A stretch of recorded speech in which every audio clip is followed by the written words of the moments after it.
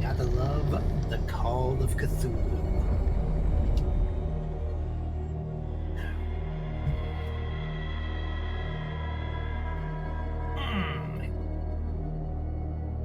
Love it. I love it, love it, love it. I've been wanting to do this for a minute. All right.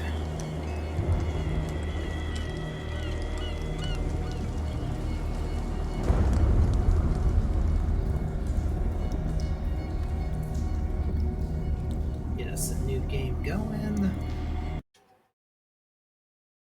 Pierce Investigations Agency, Boston. Boston, 1924. Edward Pierce, veteran of the First World War, drowns his memories in liquor and sleeping pills. He's now a private detective. Has trouble finding a case able to lift him from his torpor. Pierce must find a new case quickly or risk losing his license. I have no idea if that's going to just jump into the game license. Okay, nope, done. Awesome. So this is the Call of Cthulhu game that came out in 2018.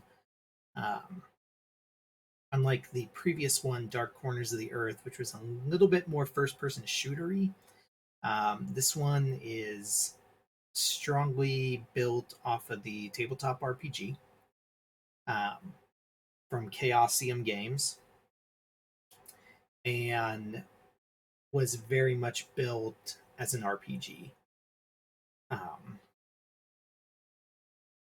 It got very mixed reviews, but I had a lot of fun with it when it came out.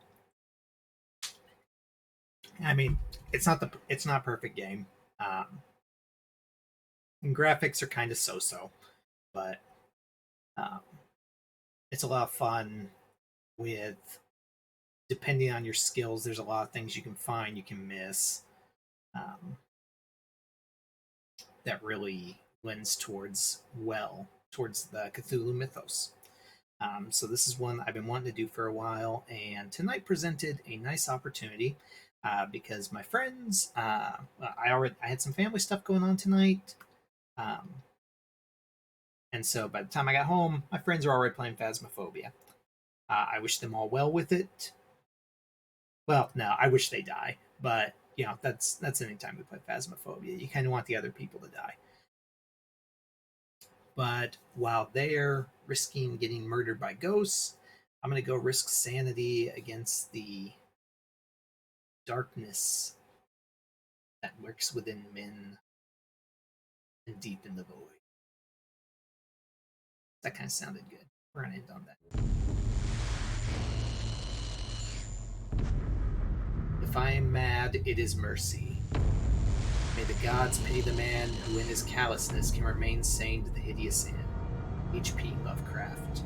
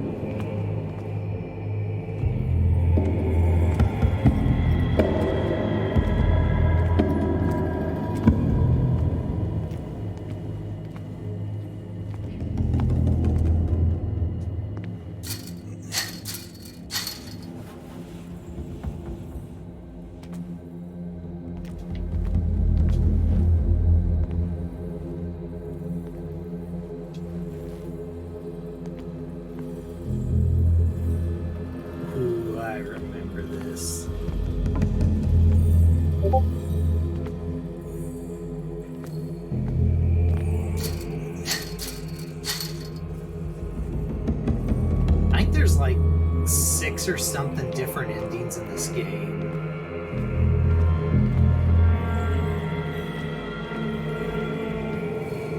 Select some items in order to interact with it.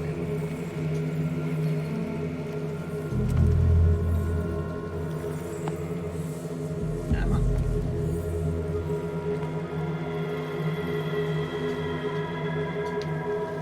Maybe I have to go pick up this lantern. That might be it. Item obtained. Hurricane map. Lamp. Hurricane lamp.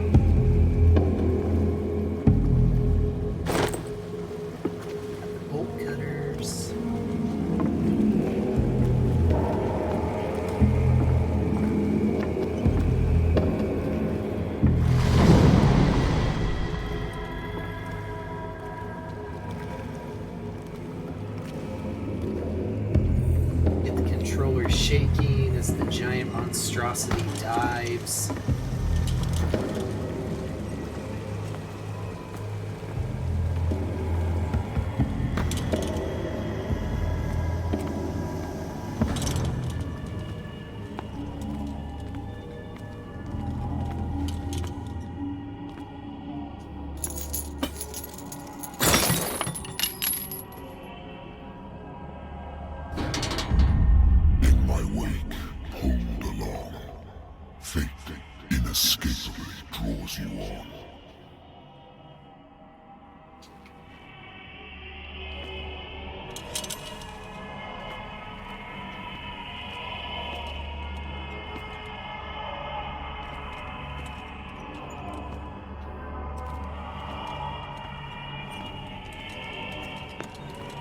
There's the run button. You would think I'd remember what the controls are. I just looked at them a minute ago.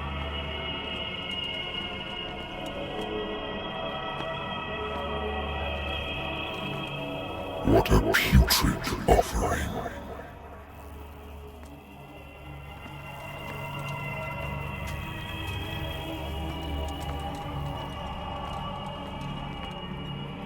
There's one part, like 3/4 of the way through the game. Don't fight. You have been chosen.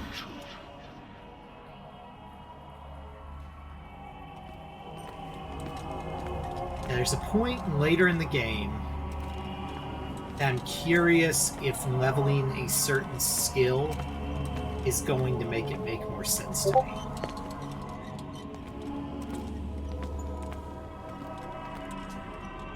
Behold!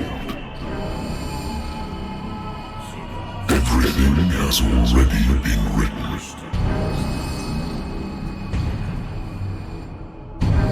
Perhaps you will attempt to change your destiny.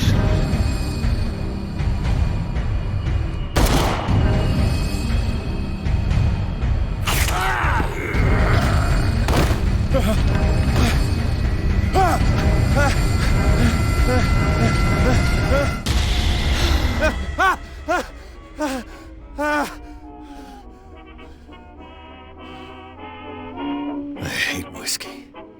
Hang on 1 second, because I had Windows pop up on the screen, which was in the bottom right hand corner. There's Cthulhu. Hi, Cthulhu.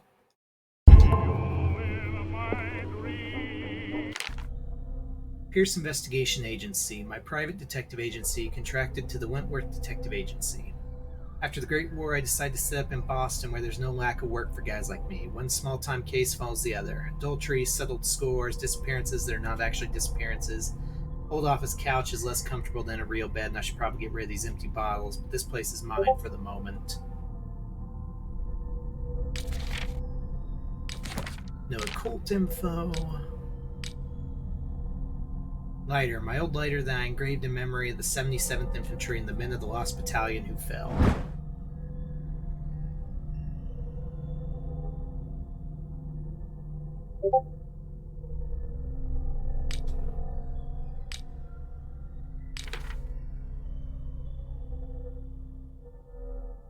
"20th of October, 1924. The doctor can well repeat to me that I no longer need my remedy to keep my memories at bay, but I know that if I stop, the memories will return. One of these mornings, I probably won't wake up. Despite the treatment, I again hear voices in my dreams, but they're different, unknown. They seem to surface from unfathomable and ancient depths. What nameless creature is calling me?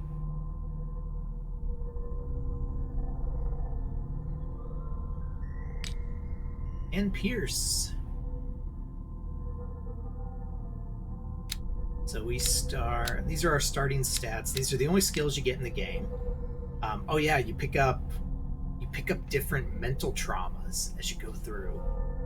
Nightmares. Edward Pierce is a veteran of the First World War when he took part in the Meuse-Argonne offensive. He is one of the few survivors of the Lost Battalion, American units that suffered heavy losses from enemy and Allied artillery fire. Forced to hold their position for several days, surrounded by the bodies of their fallen comrades without food or medical supplies, soldiers were considered as lost by their fellow countrymen. Pierce is traumatized by these events. He consumes sleeping pills and liquor to ward off the nightmares that haunt him. Sandy, confident in your abilities and your Cartesian mind, you conduct your investigation by sticking to the facts, your convictions, and your perception of reality. Your conclusions are logical and reliable. Yeah, your sanity definitely slips as you play through. But yeah, so depending on what you go through, it'll let me add some points here in a minute. Occultism and medicine, the only times that you can bump them with skill points is at this point in the game. The rest of the time, you only increase them by finding medicine, it's medical journals, and occultism, it's mythos-related works. Probably gonna go towards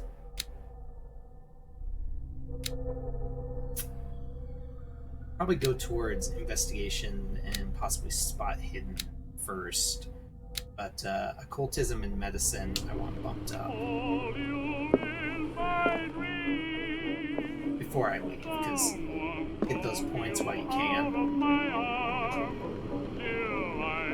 Have a drink or no drink? It's not drink. Been a while since I jotted down something other than my nightmares.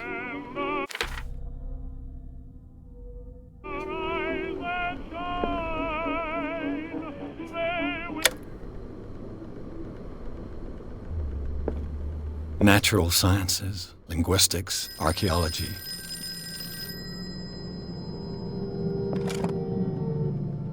A good old story of blackmail in a speakeasy. Bar owner who hired me didn't like the way I closed this case, but when you're already outside the law, there's not a lot one can do against a private detective who's got proof against you.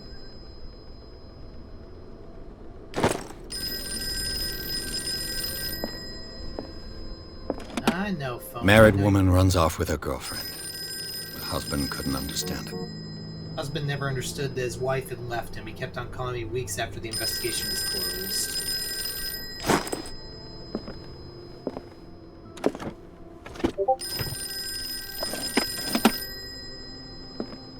I used to be an avid reader.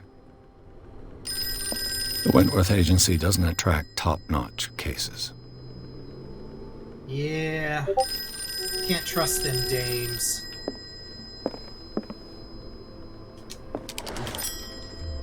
I'm listening. Are you Edward Pierce, private investigator contracted by the Wentworth Detective Agency? That's correct. Hello, Mr. Pierce. I'm Lucy Sherifield, in charge of investigators over at Wentworth. I'm calling because of a problem with your file. A fire has destroyed some of our documents. Is that right? I'm so very sorry, but I have to collect your personal information yet again.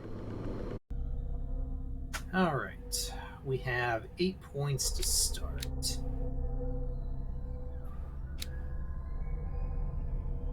Two points in medicine will get me to the next level there. 4 points will get me to the next level in occultism.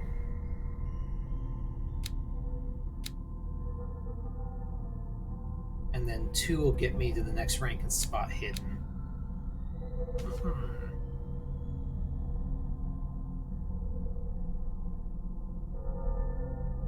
Eloquence might be really helpful here, though.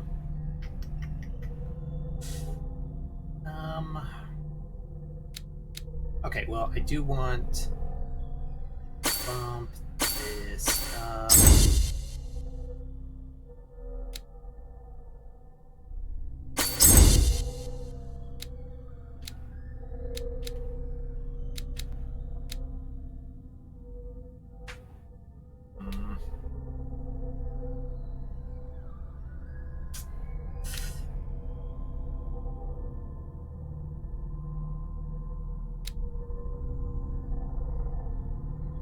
So spot hidden makes it so you can find things that are hidden, obviously. But the key thing is there: an undiscovered object will not appear in the game.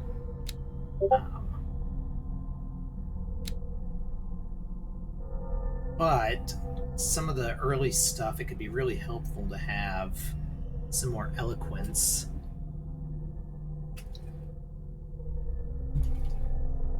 Though, conversely,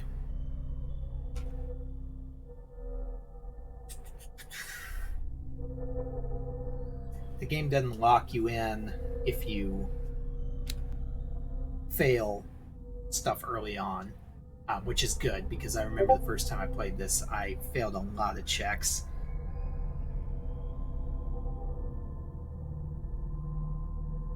Oh, yeah, that would be my Discord. Hang on one second, because I forgot we had to add Twitch to Discord, or Discord to my Twitch, so that for Resident Evil last week. So let's just mute that. Okay, you should not be hearing Discord over Twitch now, which you'll find out in a second when Bill finishes this message.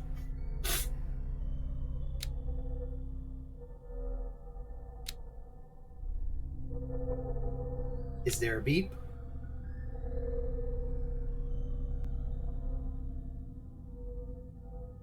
Okay, cool.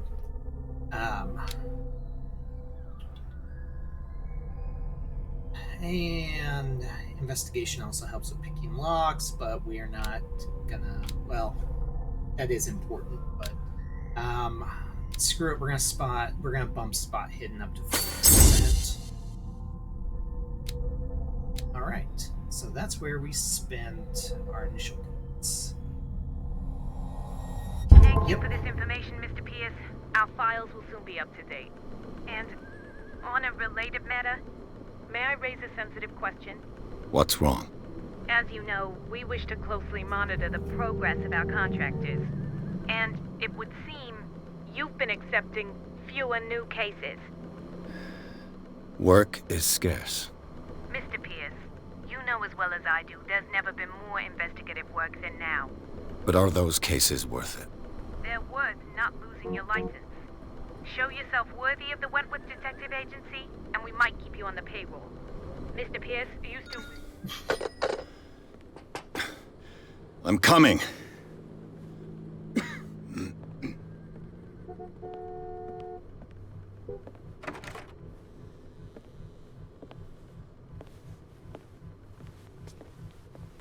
Sir, I came here on the advice of a person whom I hold in high esteem, and I must say that I expected anything but a drunkard's lair.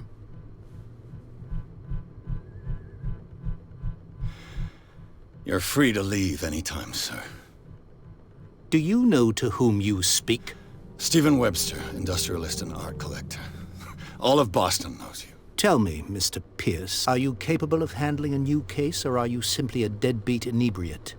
If you come to me, it means you're desperate. Nobody believes me. They take me for an old fool. Sarah, my little girl, she is dead. Even you must know of her. She was Sarah Hawkins. The painter? Yes. Everyone knows her work. The police accuse her of killing her family. They all died in a fire. Sarah, her husband, and Simon, my grandson. I can't do anything for a woman who is already dead. Find out the truth. They say she was mad, but I know that's a lie. She would never have done such a thing. But if you have no proof... I've brought all that I have. Look. I want you to look carefully at this painting. Tell me all the assumptions that come to mind. That I'm already staring into the occult.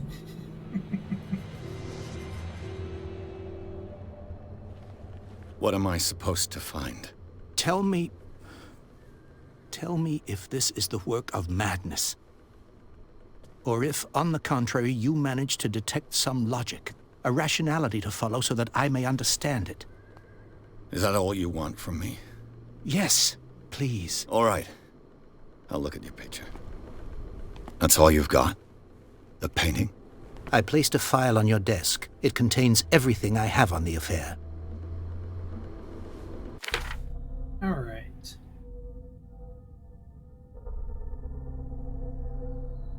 Despite this treatment, I again hear voices in my dreams. They're different, unknown. They seem surface, nameless creatures calling me. Strange picture painted by Sarah Hawkins a short while before her tragic death was sent to her father just after the artist died. He's convinced she's the sender. He brought me the painting so I could examine it.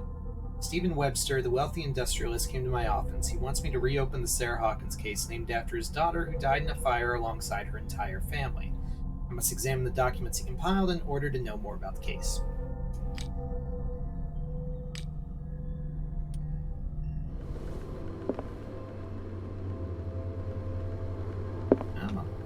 A warehouse on Darkwater. Some sketches of the Hawkins family. Rather thin.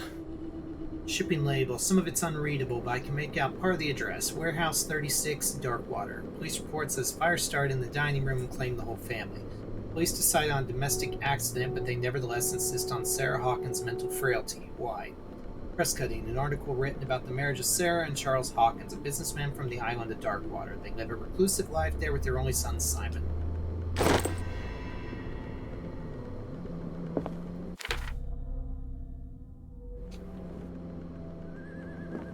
And the painting. Its strange beauty isn't enough to hide the feeling of dread it carries. So, Mr. Pierce, what do you make of these elements? Okay, I gotta remember how many. It's like sometimes you'll hit an option and it's just asking questions, and sometimes it actually moves forward and things. So I think. You must tell me if what the police suggest about the mental state of your daughter is true. No. Sarah had visions. Everyone knew that. She never would have hurt a fly. She only thought she saw things. Saw things? What do you mean by that? I never knew what she meant by that. My daughter was an enigmatic figure, Mr. Pierce. You must find out the truth about her life and death.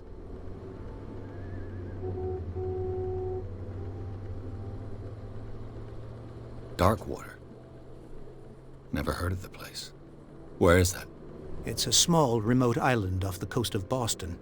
Sarah lived there with her son and her husband. I suppose you want to ship me off there. Darkwater holds the secret regarding my daughter, Mr. Pierce. You must uncover it.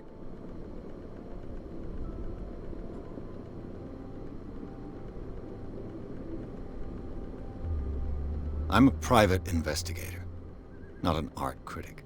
I guess you're not as clever as you think, then. The painting is linked to this case, can't you see? You must find the meaning behind all this. Her husband was a big deal on the island. But the police are sticking to the accident theory. Though they mentioned Sarah's mental state was fragile. I believe you are right, sir. This case is not as simple as it appears. I am aware of that. I believe there is more to this case than just an accident. The sender's label mentions Warehouse 36. That's right. It came with Sarah's last painting. And you think your daughter could have been the sender? That is what you must find out. Go to Darkwater. Find Warehouse 36.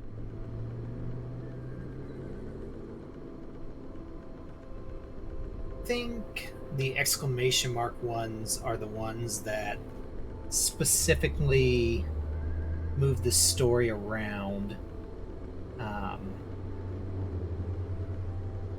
This one is tied to the investigation skill.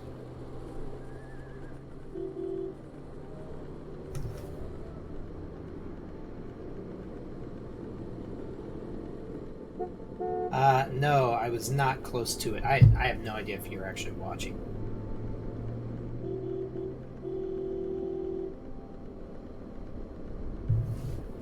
Send that in Discord. We've got some bad weather out here tonight.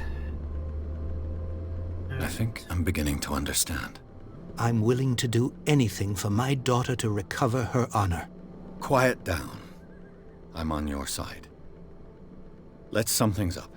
An artist dies with her family in a house fire. Your only clue is a sort of promontory painting sent from Darkwater right before her death. Correct. And the rumors about her supposed folly. Which you don't totally deny. Find that warehouse. Find out the truth regarding Sarah Hawkins' death. You'll be handsomely compensated. All right, I'll take the case. I'll go to Darkwater and look into the death of your daughter. Thank you, Mr. Pierce. I didn't expect any less coming from a man in your situation. Well, fuck you too. Something's queer. But it's not like I have a choice. Darkwater. I think I've got a book on the North Atlantic.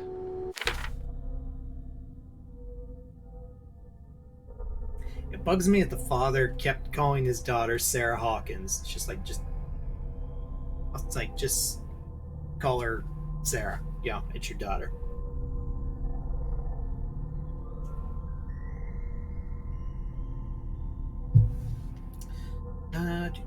All that remains is leave for Darkwater. I'll certainly find something on Darkwater in my bookcase.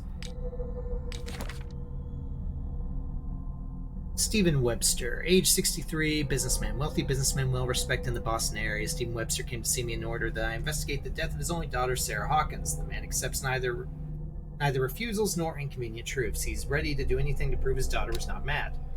Charles Hawkins, age 41, occupation shipowner, deceased. Charles Hawkins was a local celebrity on Darkwater, the heir of a shipowner family, used to travel a lot. He met Sarah Hawkins during a trip in Paris. They fell in love, got married, and Hawkins took her to the remote island of Darkwater. They had a child named Simon and lived a very secretive life. Sarah Hawkins, age 33, occupation painter. Sarah Hawkins, a painter known for her tortured artistic universe. She was worshipped for the strangeness of her work and the rarity of her public appearances. I seem to remember she once said, "I paint what my dreams whisper to me." Her marriage to Charles Hawkins years ago surprised high society columnists. A wealthy Boston heiress known for her party-going chooses to follow her new husband and live as a recluse on the island of Darkwater. She disappeared from the front pages of newspapers and nobody heard any more about her. Even her death in a fire remained a secret. Only her father, Stephen Webster, continued seeking the truth. Simon Hawkins, age 11, schoolboy, only son of Sarah and Charles. He died in the fire that claimed his whole family. The art of Sarah Hawkins, intuitive and visionary artist for some, overpriced imposter for others. Sarah Hawkins leaves nobody indifferent. This mysterious and reserved painter offers strange images with violent colors and wild strokes to the world.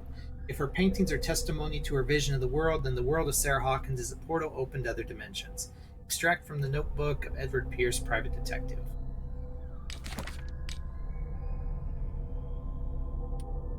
This painting that depicts a monstrous silhouette threatening a woman and child. Flames can be made out in the background. Stephen Webster, the father of Sarah Hawkins, thinks it's linked to the death of his daughter.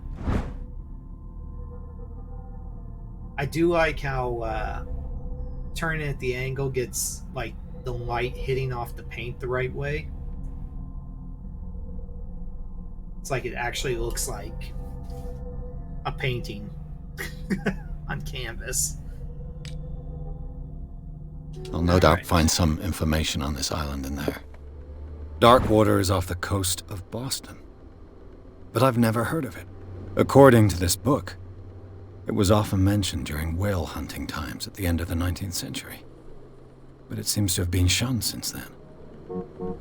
Darkwater Island has been inhabited since the 14th century, is still rich with the many memories left by its lost tribes. Don't let the romanticism of these moving evidences of such naive and primitive beliefs fool you into forgetting how violent their gods were. A gigantic creature still ornates the walls of long-abandoned caves. Was it a sea or a dream god? No one knows. But today's inhabitants, the sons and daughters of the proud whale hunters, still remember the mysterious and tumultuous story of their small land off the coast of Massachusetts. As a monster. All I have to do is go to the port. I just hope that I can find a boat able to take me to Darkwater.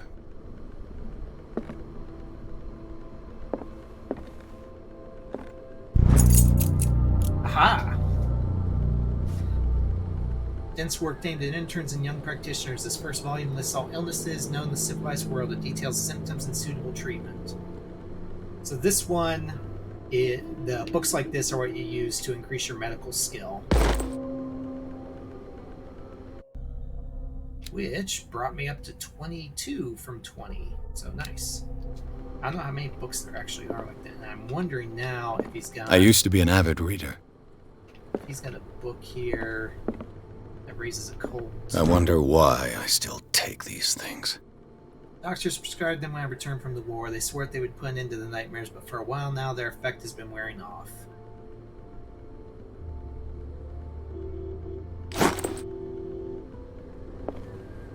Anything else we see?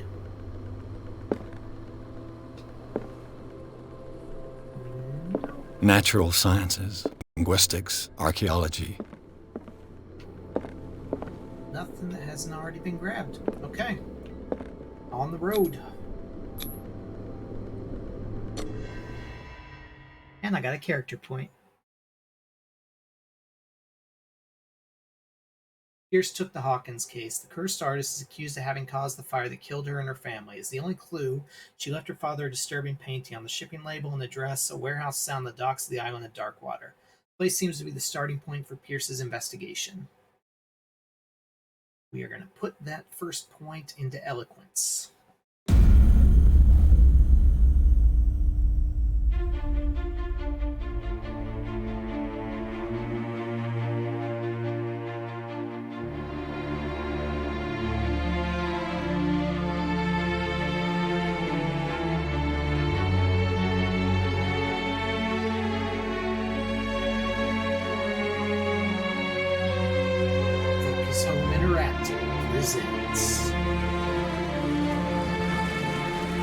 That's definitely Massachusetts.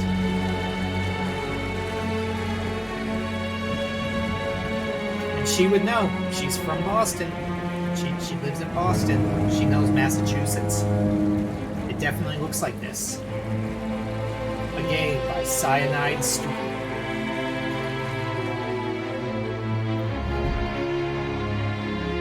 It is pretty easy to recognize Massachusetts by the fog.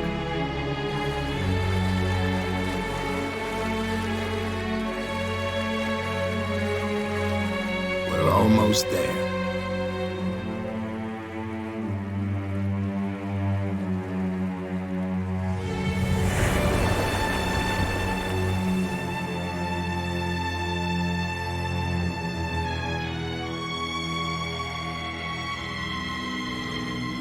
Call of Cthulhu. I do hope they do more games like this. The Scylla.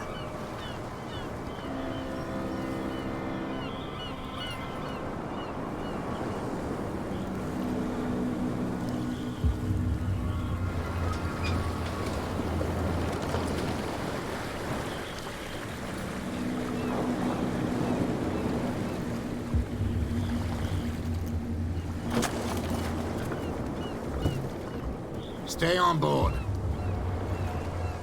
There's guys coming to unload.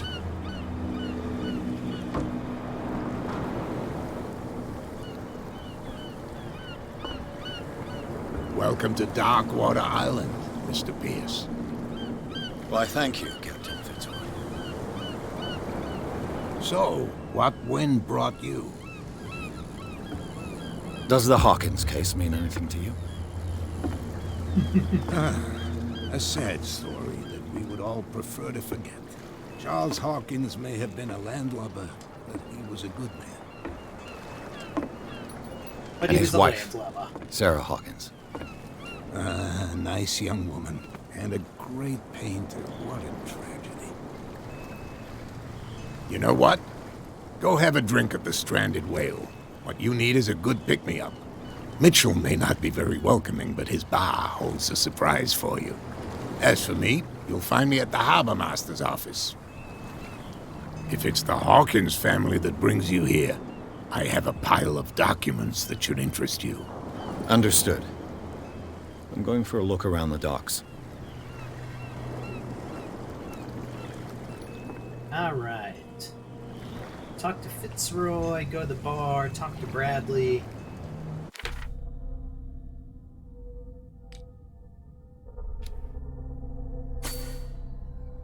See about getting eloquence up a little bit.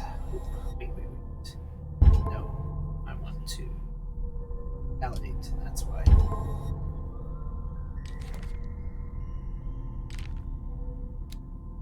Island of Darkwater. It seems the world has forgotten the very existence of this isolated rock off the coast of Boston.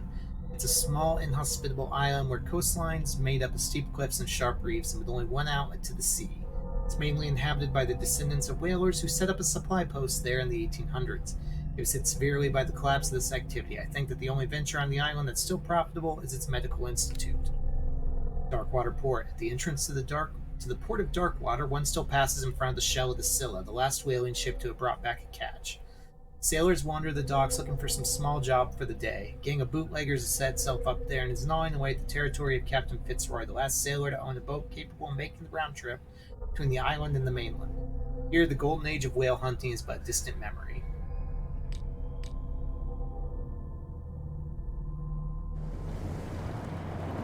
Alright. Now that we're not on the rails, let's have a look around and see if we spot anything. What the... Who moved the ship? I want to go back on the ship.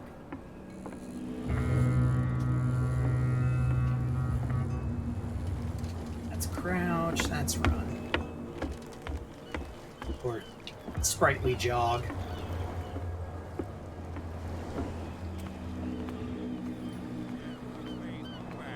Let the police do their work. Hey, Sullivan, can't you go any faster? You see how old this thing is? If you force it too much, we'll break everything. You can't do that.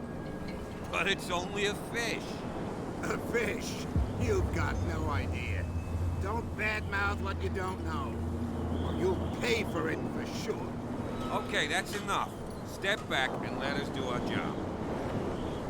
That's no way to treat an omen. Oh yeah? He's gonna get us into trouble. You can't understand. You're not sailors. It's a sign. There's something coming. Something real bad. Don't put that beast back in the water, you shysters. You're crazy. They're cops. They can't understand. Damn stupid idiots. Forget it. Nobody listens to us anyway. That's no way to treat an omen. Oh yeah? He's gonna get us He's into just trouble. repeating now. The same goes for you, sir. Move along.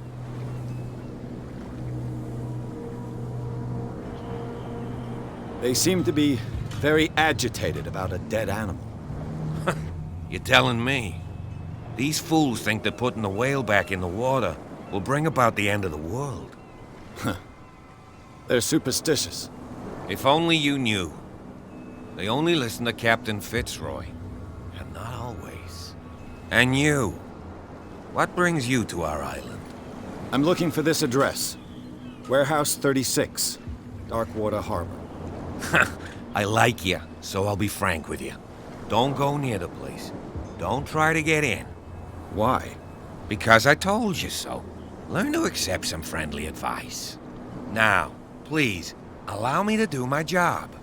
You can't understand. Don't put that beast back in the water, you shysters. You're crazy. They're cops. They can't understand. Damn stupid idiots. Forget it. Nobody listens to us anyway. The blood is just beginning to coagulate. It died a short time ago. Only a specialist would know what killed it. You can't understand. It's that You're crab. not sailors. That crab killed it. It's a sign. There's something coming. Something real bad. Don't put that beast back in the water, you shysters. You're crazy. You shysters? Prohibition is just a joke around here. That suits me fine.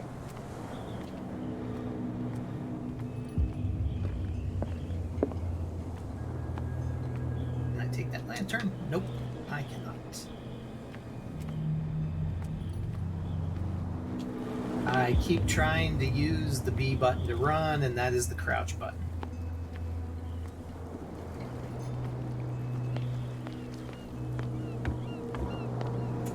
Let's go to the bar first before we go talk to Fitzroy.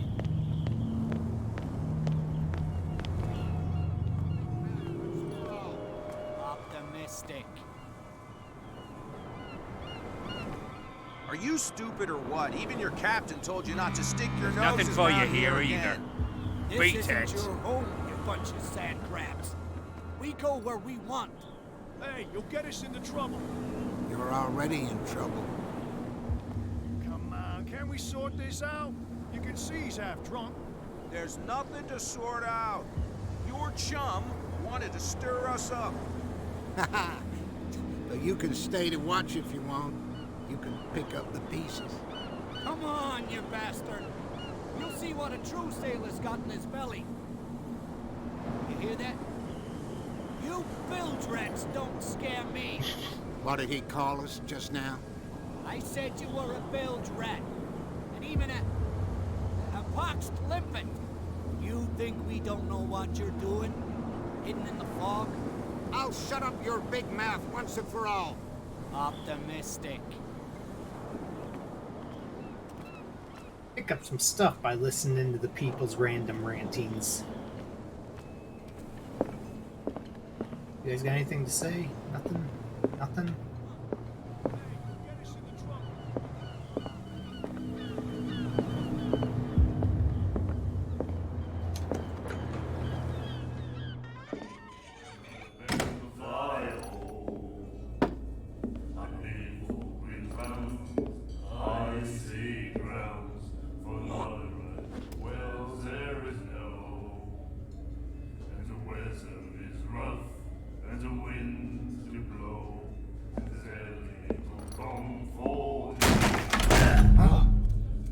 Hey, be careful.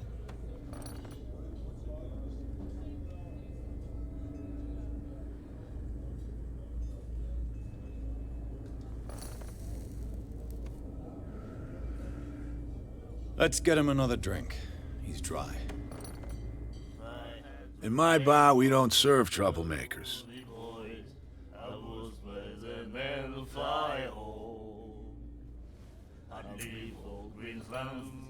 Okay, try and test for eloquence. Here we go. You saw what happened. He's the troublemaker. Oh, you're a true mainlander. A real princess. You strut around with your la-di-da ways, and then, as soon as the pressure arises, you start squealing. You don't have what it takes to drink my whiskey. You've got to earn it. I'm here for information, not for a fight. I prefer it that way. Speak then. I reserve the right to answer or not. Alright. I didn't expect to find alcohol on this island. What's the source of this miracle? You mean who? Our source of supply wouldn't like me to betray them to the first comer. I'll tell nobody. She'd know it anyway. Anything else?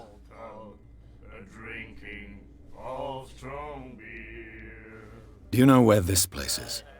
Warehouse 36, Darkwater Harbor. The Hawkins warehouse. I see, yeah. If I were you, I wouldn't hang around there. Why not? First off, there are rumors. Sailors from around here say you can hear noises coming from the warehouse at night. Screams, that sort of thing. Screams? And that's not all. There's the fate of its owners and all the superstitions that go with it. But I'll say no more. Anything else?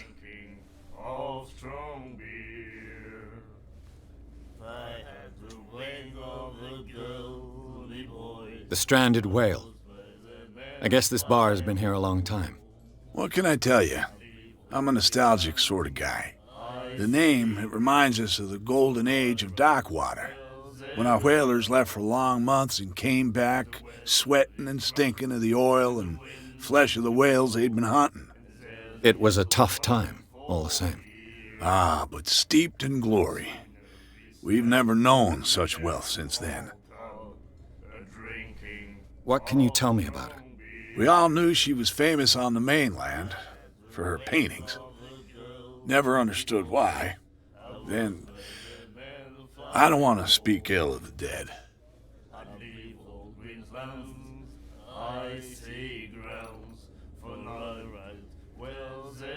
Her style made her famous. How would you describe it? Tortured? Yeah, well, it wasn't normal. I mean, for a young woman with a child and all that. We saw them in the papers and we said to ourselves, who can paint such things? Is that how she sees the world? So they made you feel uncomfortable? You need to see them for yourself. Make up your own mind. Her vision, was it so terrible? Way I see it, the truth is really a question of point of view. What do you mean by that? Do you still trust the truth after a bottle of whiskey? Fair. I've got what I need. Anything else?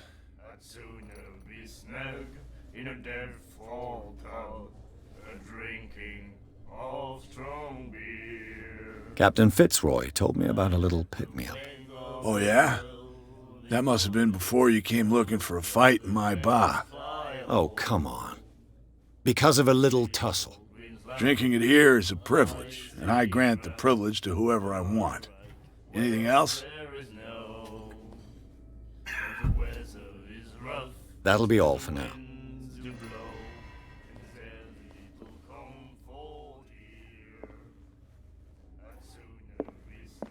And then he said, "You have no right to treat us like this."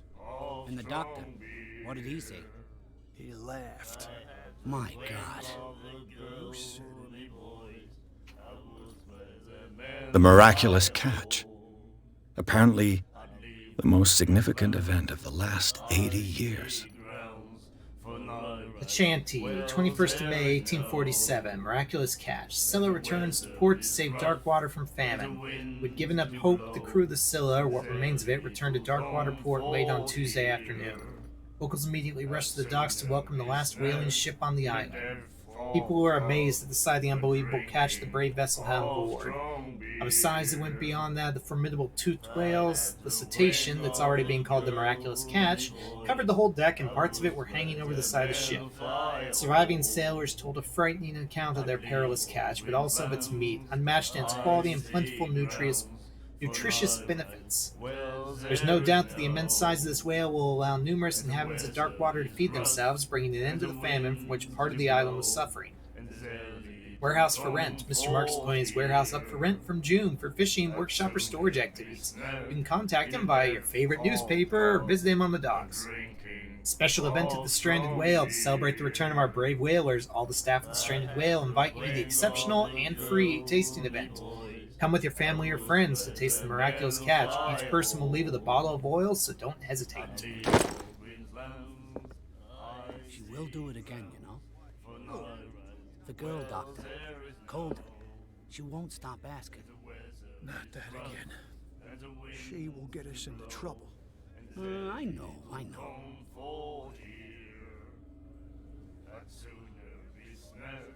Anything else they're gonna say? Nightmares. Can hear things and voices whispering. Will follow its reader and appear at various locations, gifted with its own consciousness, until it finds a new reader. What did he say? Ah, that's it. Maybe we should let him take it. No, the risks are too high. It's a book, after all. Pure knowledge. The girl doctor, Colden. She won't stop asking. Do you like our song? We're true sirens. We may not be pros, but we give it all we've got. That's true. It's a reminder of the time when we were still fishing for whales off Darkwater Island. I've never heard this song before. Only people from here know it. It tells the story of the miraculous catch. I saw the newspaper clipping. You don't believe it, do you? Watch what you say, young man. That catch saved our island. Ah. Where's the proof? We're the proof. Without it, the whole of Darkwater would have died of hunger in 1847. It's true. Everything happened just as it says in the newspaper report. Our grandparents tasted its flesh. And it was delicious.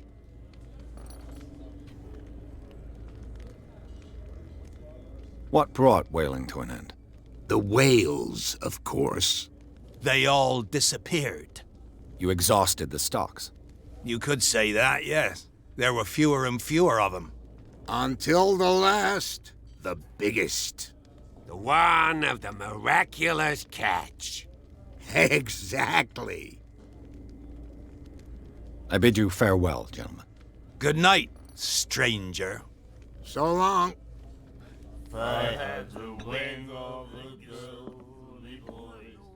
Good night, stranger. What you looking at, stranger?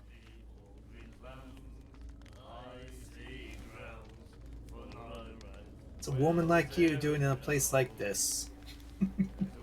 The clientele is predominantly male. Tell me something I don't know. I meant nothing by it. I'm just wondering what a woman like you is doing in this flea trap. And I'm wondering what could be going through the head of the chump who goes to disturb her. Let me drink, stranger. I told you to beat it.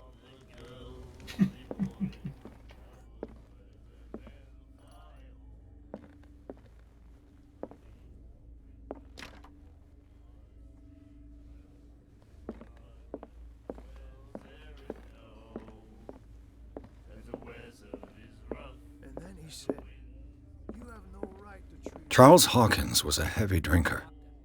And a debtor. Interesting. Miss Baker, always free for the lady.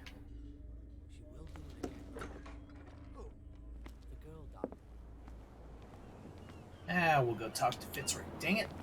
Need to stop hitting crouch. Broken.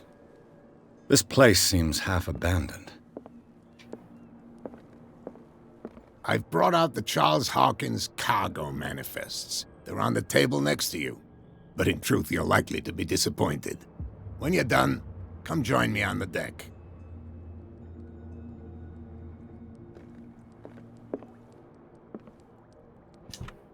I wonder what Captain Fitzroy has got to say about this woman, Cat. Terms of our agreement are clear.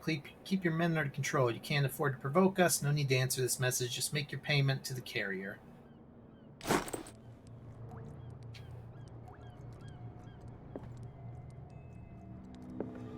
Ah, that table. These manifests are signed by Charles Hawkins.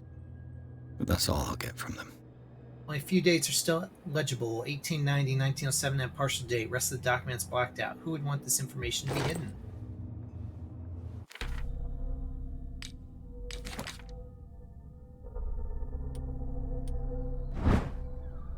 Can I zoom? No, I can't.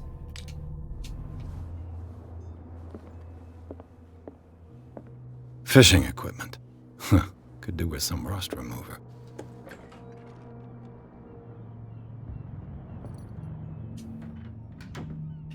Nothing in the toilet. Actually, wait. Yeah, nothing in the toilet. A souvenir from a more prosperous era. I guess this blackboard hasn't been wiped for more than 70 years. The Scylla. It finished up beached at the entrance to the harbor.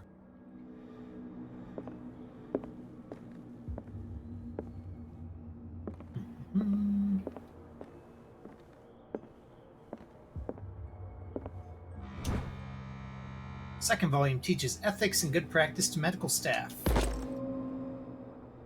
Sweet. Now I have 24 in medicine. Yeah.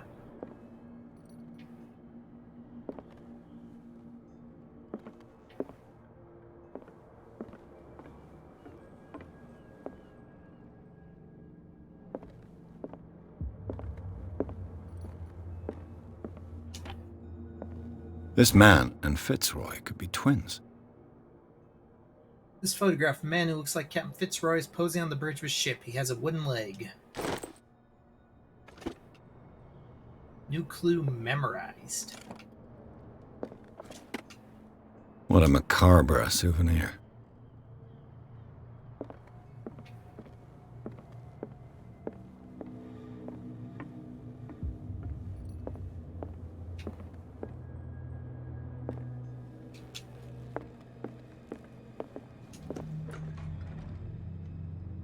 He's on the front deck, not the back deck, but I'm gonna look out the back deck. Not that there was much reason for it. From here, I see everything that goes on in the harbor. The hard-working lives of my sailors, the fights at the stranded whale. Even the antics of these wharf rats don't escape me. It's you who lays down the law around here. Oh, I wouldn't go that far. I'm just the last serving captain on Darkwater. Tell me what I can do to help you.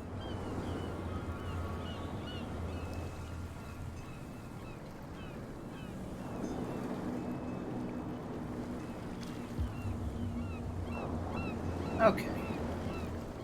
I found a threatening letter, signed by a certain cat. What? I don't mind you visiting my harbor master's office, but I'd prefer if you didn't go through my affairs. Are you being blackmailed? Not exactly, no. That shyster wants to make us pay protection money.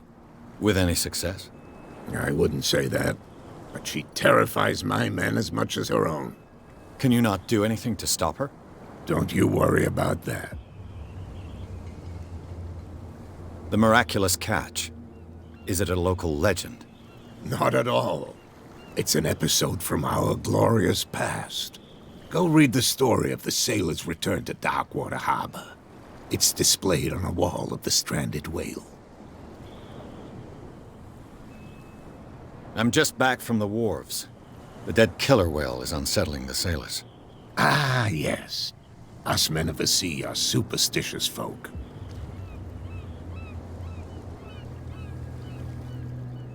Killer whales don't have many known predators. That's true. And normally, they're not found around here. But, you're gonna take me for a fool. Give it a try. Have you heard about the depths? Trenches that plunge into the earth and that shelter creatures unlike any other. You're talking about mythology. Ha! Indeed, you're right. The police took the decision to put the killer whale back into the sea. You've got to understand them. They didn't know what to do with it. I think that was a mistake. Who says that whatever caused those wounds is no longer in these waters? You think we should have kept it? To look into the real cause of its death, at least. I was looking at your photograph. The one of the man in front of the boat. Ah, yes, I can see the one you're talking about. Interesting resemblance. I thought it was you, but with a wooden leg. And for good reason. That's my father in the photograph. Your father? John Fitzroy, captain of the Scylla. His wooden leg is here. You can go and see it if you're interested.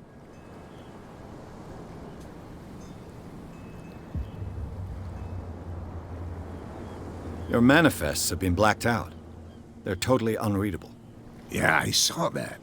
I've got no idea who did it or why. I don't remember having countersigned anything special enough for someone to hide it. And why obliterate the dates, as well as the goods stored in the warehouse? You mean that the dates have some meaning?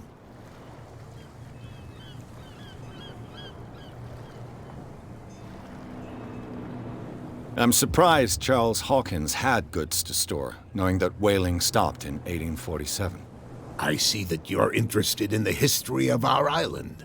Indeed, maritime activities ceased altogether at the end of the last century. I imagine that the Hawkins family had other types of contracts. But you don't know with whom? No, it was none of my business. I'm looking for Warehouse 36. Do you know where it is? Look, it's right there. The warehouse is opposite the jetty. You can't miss it. Understood. You know who the building belongs to, don't you?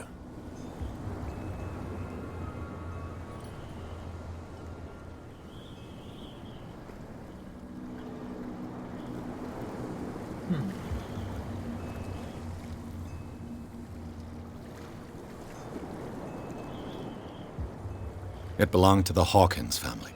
Precisely. Ship owners from father to son. I think that somebody here wanted me to search this warehouse. Anything else? Nope. I shall be on my way. So come back and see me when you've got something new. Got a character point. Yeah.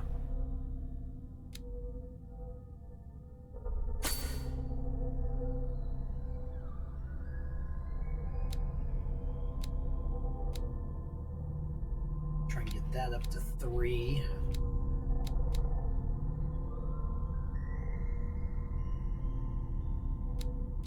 Psychology will be useful as well, but right now eloquence can be very very helpful at this point in the game.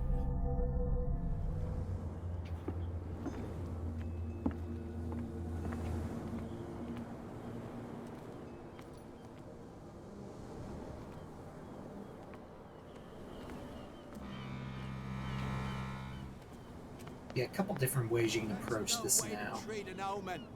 Oh yeah? He's gonna get us into trouble.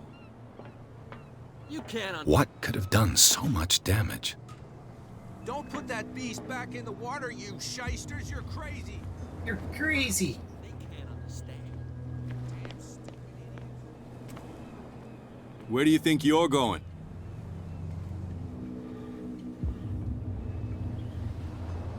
Who are these others so interested in the warehouse? And why would I tell you?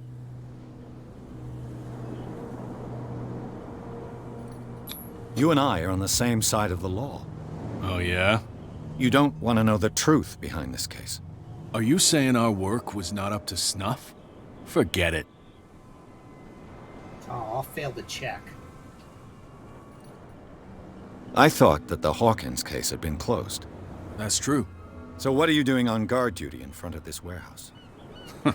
Who's asking the questions here, the cop or the tourist? Tourist, obviously. What more can you say about the death of the Hawkins family? Not much more than what everyone knows. I wasn't on the case. They were all burnt to death, right? Up at their place. The whole mansion went up in flames. Don't get it into your head to go wandering around up there. It's dangerous. What do you mean by that? The only one left there is old Silas, and the accident has affected him badly. He can be unpredictable, especially if a stranger starts poking around the property. Is he a danger to the public? No, he's in his own home. Do yourself a favor. Leave him well alone.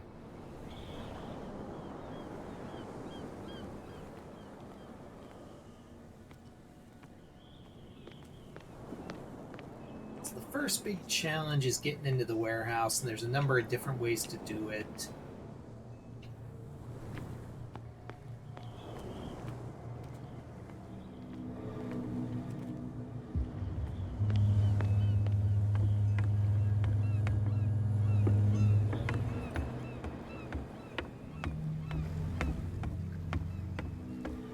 But we're gonna have to see how lucky my dice rolls go for this.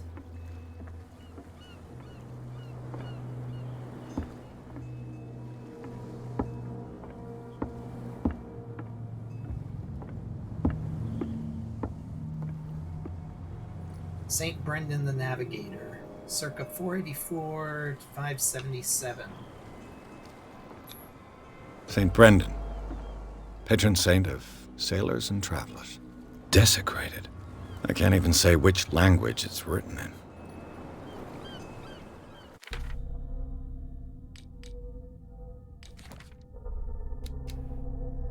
Roy Mitchell, age 55, owner of the Stranded Whale, owns the only bar in Darkwater.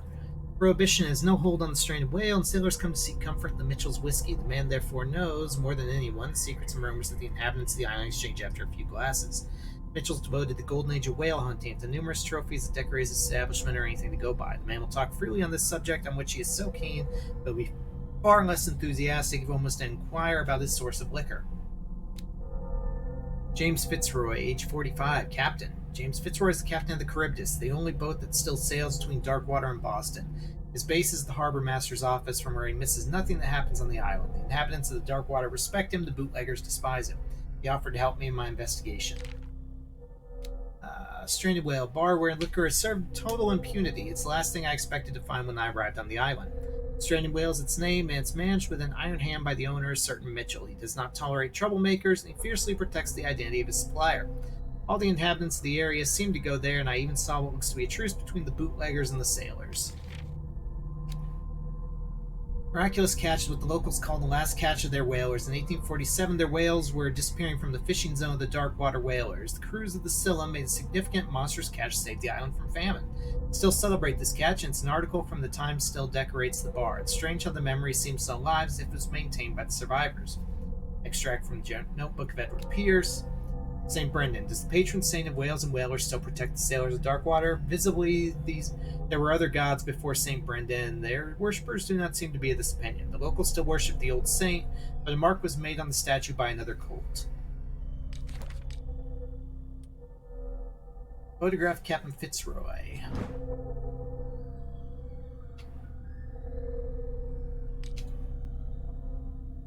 Alright, inventory still just the lighter.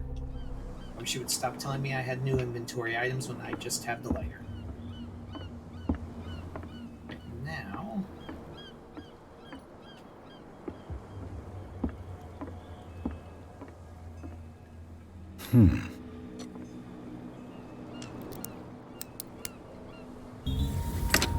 Nailed it. There.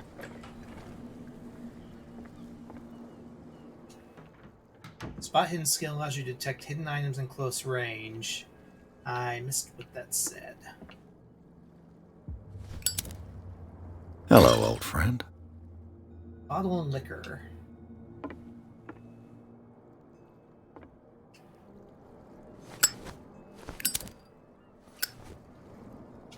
Wait, saying there's something else.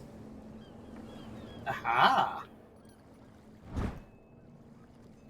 Scribble note. Cat knows about the thefts from her stock of liquor. She'll soon find out who it is, and I wouldn't like to be in his shoes.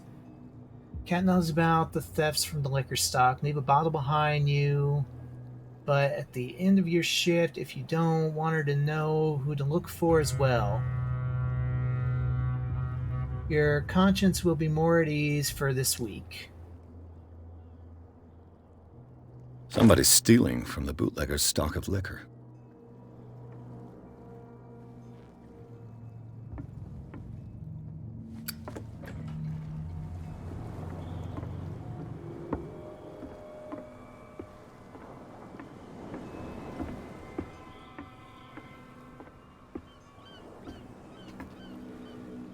I keep hitting the button to crouch down when I want to run.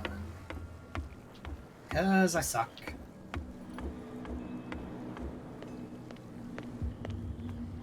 Let's see. Inventory. That was part of a badge stolen from Cat, the boss of the bootleggers. An excellent way to lean on the guy who guards the entrance to the warehouse. Oh yeah, I forgot you can lean left and right, too.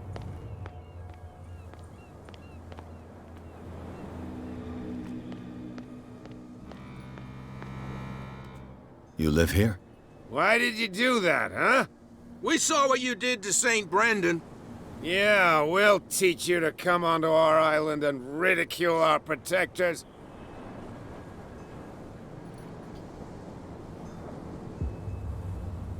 I respect your beliefs. Our beliefs? You mean you don't believe in God? That's irrelevant. That's what you think. There's you, our beloved statue, and then those two bozos behind us. Wait, now that I think about it, it's got to be them. There's one of them who's always going back and forth to the statue. Quieter. That's all we need for them to hear us. What brings you to Darkwater?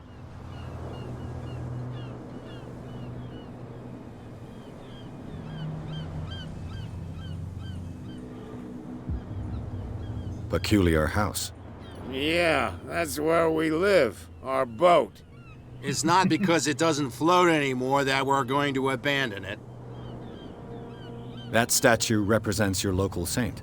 What do you mean by local, exactly? You wouldn't be looking down at us, like all townspeople do.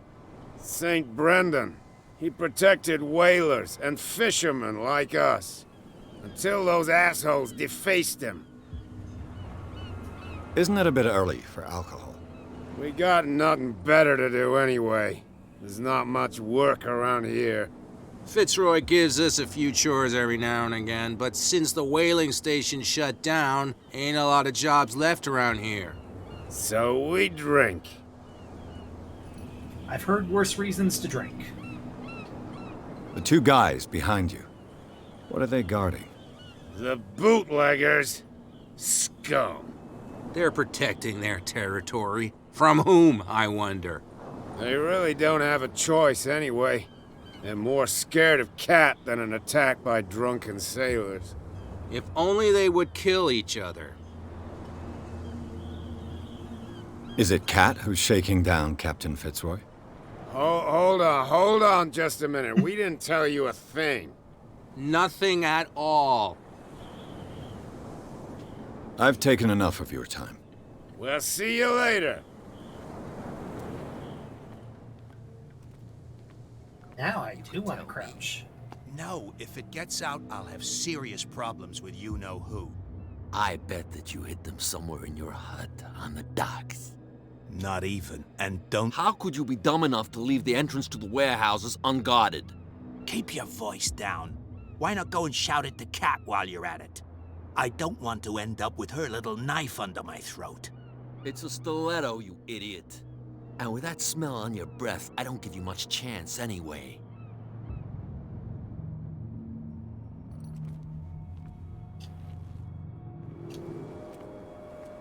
Who's this guy? No idea. You better keep it shut. Why, we don't have a clear conscience. Quiet. What's with you wandering around here like a hungry dog? We saw you talking to the two soaks. Go die of thirst, the lot of you. It'll stink less.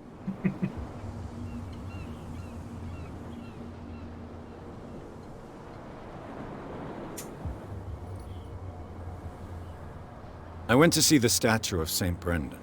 What makes you think we did it? We're bootleggers, not savages. Who do you think defaced the statue? What do I know? They could have done it by themselves. The sailors? Who else, in your opinion? And who's interested? Cat. She's your boss. What? You listen through keyholes? She's the boss, yeah. She says who goes in or not. Shut up, you dummy. You wanted to know that you also talk too much. She must be quite intimidating if she can make two men like you tremble. She redid the smile at the last one who wanted to get in. I hope he had a good dentist. No, you don't understand. She really cut him a new smile. But he only smiles with the left cheek. So, who are you? Are you stupid or are you doing it on purpose? Everybody knows us on Darkwater. I've just arrived. Let's just say we're standing guard for the owner of the site. And we let no one enter her property. She sounds frightening, your boss. And she doesn't like to be talked about behind her back.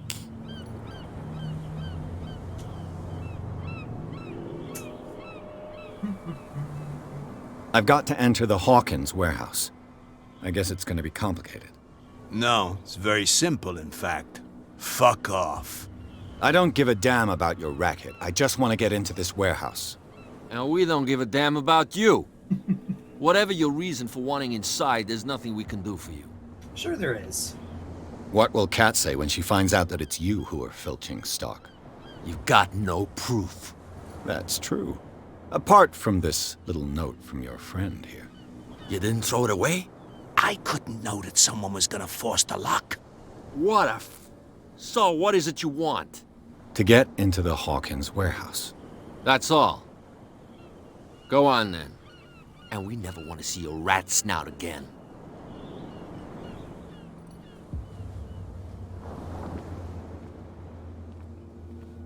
All right.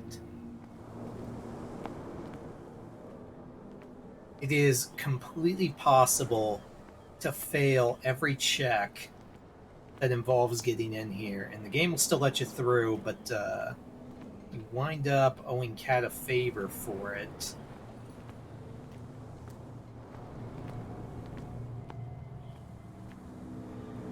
So the first time I played, I didn't actually make it this way, because I failed the lockpick check. Let's see. Let's see if I fail this lockpick check. That's a negative. Shoot. I'll have to find another way to get in. Well, well. A little mouse has got lost on our turf. You're not only inquisitive, you're also stupid. What gave you the crazy idea to come onto my turf?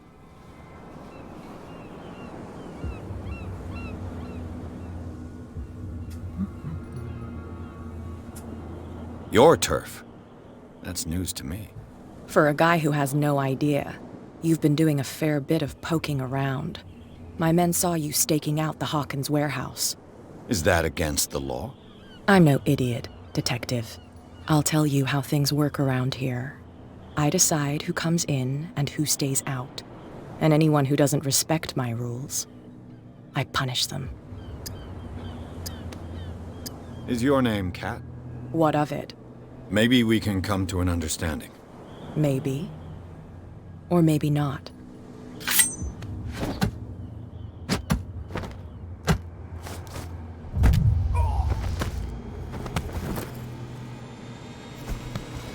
Get this joker out of here. He might have a little trouble walking on his own. Bitch. Ugh. I'm getting careless. I didn't see that coming. If I want to get into this warehouse, I'm gonna have to deal with her. Absolute bitch.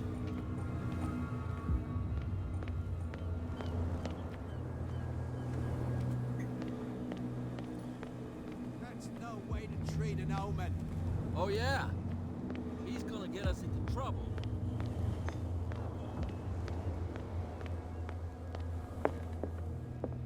We're no longer at home on our own island. Calm down. It's not worth the effort. I told that flunky that he'll see what a real sailor has in his belly. If you continue like that, everyone will see what you've got in your belly. I hope so. I hope they don't forget the lesson. Me? I'm not scared of some girl. I mean they're going to cut you open, you idiot. Calm down.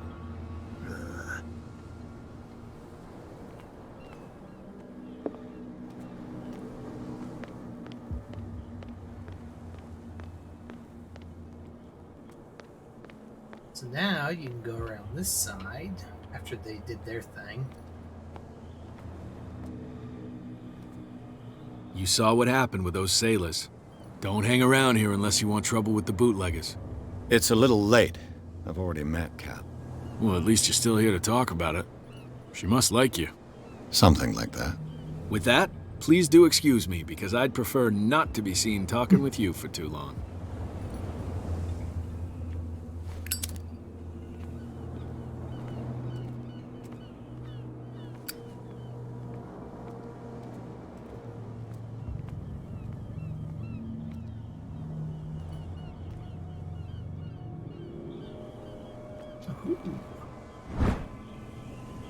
A handle.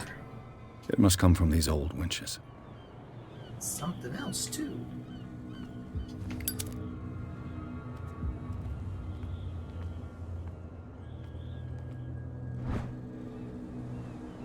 This ratchet device seems to be usable.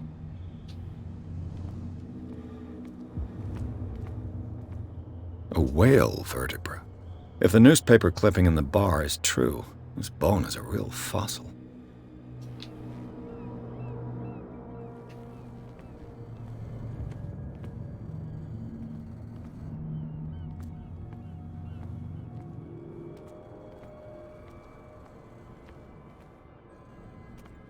Let's head upstairs. Or up the ladder, anyway.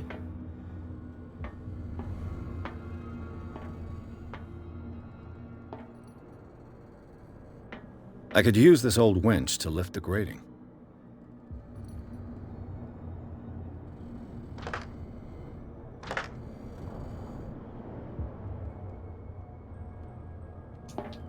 There's one more part there.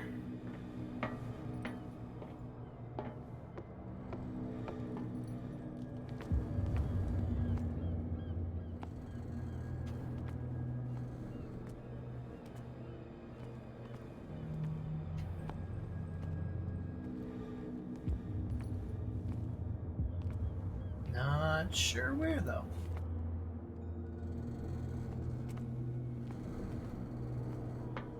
It looks like there's a way in under this grate.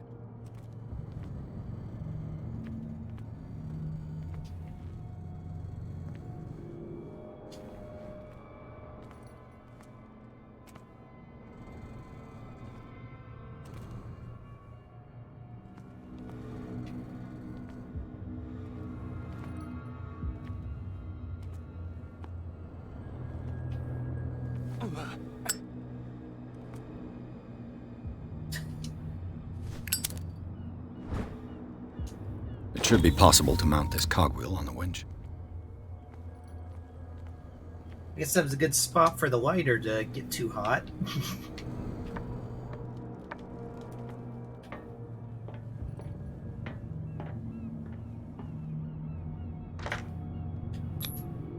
Looks like everything is in its place. All that's left is to try to turn this handle.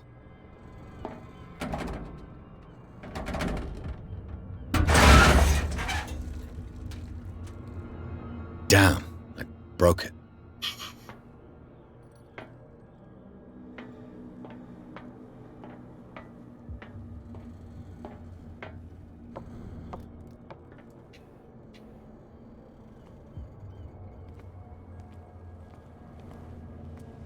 Like I said, it is completely possible to fail a bunch of the checks that you need, but the game will still let you get through.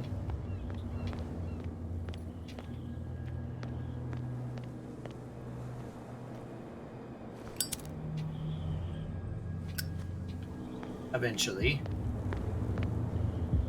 Leave me alone, please. I don't want trouble.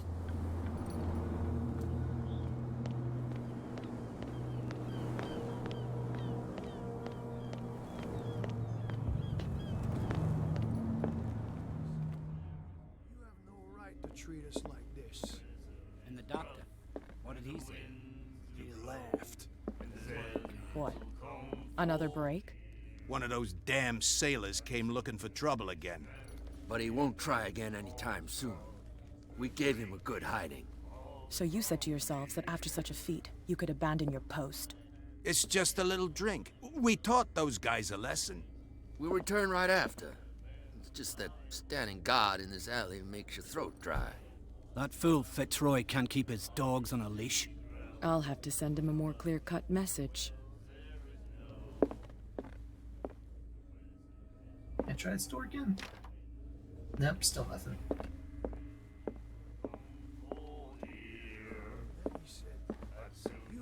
You again.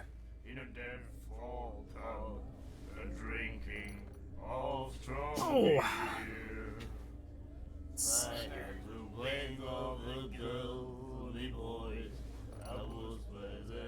What can you tell me about her? We all knew she was famous on the mainland. Then... I've got what I need. Anything else? I read the article on the miraculous catch. Interesting local folklore. Don't get it into your head to repeat that round here. It's more than folklore. On that day, the crew of the Scylla caught an exceptional catch. The biggest whale ever caught. And they saved Darkwater from famine. Charles Hawkins owed you a lot of money. Do you know if he had problems? I don't know the details, and it's not my business. Money or not, he was always welcome in my bar. The Hawkins family was always much appreciated on the island.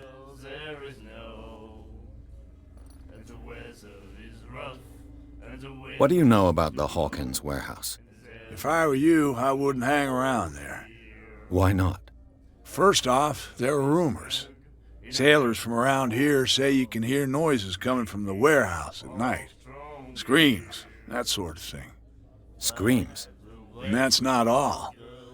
There's the fate of its owners and all the superstitions that go with it. But I'll say no more. Anything else? I was hoping there'd be a little bit more information because it wasn't greened out. That'll be all for now. We'll do it again. Oh, the girl doctor. Okay. See if Fitzroy's got anything else that might be helpful before we try and talk to Kat. You're back again. What can I do for you? These bootleggers seem unwilling to let anyone approach the warehouses. They're part of the private property I mentioned earlier. And yet the place looks abandoned. Why guard the entrance? As a precaution, I suppose. All the warehouses are more or less interconnected by old sewers. You mean that there's a way to go from one to the other by tunnel? I couldn't tell you if it's still the case today for all the warehouses on the island, but I think I can imagine what you've got in mind. You can always visit them if you're not the claustrophobic type.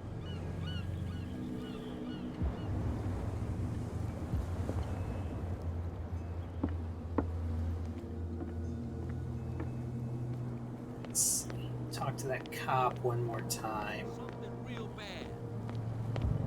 Don't put that beast back in the water, you shyster.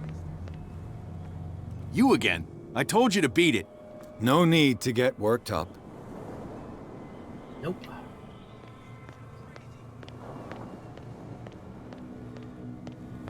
Well, well, look who's back. Did you miss us?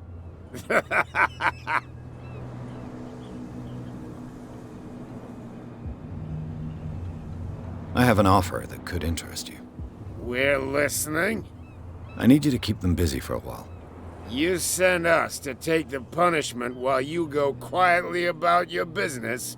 What's in it for us? What would convince you to help me? There's only one thing that'll get us to move. For sure. Bring us something to drink and we'll take care of the bootleggers. Look what I've got. You're a good guy, you. Follow me. Cheers, you jackass. I don't feel well. Hey, where are you going? Say that again. I hope for your sake that I didn't hear. No, no.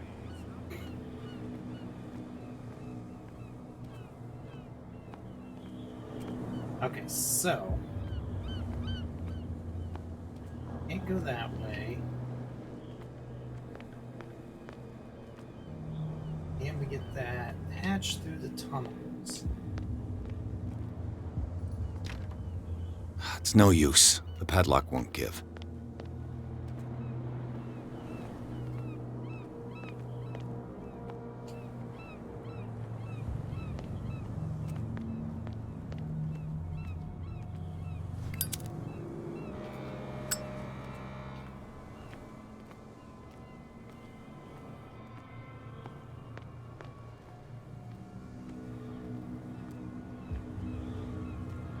So there's the door up on the second floor that we can't get into.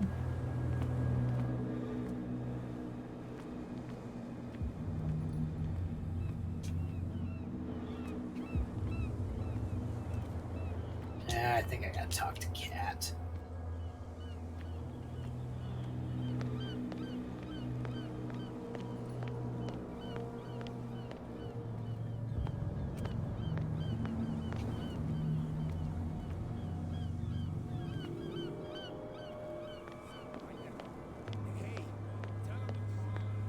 There's something coming.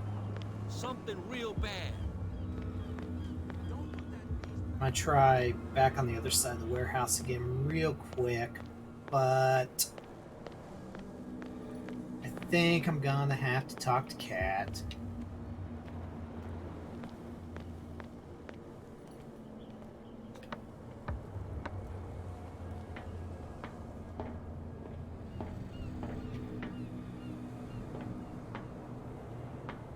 Yep, nope.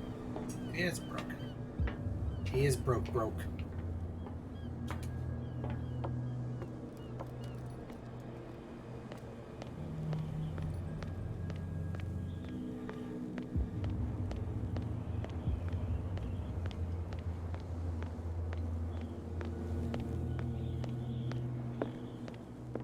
You have no right to treat us like this. And the doctor. Hey, Mitchell. A drink for our new friend. I owe you. You don't know how to fight, but at least you've got guts. Yeah. Aching guts. Huh. I've got them too. But you don't hear me whining like a pooch who's lost its leash. You didn't back down. Something that I respect. So understand by that. If I catch you again, you'll carry a more permanent reminder of our encounter. Tell me, what brings you to Darkwater? I'm investigating the deaths of the Hawkins family. It's very nice of you to tell me the truth so openly, but it's also really stupid of you. You really don't seem to know the area. Let me give you a little advice. If you want to survive more than a day in this rat hole, avoid talking about them to the first people you meet. Yeah, lie didn't work.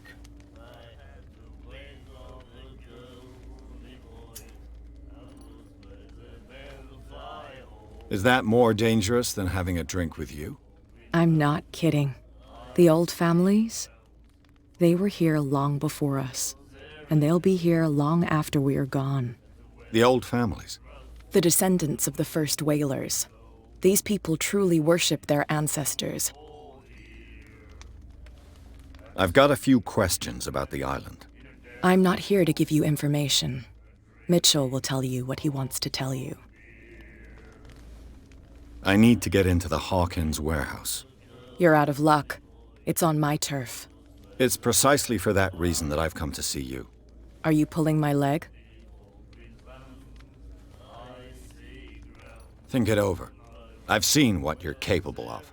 And you didn't miss me. I accept the compliment. Well, I see you're serious. To be honest, as long as it doesn't interfere with my business, I don't care. But I'll go with you, to make sure you don't stick your nose into things that don't concern you. Sounds honest to me. I'm not finished. If I do that for you, if I let you onto our turf to conduct your little affairs, you'll be indebted to me, and I guarantee that I always collect on what I'm owed. Think about it.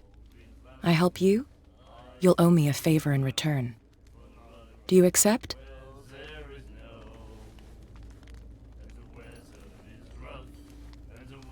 Do I have a choice? Oh, we always have one, Detective. Not right now, we don't. Follow me. Nobody questions your authority here. I was given to believe that Fitzroy stood up to you. That dope tried to save face in front of his sailors. They revere their brave captain as they do their old statues. But sooner or later, all statues get buried in bird shit, and nobody cares. And the police? They do nothing to stop you? The local cops? The cops drink like everyone else, sweetheart. They know where their interests lie. Apart from that pig-headed Bradley. I don't know whether to admire his stubbornness or to have pity on him. Put that beast back in the water, you shysters. You're crazy. They're cops. They can't understand. Damn stupid idiots. Forget it. Those damn stupid idiots. They're a bunch of shysters.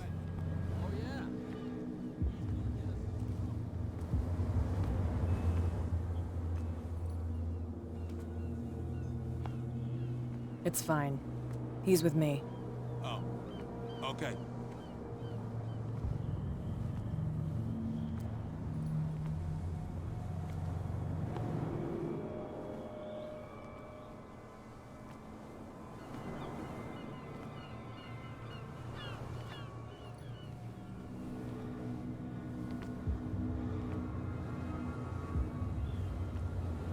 Oh my god, you walk so slow.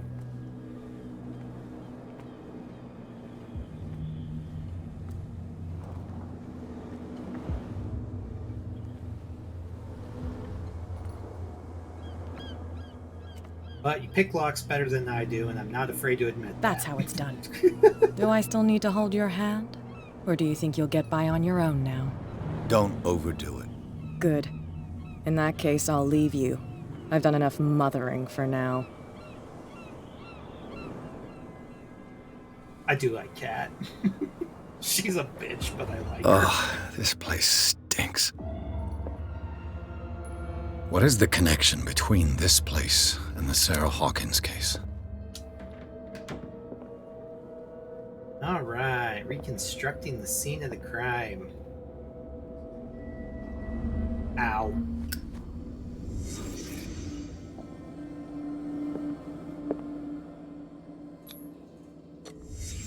What happened here?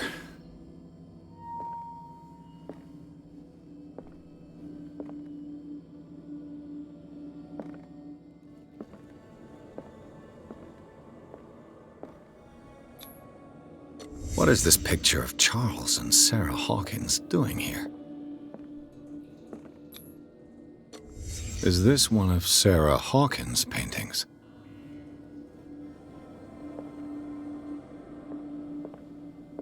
It smells as bad as it looks. Who has enough money to buy painkillers, but stays in a place like this? Can't sleep. I know how that feels.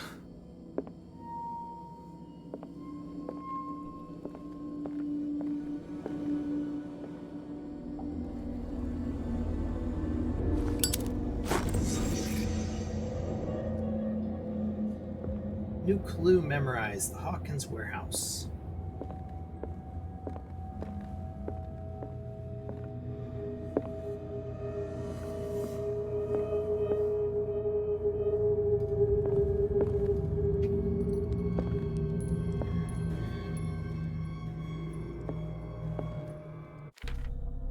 Okay.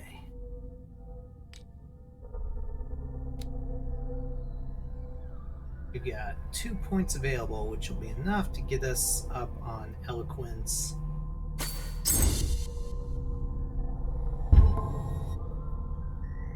Which will definitely help. Nothing to get sanity yet.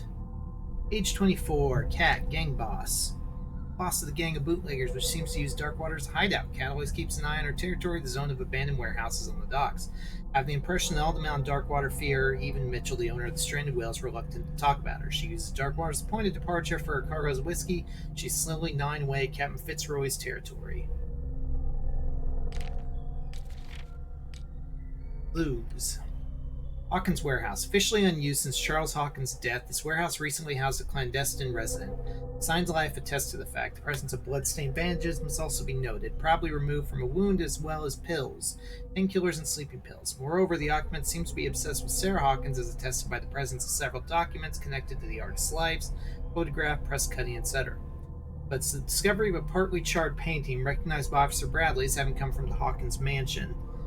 That is all doubts to be lifted as the link between the contents of this building and the Hawkins case. Good night.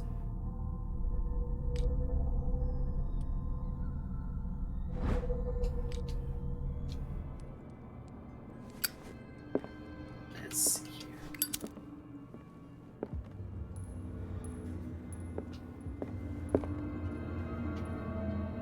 I think that was everything. This area.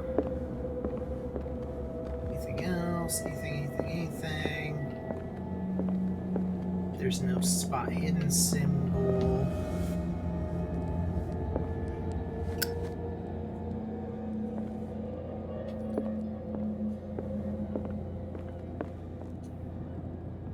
Someone has settled in here.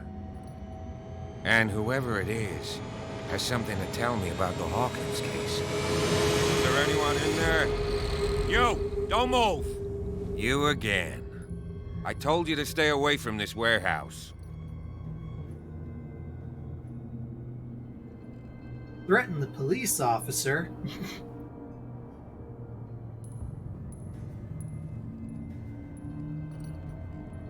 You seem like a competent officer. We should help each other. You're trying to manipulate me, Mr. Pierce. I hate to be taken for a fool. All right, Inspector Lestrade. Let me take a more direct approach.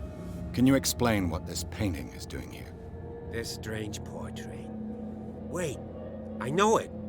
It was in the Hawkins Mansion when we came to investigate the fire. So you confirm that it was removed from the crime scene? Interesting.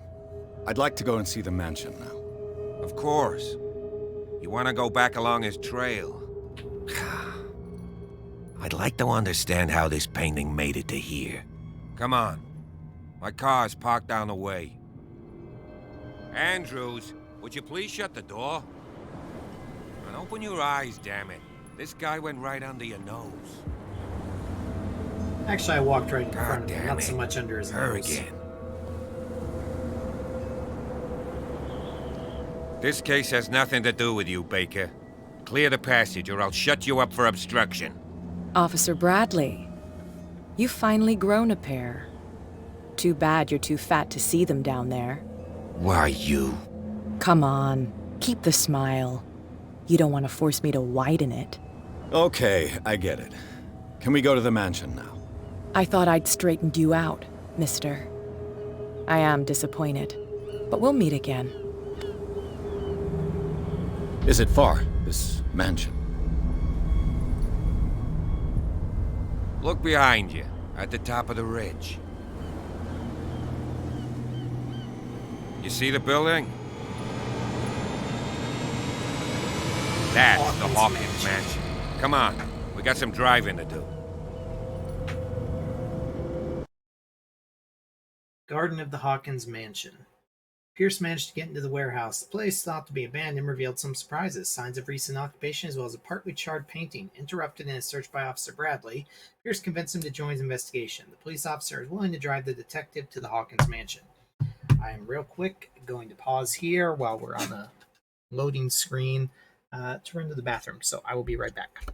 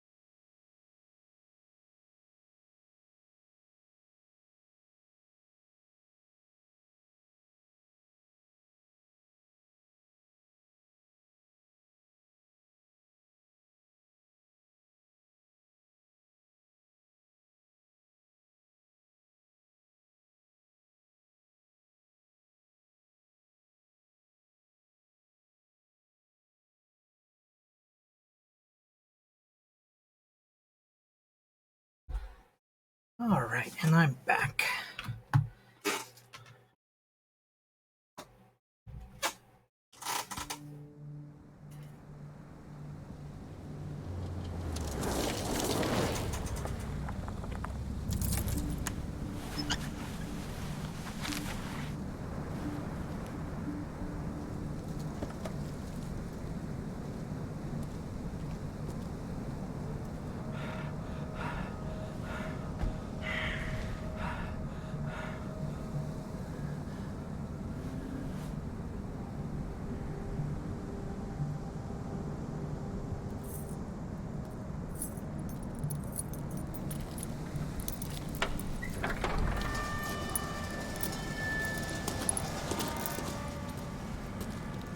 Well, here we are. Hawkins Mansion.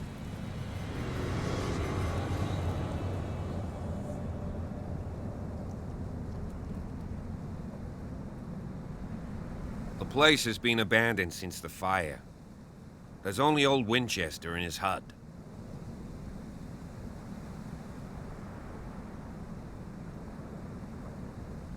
I see no scorched trees or fire damage on the building. You're pretty damn observant, ain't you? The fire was quickly contained. Old Silas acted as soon as he could. Not soon enough to save the Hawkins. They were trapped in the drawing room. And don't go troubling Silas anymore. His guilt torments him enough as it is. Are we gonna take a closer look at this mansion, or do you have other questions? I have plenty of other questions. Your partner, Andrews, warned me against him. You managed to get something out of that bum? I'll end up asking you for advice. He talks too much. He inferred that old Silas was slightly unhinged.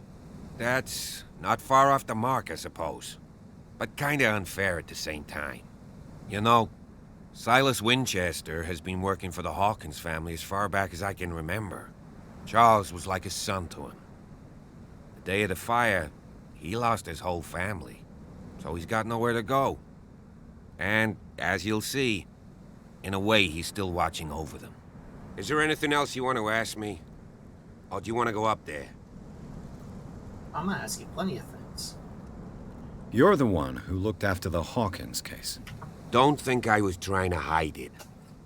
It's just that this discovery shakes my convictions. That's why you're so keen to find out who removed the painting from the mansion. Yes.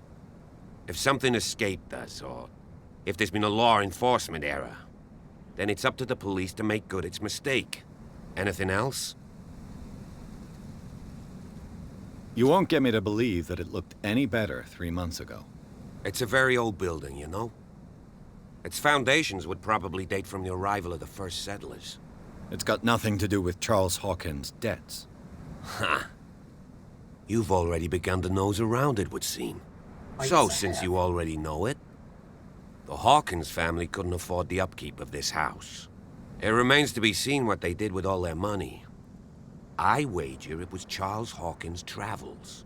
Let's go up there. Unless you still have questions. Final question. I prefer to be prepared if there's going to be trouble. It's a wise attitude. But apart from old Silas and some rotten floorboards, there's nothing to worry about. Could he be a problem? Strictly speaking, he ain't dangerous. But since the tragedy, he's been a little touched. Though, he's a remarkably sturdy man, given his age. A true force of nature. A sad old man doesn't worry me. Gee, if you don't want to listen to my advice, we might as well go. Right? Night falls quickly here, and I want to be able to see when we arrive. I'll go with you, if only to reassure Silas. Why not? You can help. Right. Let's go.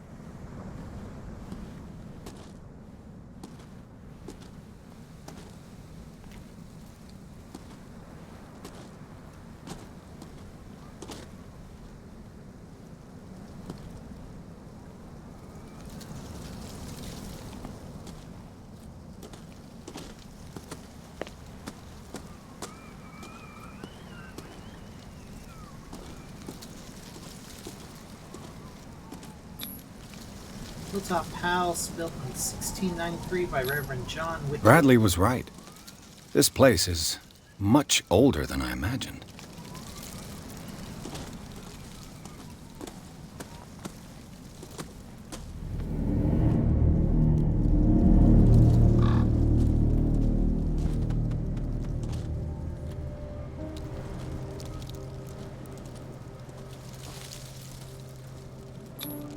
The flowers on Sarah Hawkins' grave are fresh. The great artist, affectionate mother and true friend. Someone must really hate Charles Hawkins. I told you. Silas Winchester is still watching over the Hawkins family. I must say, it's pretty gloomy. So, Detective, does this place inspire any thoughts? Do you know if Charles Hawkins had any enemies? Not to our knowledge. He was a well-respected personality on the island. I don't understand. Silas would never have let such a thing happen. Why were they buried here? I was given to believe that it was Charles Hawkins' wish. Strange idea. I imagine Webster wasn't too pleased. Mrs. Hawkins' father? It's said that he's devastated. Let's go to the mansion. Please give me a minute. I didn't expect to set foot back here after the burial. What kind of deranged individual would defile this sanctuary and steal a burnt painting? I don't see Silas doing such a thing, let alone allowing it. Even that broad baker is above that. Lord, have pity on this poor family. Poor kid. 1912 to 1924.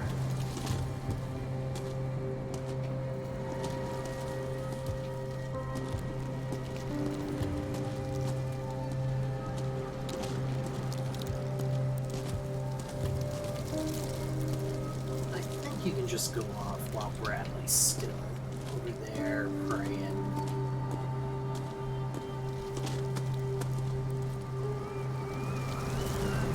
Laid me down and slept. I awake for the Lord sustained me.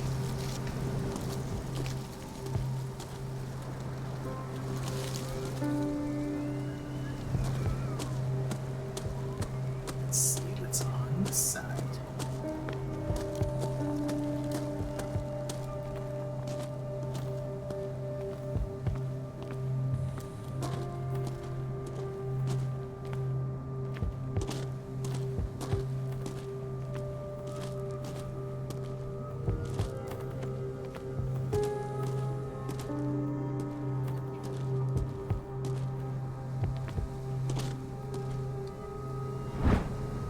Small wooden whale, figurine of a whale carved from wood, sword toy that sailors made for their children.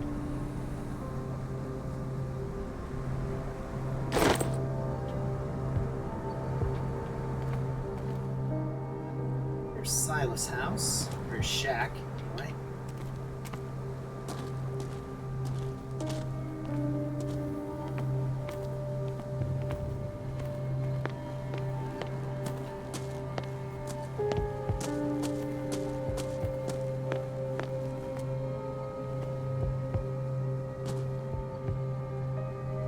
Kind of looks like a face drawn onto that tree.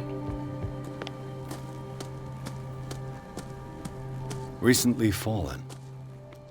It's as if all life has abandoned the place.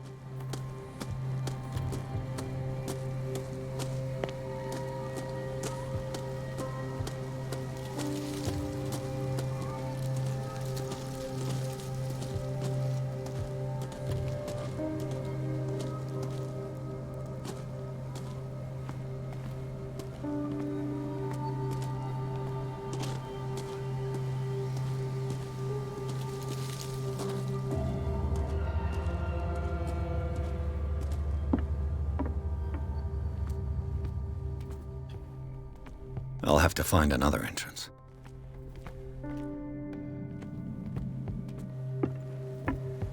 It is a really nice looking house, though. You know, the fact aside, it's completely falling apart, all that fun stuff.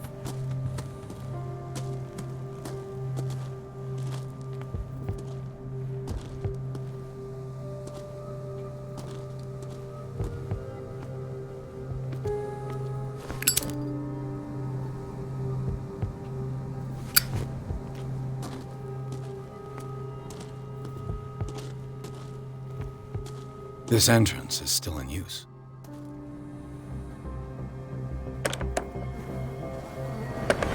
Whoa! Whoa! You were trying to force the door, you nosy prick! Easy, sir, all right? Put down the axe. You know what we do with rubble like you? We gut them! Dump them into the ocean! Whoa!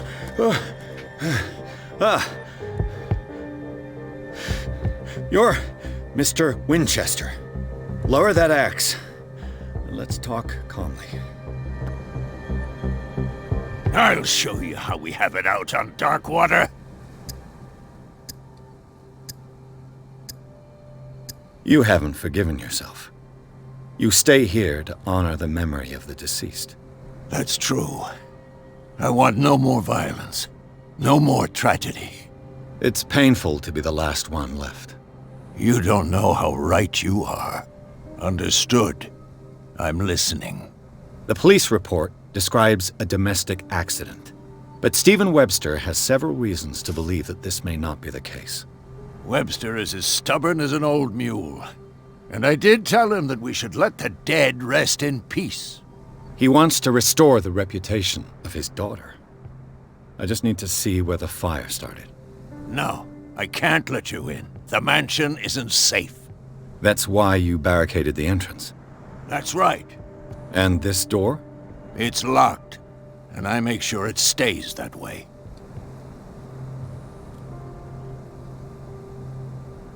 No one lives in the mansion, and you don't take care of it anymore. If you have a good reason to be here, I'm listening.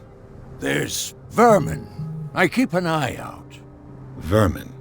Yeah, that's it, vermin. Right. This is what we're going to do. I go inside, and I promise that I'll hunt vermin. Okay with you? I'm not sure. If there's nothing else to fear, you can give me that key. Right. Take the key and do what you have to do. Go on, then. Just to get rid of you.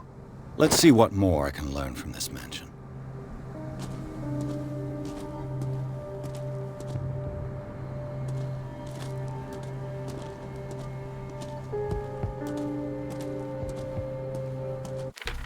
Okay, so...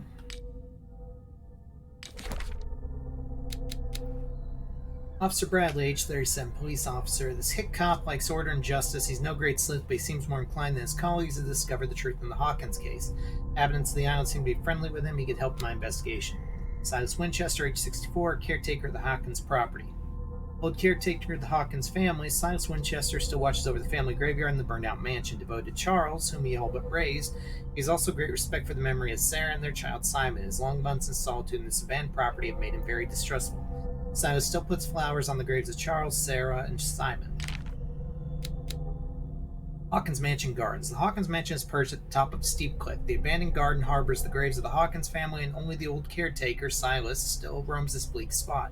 He protects it fiercely and still puts flowers on the graves of his old masters. It's a gloomy place. Anything else to be learned from this toy? Probably not. Nope. Got the hole in the key that opens the door of the tradesman's entrance to the Hawkins Mansion. I hope it was worth the risk. It's a key. First, we're going to look around down here, see if we can find anything else. Especially down by Silas's cabin. Shack, cabin, shed, something. Silas's house. This gate is locked. Well, it's good that you understand that.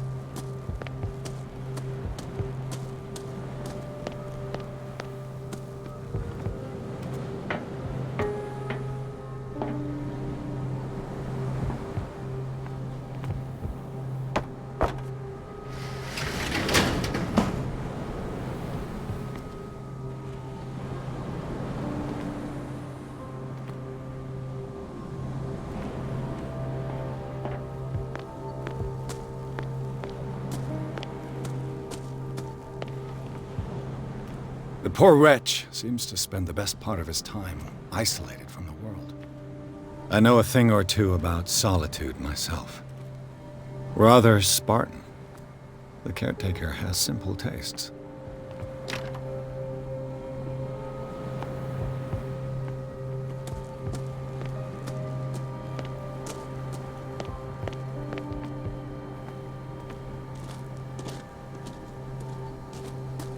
I'm on to say there is a way to go in through the back window.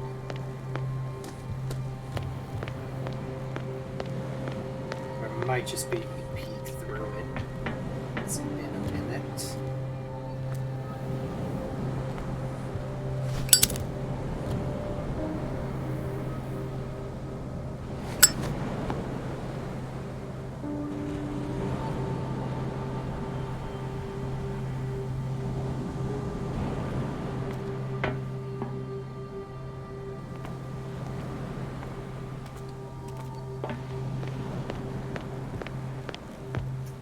Maybe you go in later. It's possible. I don't know. I'm sure you understand how it is with a game that you haven't played in, like, I guess I only played this right when it came out, so I guess it's been about 4 years now. You remember some things, you forget other things. Pierce, shall we enter? Yeah, hang on.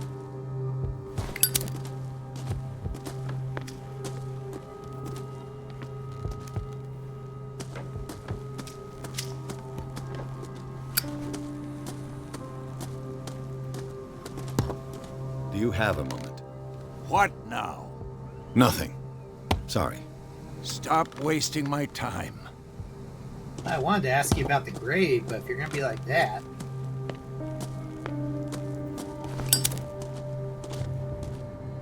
I need a lantern, not a lighter. Now that you've finished your fun and games with Silas, we can perhaps inspect the mansion. You're right. Let's go.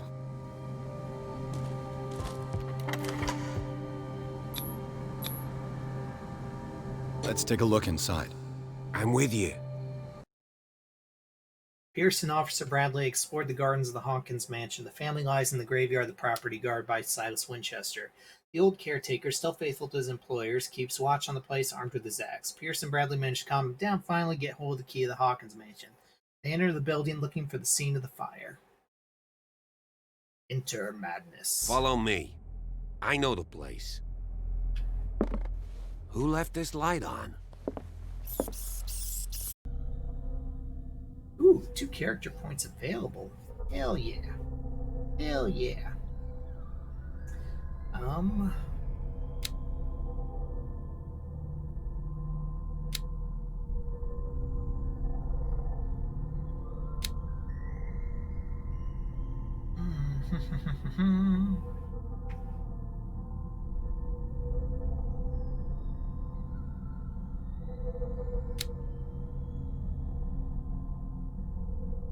Trying to get these to 50% would be helpful, but I also feel like having a little bit higher psychology would also be useful. But for the moment,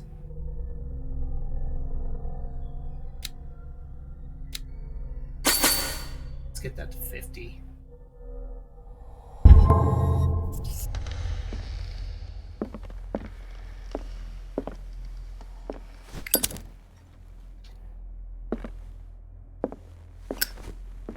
The Last Supper of the Hawkins. What does this tell me?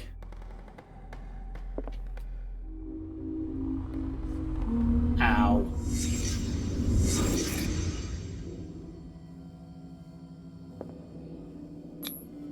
What kind of meat is this? This place is for the head of the family, Charles Hawkins.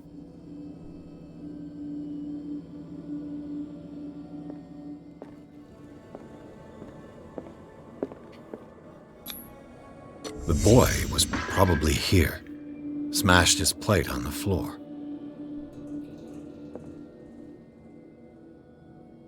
Yeah, look at that meat. Sarah Hawkins didn't eat. Was it because of the meat, or something else? Something happened at this table. An argument?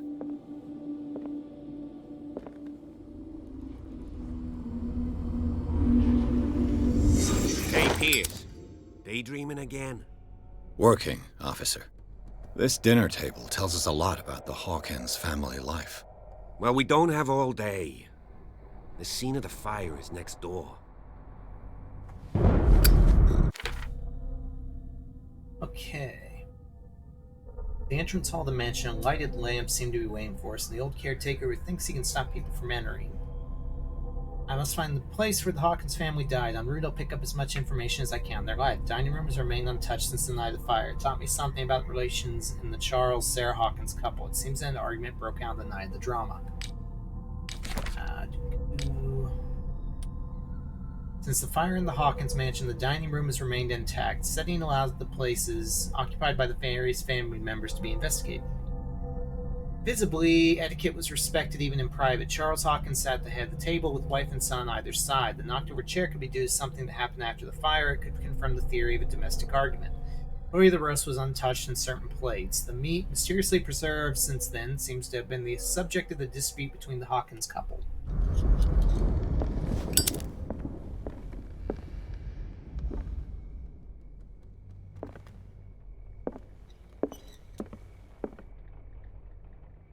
Dead mouse on the table. Silas managed to bring the fire under control, but it was already too late for the Hawkins.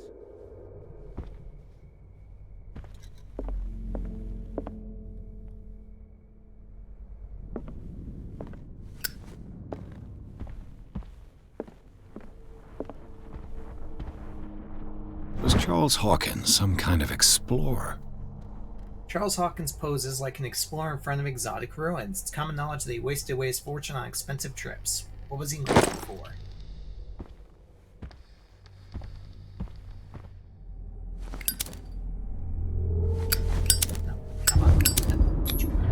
Charles and Sarah's wedding, as painted by Sarah herself. Charles and Sarah's wedding, as painted by Sarah herself. Too much rubble. I'll find an easier way. Let's see if I can find something the cops missed.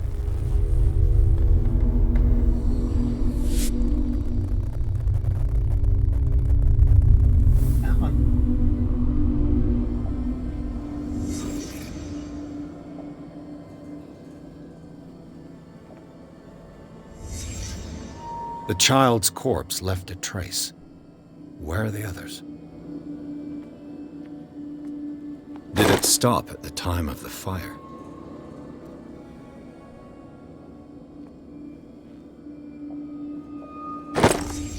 Did Sarah Hawkins lose one of her shoes? How?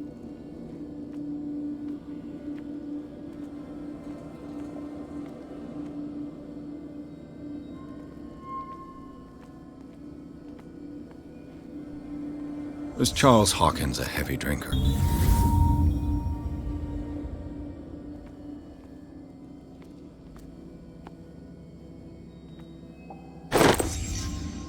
They had a fight. Why?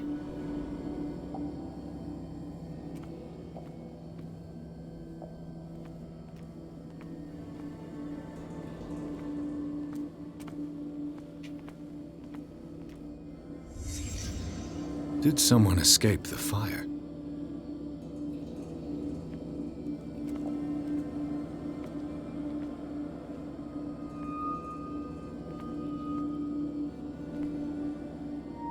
Let's see, there's one, probably at least one other clue here. Oh, duh. If the painting I found on the docks really came from here, how come it didn't burn? There we go. Ow. Blood. This lamp was thrown. This was no accident.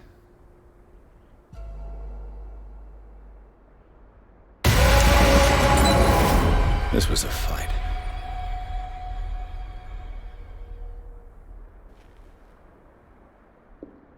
Someone fell here.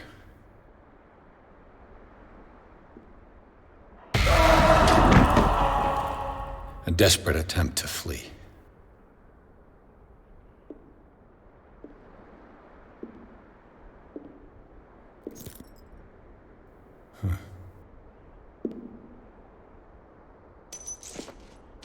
And the boy.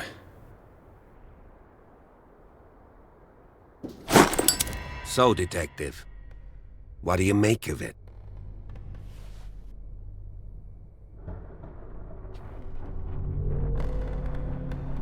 I firmly believe this fire was more than just an accident. Huh. What's your theory?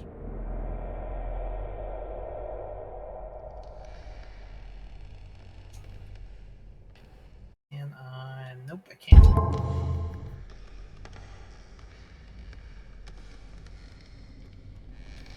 I think the Hawkins couple got into a fight.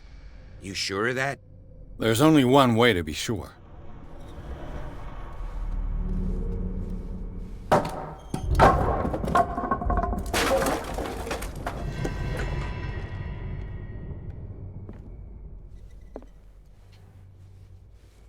I just ask that you don't disturb anything. If Chief West found out about what we're doing... Let's see.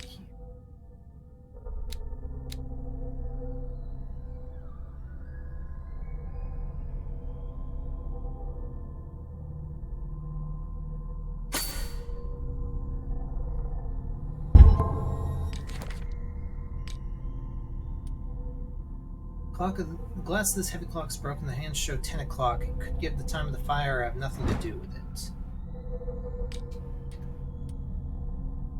Partly broken shoe. Seems like it belonged to Sarah. Smashed oil lamp. According to police report, this lamp is the cause of the accidental fire that destroyed the mansion. However, the blood stains tell a different story. Contradicting the police report, the Hawkins drawing room tells a totally different version of the fire that claimed the whole family, beginning with the presence of a handprint that throws up the possibility of a survivor. The bodies of Charles and Sarah left no mark on the floor, nor did that matter in the drawing room. Contrary to that, the child still visible close to the fireplace. Same goes for the glass shards on the floor. Close inspection reveals the presence of blood on several of them. On the wall, the very clear mark left by the painting found in the Hawkins warehouse confirms the Hawkins case could be much more than a domestic accident. I'd be in serious trouble.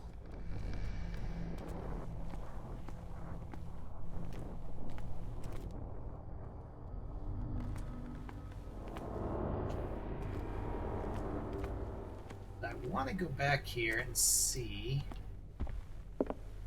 if it...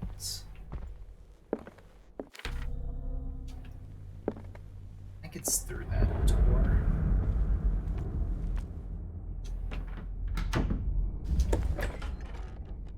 Let's see if I can find something the cops missed.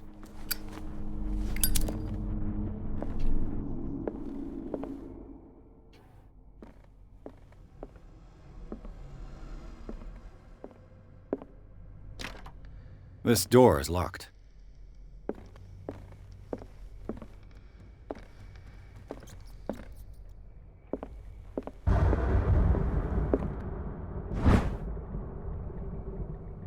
History lesson in the 18th century. Collection of medical knowledge and health practices in the 18th century actually uncovers so-called civilized countries.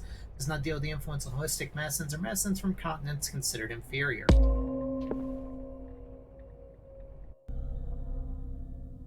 Ooh, that one was worth 4 points. Or no, I was at 24.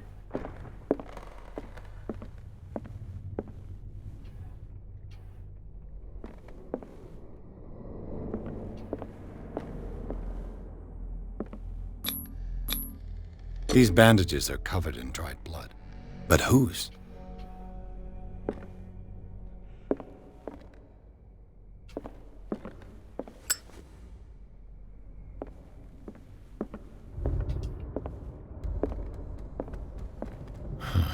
This door is blocked from the outside.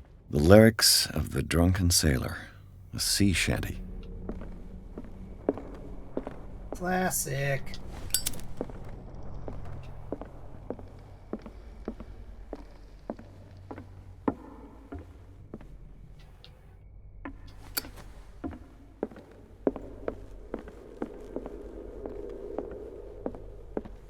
An original edition of Mary Shelley's Frankenstein, dated 1818.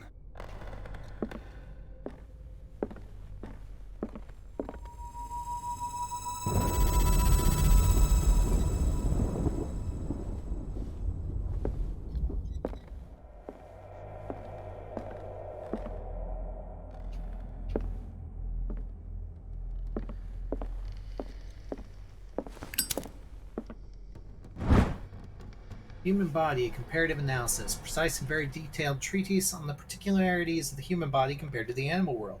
Simplicity of its writing, the vulgarization of its vocabulary make it accessible to the profane. 28%. Yeah, we're learning about medicine.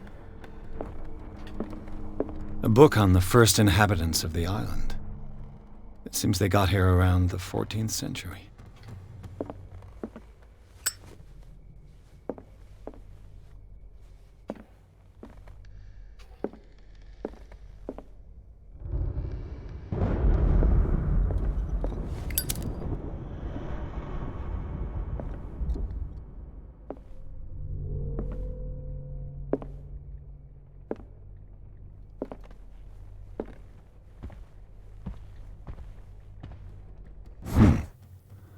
Moby Dick, Melville's classic.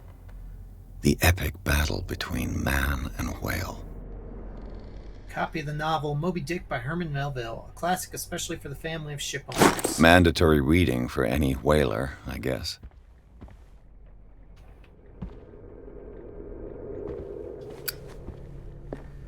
This piano is in disrepair. Looks like the Hawkins kept it more for decoration than for music.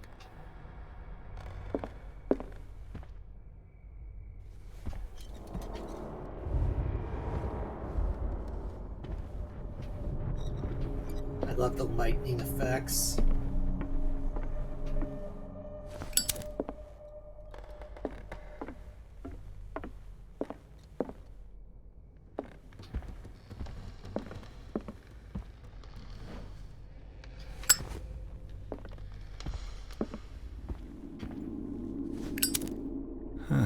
Greek mythology. Hecate, goddess of the dead, daughter of Tartarus, and mother of Scylla.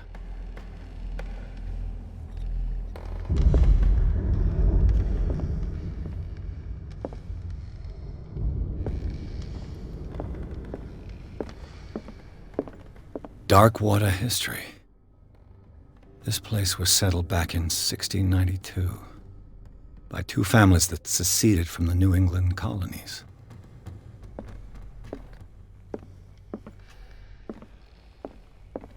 A book on hunting whales, the island's staple diet last century.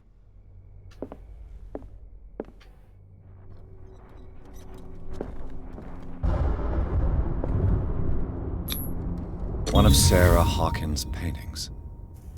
Her style sure is recognizable. 20,000 Leagues Under the Sea. Another story about the mysteries of the deep. A rare edition of Jules Verne's novel.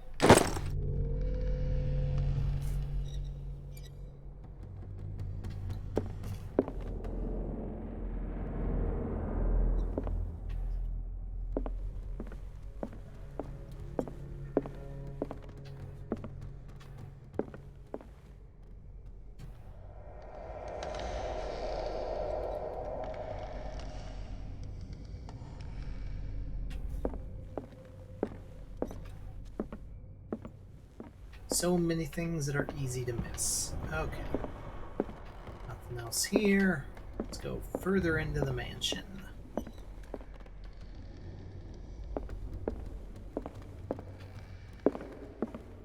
What could Sarah have done to make this person threaten to call the police? Dear sir, as you know, I've always held you and your family in high respect. Unfortunately, I can no longer continue to close my eyes on the behavior of your wife. Last week, she again terrified my clientele. I know that she means no harm, but you should place her in the care of Dr. Fuller. He alone seems able to make her come to her senses. If these disturbances were to recur, believe me that although it would feel like torture, I would be obliged to involve the police. Respectfully yours, Anton Wellard.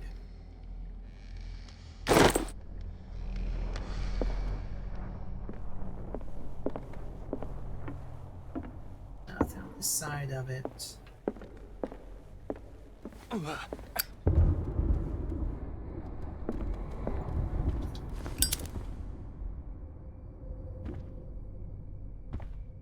Because the 10 seconds the lighter was off made it cool enough to hold again. I really wish you would just take one of the lanterns.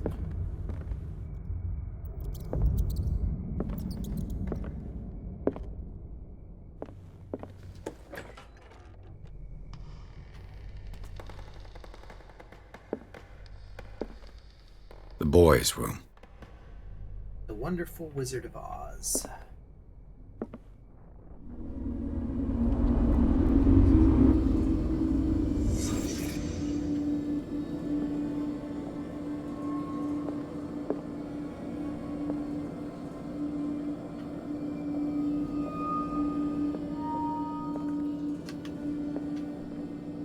A child's fort. From what threat was Simon protecting his world?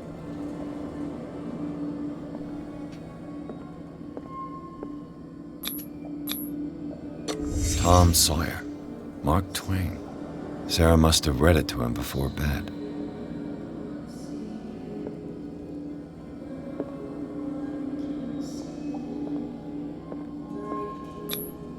Sleeping pills.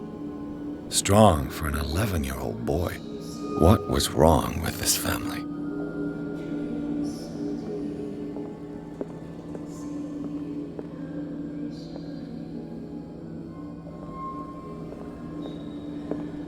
What nightmarish vision could have inspired them? Simon's troubles went beyond family problems. That kid saw something. Something terrified him. Let's see if there's actually anything else that we're not seeing. We may have to be out of reconstruction mode.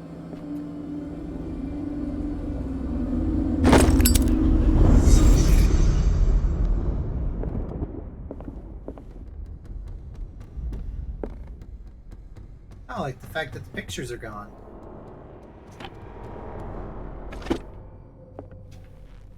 The argument that led to their tragic end seems to have been simmering for some time. Simon's private journal. He seems worried about his mother and her attacks. Tension also seems to be growing between the Hawkins couple. Could the fire be the result of an argument? Saturday. Today with Mother, we played in the garden, but she's still sad. I hate when she's sad. Is she angry with Father? Sunday, Father scolded me. He shouted loud and wanted to spank me, but Mother did not want him to. He's always angry. Why? There are lots of strange things in his office. I just wanted to look at them. Tuesday. I built a castle for Mother and me. I told her to come and hide with me. Wednesday. She's always painting monsters. I don't like her monsters. I have bad dreams, and they come into my bedroom and look at me. I cry, and Mother shouts at me. Father says I must take tablets. They're not nice. I don't want to take them. Tuesday, Mother is screaming again. She cries aloud. Father is sad too and angry with Mother. I don't know why. She's something. Wednesday, Mother sad again. At lunch, we ate in silence. It was strange. Father said, finish your dishes. We always eat the same thing. It looks like rotten fish and smells very bad. Why does he always want us to eat that? It's not very nice. We have to eat again tonight. I will throw my plate on the floor and smash it.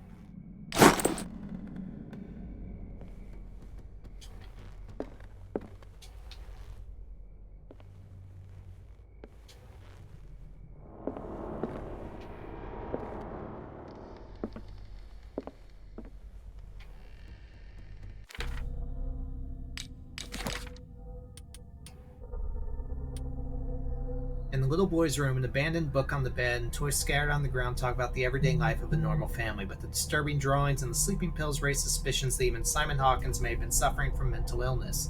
Was the boy able to see things like his mother pretended to be?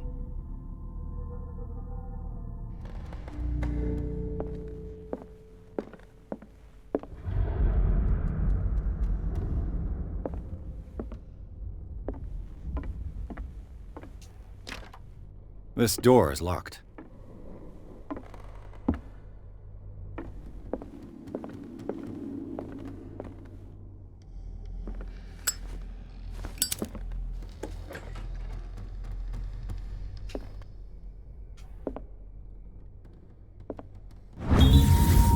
Office key.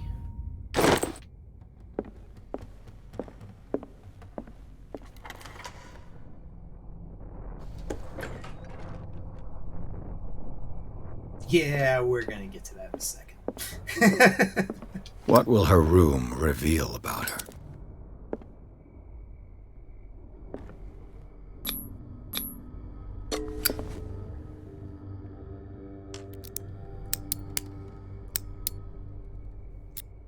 It's okay. I got the key. This padlock is too complicated for me.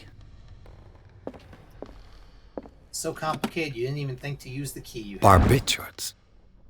Sarah Hawkins must have been extremely agitated resorting to such a treatment. Barbiturates. They act as a depressant of the nervous system, but once you begin, you can never live without them. Of that I know something.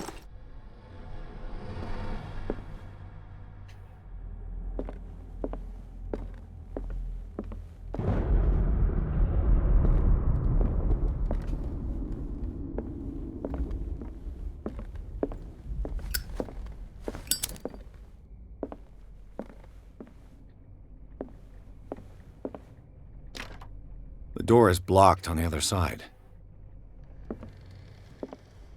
Despite what happened, they seem to have loved each other. Charles Hawkins scribbled a kind word to his wife. Fate brought us together, and forever it will bind us.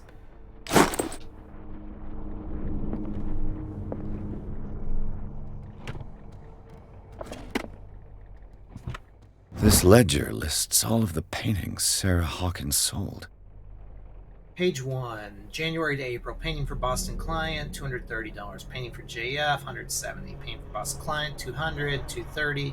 Painting for FS exhibition, $350. May to August, JF, $270. FS exhibition, $410. Boston client, $250. FS, $600. FS, $820. FS, $1,160. Dr. F, $430, AD, $500, returned. FS exhibition, $1680. Dr. F for treatment. The Shambler for FS, a gift.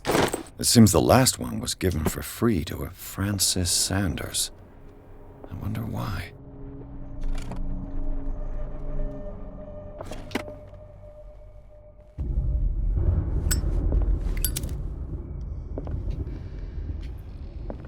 Oh, there's a giant pentagram there. I didn't even Sarah see Hawkins' it. agent was getting worried. Seems she wasn't giving any signs of life. My very dear Sarah, ever since you left to bury yourself away on that lost island, your art has been attracting an increasing number of collectors. I beg you to send me some new paintings. Last one, so somber and strange, moving as no other paintings have been, are selling at a premium price. Your percentage of these most recent sales is attached. Do not forget your friend, who was the first to recognize your genius and display it to the world. Affectionately yours, Maximilian L.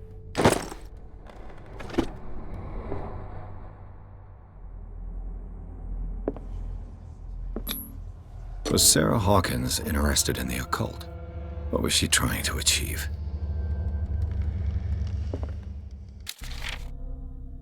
Ceremonial Circle. If the creature is not yet anchored in our dimension, an expulsion ritual might work, as long as the person performing it makes sure that he integrates the Elder Sign among the glyphs that make up the Ceremonial Circle.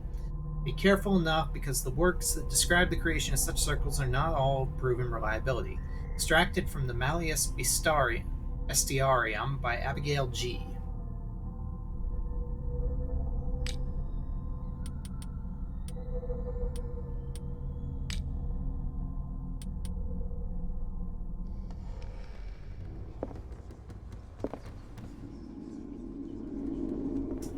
There's an art easel in the center.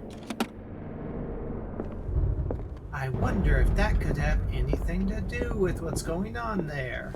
Bradley? Is that you? Oh, yeah. Also, all the very obvious claw marks that we have, and nothing to talk about here. Is anyone there?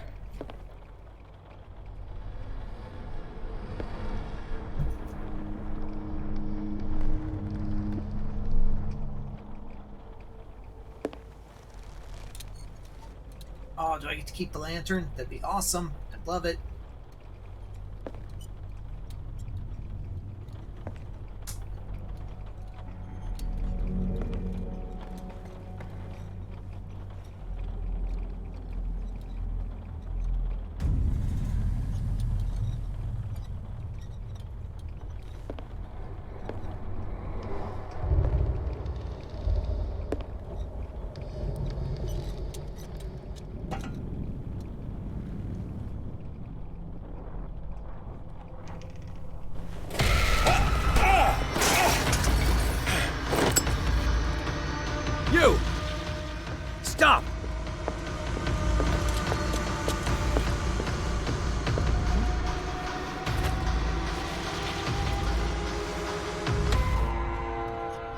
Bradley, did you see which way he went? Who? I didn't see anyone. I just heard some noise. Are you all right? A man was hiding on the upper level. He ran when he saw me. He can't be far.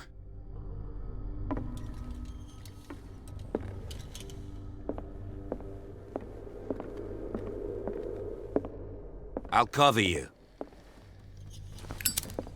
So if you use the lighter, it doesn't use oil. But if you use the bigger one, it does use oil, but you can... This door was closed earlier.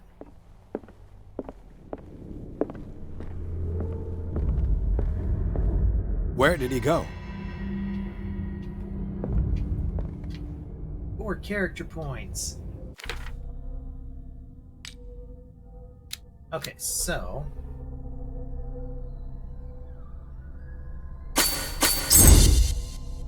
that gets me to there. And we're gonna do that. Actually, wait. I might do it towards... No, I want spot hidden.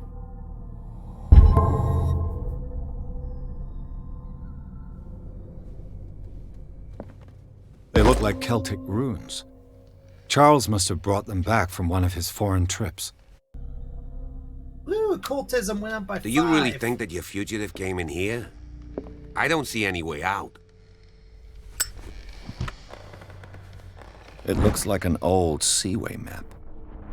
Somebody's had coordinates to this old sea map. They make up a journey. The Scylla, the Prodigal, the Orpheus, the St. Claudine.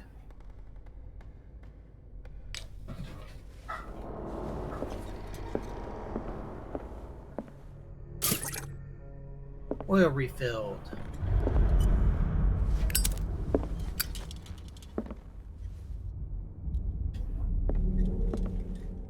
Clearly, Charles Hawkins knew Captain Fitzroy very well.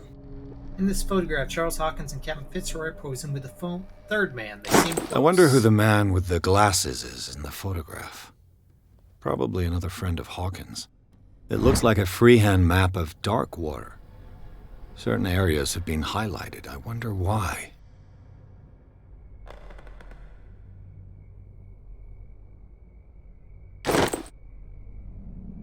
The Scylla. It's the boat that was stranded at the entrance to the harbor. Okay, hang on. Before we look at the last obvious Seems like this came from a log.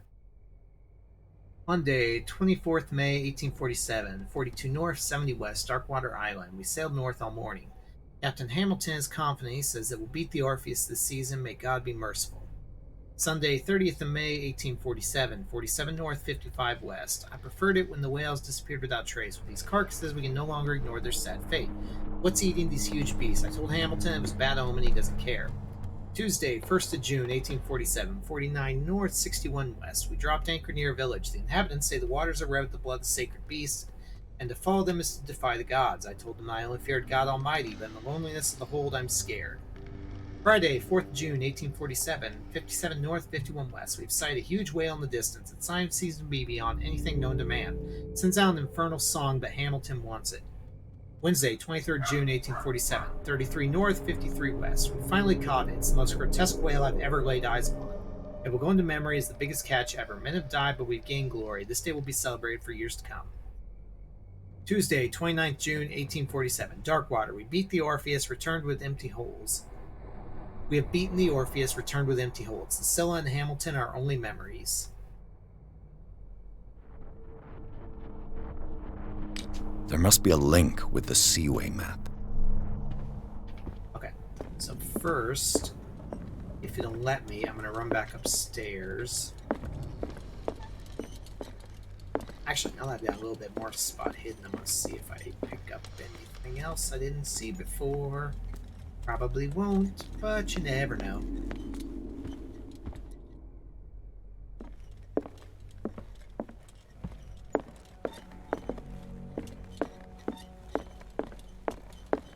But I am going to run back upstairs. Because I want to see if it'll let me look more in the upstairs office.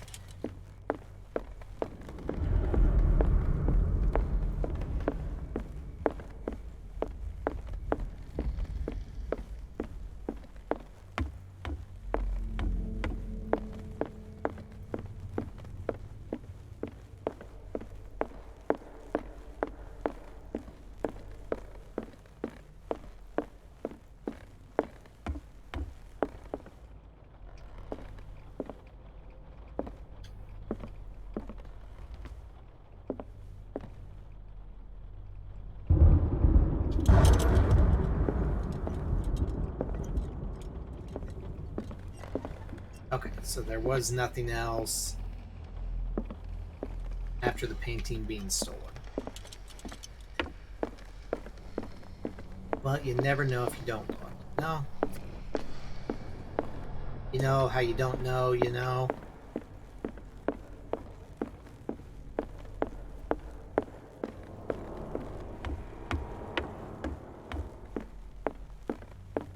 Also, I love that. Kind of sounds like a ship creaking.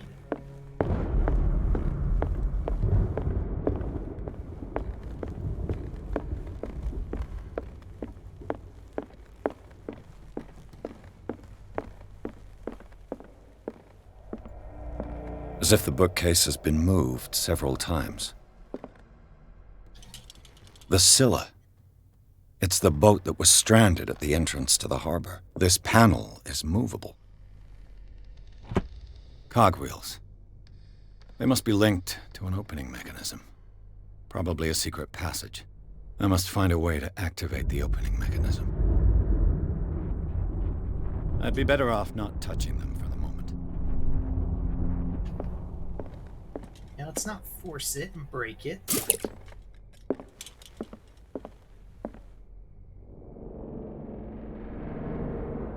This globe seems to have been part of some mechanism. Okay, so we need...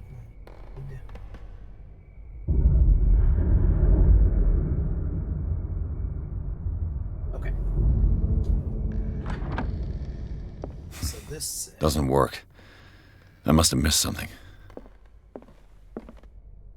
Looks like the navigational paths described in the log.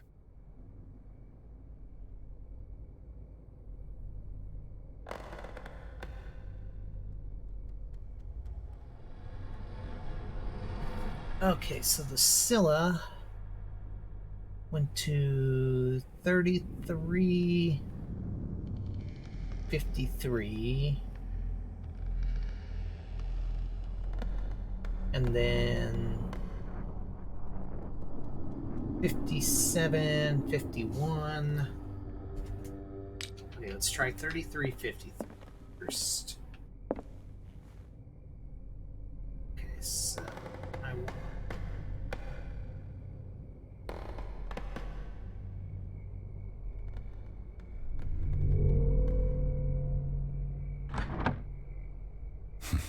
Doesn't work.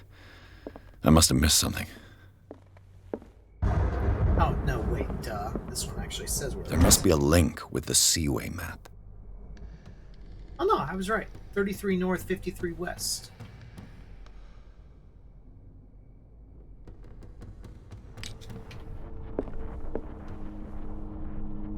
Oh, wait.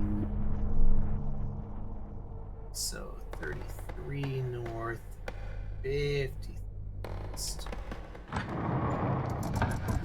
Looks like it worked. How about I try and put the numbers in the right spots? That might help. Well done, Pierce. Hawkins Mansion was falling to ruin well before the fire that claimed its residence. The building, once luxurious, today lies witness to the ruin of the Hawkins family. Paintings of Sarah Hawkins are spread throughout the corridor, moisture eats away at the books of the imposing library, and the windows are broken and condemned. The drawing room where the fire started revealed to be more than a domestic accident. Sarah Hawkins' office bears signs of an occult practice and no doubt huge creature left its mark on the walls of the corridor that leads to his workshop. As for Charles Hawkins' office, it revealed a passage into a network of underground caves.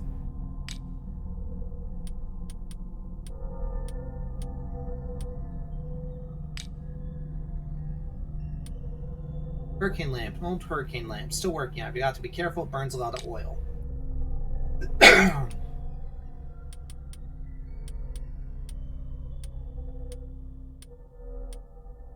Celtic Ruins, small polished stones decorated with Celtic runes, probably used for divination rituals. They're mostly found in Europe.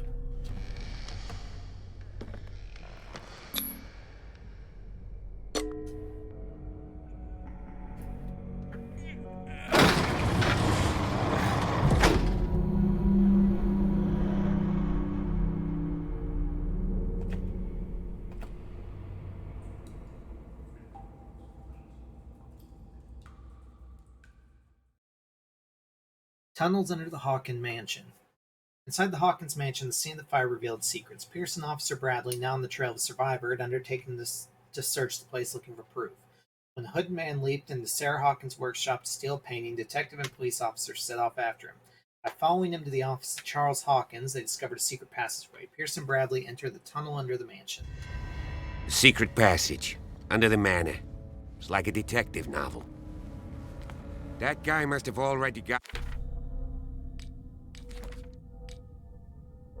Points? Nope, no points.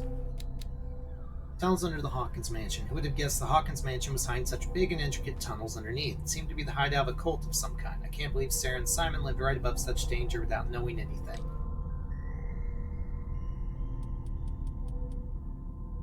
Not far. Yeah. And he had a direct means of entry to the crime scene. We must find him. What is this place? It's more than just a tunnel. Look. Someone's been here recently. 3 seats.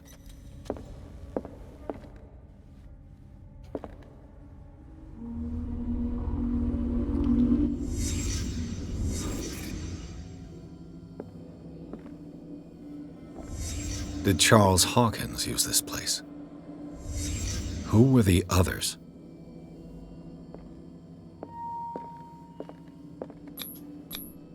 What is this mask supposed to represent?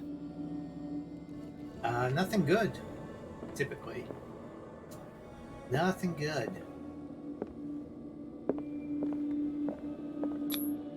Whatever Charles Hawkins hid here, he didn't want it in his house.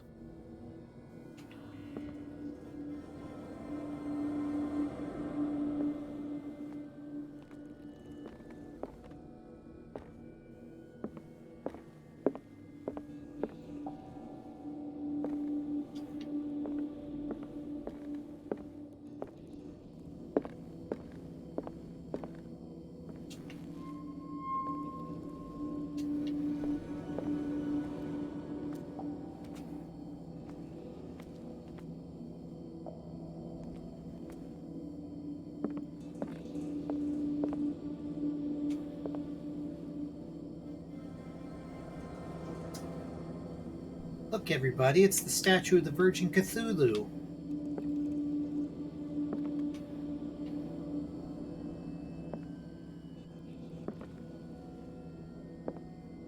Is there anything else here I can investigate on that? There should be, because usually it'll tell you to leave reconstruction mode when it's done.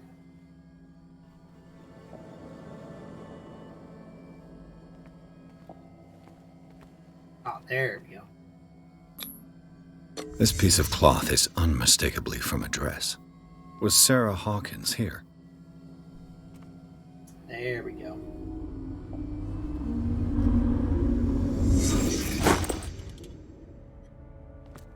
The underground antechamber. Strange antechamber hidden at the entrance to the network of caves raises new questions. The presence of a table and 3 chairs leads to the belief that Charles Hawkins used the place for meetings in small groups. The existence of objects with esoteric connotations is more worrying, since they lead to the impression that we may be in the presence of a cult. Moreover, the torn fabric revealing Sarah Hawkins' presence in the place does raise questions, which seem danger because she discovered these tunnels.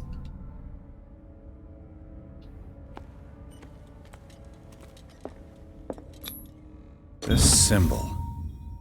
What does it mean? Series of studies on unknown symbol. Cultism. Went up to 30. Nice.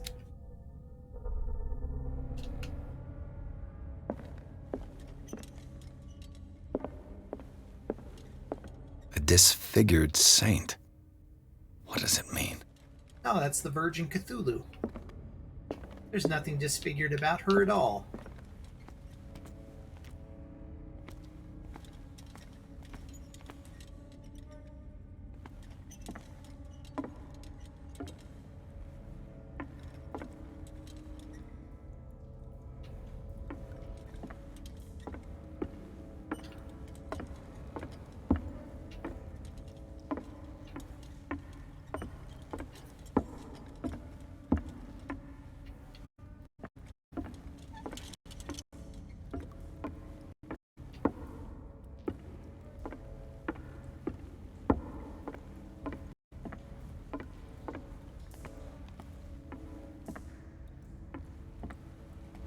Is this door open, or do we have to go down?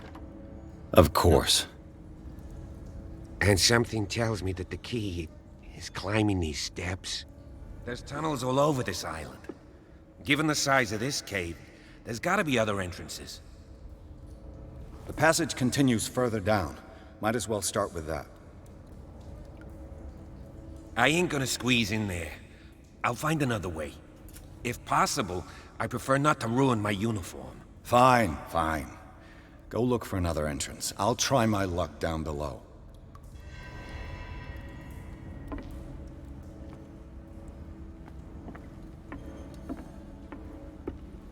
Main objective, find the thief's trail. Secondary objective, go to the main cave.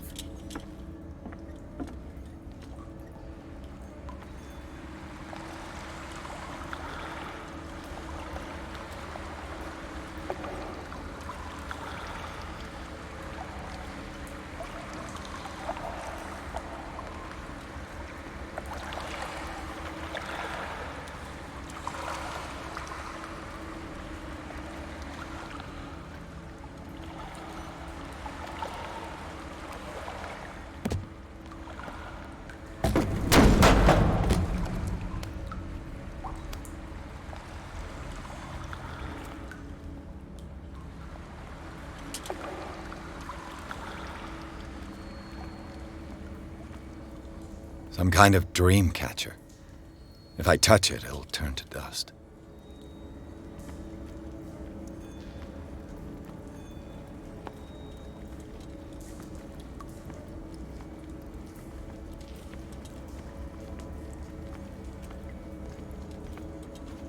These paintings must be several centuries old. Disappeared tribe. Tribe of men, worshippers of the sea and its benefits, land down the shores of an island surrounded by dark waters. They were discovered by the creature some call the Devourer of Whales.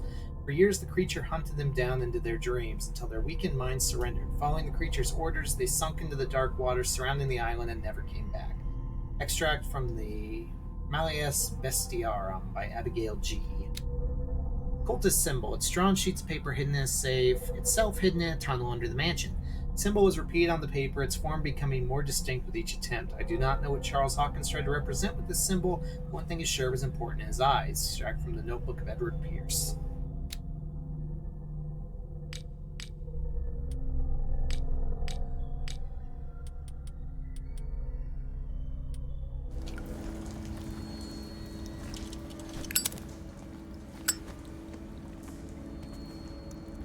That looks like a Cthulhu.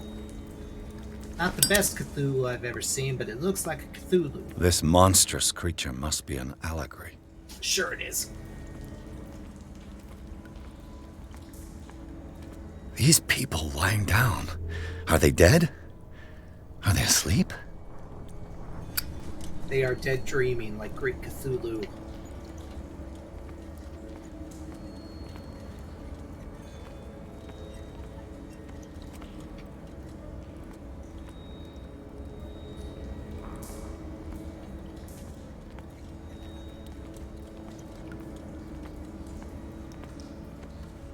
In his house in Relay, dead Cthulhu lies dreaming.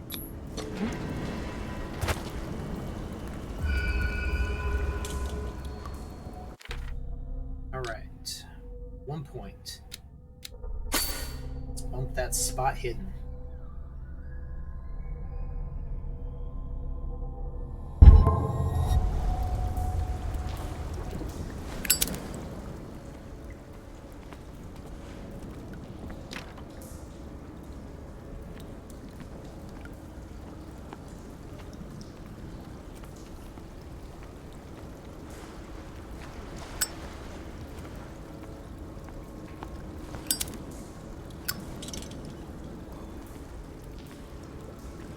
Time has weakened these structures.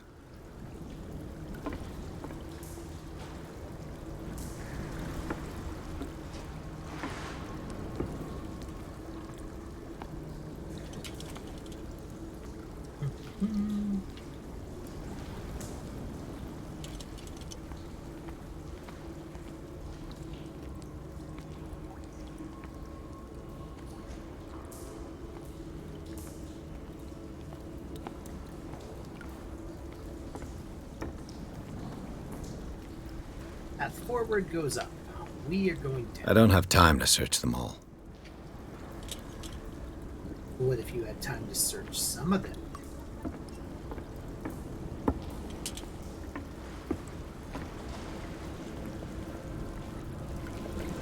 It looks like animal oil, but certainly not whale.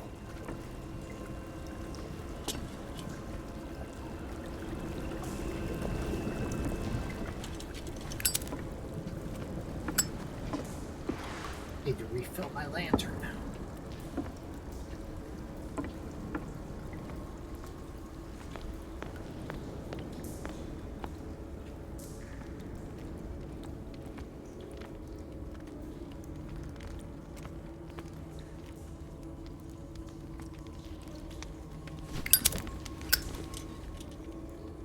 The rocks are very Cthulhu-y. I approve.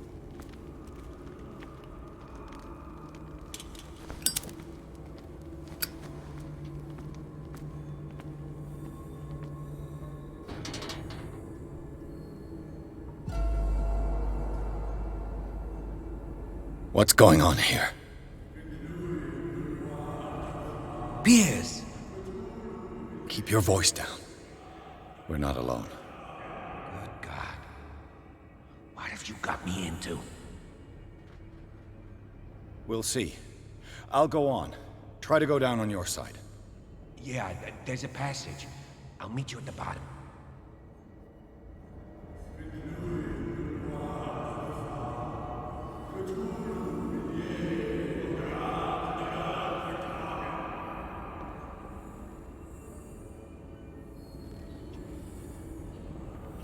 Looks like we got a couple sacrifices over there.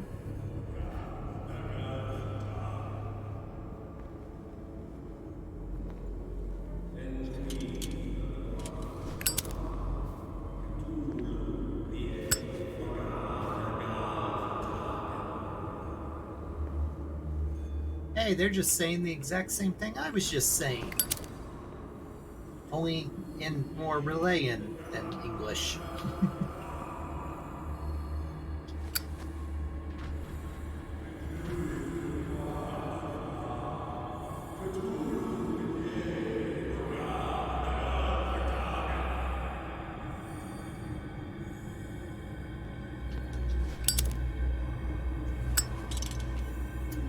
That crazy Cthulhu cult.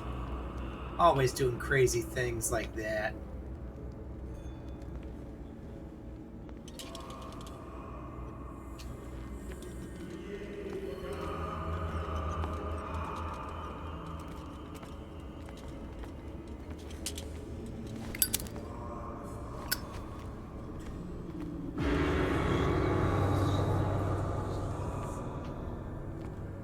Oh, there's that nice painting of me again.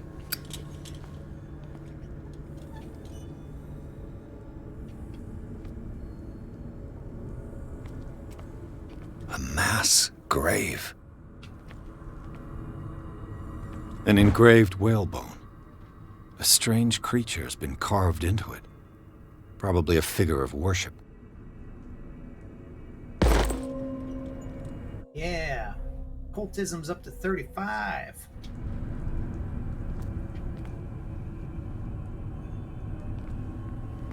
Locked.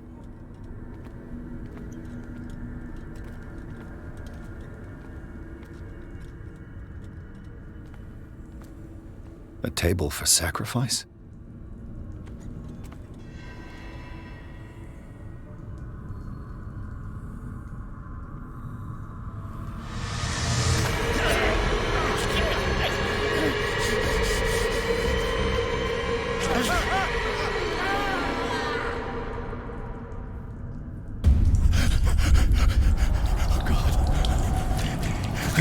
I got it.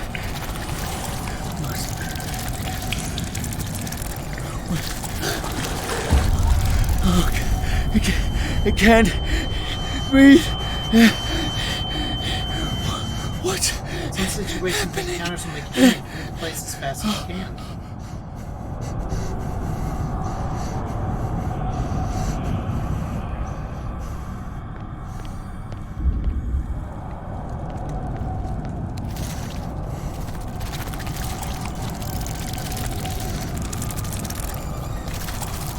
No, damn it! I must find a way out of here.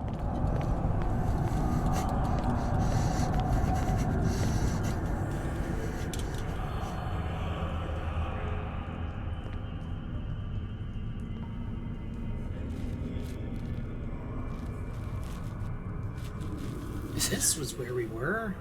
Is it my turn? Yes, it is time. You will soon be one of us, if your body and mind are ready. I dream of it every night. I have constant visions. I am ready. Good enough. Prove it to us. It's like in my dream.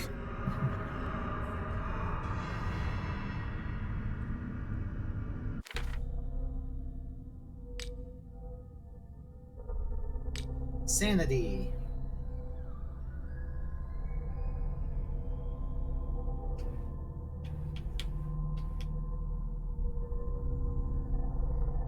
Well, nothing new there.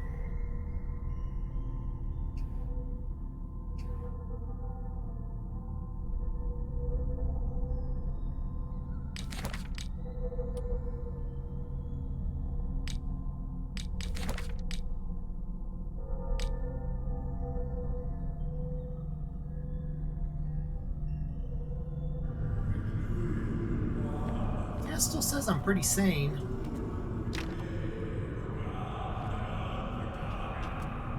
I trust in my sanity.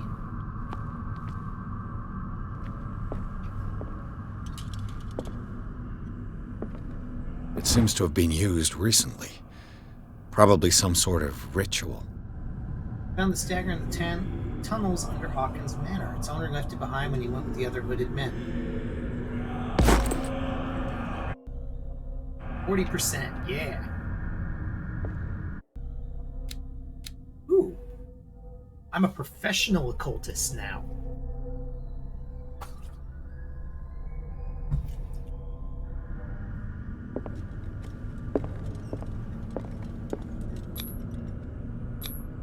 I can't read Latin. Maybe not. But Annotated Bible. An old Bible, numerous passages have been overwritten or annotated. Strange way to study the Holy Scripture. The Liber Job. Book of Job. And yeah, that got me to 45, so hell yeah.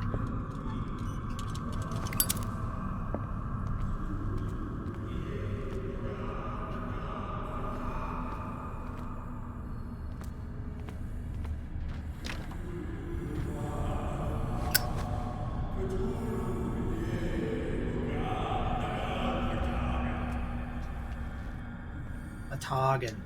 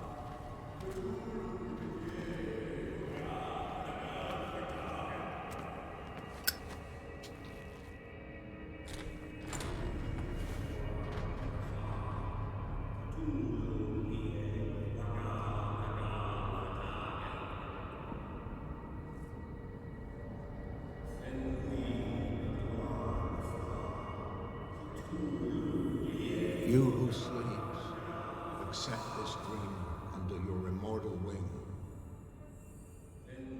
Ya Cthulhu Nithsiha Fitag.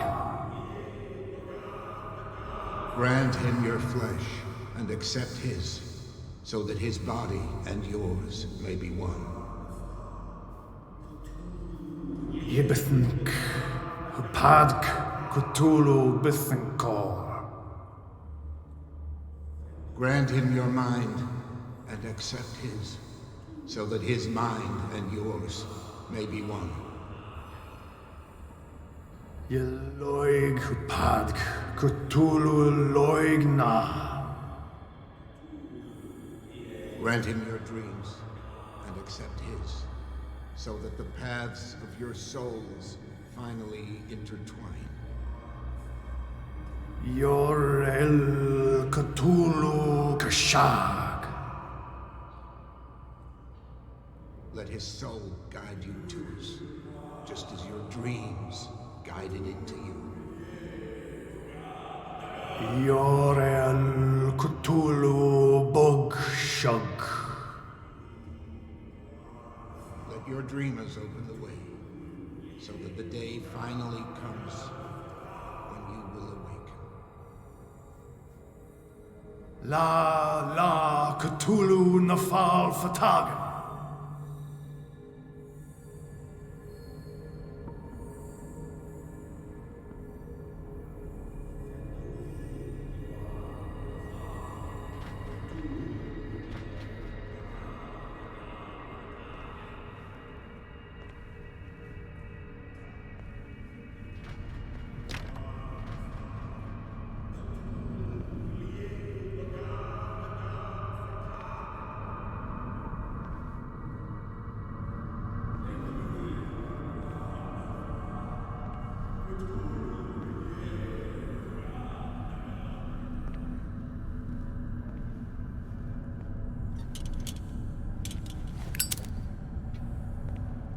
Locked.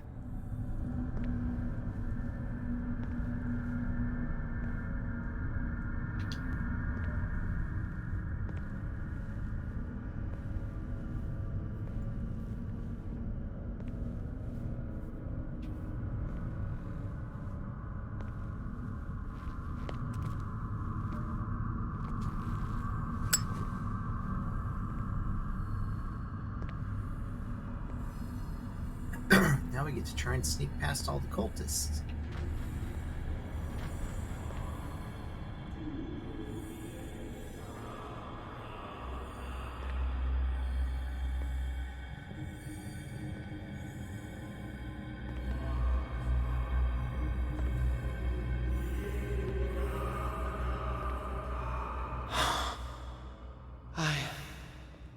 I feel him.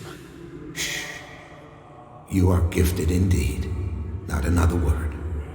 Let him pass through every part of you.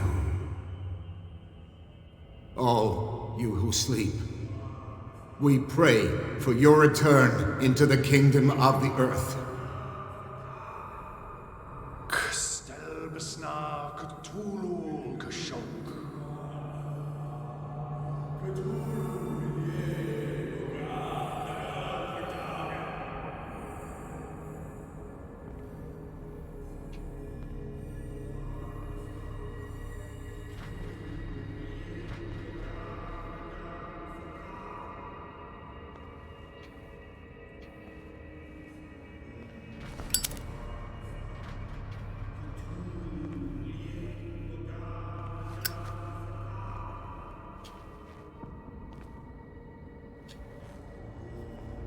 Bring me more sacred flesh.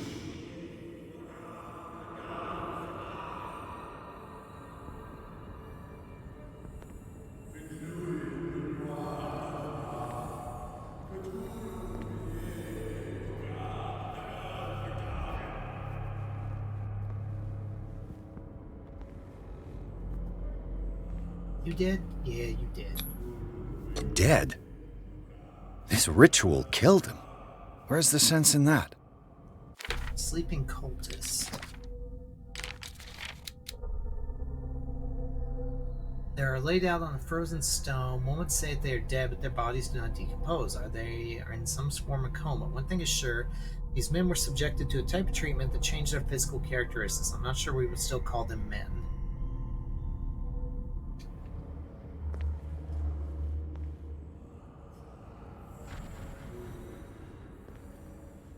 Again, this primitive writing.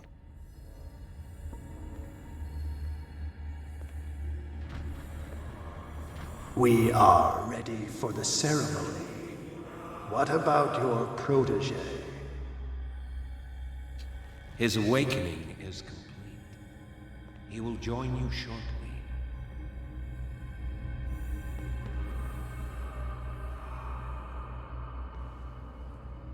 I think I'm supposed to go that way?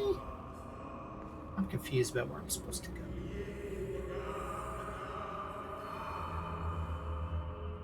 I want to see what's back here, if anything. And there's nothing. Okay. I was right. Didn't need to go that way.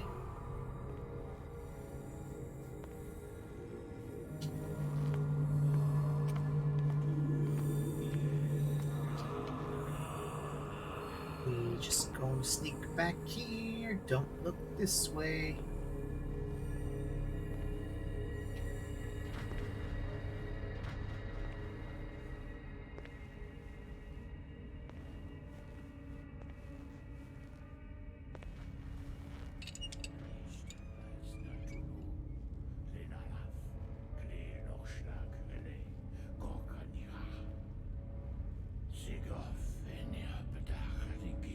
Ishtelbaz Natulu, Lenalaf, Klil Nochschlag Rele, Gorkanira, Sigof, Eniapetach, Nikif, Krishtelbaz Natulu, Lenalaf, Klil Nochschlag Rele, Gorkanira, Sigof, Eniapetach, Nikif, Krishtelbaz Natulu.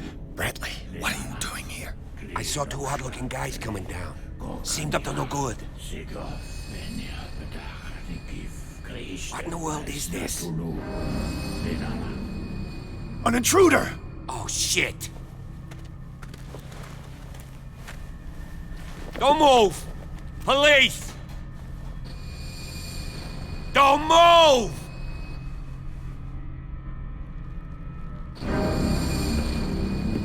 I won't hesitate! Bradley, get back! Shoot. Get back! You asked for it!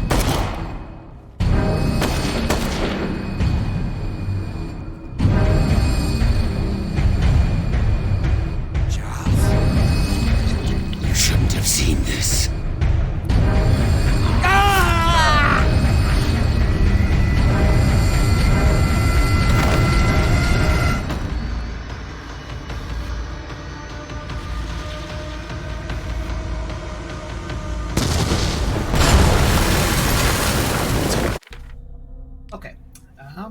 We got... Yeah, we got that.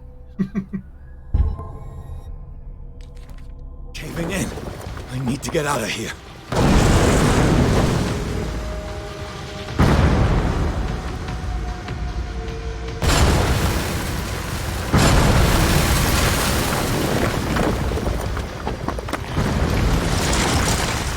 I really hope you can't miss anything during this segment.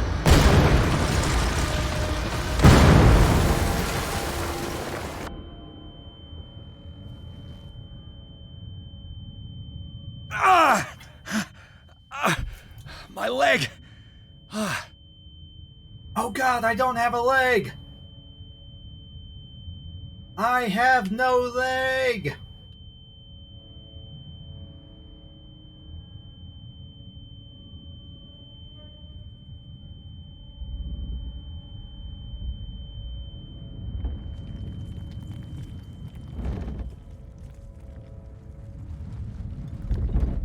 Get a nice little tentacle arm there.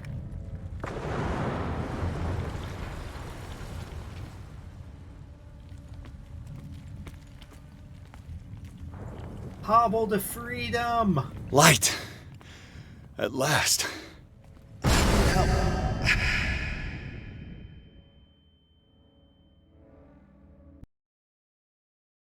Riverside Institute.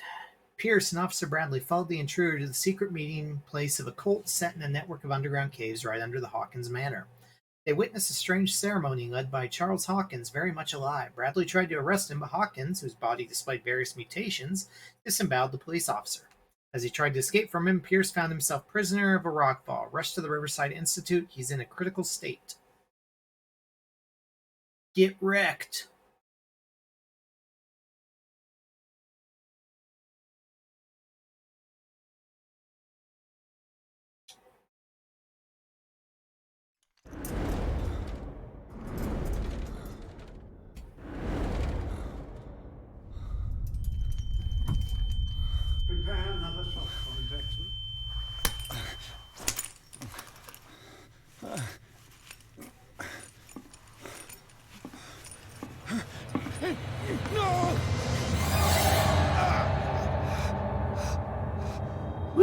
That's the good stuff.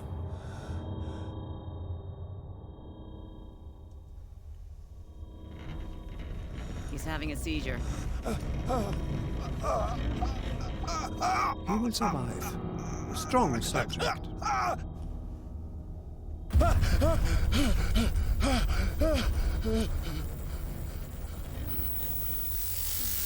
There, he's opening his eyes.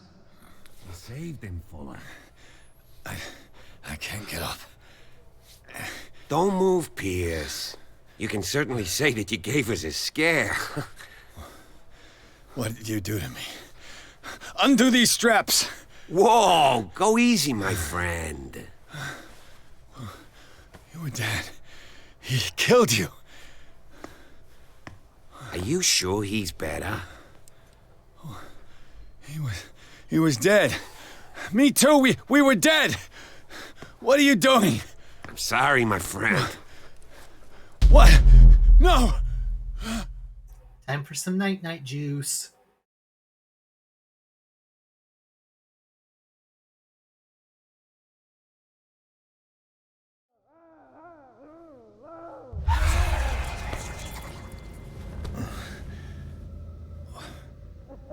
What happened to me?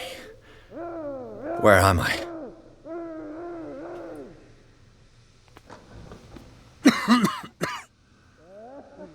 Mr. Sanders, you have to come with us.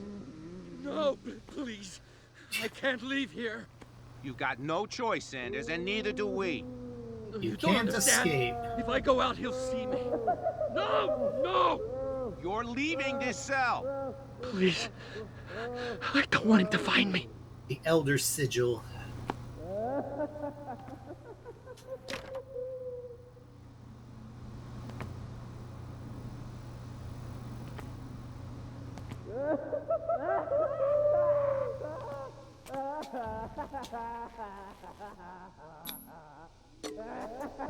Pastime in the asylum.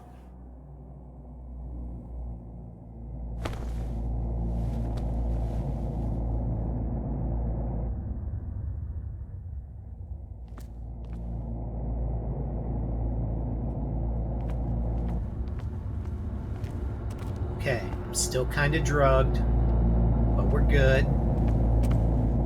We're very good. Feeling good about this. Those drugs are good.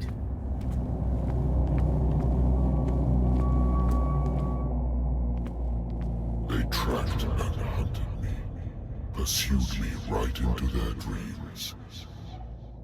You don't they say. scrawled all over their maps in the wake of my lonely wanderings.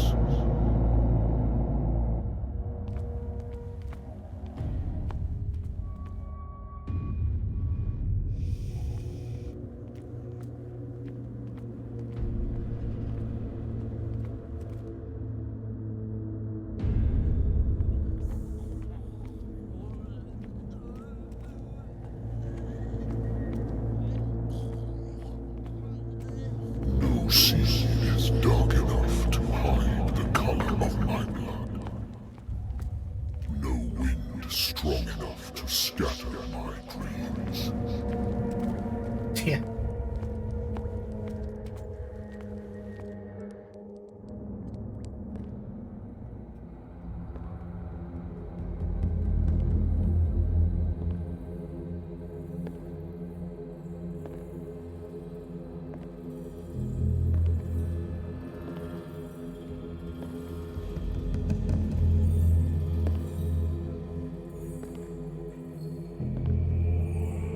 When the last of them rises up, you will choose. I will not be here to bear witness to it, because you will have released me. But the earth will resound to your cries, or theirs. Awake and free me.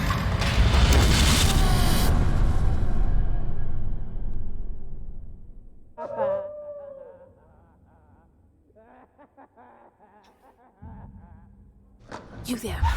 Wake up! Come on, stand up. We don't have much time.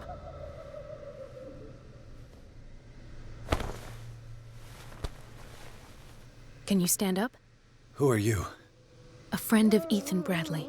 It was he who told me that you had been interned here. Wait. Bradley is really alive? I don't understand. You filled me so full of drugs I can't distinguish dream from reality. Please believe that I have nothing to do with these disgraceful treatments. Look, I don't have time to explain everything. I'm not really supposed to be here. And the same goes for you, according to Ethan.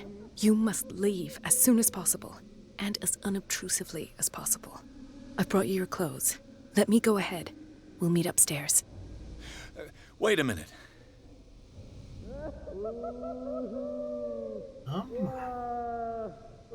What's going on here? What do they do to the patients to make them so terrified? I would really like to know. I only see them when they are brought up for medical treatment, for problems they didn't have before going downstairs. But this is neither the time nor the place to talk about that. We must not stay here. There are 2 men standing guard near the stairs. It's the only way to the floor above. I shall try to distract them, and get at least one to come with me. All you need to do is to follow me as soon as the way is free. Understood.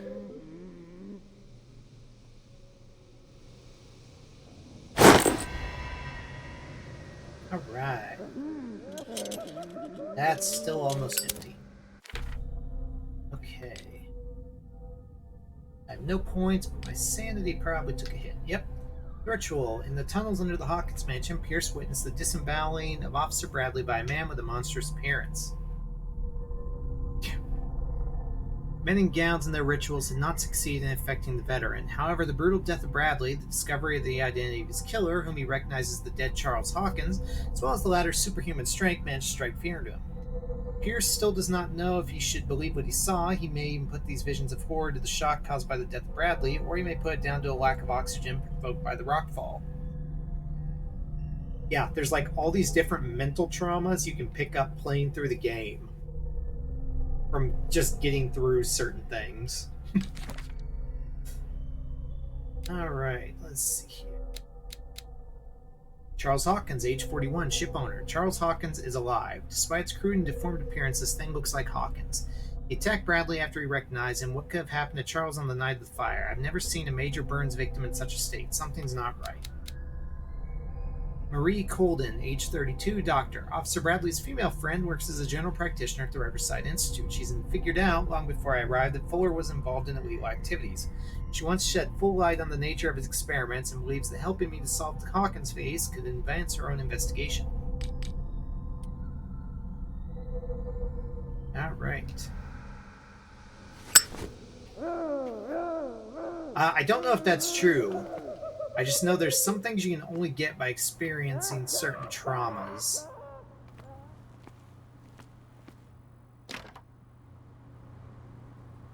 Yeah, let's try and open up all the random doors. There's likely to be good things behind these doors, right? What does this mean? Oh god, I'm blind. That's what it means. Sarah. Sarah? Am I in an asylum? No shit. What did they inject him with?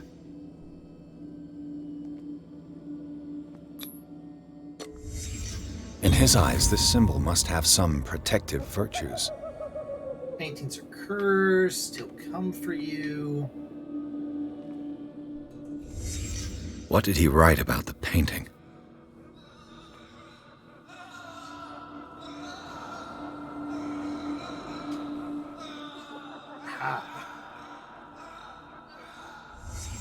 Sarah Hawkins is on this list of authorized visitors.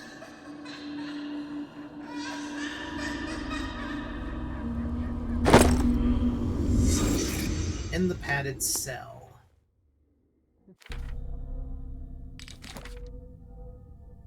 In the cellars of the Riverside Institute, one of the cells of the asylum, the same symbol written in black chalk and repeated over and over on the padded walls does make one think. It represents a 5-point star with, in its center, what could be a twig, a branch, or a feather. Few cryptic phrases accompany the drawings, but they do not seem to have a logical meaning. There's mention of a look, a portal, and a painting. Finally, the patient's file, which fell when the guards tried to take him out, reveals that he received a visit from Sarah Hawkins. I need higher occultism. I must be crazier.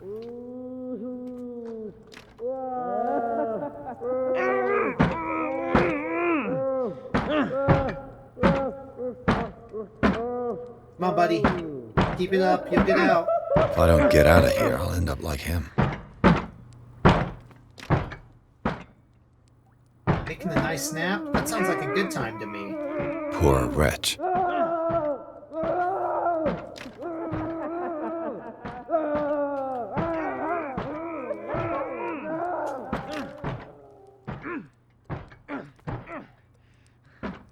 Food looks delicious. Nom nom nom. Dr. Colden, I would like to say that I'm surprised to see you, but we all know that your curiosity will be your ruin. I don't understand. These people need care. You keep them in this terrible place as if... Go back upstairs where your patients are waiting for you to treat them. As for you, gentlemen, do not disappoint me anymore. No one enters or leaves. Yes, Doctor. When enemy suspects your presence, a white marker Damn it. appears. Marker changes to red. I'll have to find a way of getting rid of those two myself.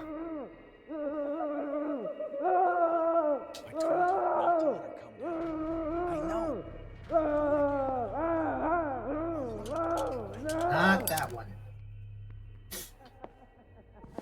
Stop trying to lead with the lantern when we're hiding.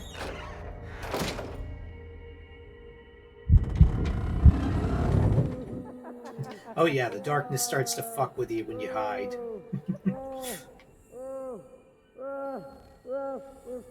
I guess that's a way to develop more mental trauma.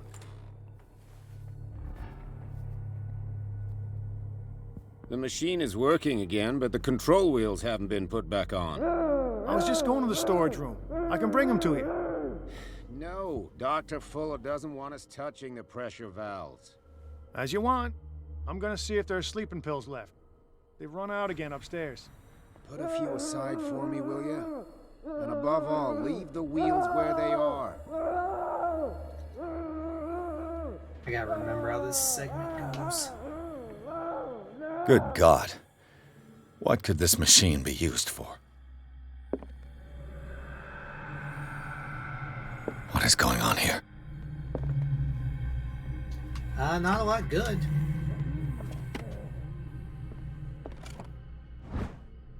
Medical record of Francis Sanders. According to his record, the patient seems suffering from psychosis. He gouged his own eyes out in an attack of delirium. Anything on that? Nope.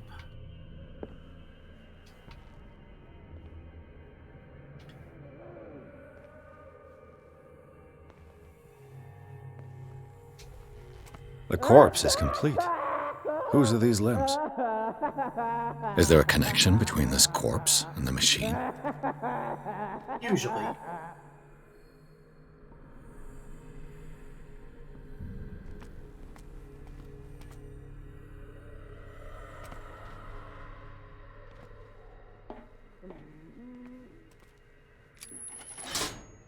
Have I activated anything? It's an ammeter. I didn't expect to see one on this little rock.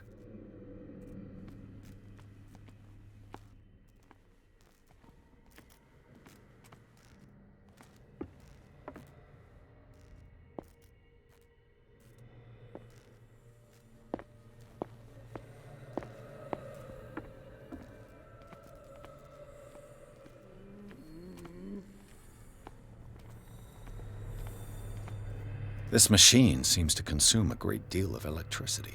What will happen if I increase the current to the limit? I can still increase the load. Worse and worse. Vats of rotten flesh? An elaborate electrical system? like a dumb pulp novel. The liquid connects it to the electric current. What are its properties? All right.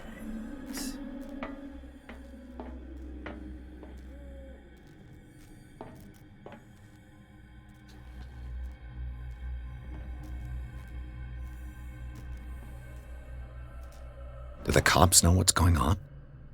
Bloodstained badge belongs to a Darkwater police officer. What was he doing in the cellars of the Riverside Institute?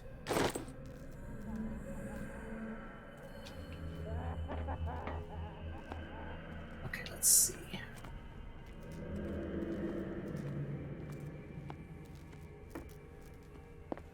Ooh, hello, Night Guard.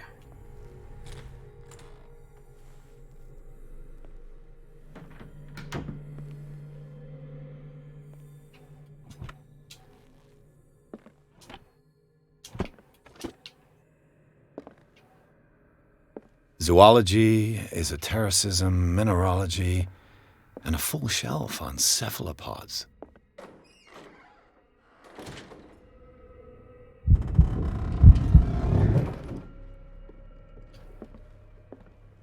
Anatomy, anthropology, nothing surprising. Dementia, self-inflicted wounds. Documented testing the fact that Irene Sanders, wife of Francis Sanders, had her husband interned after he had shown grave signs of madness. The matter of examination and commitment of Francis Sanders to the Honorable Adolph Wardell, County Judge, said County, the underlying petitioner represents and shows to your honor that Irene Sanders, householder of this county, that Francis Sanders is an insane person, and by reason of some hallucinations is suffering from self-harm, insomnia, and repeated violence, and a proper subject for confinement in an insane asylum of the state, Riverside Institute. Wherefore your petitioner prays that you cause said Francis Sanders be brought before you as such place as you may direct, and due inquiry may be as prescribed by law concerning the matter alleged in this petition. Irene Sanders.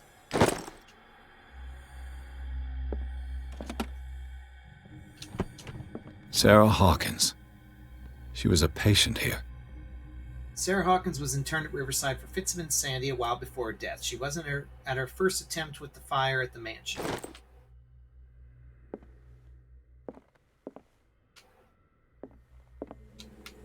Now,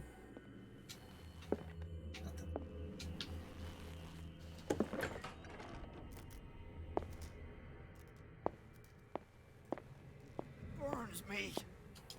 I will not eat it anymore. It's done. Never again. Now for the others. We must not eat it. They must know that it is not good. Ah!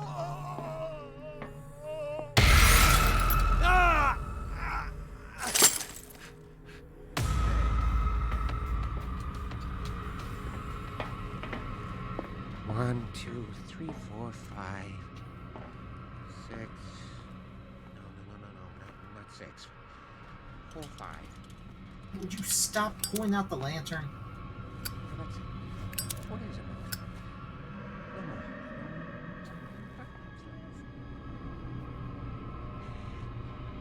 I think I got the right date. My calculations are always right. It's the date. It's the date since the spring. That's the problem. I don't know what this date is. But the calculations, they're right. 4 days, maximum. 5 at the most.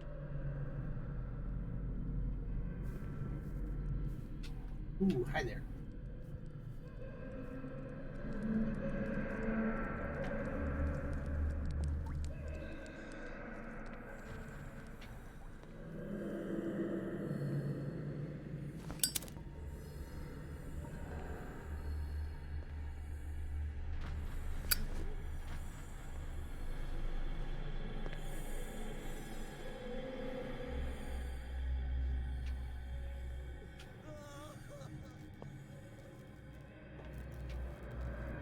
Try and get down to the other side without the guard coming down there.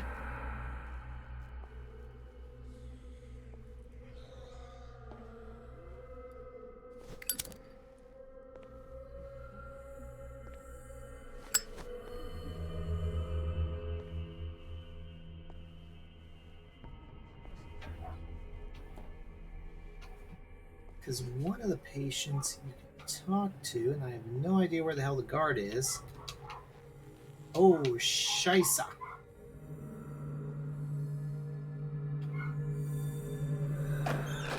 Yeah, let's get in here real quick.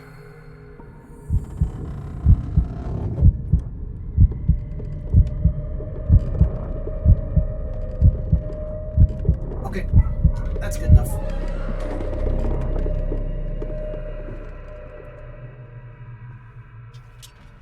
No, would you stop with the lantern?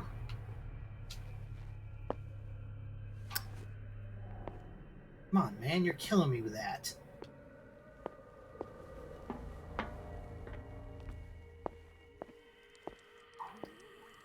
Okay, dude makes his rounds real fucking quick.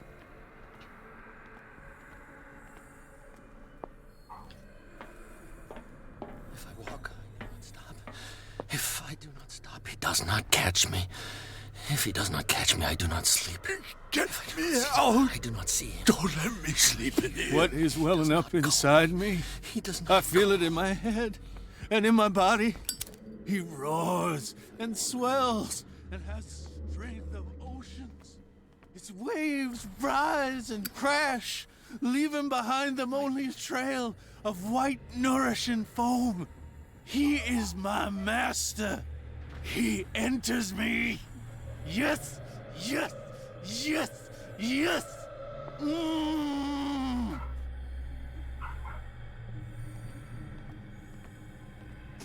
I think everybody's having a great time here.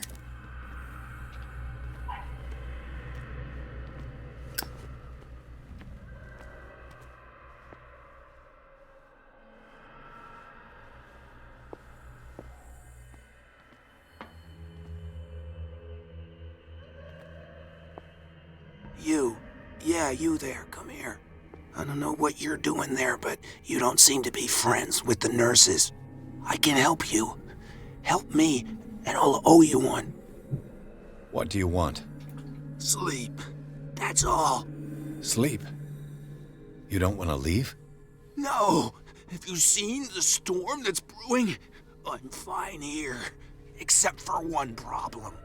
You want sleeping pills, right? Yeah, and in exchange I can make noise. Lots of noise. You'll draw the guards to your cell to allow me to escape. So, you in? Find something to make me sleep, and I'll take care of the guards for you. Is it the noise that disturbs you? No, it's the nightmares. We all have them here. That's what wakes us up. And afterwards, there's no way to get back to sleep. I'll find you some pills. Go look in the storage room. There must be sleeping pills there.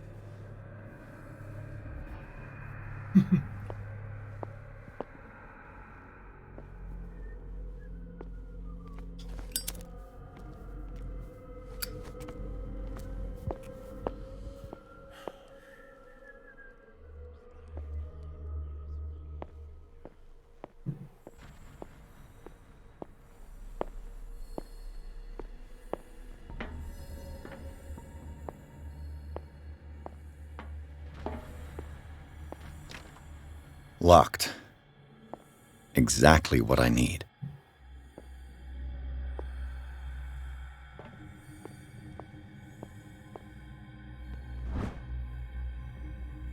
Reverie of Medicine. This heavy tome, first in a series of 3 volumes, is the bedside book of every experienced practitioner. It contains all the recent advances in modern medicine. It's frequently found in the libraries of major medical universities. It's surprising to discover a copy in such an isolated place as Darkwater. Let's see what that got me up to. Got me up to 30 in medicine. Yeah. A control wheel to mount on a plumbing system.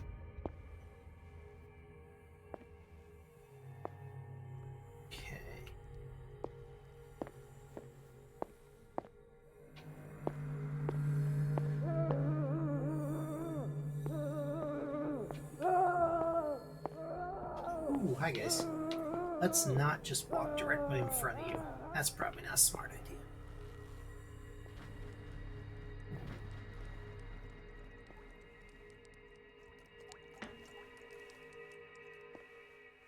What's this door? It's locked. It's locked, that's what it is.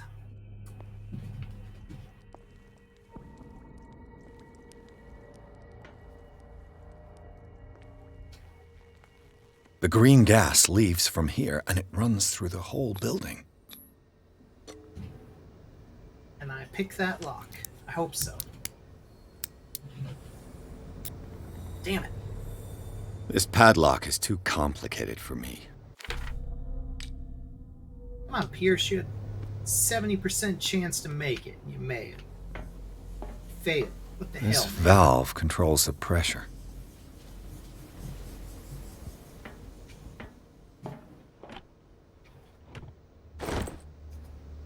Dr. Fuller, I repaired your machine as best I can. However, the piping has been damaged, and I fear the gas is escaping. I cannot do any more in such a short time. All I can do is warn you. If the equipment is under too much pressure, there's a risk of explosion. Z. Allen, mechanic.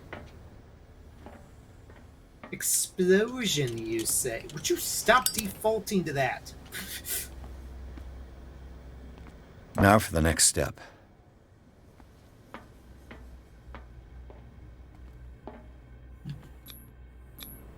The duct.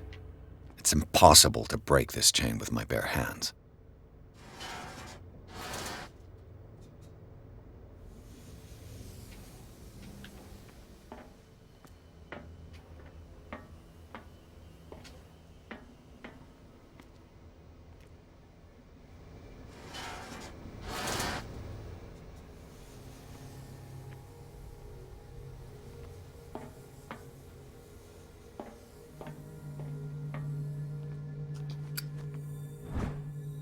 Note to staff, last week's incident caused significant damage to the infrastructure, putting a stop to current experiments. This is unacceptable. From now on, the wheels to operate the gas stopcocks must be kept in the storage room after each use. Moreover, you must keep the register of use up to date. Yeah, stopcocks.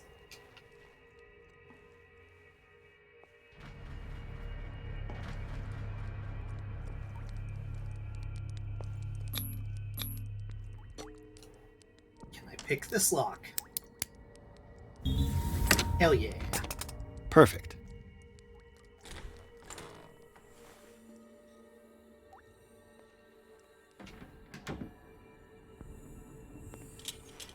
Stop that.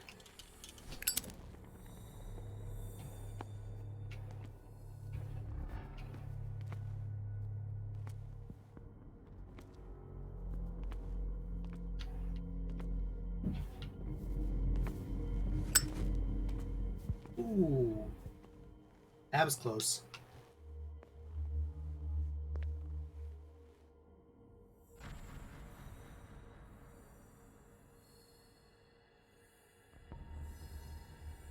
Is he going to circle the room, or is he just going to come back this way?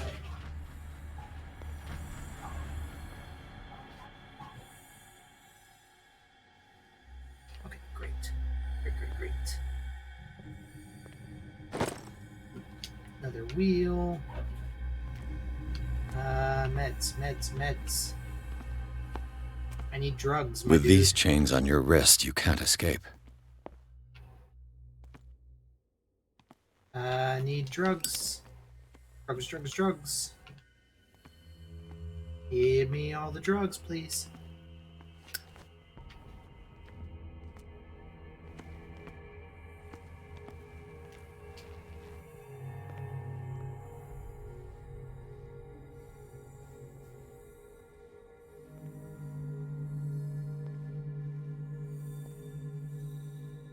Where do they keep their sleeping pills?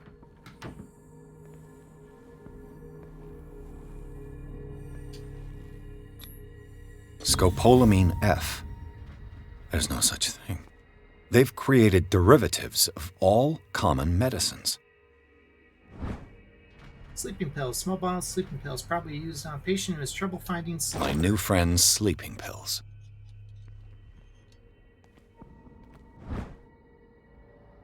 Colossal work of an aristocrat from a long generation of physicians resulted in this encyclopedic work on medicine of past century, more complete than older works. It sometimes mentions and details certain methods from Asia and Africa. We're up to 32%. Oh, Jiminy Christmas, that was close.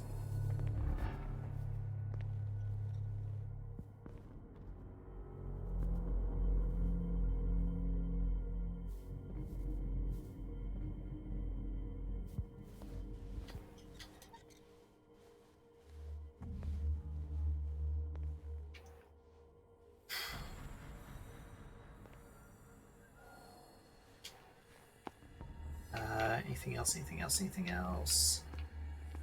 Nope, doesn't look like it. Okay. We're gonna go over here. Ooh, hi there.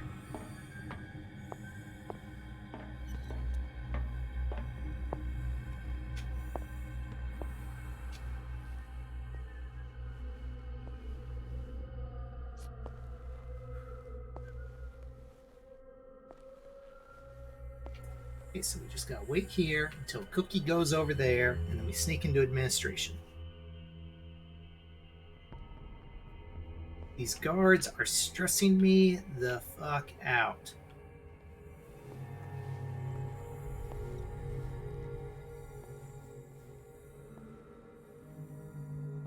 I wish I could close that door right now.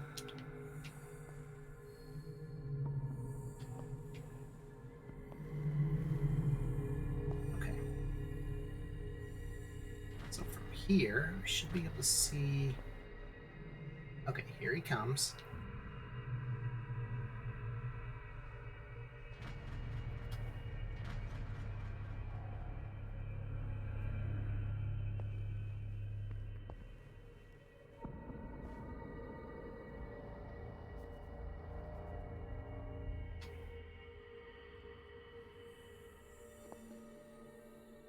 Okay, sweet. Let's grab this key and that key.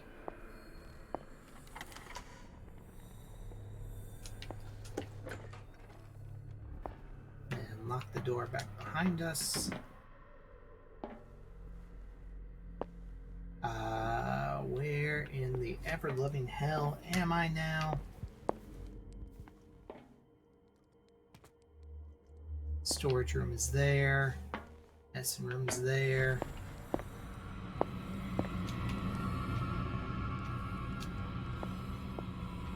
That's the exit.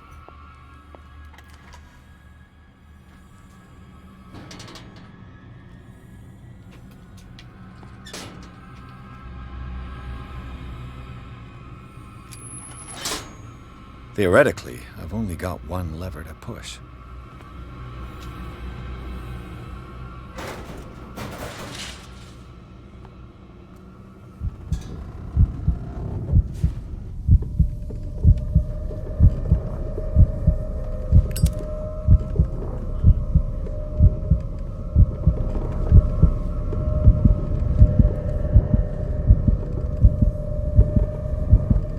I know, buddy. You ain't having a good time of it.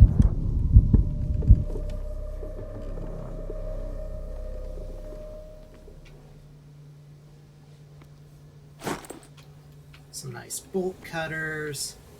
This lever must turn on the gas machine.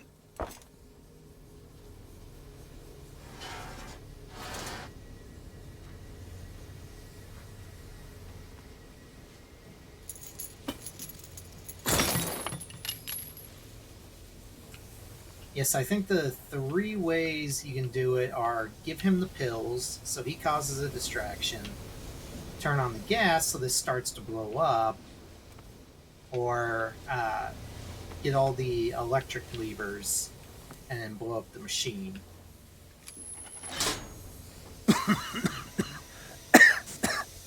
I've got to hide before the guards see me. Who did this? Is somebody here? Hell's teeth. Buller's gonna think we did this. We gotta tell him, though.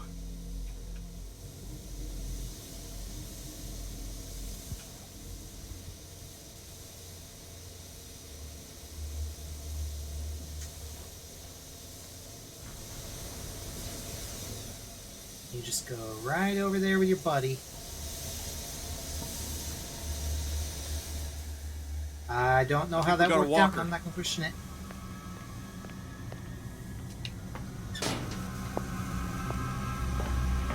Door. Get the fuck out of here right now. Damn.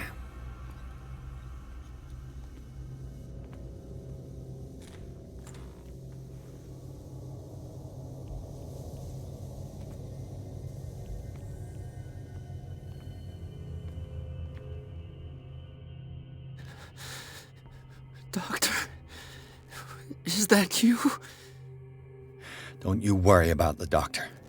Right now, he'll have plenty to keep him busy with his precious machine. It gives us time to get away. I'll undo you. Get away? Get away where? I can't go anywhere.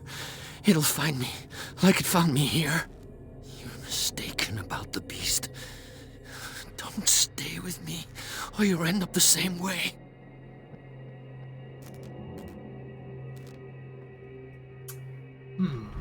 Well, I don't have the medical for it, but I can definitely do the occultism. What is the exact nature of the beast you're running away from? Well, you've got instinct, a sensitivity for the invisible. It puts you in danger. The creature that is pursuing me is not from our world.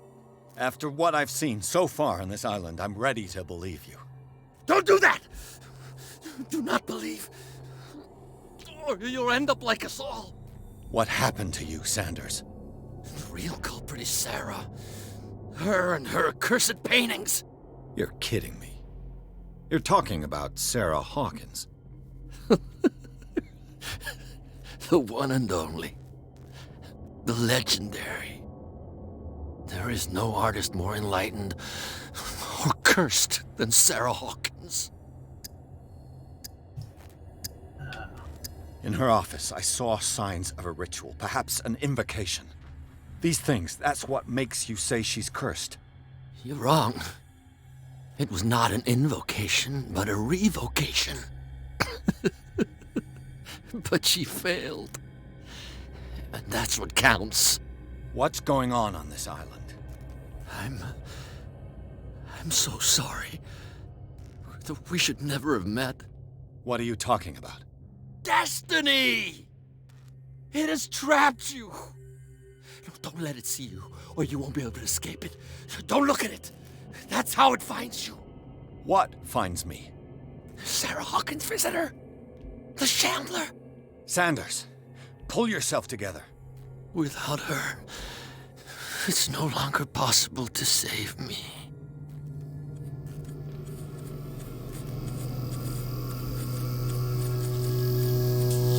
No! Sanders!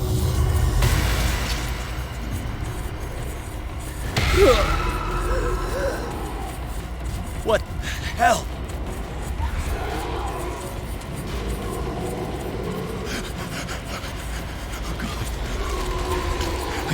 I gotta...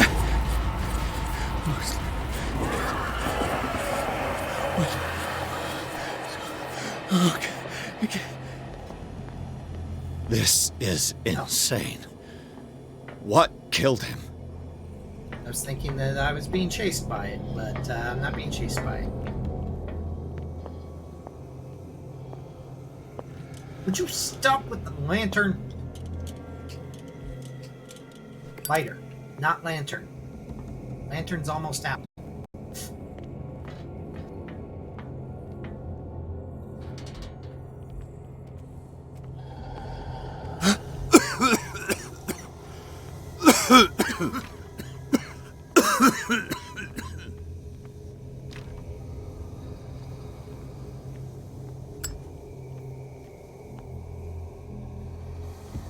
Damn! The gas! Oh, my head. Later. We need to move on. Chapter 6, Hawkins Mansion. Pierce woke up in an asylum installed in the cellars of the Riverside Institute. He met Dr. Colden, a female friend of Bradley, who helped him to escape. Wandering through the corridors of this place where Dr. Fuller reigned supreme, Pierce was able to talk to a man called Francis Sanders. Before dying in full view of the detective, he accused Sarah Hawkins of being the cause of his torments. Pierce finally left the accursed building, accompanied by Bradley and Colden. Companions of misfortune decided to use the Hawkins Mansion as a hideout.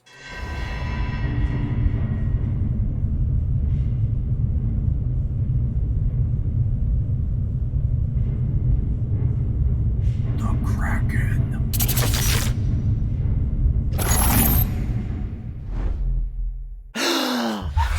Who goes there? I got a character point. A nightmare again. I need a drink.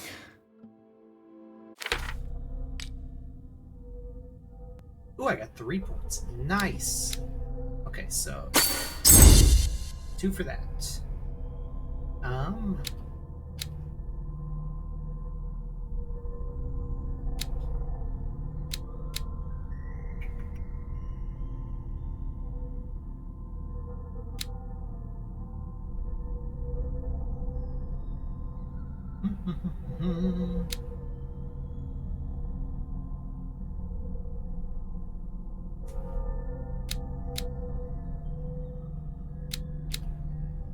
Let's try to get psychology at least up to 3.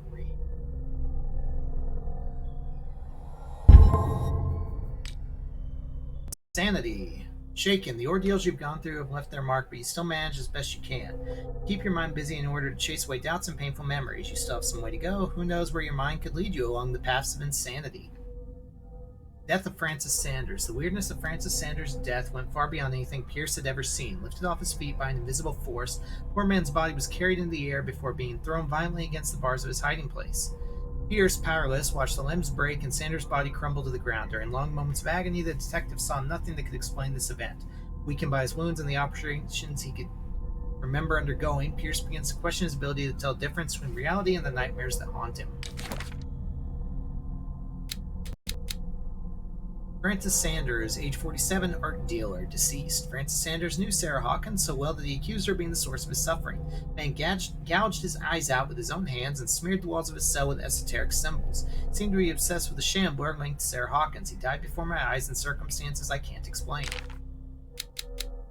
Cellars of the Riverside Institute. Strictly speaking, I didn't spend much time in the hospital. When I woke up, I was immediately transferred into the cellars of the Institute, sort of clandestine asylum, where Dr. Fuller carried out his experiments on patients. Without being troubled, unknown machines sit beside anatomical drawings that are disturbing to say the least. I just managed to escape from this place. I might not have as much luck another time.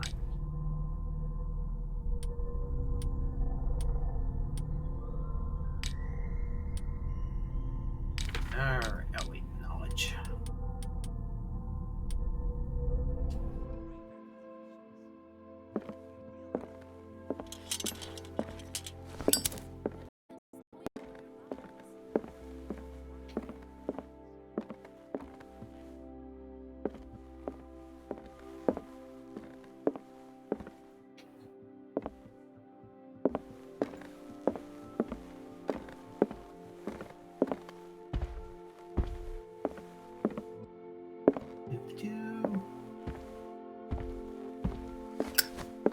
No.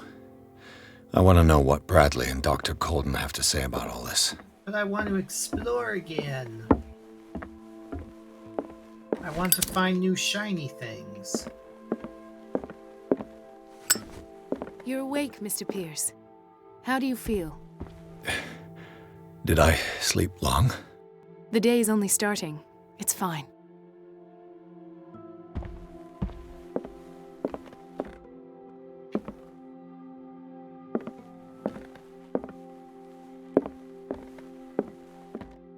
You can take some whiskey. Or you don't.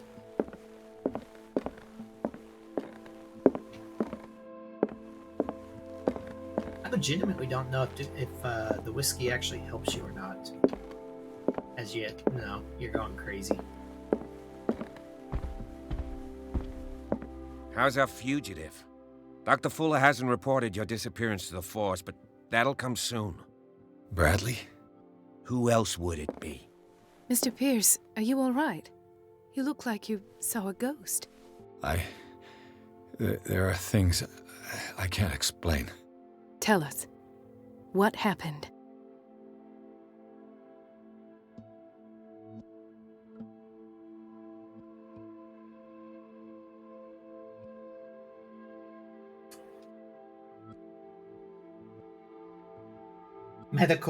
Medicine professional, you should be dead. I found a Darkwater PD badge. Lost a colleague recently? What the? Bradley. Ethan? I'm all right. I just had a... It's gone. You're sure? If it's important, it'll come back. But I can't explain why Dr. Fuller would have that badge. The man's a danger, believe me. What can we do, Pierce? What I'm sure of now is that the Hawkins case isn't just an accident. And what brings you to that conclusion? The fact that Charles Hawkins survived the fire. I don't understand. Mr. Hawkins was buried. That's what he would have you believe. I have a hard time believing you. You were there, Bradley. You even opened fire on him. I'd remember that. Why would he fake his own death? Do you think he covered up his wife's murder? That's possible. Seems hard to swallow. Don't you have anything more concrete, Pierce?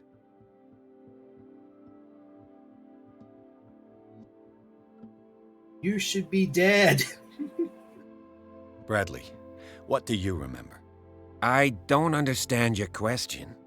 The night we went into the Hawkins Mansion. You don't seem to remember the tunnels and what occurred there. No memory of going down any tunnel. No, we were in the manor, then, Then what? The rest is quite blurry. I don't recall how I came back home. And then? I went to visit you at the hospital, and called on Marie's help to get you released. And you don't remember the events of the tunnel? I don't. Let's talk about something else. This is gonna fail. I've got like a 25 in psychology. I heard you talking earlier. Why am I not surprised? I get the impression you two don't get along. Intrusive and not very clever. Anyway, let's get back to the business at hand.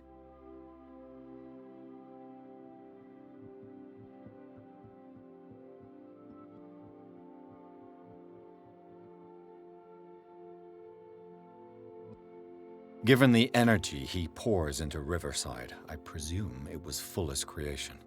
His father's, to be correct. He was a surgeon on board the Scylla. He founded the hospital in 1904 with funds from the Hawkins family before he died and his son Thomas Fuller took over. Two families inextricably linked. Most island families are that way. Captain Fitzroy's father was also a seaman aboard the Scylla. Powerful families dominating everything. Yes, and as you could tell, Dr. Fuller is like some crazed emperor. He wouldn't be happy if he knew we were snooping around. I know the risks. I don't fear him. Do you wish to know anything else?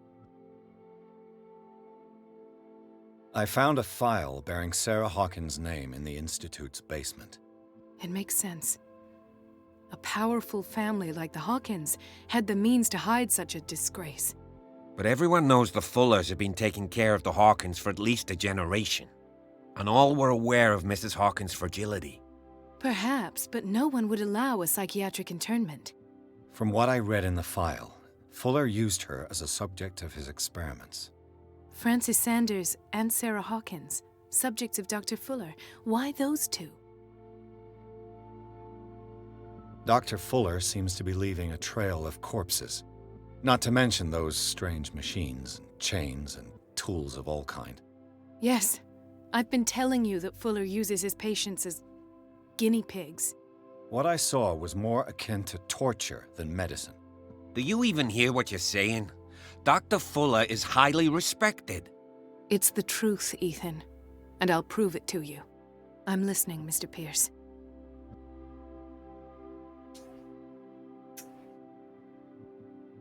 I saw people in hoods. They had stolen Mrs. Hawkins' paintings. Who are you talking about? Why would they do such a thing? I don't know, but they were a threat. They've taken over the caves under the mansion. They were performing some kind of ritual. One of the entryways was under Charles Hawkins' office. We suspect Mr. Hawkins of being involved. My patients believe the old islanders used to worship primitive sea gods. Could they be the focus of the cult? Am I hearing this right? So you think me gullible? No, not at all. What else did you uncover, Mr. Pierce? I have flashbacks. They haunt me. What did they do to you? There was What didn't they do to me? Dr. Fuller. And a nurse. Blood. Everywhere. My legs. The pain. I couldn't bear it. I was screaming. They injected me with something. I woke up at the Institute. Bradley was there. And how you scared us. You seemed... demented. You likely woke up during the anesthesia. No wonder those memories haunt you. What in God's name were they doing to you? What happened afterwards? When I woke up the second time, I was in a padded cell. That's where you found me, Doctor. After you released me, I got a good look at what's in store for the patients of the Riverside Institute. Hallucinogenic gas pumped into the cells. An infernal machine. Horrific medical experiments. Impossible. Dr. Fuller would never do such a thing. You should believe it, Ethan. What Mr. Pierce saw is precisely what I've been trying to prove. Did you discover anything else? I met a Francis Sanders. Do you know him? Of course, he's a patient. Or was. I haven't seen him since Dr. Fuller had him transferred to the basement. He knew Sarah Hawkins, and that's what killed him. What? How did he die? I'm not sure I can explain it. He got picked Tell up me by how something Mr. I can't Sanders see, died. and it beat the hell out of him. I didn't see what, but something was there with us. Of what do you speak? Sanders said it was Sarah Hawkins' visitor. He spoke of it like a living being. Sarah Hawkins? Have I missed something here? This makes no sense. I don't see how it can help crack the Hawkins case. You really think she's involved? How could she have murdered Mr. Sanders? Francis Sanders mentioned Mrs. Hawkins just before dying. It's no coincidence. You know, Francis Sanders was a well-known art collector. I guess you can still pay a visit to his wife, Irene Sanders. An art collector, you say? That's probably how they met. If you plan on having dinner at the Sanders household, please spare the widow the tale of her late husband's suffering. I don't agree. She deserves the truth. But that truth may be biased. We don't know the bottom of it. I mean, that's valid. She does deserve the truth, but I was also high on all sorts of drugs and I'm going completely crazy right now, so probably shouldn't say what I found yet. You're right. Without a plausible explanation for what I saw, let's not jump to conclusions. That seems wise indeed. Very This well. will affect your destiny. I'll go to see Francis's widow. Perhaps I'll find a link between her husband's death and Sarah Hawkins. Don't end up in the hospital this time. I'll do my best.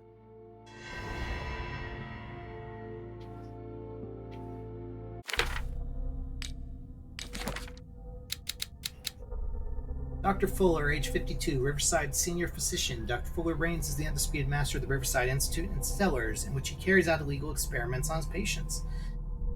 I don't know what he's done to me, but I shouldn't be back on my feet so soon after my fall when the tunnels under the Hawkins Mansion caved in. This man is dangerous, and I'd swear he knows more all about all this business than he's willing to tell. Let us go now and learn the truth about what's happening on this island. The other night's events are still confused in my head. Okay, let's see. Is this going to... Okay, that's forcing you to leave. It's going up here. Let me go to the rest of the house. Probably not. Yeah, let's leave either way. Pierce, Colden, and Bradley decide to team up to solve the Sarah Hawkins case. They have a new trail to follow. Francis Sanders, an art collector and friend of the painter who died right in front of Pierce. The detective goes to his house in order to speak to his widow about the shambler that the unfortunate man mentioned before he died. Oh, this part's a bitch and a half. I remember this. What can I do for you, sir? Mrs. Sanders, I'm a private detective. We must talk about your husband and his ties to Sarah Hawkins. Can I come in? You may. However, before we go any further, please know that my husband died yesterday. That is precisely what brings me here. Well, well, look who's here.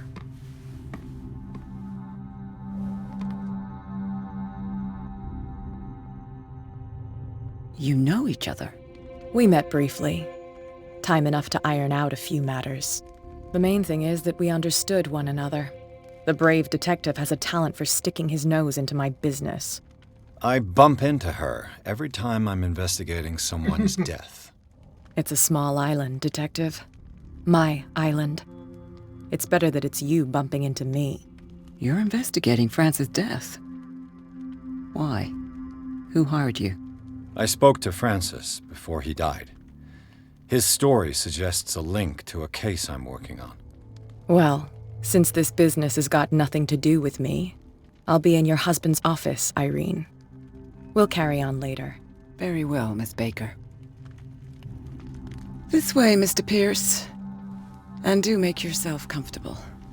It would seem that you have much to tell me.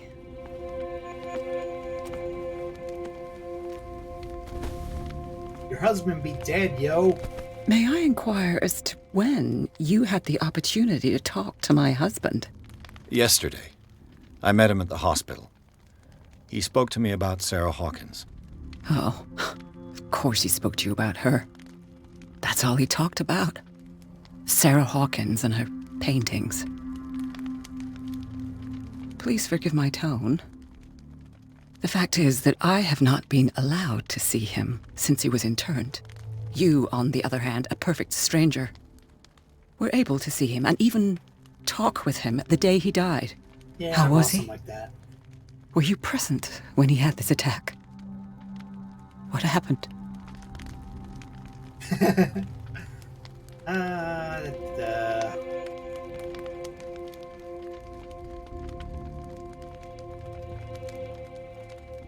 You must not feel guilty. Sorry, I haven't put enough points into psychology for that one.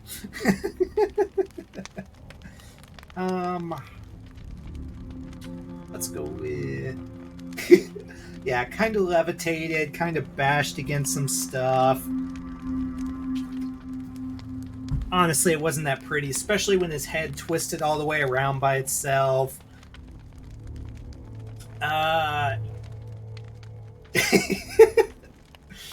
Yeah, I wasn't there when it happened. You know what? Let's talk about the fact that you're taking it pretty well. I expected to find you more grief-stricken than this by the death of your husband.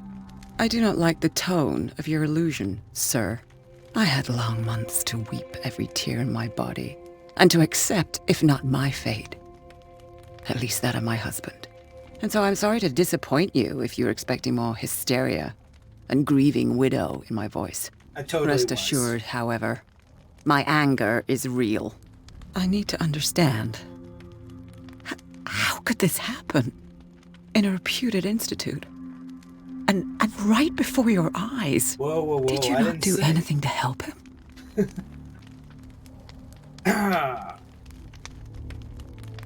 Oh, wait.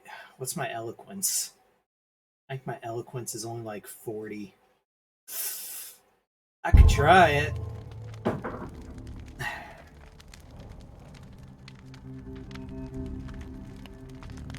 Okay, let's go for it. It's terrible what happened to your husband, but I had nothing to do with it.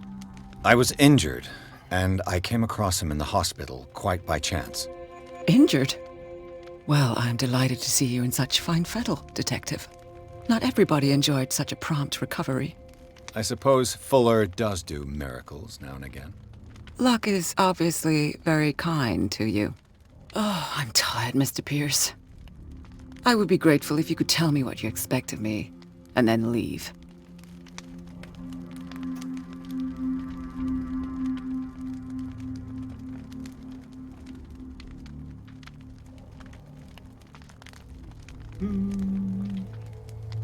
May I ask you what Miss Baker is doing here?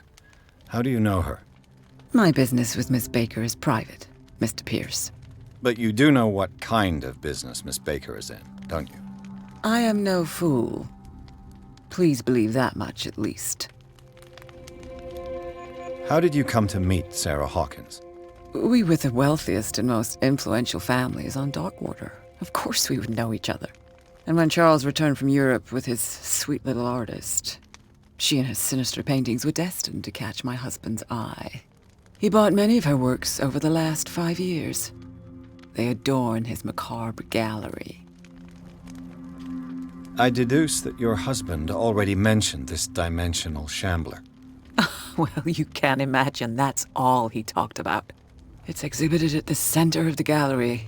No better place for the painting that endowed him with the privilege of such a shameful and miserable end to his life. Hold on. The shambler is a painting by Sarah Hawkins. Who else to paint such horrors? Take a look for yourself, if you feel so inclined. It is my only lead at this stage. I suppose I have nothing to lose. Then you have paid no heed. For my part, I refuse to set foot in that gallery again. But if you're so eager to see it... Thank you, Mrs. Sanders. I won't be long.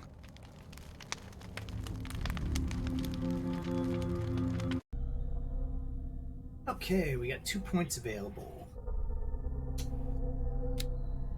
And that probably would have helped a bit with that, but, you know. Okay,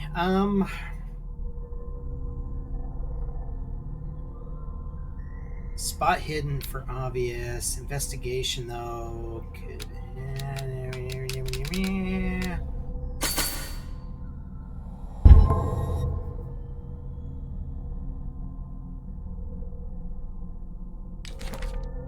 Okay, Darkwater. Irene Sanders, age 41, occupation none. It's clear she holds Sarah Hawkins responsible for the death of her husband. Well, she's not wrong.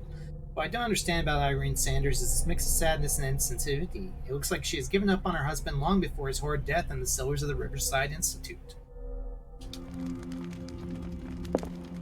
Did she really care for him after all?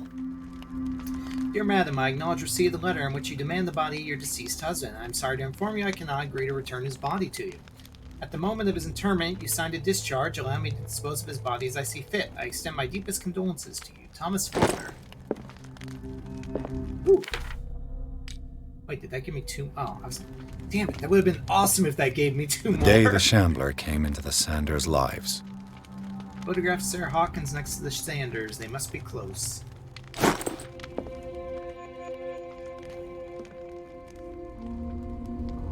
Oh god, I'm blind!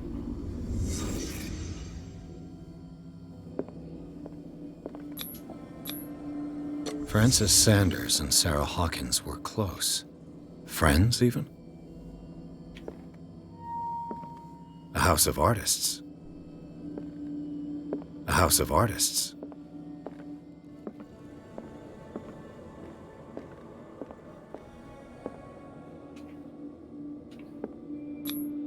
Sanders' accession register. He wrote beside the shambler, "Finally." What did Sarah Hawkins fear so much that she didn't want to sell the painting?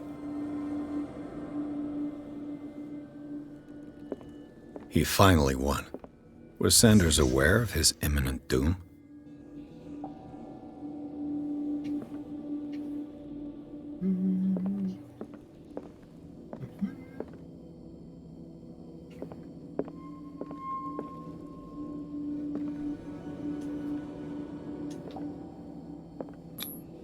Was she jealous of Sarah Hawkins?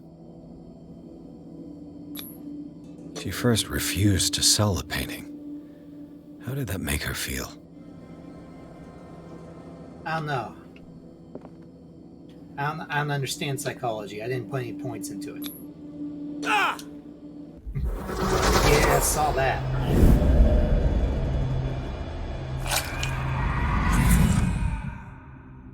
The Shambler. I need to see it.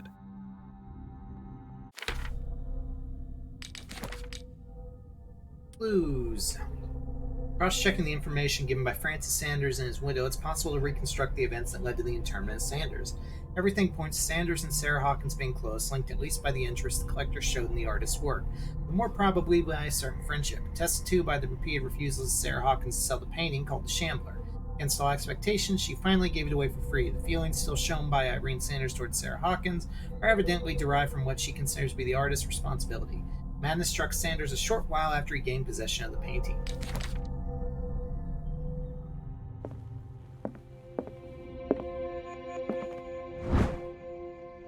The second volume in the series covers everything from gas gangrene to trench nephritis. In addition to a precise and detailed study, the book presents some avant-garde theories. The incredible complexity of this book reserves it for medical experts.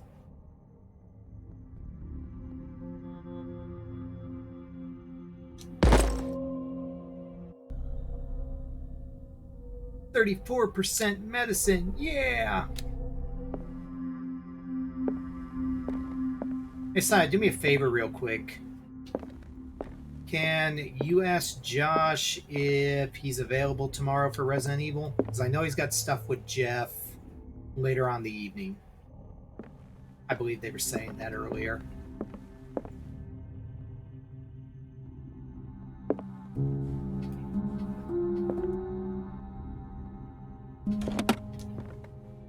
Oh.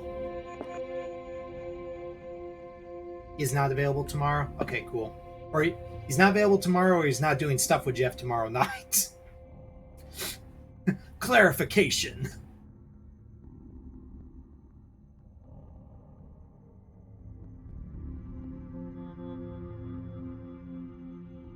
Unavailable. My bad. Cool. No, that's fine. That's fine. It's just I need to know if it was going to be Resident Evil or whatever the hell I'm going to play tomorrow. It's fine.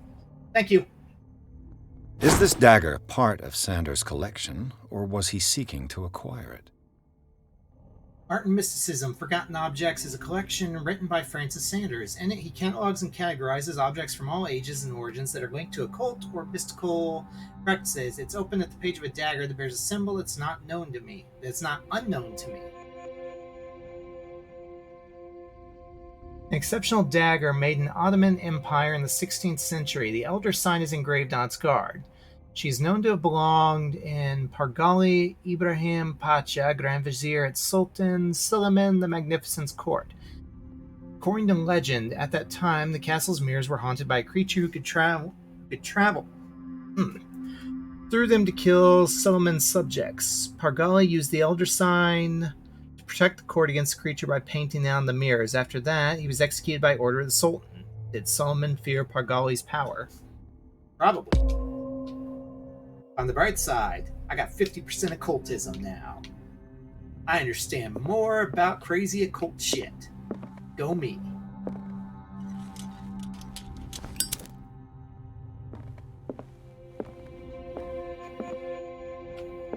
That is a creepy as hell painting. I totally dig it.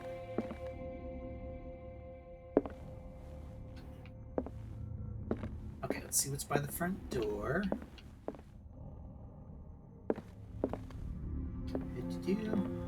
I want to leave without seeing the cursed painting. I don't want to see it.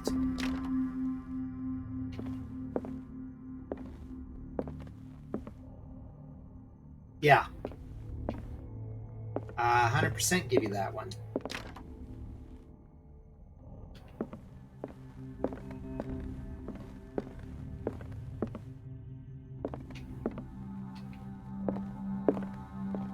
Let's see what this cylinder has to say once it's inserted in a phonograph.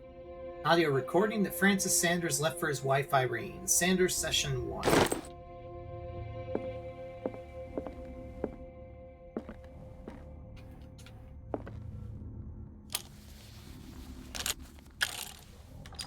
Irene, I made a mistake.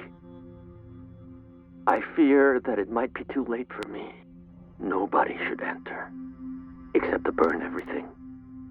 I never had the courage. Pay somebody to do it. He's inside my head. I see him behind my eyelids each time I shut my eyes.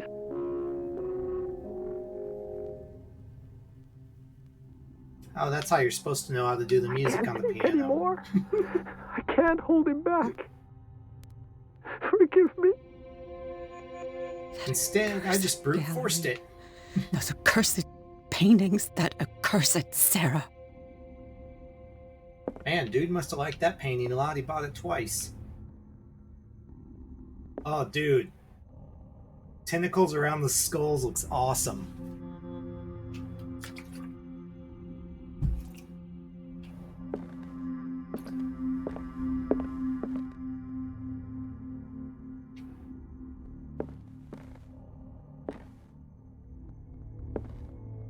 Oh, yeah.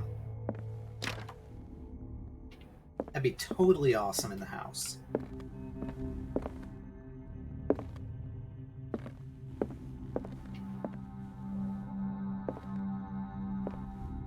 Well, hey there, cat. What's this? Dissertation on anatomical questions. The work of a student in book form. Although the observations are relevant, they lack the expertise of an experienced physician. However, the questions asked allow us to imagine new ways of exploring human anatomy. 36%. I'm practically a doctor. I could use one of those. Found these sleeping pills in the Sanders house. Were they prescribed to Francis or to Irene? A strange Amerindian pendant. An ancient amulet, probably Amerindian. I wonder what its purpose could be. 55% occultism. An old diary. Diary of the Pastor's Wife, Volume 3. This volume spends some time on Reverend Wickwood's community. His wife expresses her worries about the strange dreams that the Reverend's congregation are having since their arrival on the island. Some members of the community, her husband included, began to speak of their vision as a messenger sent by God. She's scared that they will suffer the same fate as the lost tribe. That bump it up some more? Please tell me it did. Damn. I was really hoping that bumped it up more.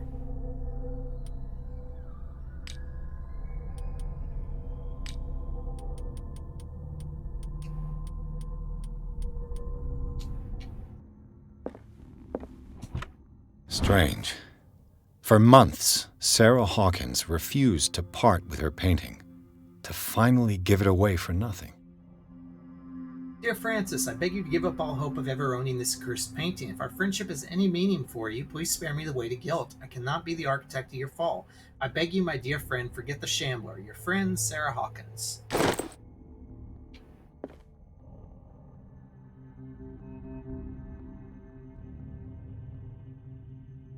New England, Massachusetts. Oh, almost missed you. The Whale and the Cod, A Brief History of Darkwater Island by Erwin Greenmouth. Let's focus on the past glory of the island.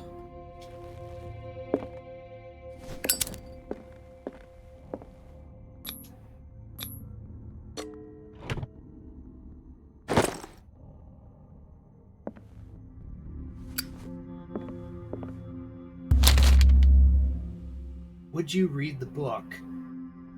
Oh! Mali? Ooh, Bestiarium. Oh, hell yeah, I'm gonna read this book. It's kind of an encyclopedia of monstrous and unknown creatures. I'm beginning to believe that they exist. Oh, what is that? That's... I think those are Hounds of Tendalos. This will affect your destiny. Damn right it will.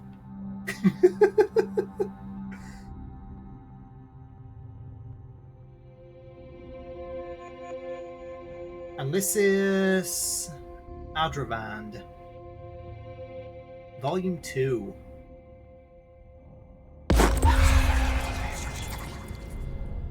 %. That should have been worth more than 5%, I'm pretty sure. Definitely gave me a sanity bump. Malleus Bestiarum. Pierce read an ancient treatise, the Malleus Bestiarum. This bestiary makes an inventory of numerous creatures from the occult world of parallel dimensions. Nah, I was at 55. Very nature of its knowledge makes it an unholy book. By reading it, Pierce lost some of his sanity.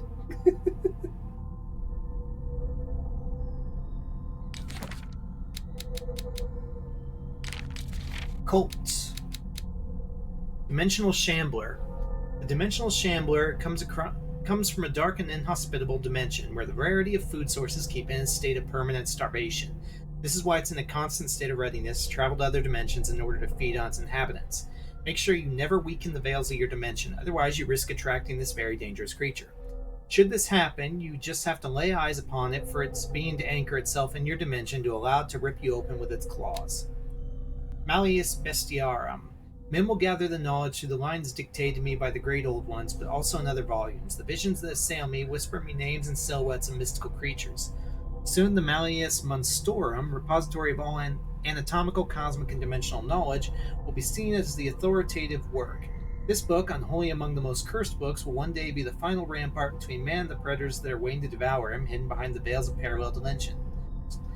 Extract taken from the Malleus Bestiarum by Abigail G. Clues. Inventory. Key of the Sanders Gallery. He must have possessed quite a collection for him to have his own gallery. That is true. I still say that should have been worth more than 5%. That's twice you've stepped on my toes, Detective. Try not to make a habit of it. I've got a lot of bad habits. Some can be more fatal than others. What have you come looking for in this gallery?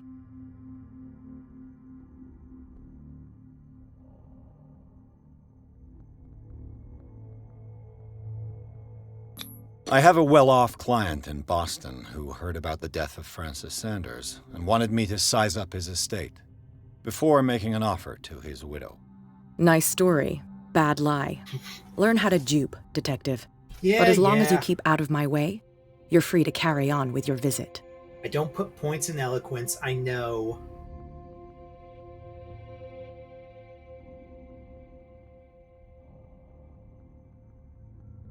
I found this drawing of a dagger. Did you come across anything like it in your reading? Perhaps. I saw several daggers in the ledgers. I could always check. What I didn't find, however, was the slightest reason why I should help you, Detective. I don't need your services. I can manage all on my own, thanks. Do it then. Bitch.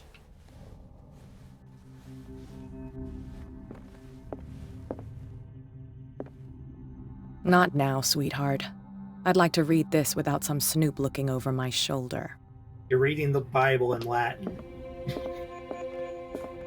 Don't act like you're that much better than me right now. I'm gonna see if this key opens up any other doors other than the art gallery. So there's 2 rooms locked over there.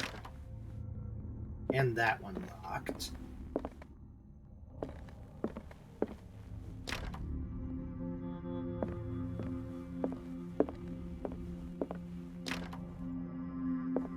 As if I recall, you kind of get locked in when you go into the art gallery.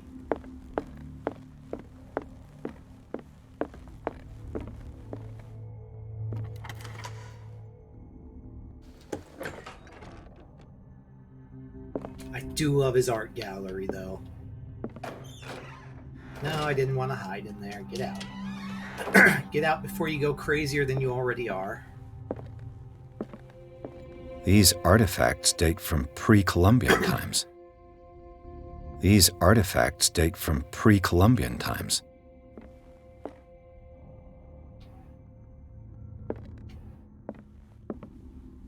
Oh, dude, it's the Nyarlathotep Sphinxes.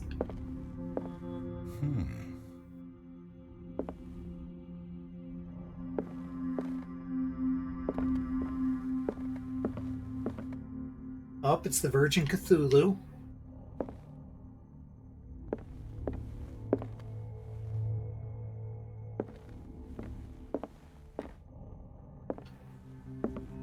The public entrance to the gallery.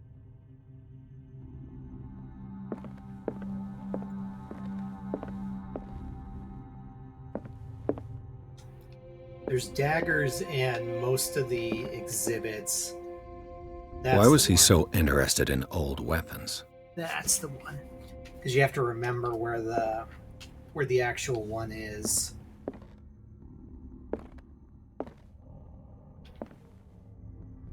That looks kind of angy.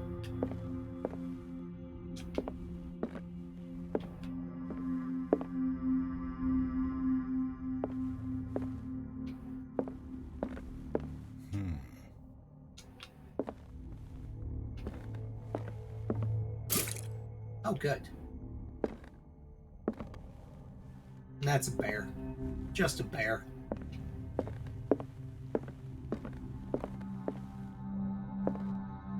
Ah, Cthulhu lion.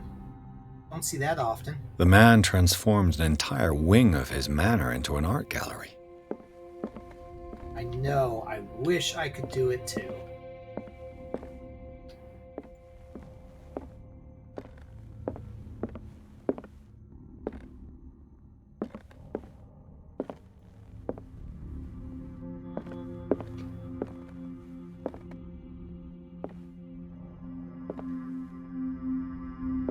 That baby is killing that goose.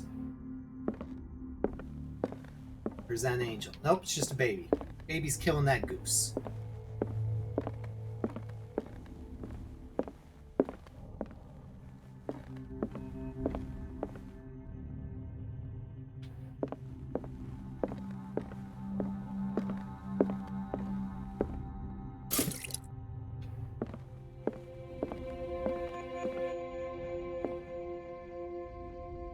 All right. If I'm remembering correctly, it's time for the main event.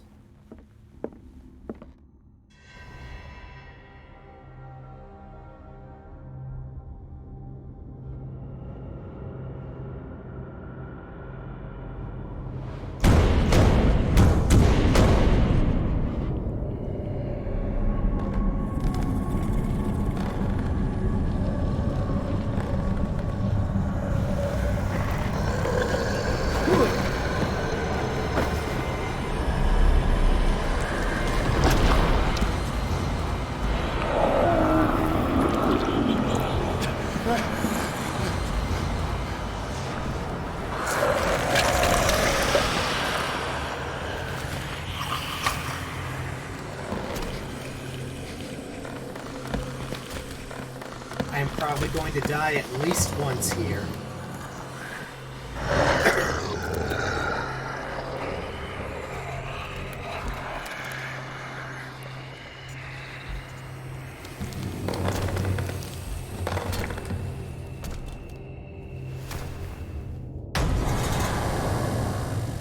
Oh hey, 2 character points. Awesome. Let's just get that bumped up so we're nearly maxed out there. What the hell was that? That is the Dimensional Shambler.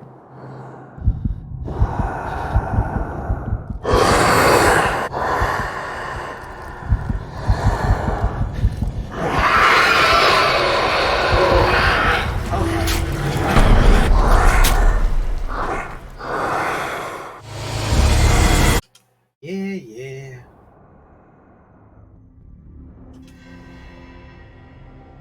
Like I said, it was going to happen at least once. And probably more, because I remember dying to this a lot the first time I played it.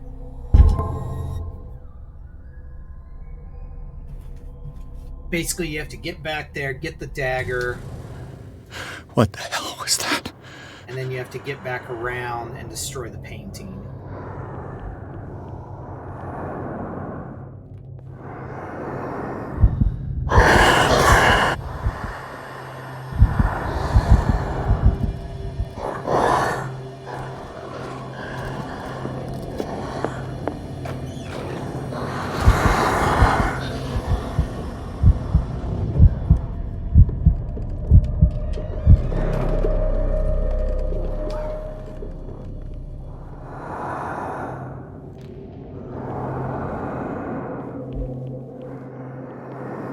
I call bullshit on it being able to find me because it's blind.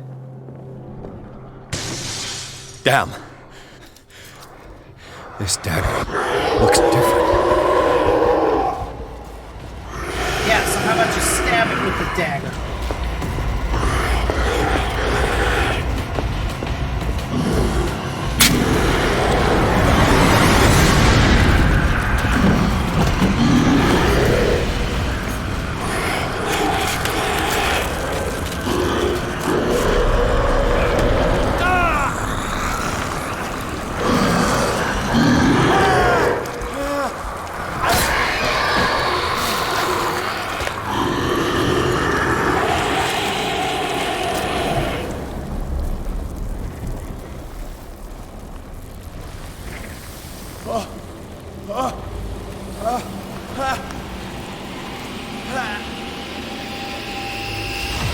What's the matter with you?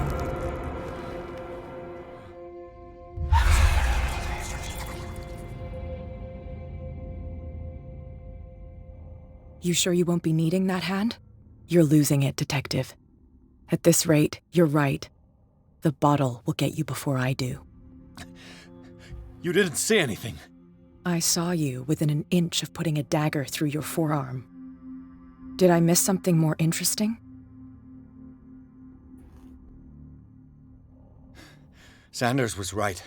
This painting is cursed. What are you talking about? I was attacked by a creature. I pushed it back, I think. I think so too.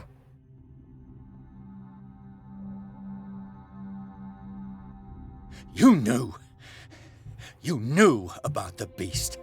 What are you talking about? Think yourself lucky that I saved your hand, even if it was to save my goods. You mean me? Don't flatter yourself, sweetheart. I'm talking about the contents of this gallery. And by the way, where do you think you're going with that dagger? It saved my life. It's an extraordinary dagger. You should talk to Algernon Drake. He's an antique dealer here on Darkwater. He'll tell you all about it. From what I saw in the ledgers, it was him who sold it to Sanders. It's not your style to give me free information like that. Take it as payment for being my canary. A simple trade-off. Now go see your antique seller. I've still got things to settle with Irene.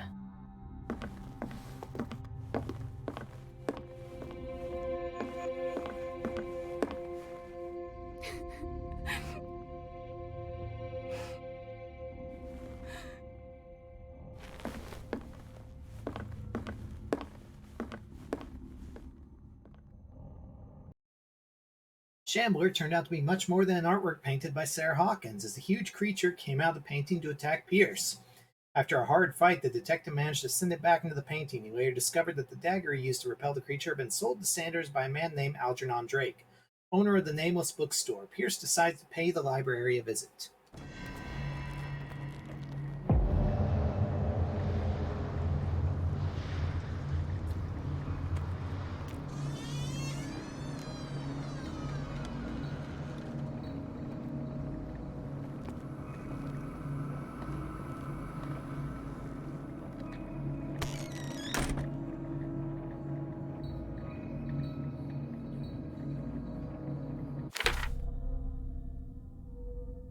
At the Sanders house, still shaken by my encounter with the Shambler. Thanks to Kat's indications, I ended up at the nameless bookstore, haunt for devotees of esotericism.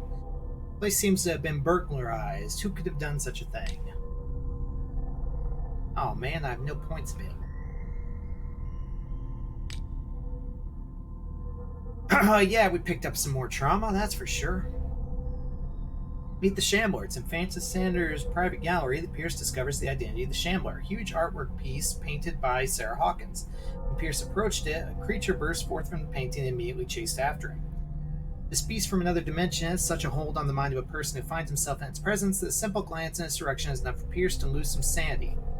Pierce finally managed to send the Shambler back into the painting using a dagger engraved with a strange symbol, but this encounter has left its mark on the psyche of the investigator. Still under the influence of the creature, he almost stabbed his own hand.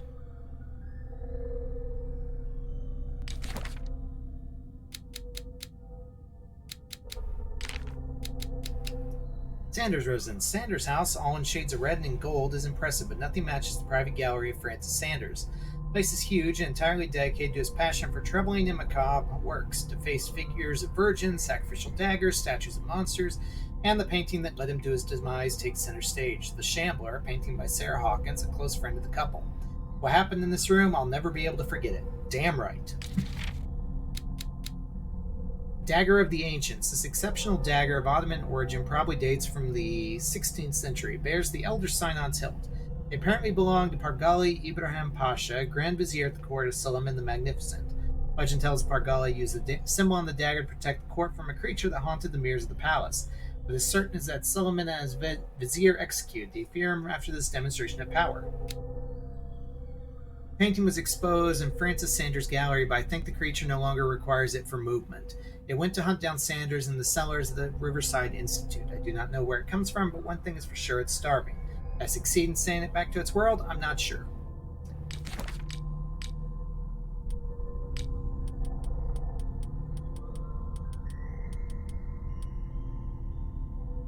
Where's the bookseller?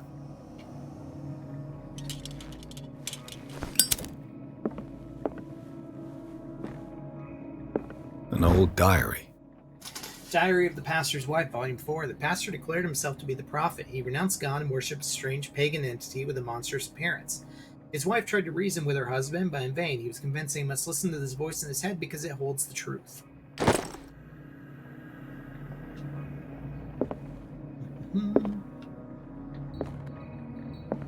Find me some knowledge that man's not supposed to know, so that I can get crazier and know more shit.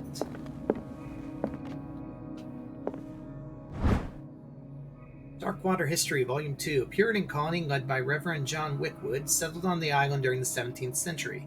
They named the island Darkwater because of the dark shades of the sea. They believed it was because of the peculiar color of the rocks surrounding the island. They erected the first buildings, among which were the Hawkins Mansion, the church, and the cemetery. Rare documents and handwritten notes they left spoke of nightmares and deviant behaviors. They disappeared at the beginning of the 18th century. Oh, come on. How's that still not making me any crazier? I need more occult knowledge. Theology and mythology. The Book of Zion is the foundational work behind Helena Blavatsky's Theosophical movement.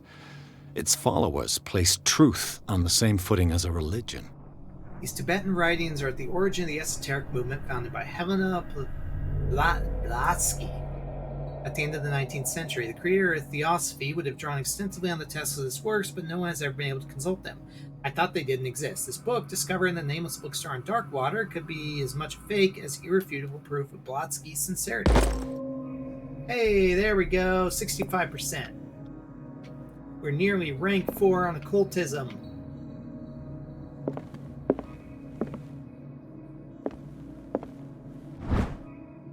Handbook on Anatomy and Dissection is precise and illustrated with as much detail as the first volume. This book focuses on healing surgery specific to malformations and motor disorders. Yay, nearly 40%. We're nearly up to level 3 on medicine.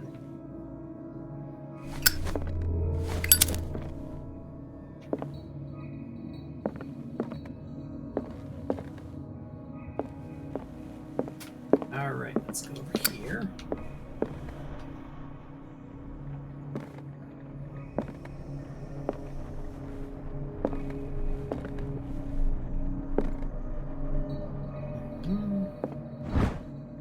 Darkwater History, Volume 4. In the 19th century, as the American whaling industry reached its peak in the rest of the world, whales gradually disappeared from the waters surrounding Darkwater. This phenomenon appears even more mysterious because up till then, the region was a favored refuge for cetaceans. In 1847, after months of pursuit, Scylla returns to port with a gigantic creature on board. Its crew asserts the sea monster had eaten all the disappeared whales. After a night of ferocious combat, the survivors managed to drag the beast onto the whaling ship.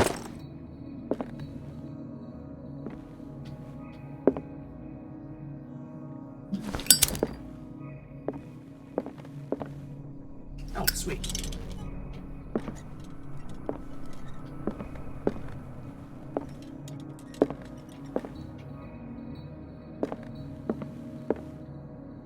Linguistics.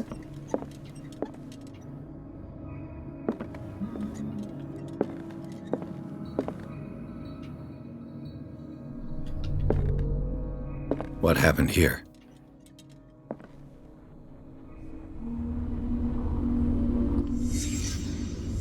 Let's start over.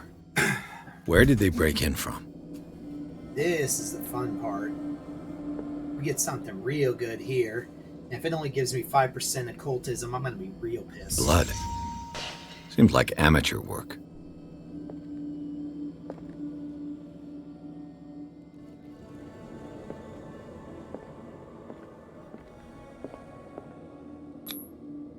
Someone tall left this footprint.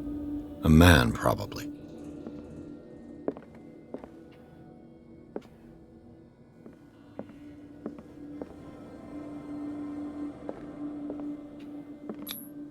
No sign of struggle.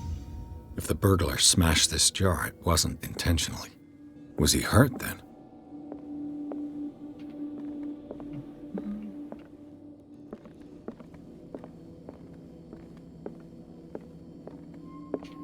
Actually, wait, is there anything in this room? Nope, that room's blocked out. Yeah.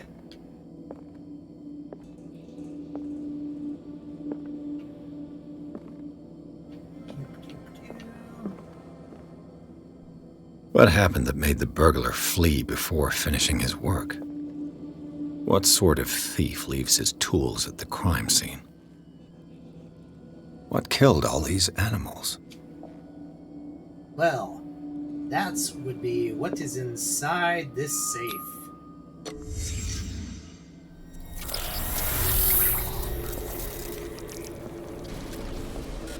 What the? Charles Hawkins? Yeah, you're not getting past the Elder Sigil, my guy. Looks like the symbol rejected Hawkins. What sort of power did Sarah Hawkins' painting possess? Ooh, there it is. Oh, it's the good boy. It's the big one. Oh, yeah. Sarah Hawkins helped hide something in this safe. Oh, it's the big one.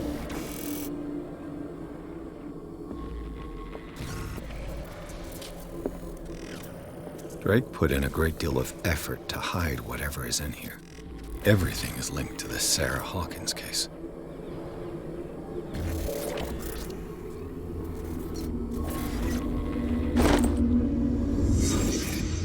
The burglary.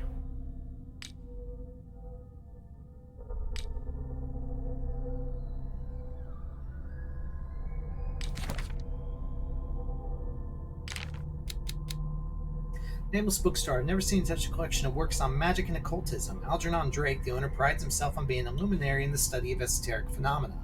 The library was ransacked during an attempted burglary. It holds numerous rare forbidden works. Its back room houses a safe protected by an ancient symbol. The Nameless bookstore's burglar came through the door. A bit further, some knocked-over objects allowed the trail to be followed into the back room. There, the mess next to the safe confirms the person's aim. However, there is no material evidence to support my hunch as to the identity of the burglar. Charles Hawkins did indeed appear to me, as well as the star symbol on the door of the safe. I cannot determine if the presence of Sarah Hawkins in my projections is the result of the unconscious work of my mind, or whether it proves that the case obsesses me. A little bit of A, a little bit of B, my dude. You just going a bit cray-cray. You know? What link did he find between Charles Hawkins and an old amulet? Key of relay file. This key that bears the Elder sign is the only one able to protect your psyche. It's in the form of a cylindrical medallion hanging at the end of a heavy chain. Hundreds of years ago, the star and the branch, whose purpose is to push back the forces of the great old ones, were engraved at its center. Everything points to it being Charles Hawkins that tore it from its last owner, an Egyptian antique dealer. In press cuttings that mention the misdemeanor, the date of the robbery coincides with the last Hawkins' trips to Cairo. It remains to be seen whether he knows the true purpose of the artifact. Try to find it. Potential buyers, Algernon Drake. Is everyone on this island taking sleeping pills? Pretty much. When you deal with this much mythos shit, you need to drug yourself all the time. Handbook on Anatomy and Dissection, Book 1. The least that can be said about this book is that its title is well conceived. The illustrations of human anatomy and dissection methods presented are illustrated in great detail. You have to have a strong heart or the detachment proper to doctors to consult its pages. Hey, I'm rank 3 in medicine. I'm like a doctor now, I think. Actually, wait. Yeah, I'm professional. I'm a doctor. Not a psychologist, though. I suck at psychology. Drake left instructions on how to find the combination of his safe. Page seems to be hidden here. It's possible to read. If somebody finds these memoirs, there will be no doubt that I'm in serious trouble. My last and only hope is that my body and bones are still in this plane of reality. In order that they be recovered and burned. The funeral urn must be given to my dear mother if she is still of this world. Following messages of capital importance. Whoever reads these lines and demonstrates acuity as sharp as mine can hope to gain access to my most precious possession. It lies within my safe, and the clues to the combination are to be found in 3 cylinders, each hidden where life and study combine in the Greek world. Each cylinder is numbered, even if, as the celebrated author says, order is the pleasure of reason, but disorder is the delight of the imagination. Indeed, despite my preference for organized chaos, I must admit that reason usually prevails in the end. If by chance person, or should I say genius, was to match my intellect and find the combination of the safe, I would ask that they deliver its contents into the safekeeping of my friend and colleague, Professor Armitage of Miskatonic University. There's a throwback. Content of this safe is not only a vast digest of knowledge, but also a weapon that's far too dangerous for it to fall into the wrong hands. Hope that you'll be able to appreciate the danger that this represents, and that you will act accordingly. In any event, I will neither be there to guide you, nor to suffer from your actions. Yeah. Yeah. Alchemy. Books on alchemy. Woo! We got here. Okay. It's the Elder Sigil.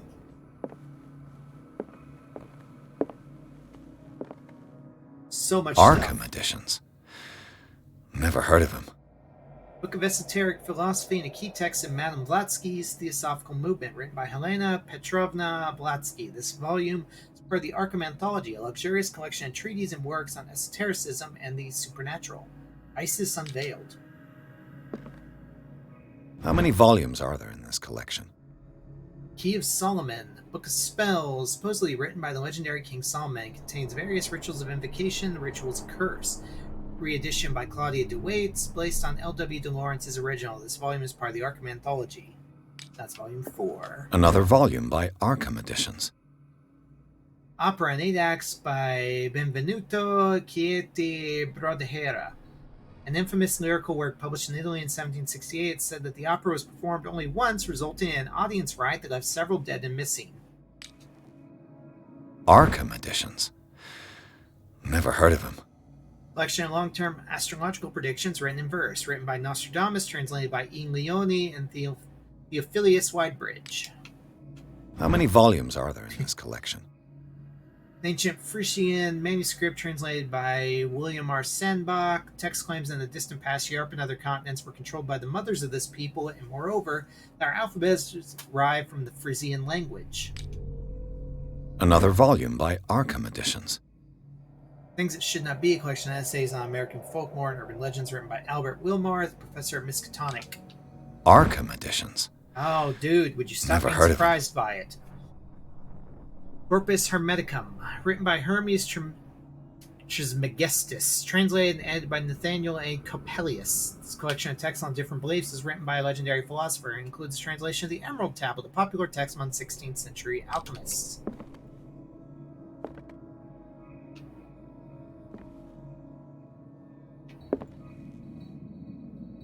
How many volumes are there in this collection? Oh, no, I did not. Collection of poems by Edward Pickman Derby, also known as the Nightmare Lyrics. This collection of poems is sensationally received, first published in 1908. Derby was only 18 years old. Azathoth and Other Horrors. Okay, so I think, if I'm remembering right...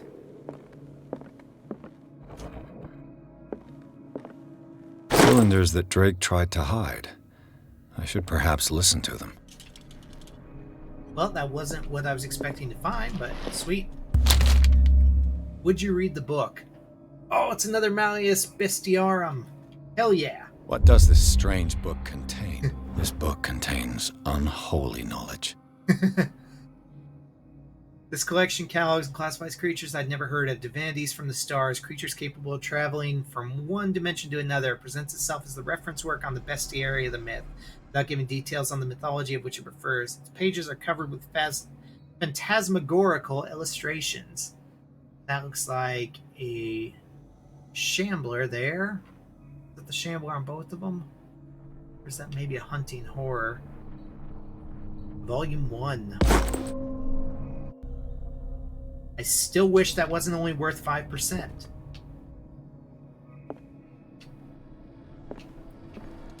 But I'm hoping that Reverie of Medicine, Tome 3. Even a few years back, it was possible for a single practitioner to know all the medical knowledge of his time. This book, which concludes the series, shows that this is now virtually impossible. About 10 renowned doctors took part in putting together his collection. I'm becoming a better doctor. Do I have any... I thought it said for a second I had some CP I could spend. And I'm like, hell yeah. But I don't. So I won't.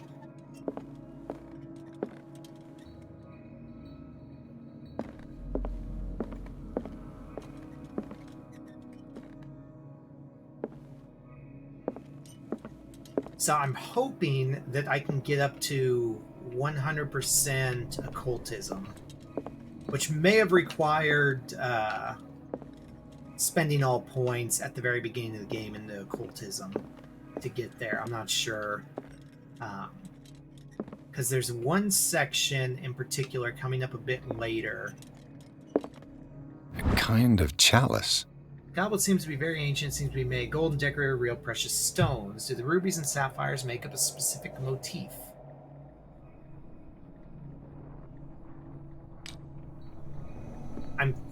I'm wondering if having maxed out occultism or very high occultism will change how that section is. Things are not looking good.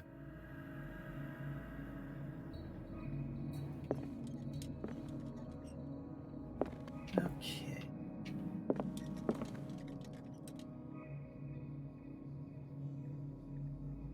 Drake Cylinder 1. And these red drops, like precious stones, lie fixed, set in divine gold.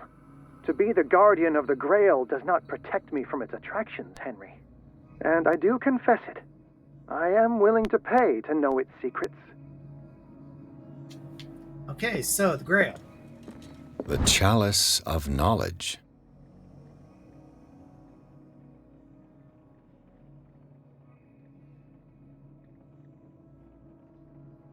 He said the rubies? And these red drops, like precious stones, lie fixed, set in divine gold. The chalice of knowledge.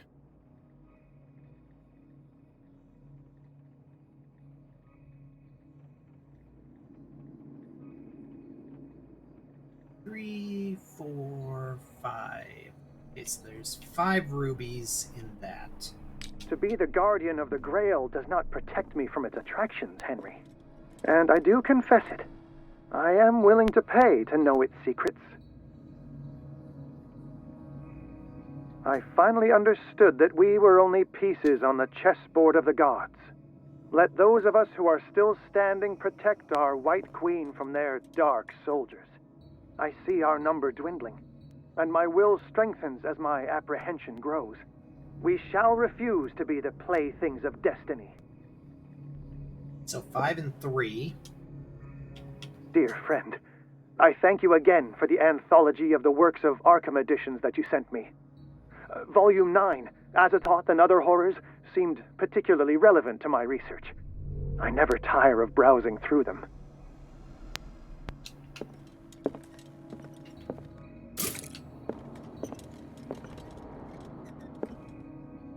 All right, good night, brother.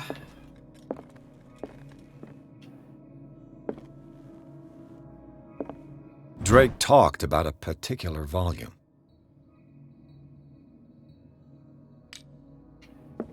Five, 3, I believe.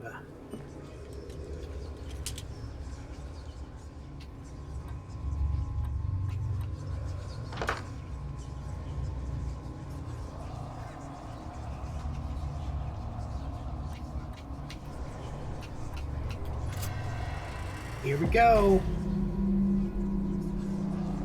The Necronomicon.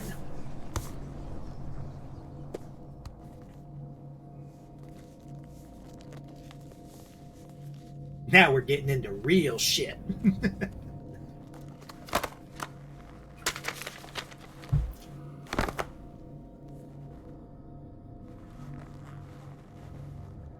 Ask me if I'll read the book. Just you do it.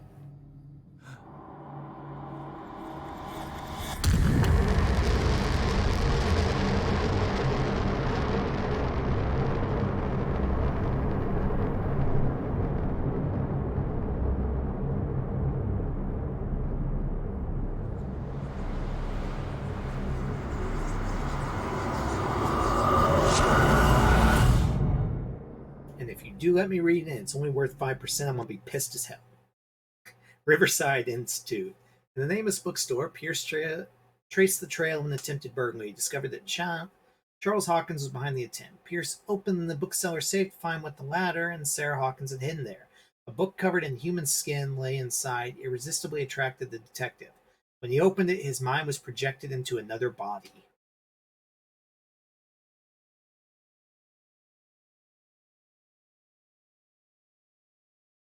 Ooh, I think this is the part, actually, that I was wondering about. Dr. Colden, this man's condition is deteriorating. What says Dr. Fuller? It's his patient, after all. He's busy with Captain Fitzroy. He specifically asked us not to bother him when that's the case. Oh, of course. I'll see what I can do. Mr. Blake, can you hear me? I'm Dr. Colden. We'll take care of you. There's nothing we can do. I tried talking to him. He's catatonic.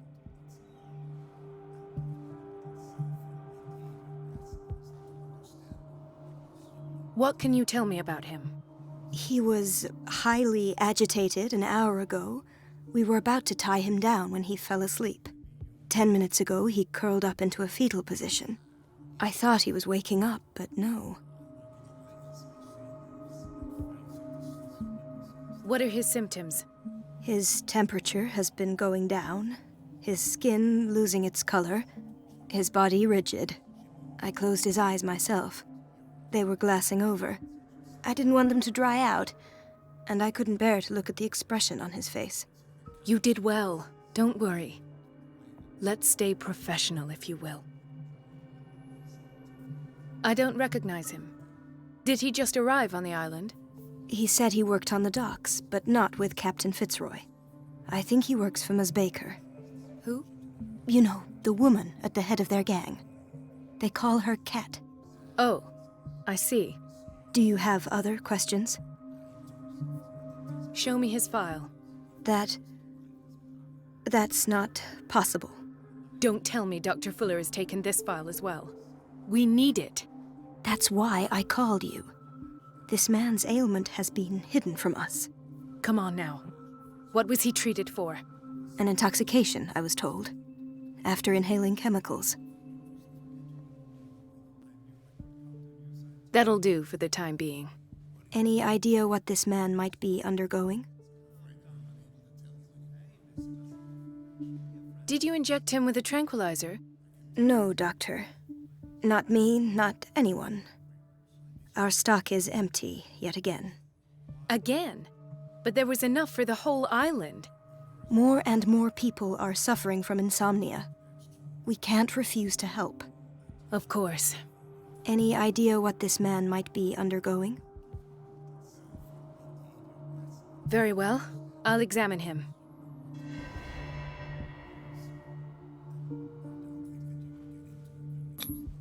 "30-year-old subject. Severe hypothermia. Erythematous papules around the eyes and eardrums. Necrosed palpebral tissue. Lord, this smell. His skin shows abnormal loss of color and seems dried out. He's totally dehydrated. His fingertips and toes seem to feature a slight ring under the skin, tender at the touch, slightly sticky. Severe malnutrition. Swollen abdomen with traces of petechia. Doesn't seem like an edema. Slight protuberances seem to indicate the presence of a foreign body. So, Doctor, an opinion? I'm not sure I have the necessary knowledge to treat this man. Don't say that. You're our most worthy doctor after Dr. Fuller. Some of his symptoms are beyond my comprehension. What did you find? I see signs of hypodermoclysis, but he's still dehydrated. When was his last IV? He's constantly under perfusion. I've even gone beyond the recommended dose to no avail. And you won't believe me, but when we bathed him earlier... He seemed to feel better? Yes. Like he needs an aquarium, not a perfusion. But that doesn't explain his condition. In spite of the muscle contractions, his arms seem limp. Yes. They can't have decalcified, not at this rate. And yet, if there is a bone in this arm, it's softer than that of a newborn baby. What about his cranium? It's soft at the touch. It does seem like the skull of a baby. Look at these sticky rings growing at his fingertips. What can be happening? I'm sure you'll find an explanation. You have to. Did you examine his abdomen? It would seem there's something inside. He hasn't eaten in days. Are you certain it's not an edema? No. Can't you recognize an edema? Pushing with your finger won't leave a trace. And look at these bumps. It's not like he could be pregnant. Whatever it is, this man has something inside him that shouldn't be there. We should operate on him at once. Dr. Fuller said not to worry, that the edema would go away by itself. You know, I'm not sure Dr. Fuller is telling the truth. I almost don't believe it myself, but these symptoms are not those usually associated with the human species. What do you mean? Don't tell me you believe in extraterrestrials. No. This poor man is from our world, all right. But his body is undergoing unnatural mutations. And this transformation is killing him. His body simply can't cope. Where could he have gotten such an infection? I pray that it's not here. Dr. Colden, may I know what you're doing to my patient? What I'm doing? How about what you've done to him? Let us calm down, my dear Marie. I don't appreciate your tone, nor your insinuations. I've done to him what I do to all my patients. Provide him with the best available care. Your imagination is without limit. It's your homemade drug again, is it not? Those people are not your guinea pigs. There, there. What have you seen to put you in such a state?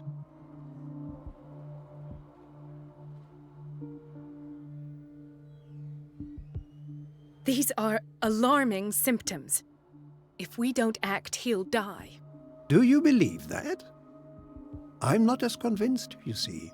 I even think this man has a strong chance of completely healing from his ailments. No, Doctor. This patient isn't himself anymore. He's dying. Really? What do you mean by isn't himself? He's changing. His physical characteristics, they are more animal than human now. Fascinating.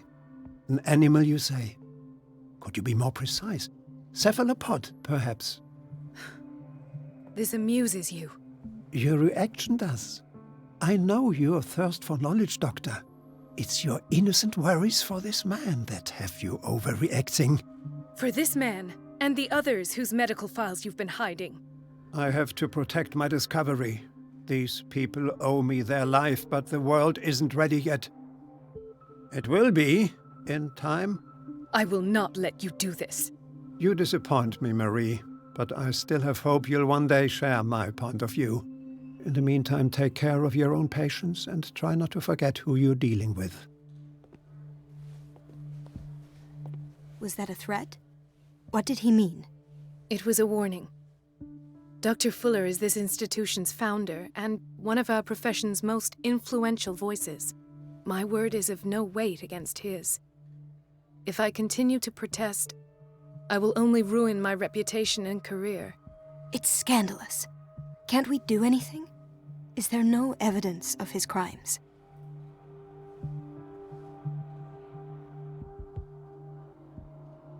Oh, that evidence exists. I'm sure of it. I need to find the missing medical files. And where would you find those? In his office? What if you get caught? I'd rather not think about that. I'm counting on your discretion. Of course, Doctor. You can count on me. I'll keep Mum.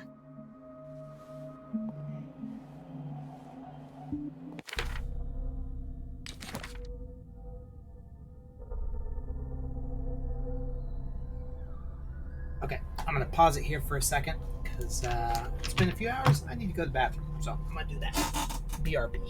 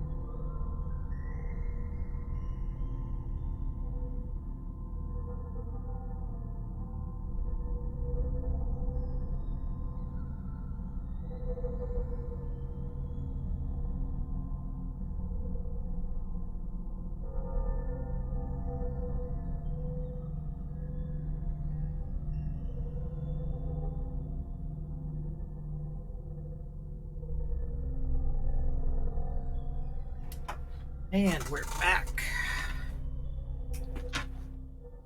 Alright.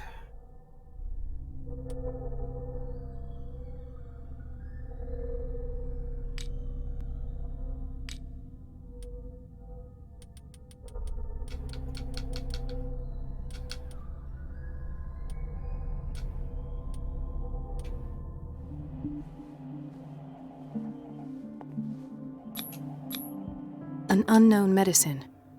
Judging by the other ones, it causes heavy side effects.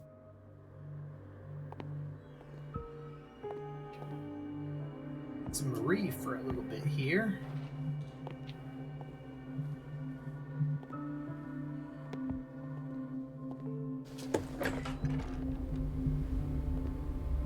This place draws you in and never lets you go. Obey the rule of health. Chronic insomnia. Like half the island.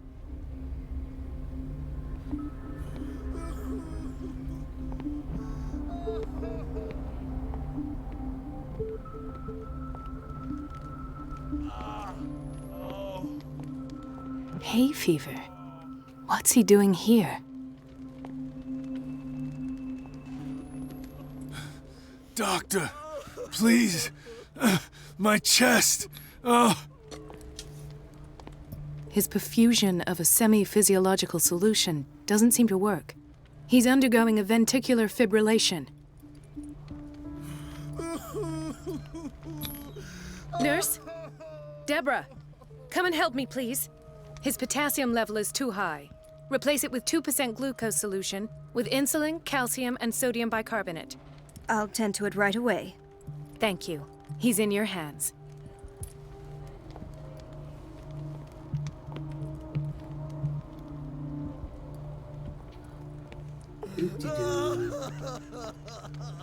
Saving some lives, 'cause I'm a doctor now. He broke his back in an accident down by the docks. Ah, the whaling station. What's wrong with me? What are you talking about? Doctor, that you? Yes, it's Dr. Colden. Tell me what happened. It's the old whaling station. See?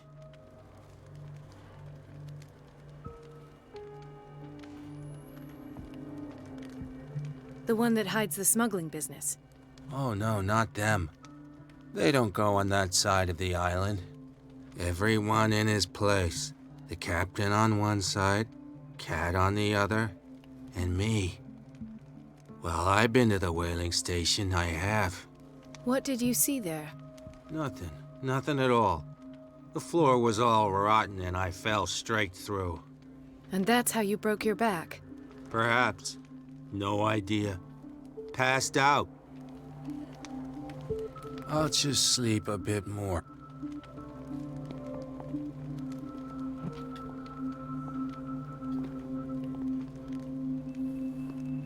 She recently came back from the surgical block. She's stable. Given her file, a nephrectomy would have been inevitable. But Fuller was able to save her kidney.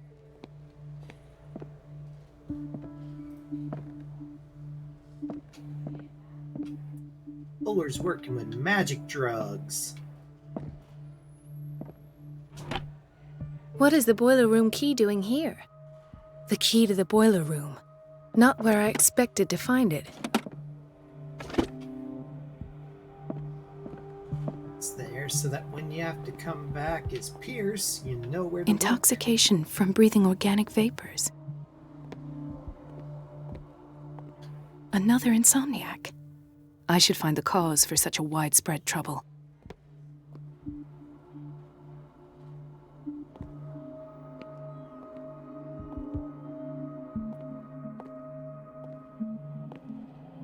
Dr. Colden, here you are at last. This patient was again brought up to the psychiatric wing. We've been following the treatment you prescribed, but the dysgeusia persists and he's lost a great deal of weight. We haven't been able to move him. The stress makes him hyperallergic. Sir, I am going to examine you. Do you understand? Inject him with a dose of pentobarbital, intramuscular, so that I can conduct the clinical examination. He bit his lips so much, they're still bleeding. White froth, evidently because of such drooling. His binds left bloody wounds. So, Doctor, what should we do with this patient?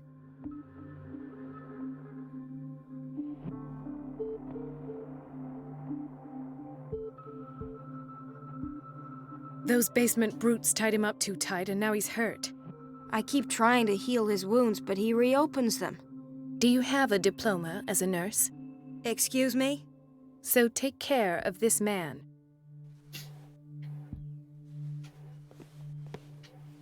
Damn, Marie.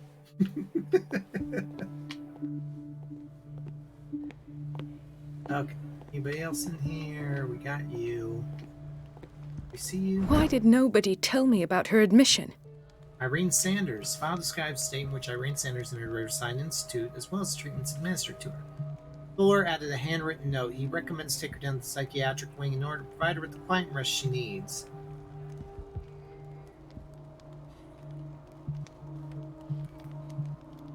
I can't read that cursive. Mrs. Sanders?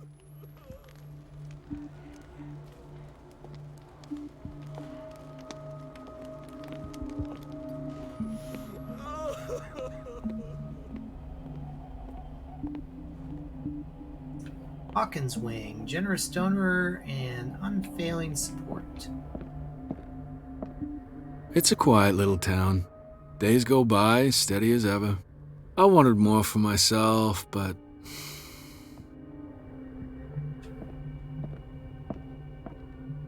There's no way I'm leaving until I find what Fuller is hiding. I don't get why they have us waiting so long. Almost no patients here. Ethan.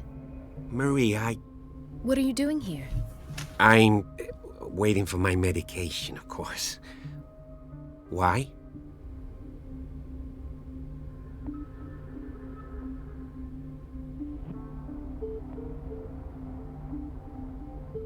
You're not here for treatment, right? Am I so obvious? Only to me. I know you worry about me. I trust you. I'm happy to see you. Me too, Ethan. Is that all? Well, there might be something else. I'm not sure. Tell me. I have nightmares. They keep me awake every night. It seems stupid, I know, but they're terrible. Actually, you're not the only one. No. No one has ever seen the things I see. It's like I'm turning mad. So many people have this affliction. It's like an epidemic. Do you think it might be related to Fuller's work? I don't know yet, but I will figure all this out. Everyone in Darkwater is suffering from nightmares. Really? We don't have any medication left. Oh, there's no excuse then. I should let you work. Take care, Ethan. You too, Marie.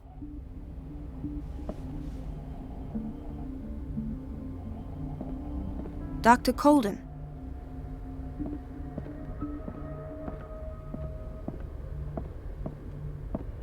Where did my fiancée go? I hope those nutcases will stop burdening her with work. Riverside Institute, founded by C. Hawkins, T. Fuller, and J. Fitzroy. Sorry, but nobody can take anything until I finish the inventory.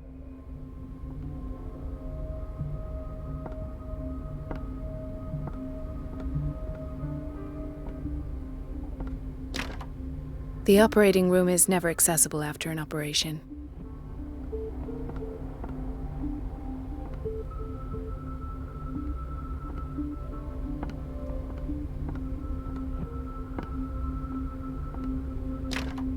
I don't have any business in the boiler room. You have business in the boiler room if I say you do. No, you're pulling my leg. I'm not joking. I saw the schedule. She's alone in the bathroom again. And she still says nothing to that old witch, Donovan. Oh, listen to the way you talk, you naughty girl. And the answer is no. You can imagine that she doesn't dare say a thing. That silly goose lets herself be trodden on. Oh well, at least we won't have to clean for a while. And just wait and see the next time the water's cut off. It's a real show. The doses prescribed by Fuller are far too high. Prescription for barbiturates, signed by Dr. Fuller. We're running out of this medicine. I know, Doctor. We sent the purchase order, though, and Mrs. Donovan refused it. Once again. Can't you do anything? Donovan takes her instructions directly from Dr. Fuller. I'm afraid I can do nothing about it for the moment.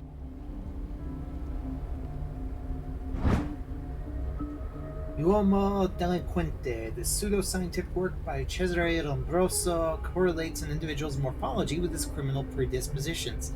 Seriousness of the study and the accuracy of the demonstrations can deceive an uninformed reader.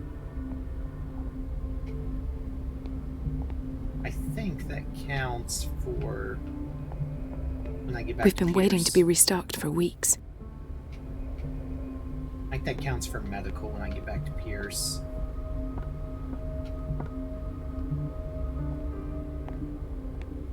Everybody says it. She's a witch, an old hag. I didn't make this up.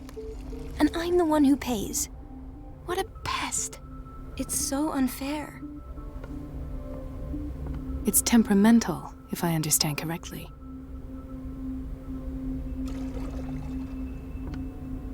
Elizabeth? You all right? Why is this room in such a state? Because, as always, I'm cleaning it by myself. And the water was once again shut off this morning. I had to bother Mrs. Donovan again, giving her a new excuse to belittle me. Do you really need Mrs. Donovan to open a valve? Why not ask the janitor? I can't make these decisions without her approval. Imagine if there were a leak. Anyhow, the boiler room is locked half the time. So every time the water gets shut off, I have to go and endure her reproach until she's settled the problem. I see. Courage, Elizabeth. Thank you, Doctor.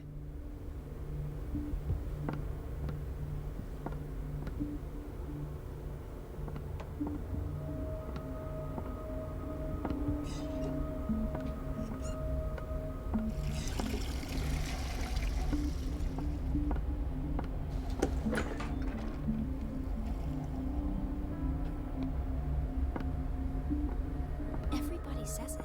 She's a witch, an old hag. I didn't make this up. And I'm the one who pays. What a pest. It's so unfair.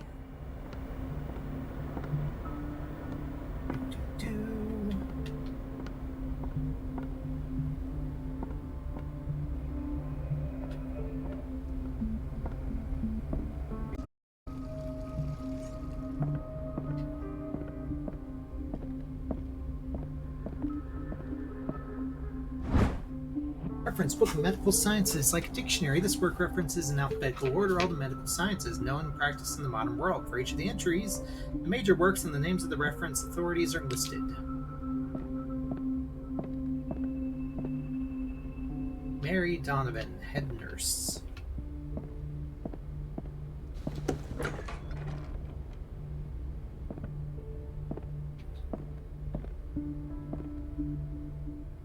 Dr. Fuller's office.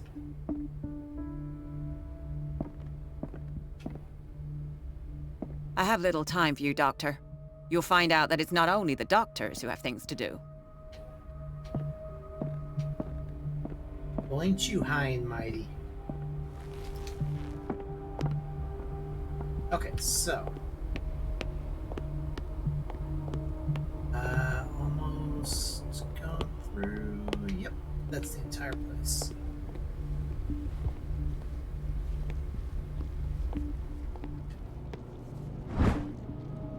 It's a very interesting book in a wide public, demonstrates how non-recognized sciences influences modern medicine, magnetism, grandmother's secrets, Chinese acupuncture, hypnosis, herbal medicine, alchemy, and many others have contributed to a certain extent to the enrichment of medicine at the beginning of this century.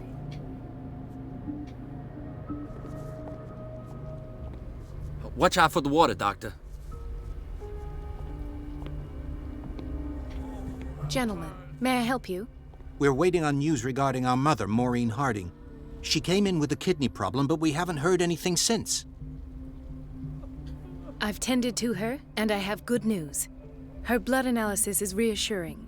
Her kidneys are as new. Are you talking about the same person? This is miraculous. She's still recovering, but you may speak to her upon her awakening. Oh, thank you so much, Doctor. We'll wait for her to wake up. We've been here since this morning, so it won't make a difference.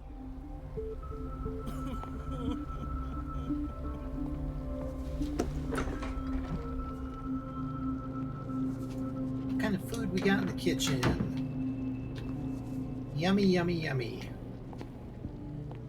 Patients and hospital personnel eat the same food. Yep, and it looks absolutely delicious.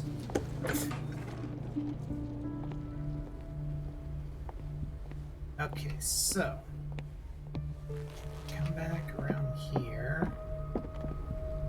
We're gonna go back to the boiler room key in a second.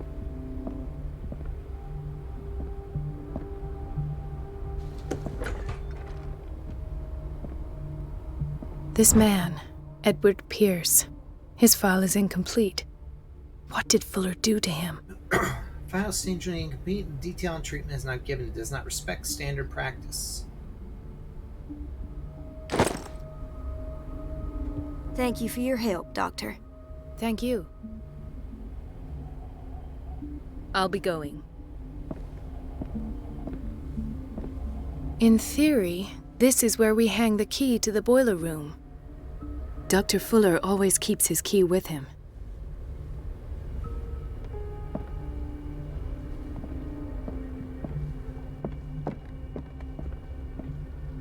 Anything on these? Nope. Okay. Let's go grab the boiler room key.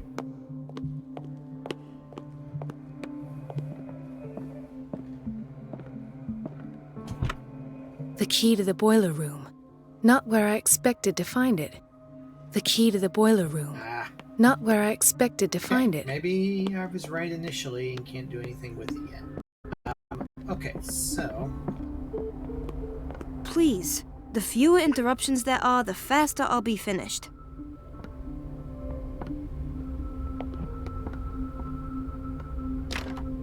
The operating room is never accessible after an operation.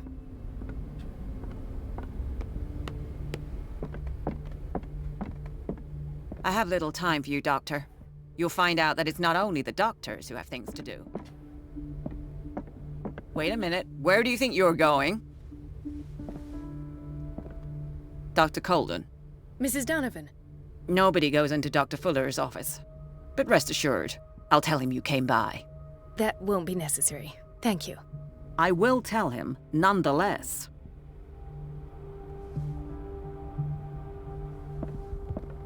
Okay, that's why.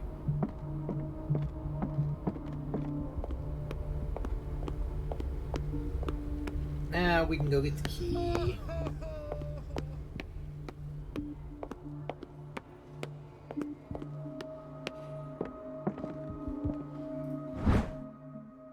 The key to the boiler room. All I have to do is shut off the water and hope Donovan takes the bait. Sorry, Elizabeth, for what it's worth.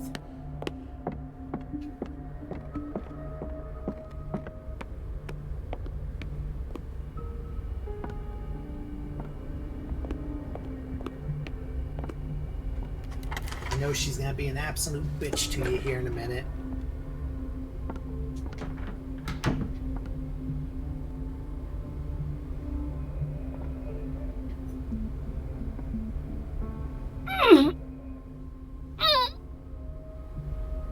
I can't shut this with my bare hands. I need a tool.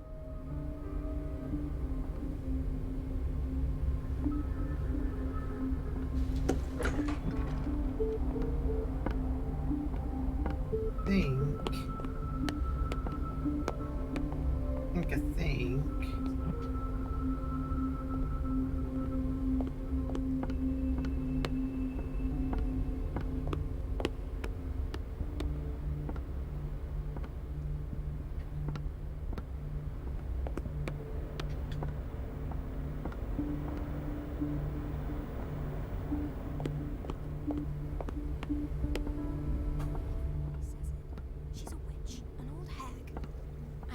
this up.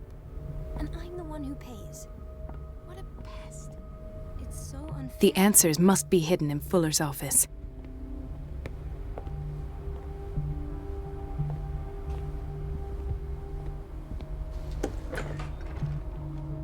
Ah, he's down here now.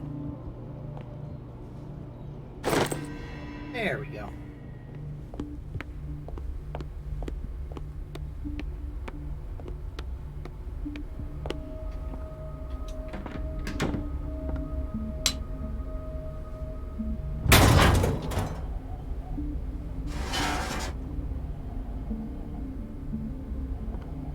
I feel guilty about Elizabeth, but I need the diversion.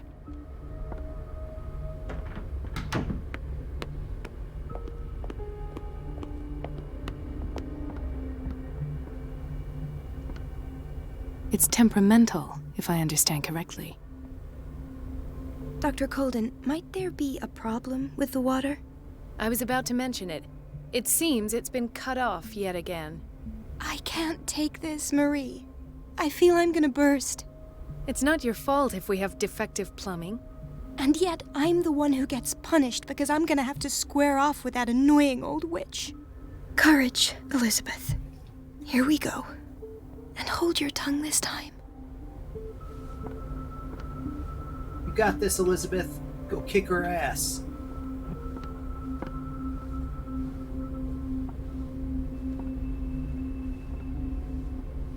Why are you going the long way?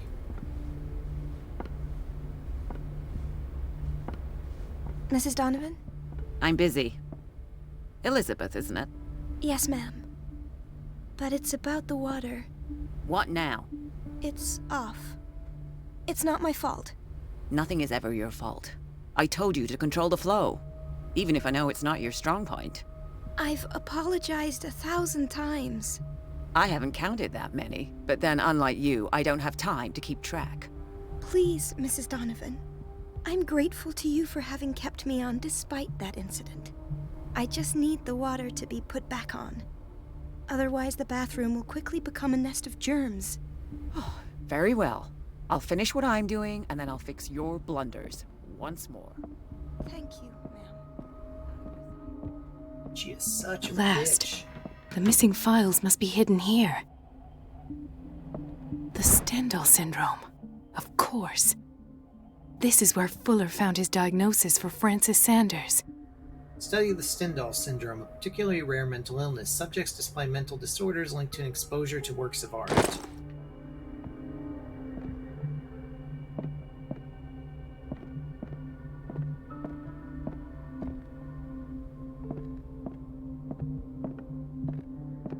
Something is wrong with these masts. It's some sort of puzzle. I've unlocked something. Patient Didn't mean to files. do that I was right.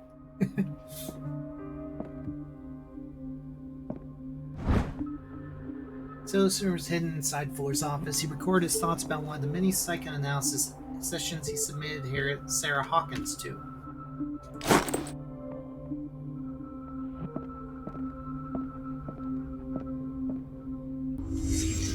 Yeah, let's just sit here and listen to this now.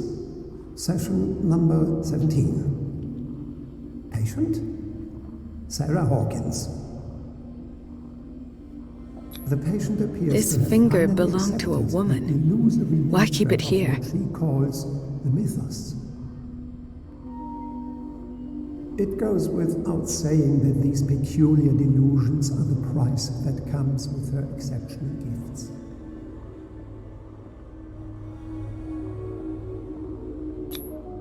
Why is Ethan on medication?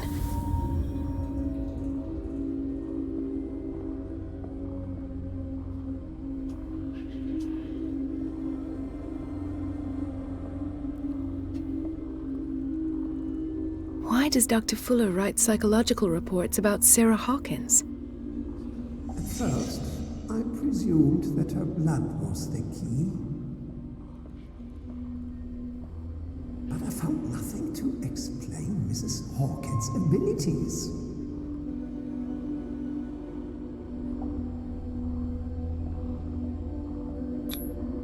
the poor souls downstairs are not Fuller's only subjects.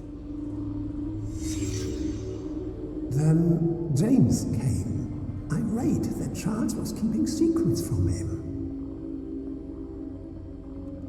I presume that he will try to break into the basement sooner or later. I am prepared.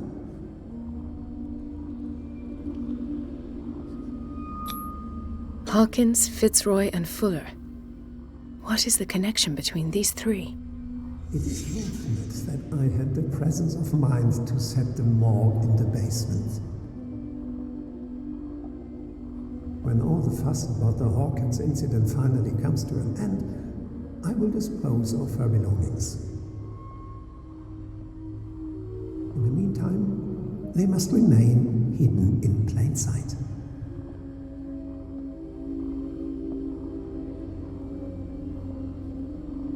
Of course! Sarah Hawkins is the connection.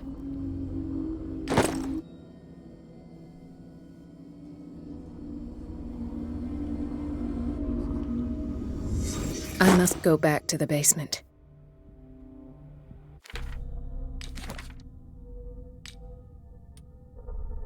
The evidence garnered in the Hawkins drawing room raised questions about what became of the parents' bodies. The discovery of Colden in the office of Fuller reinforced his conviction. Sarah Hawkins was moved from the crime scene by none other than Dr. Fuller. Even more significant, the director of the Riverside Institute obviously has a strong obsession with the artist. The contents of the cylinders recorded by the doctor proves his interest in the young painter. Summaries of psychoanalysis sessions as well as blood tests confirm the fact. In one of the cylinders, Fuller clearly states that he has hidden the body and the personal effects of one of his patients.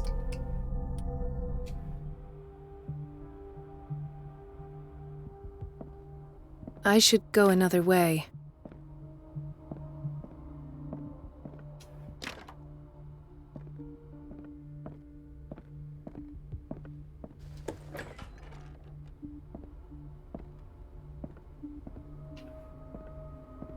Yep, nothing to see there.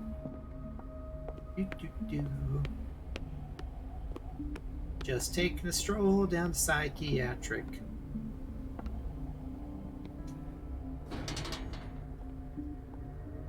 Like nothing's wrong is going on.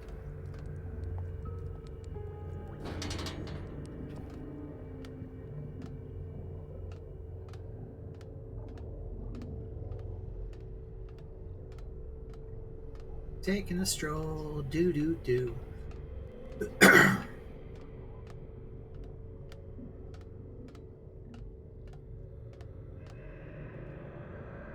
Ooh, there were definitely a body there.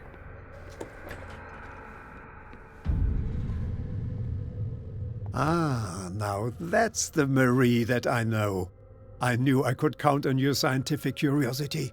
It's time to show you what you were so eager to discover.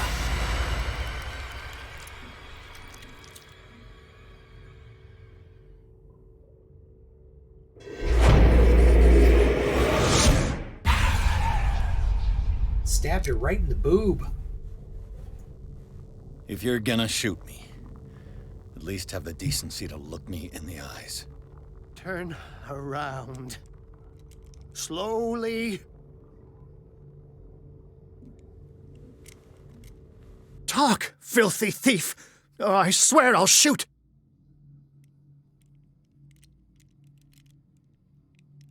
Master level eloquence. Take a minute to look around. Everything points to Charles Hawkins. He's dead! No. He was here for a very specific item. Oh, no. The book. Why was it in the safe? Have you read it? Answer the question. How foolish of you.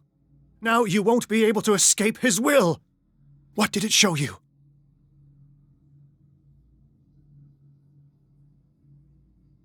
Oh, I don't have enough occultism to answer that.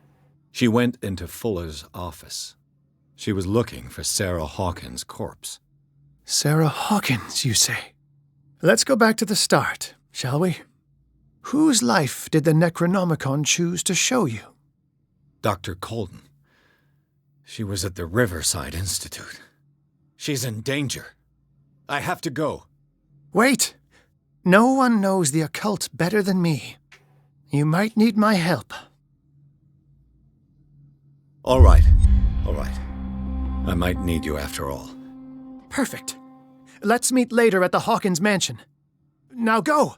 Rescue the doctor! Thank you, Drake.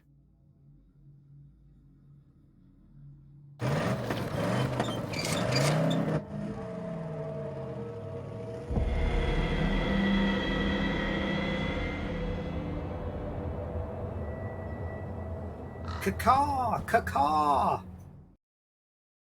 Book projected Pierce into the body of Dr. Colden. The detective watched helplessly as Bradley's friend carried out her inquiry. Confronted with the experiments of Fuller, she got into his office and discovered the director of the Riverside Institute was hiding information on, if not the body of, Sarah Hawkins. She was discovered by Fuller. Pierce must save her before it's too late.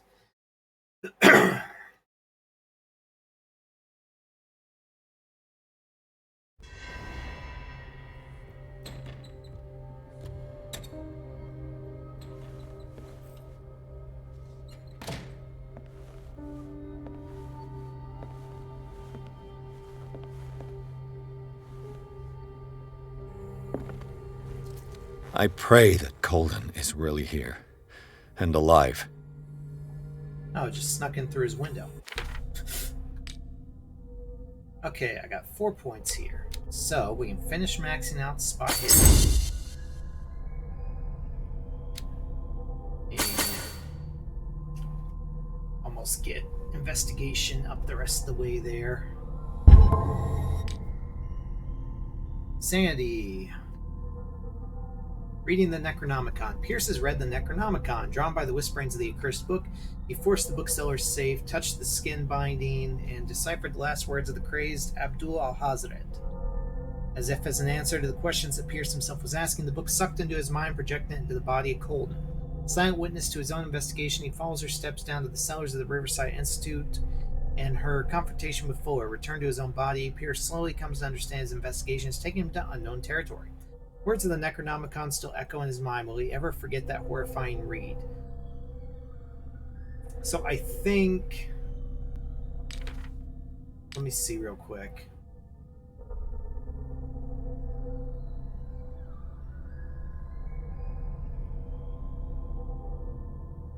Because you start with 8 points. I think the only way you could have master level occultism at this point is if you put all your points into occultism at the beginning of the game. I think.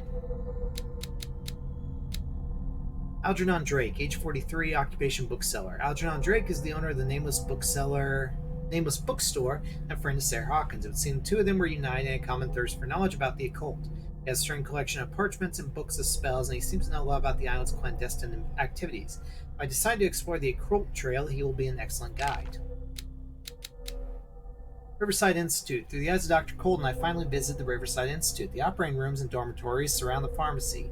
Everything here is an air of respectability. Do the nurses really know, like Dr. Colden, what's going on in the cellars? What's sure is that the staff fear Fuller. It's perhaps this fear that prevents them from questioning the validity of a medical center of this size on such a small island. Ascent. When they have consumed the stellar flesh and survived the transformation, closer than ever to their new master, they will enter his sleep of death and will only awaken to answer his call. They will be called the Awakened. Extract taken from the Necronomicon by Abdul al-Hazred. Cthulhu. I can't even remember how to pronounce that. Fungli Magawanov Cthulhu Rede Wagonaga Fatam. I remember what it says. In his house in Relay, dead Cthulhu lies dreaming. The Elder Sign. Men discovered a protective symbol so powerful that it could remove them from the gaze of creatures of the myth. They carved into their jewels, painted on the doors of their houses, and burned in the clothing of their children. Later they understood they could even exercise its powers on the doors of the sunken city. Extract taken from the Necronomicon. The Necronomicon. The words that follow are not really mine. They were communicated to me in my dreams and trances by the greatest minds in the cosmos. I take advantage of these moments of lucidity that grow ever shorter to write down these few scraps from the immense knowledge that they send crashing against my broken mind night after night. I can only leave these crumbs of knowledge to the world in the hope that reading them will guide them. But I already fear these unholy words will stain the soul of whoever dares open this cursed collection. Because just like prisoners whose confessions were written on their own skins, I shall protect my heritage beyond the ages.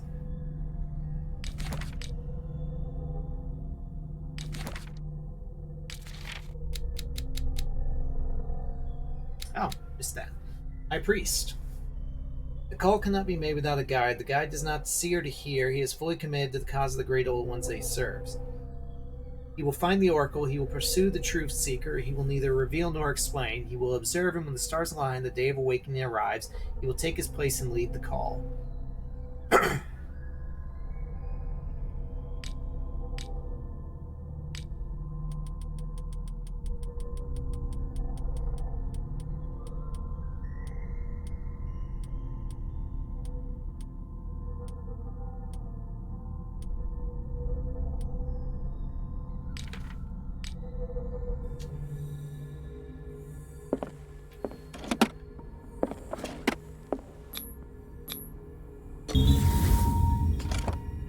Unlocked it. Diary of the Pastor's Wife, Volume 1. Diary of Reverend Wickwood's wife. Her husband John built the first Hawkins home called Hilltop at the end of the 17th century. They were among the first white colonists of the island. The previous inhabitants disappeared mysteriously 3 centuries An ago. old diary.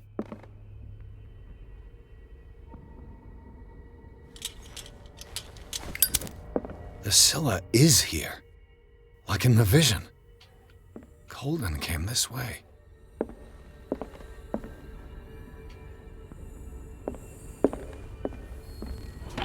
What the... Fuller, too.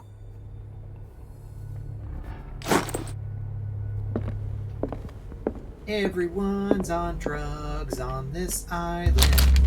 Oh, Volume 3. I guess it's Volume 3. It might be a different volume. Yep, Volume 3. His collection catalogs and classifies creatures I'd never heard of. Divinities from the stars, creatures capable of traveling from one dimension to another.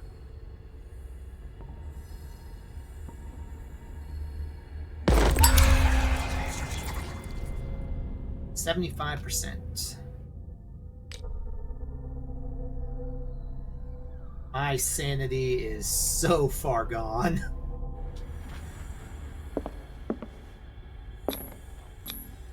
How old is Fuller, really? 1849.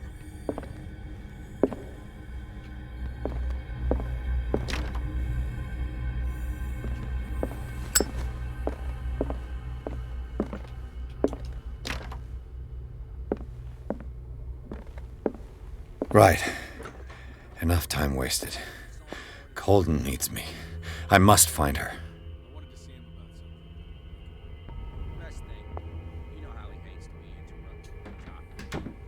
Moreover, I don't know who he was opening up, but he seemed quite enthusiastic.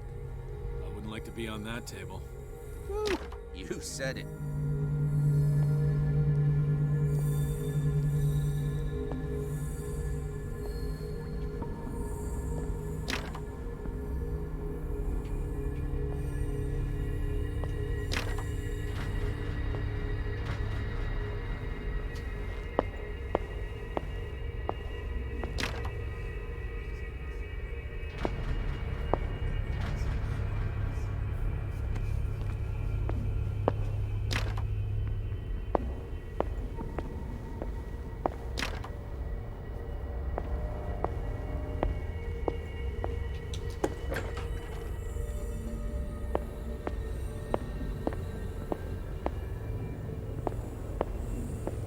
Doubt there's anything useful in here, but you know, we're just trying to hit up every possible door along the way.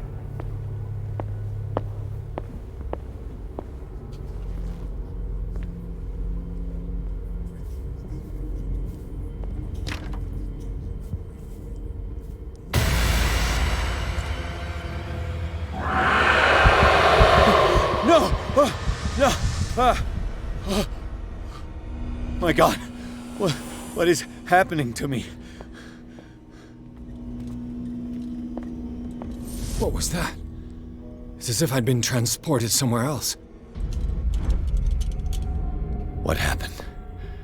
Something has changed, but What? Oh yeah, this whole bit with the Shambler.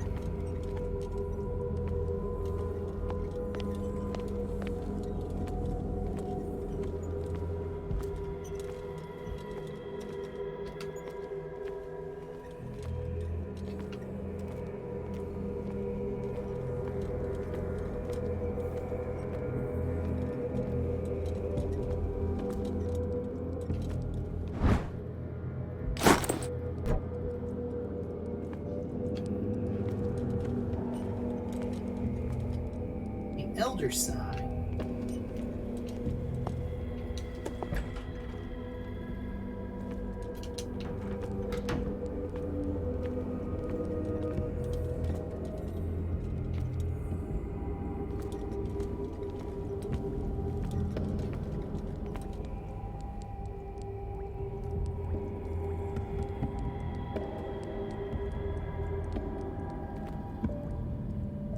If I'm remembering right, I think you can hide in here from it.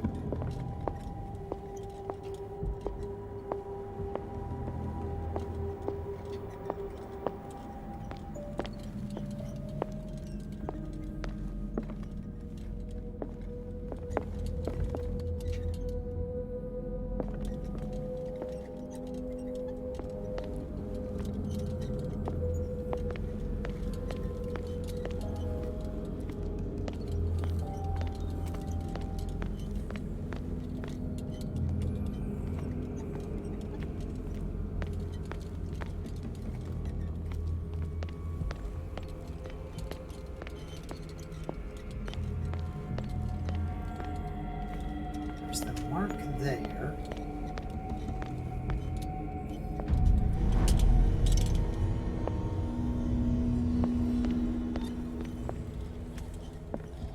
Aha.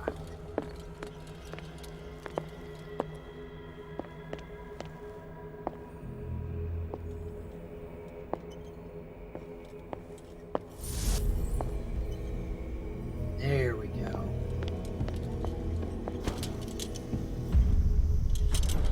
Destiny. It is trapped you.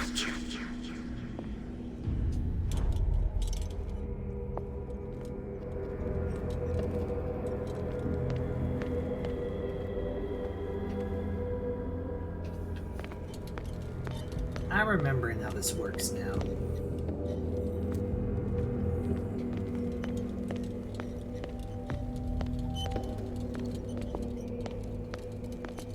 Okay. So we go back, go through here. It's in that room. It's in this room.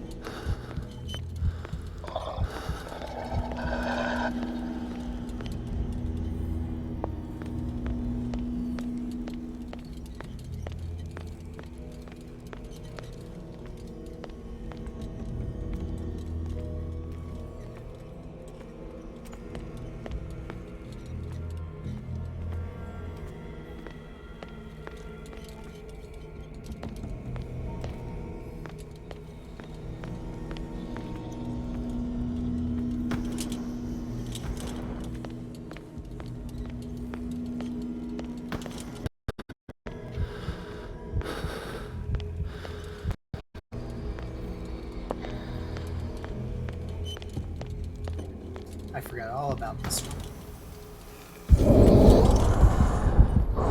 Oh yeah, you know I like that.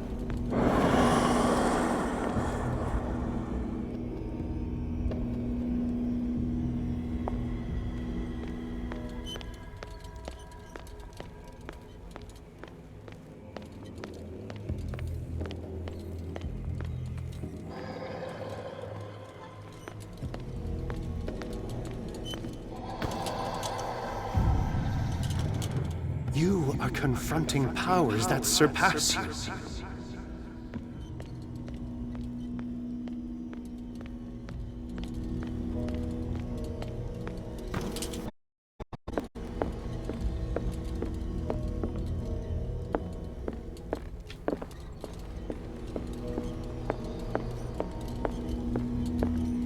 Okay, gotta run back.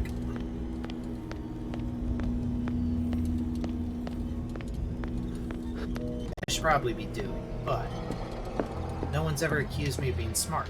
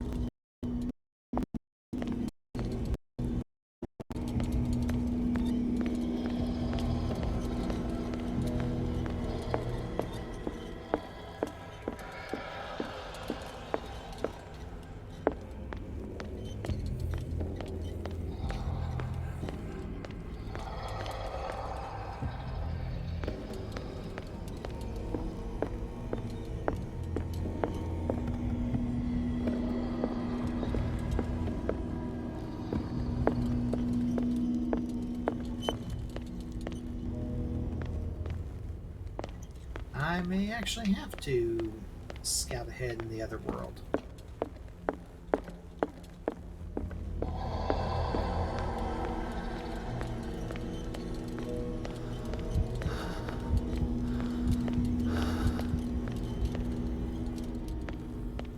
Or possible I just need to...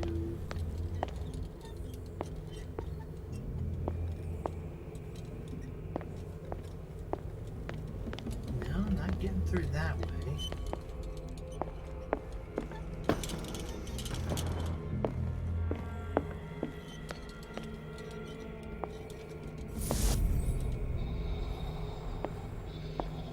I wonder. Hang on.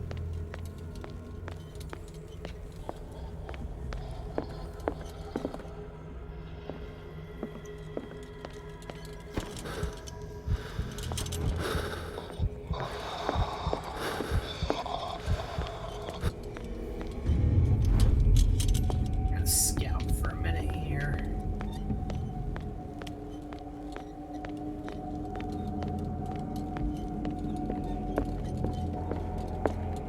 Okay, so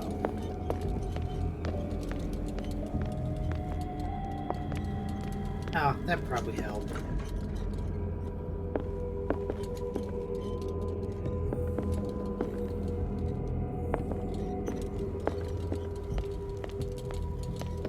And that's why you should have scouted first, you dumbass.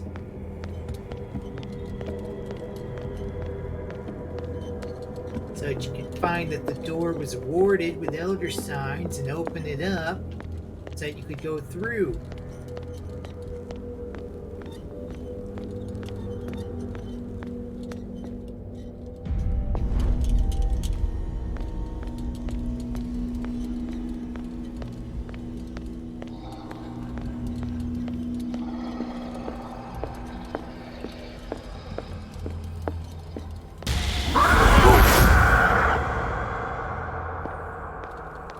Okay, it scared me. I'll give it that.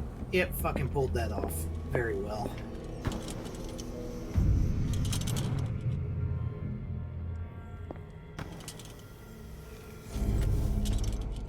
It looks like things are back to normal. Fucking dimensional shambler.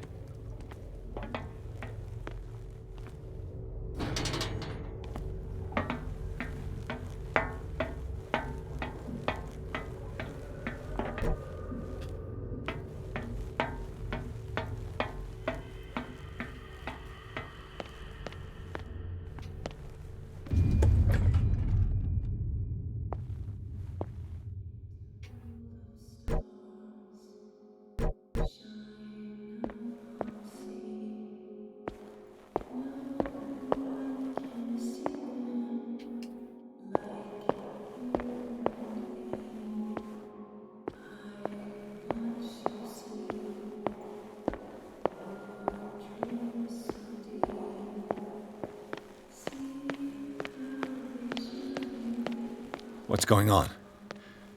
It never ends.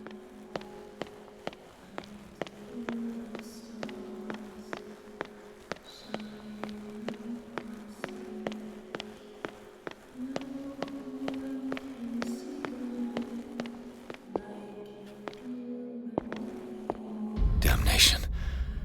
That's me. Oh, God! I gotta get out.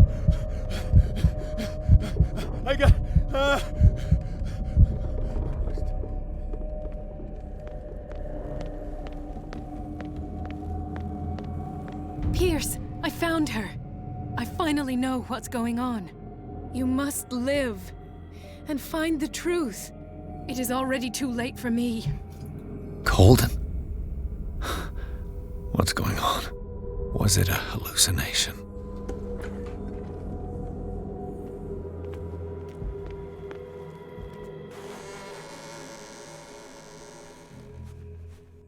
Please take a seat and be quiet, Mr. Pierce. I'll be with you in a moment. Stop whatever the hell you're doing and turn around now.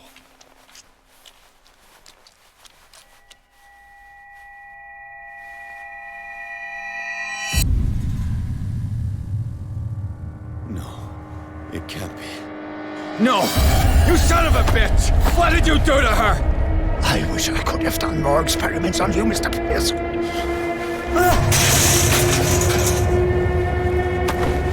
I said, what did you do to her? You shouldn't be sorry for your friend. You should envy her. Murderer! This madness must stop!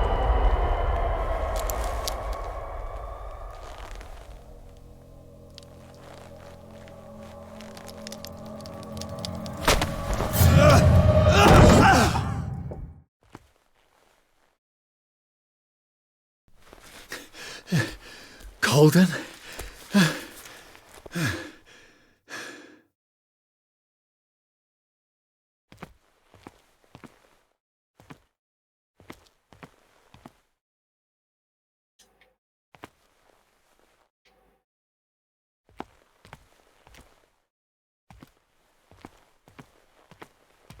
Yeah, kind of tripping balls right now.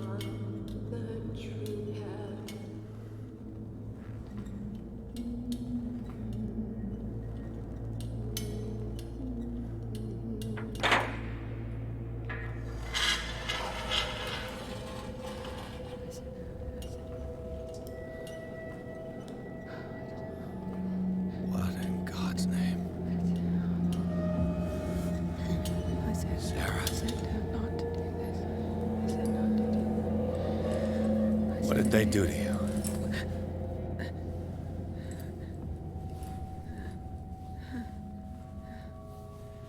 Can you speak?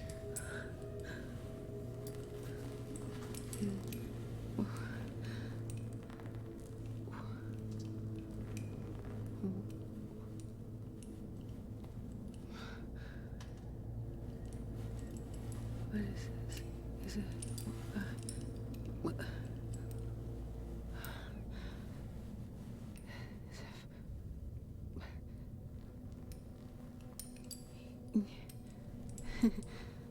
Sarah.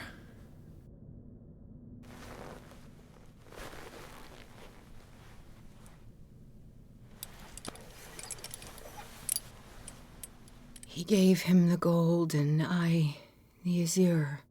I don't see him very often anymore. The green is stronger. Are you feeling ill? I'm here, but no. Let's get you out of here. It comes in my dreams. Our minds melt like colors on a palette. Come with me. It's of the oldest green. Violent living, vibrant. A sea green, maybe. No. Mrs. Hawkins, we must go before someone finds out. Oh, but he will. He always knows these things when it's about me.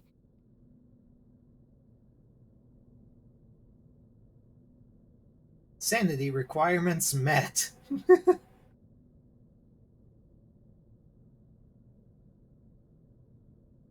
I have seen the same color.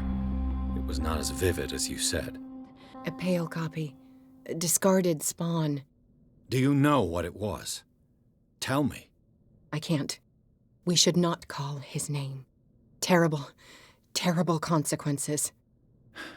All right. Come with me. He will know. He will find us. One more reason to hurry. Have I seen you before? Can you walk? Maybe. Then let's go before your husband finds us.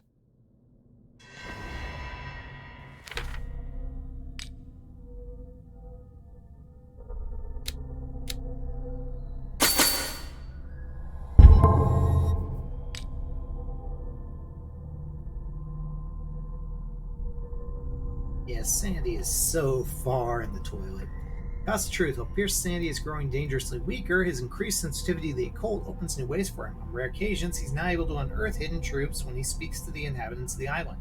As with everything connected with the myth, using it comes at a cost.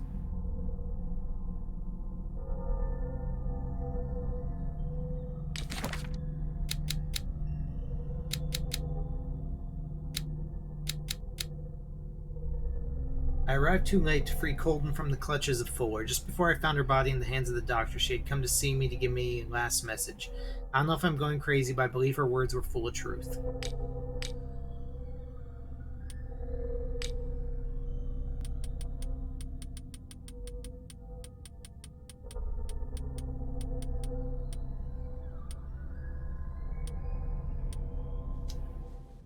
It was in your studio.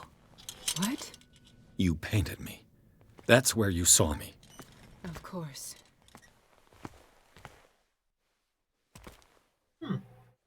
What's arms? You mean the guards? This way. Follow me. Not just yet.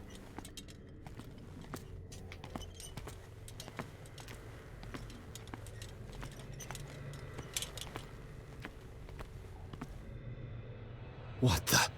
Oh no. Hey there. You won't get far. Try me. Just you wait. Just you wait. Okay. Wait. The machine. It's the green. The decaying one. The gas. Yes. It's not good for living beings. We don't have time for that. I am not moving until the wrong is set right. Damn it.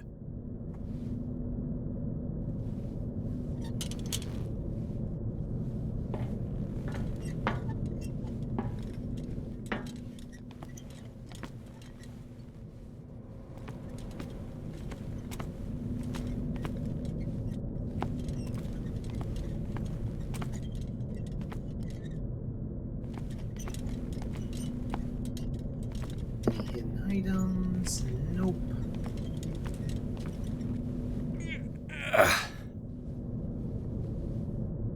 I'd be better off finding a tool.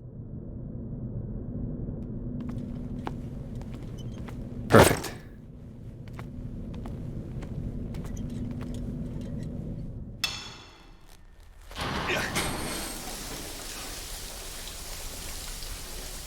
All right. That should do it. Let's move.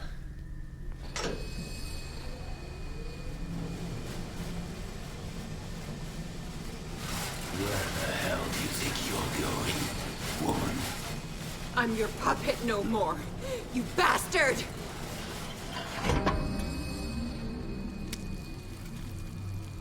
You're my wife. My wife. You owe me obedience. Leave her alone! We're leaving this crazy island. You are going nowhere. Don't get between me and my wife.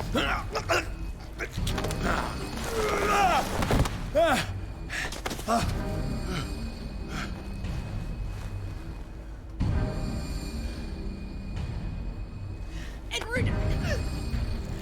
Nobody tells me what to do with my wife. How dare you?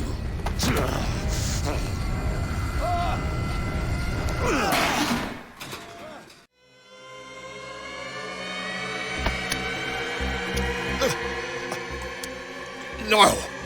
Why should I let you take her away when I could snap your neck? Your cult. They don't want me dead. Why? Because you are the one destined to perform the call. Your wife thinks so. Fool. My desire to protect Sarah is stronger than their petty schemes. You heard her. No, detective. She is much, much more than a woman. She is the Oracle.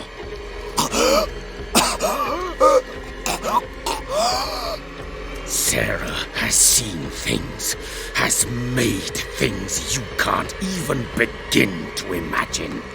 Would you still save her if I told you that she is even more dangerous than I am?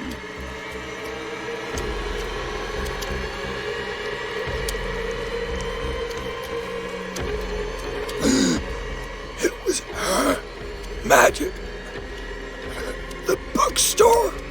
How do you know that? It does not matter.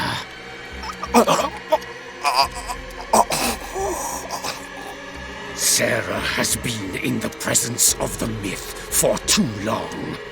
Even if she were to leave Darkwater, she would still hear his call. And the cult will always be here, waiting for her. Then we get rid of its members.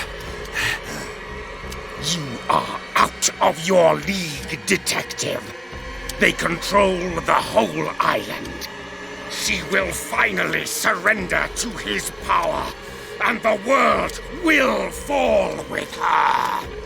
Don't!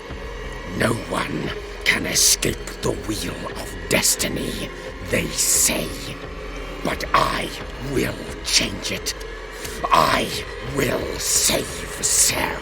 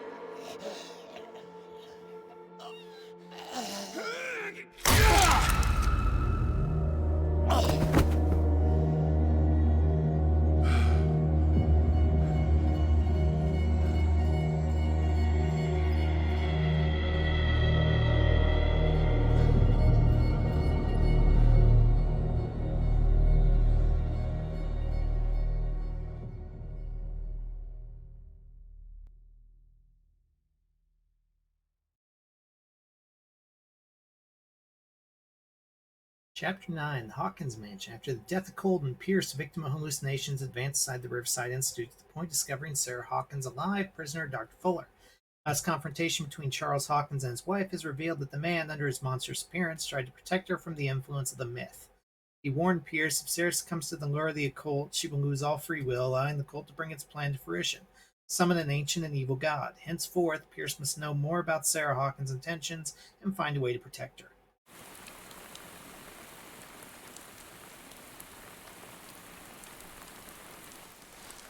No parent should have to bury their child, knowing it's me that put him there.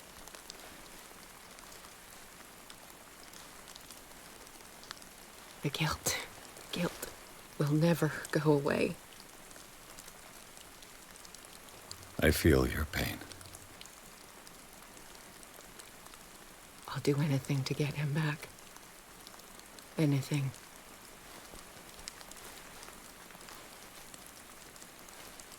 My work was what lured me here in the first place.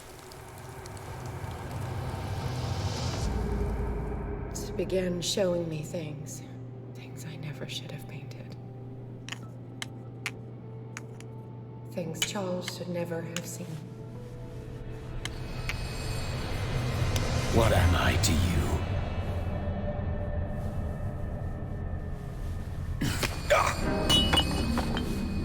I took care of you, saved you from your miserable life. You'll never find a man better than me. You owe me. I owe you nothing. We'll leave now.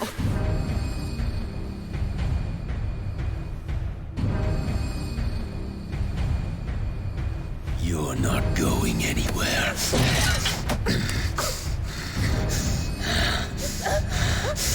You are mine!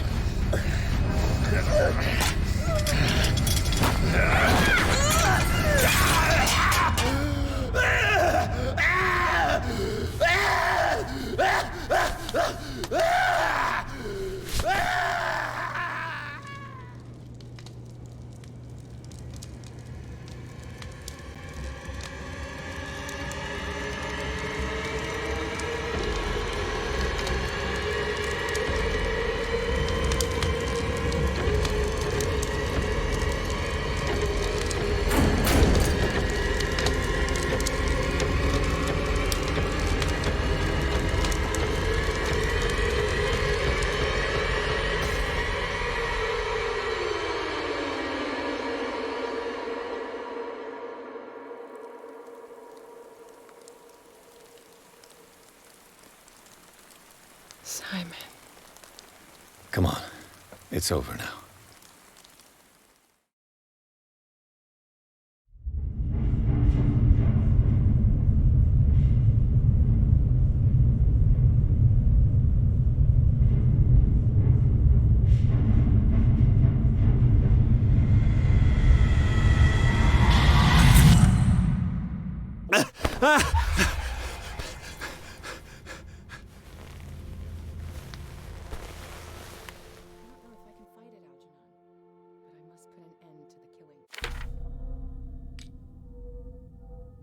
All right.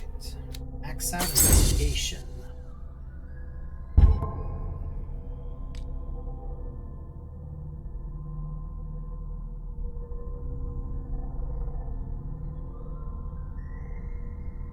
Sanity is so close to gone. Poker. Fire poker found in Riverside Institute's boiler room.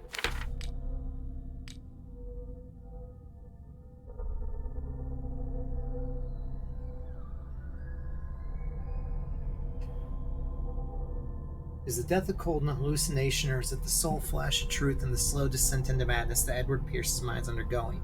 Detective gained entry to the Riverside Institute in order to help the doctor. Immediately attacked by the Shambler, he fled through a transmuted hospital, whose architecture respected no physical laws. His wanderings led him to an operating room where his confrontation with Fuller came to an end when Colden's corpse rose up to attack Pierce. The detective thinks that he's got a grip on himself, but he now knows that death and madness lie in his path. His sanity was severely affected by this new ordeal. Pierce and Sarah Hawkins confronted the monster that Charles Hawkins had turned into. The man retained nothing human. Tentacles replaced one of his arms. His face bore the signs of an unfinished mutation. He was endowed with superhuman strength. He was on the point of strangling Pierce when Sarah drove a poker into his throat. Pierce finished him off with an axe. This fight to the death left Pierce physically and mentally scarred.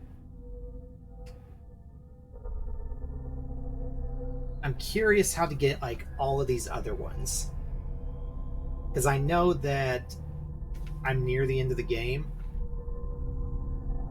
and I know you do not get all of those by the end of the game. Like, I think this one, the middle, is back at the beginning, and that one's probably at the asylum, because all the rest of them are kind of in order.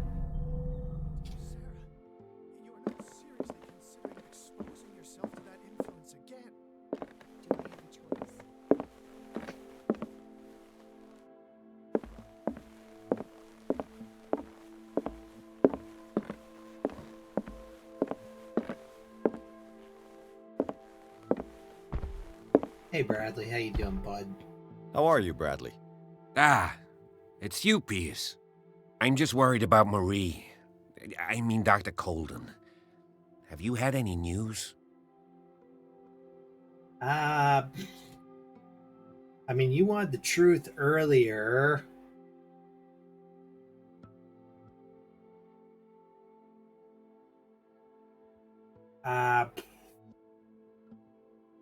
No, we need him focused. I'm sorry. I haven't heard anything from her. But I'm sure she's fine. She must be in the hospital or home. I already checked. She wasn't at home. And no one's seen her in Riverside since you set the cellars on fire. You know more than you're telling me. I'm certainly not as good a detective as the great Edward Pierce, but I still know when someone's lying to me. I'm sorry. Truly. It's that slug, Fuller. I swear I'll shoot him. What do you say, Pierce? Are you with me?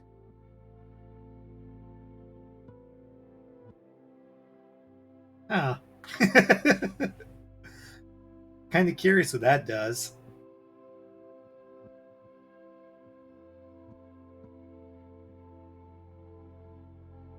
Really curious what that does. So we're going to go for it. Have no fear, Bradley. Dr. Fuller will not escape the clutches of destiny for long. Sooner or later, he will be judged for what he has done. You just need to have faith. What are you talking about? What's this story of destiny? No, I'm sorry. I'm not going to wait for some mystical intervention. I'll take care of him. Myself. We must do something for those who are still alive, Bradley. Sarah is still in danger as long as the cult is active. We need to see this through, otherwise Marie's death will have been in vain. You're, the voice of reason, Pierce. As always. Not right now, I'm not. I'm curious. No, still the same. Okay, so they're downstairs. I'm gonna go... This door's open. I'm gonna try and see if I can find anything upstairs first. Hey, you can just walk down the stairs now.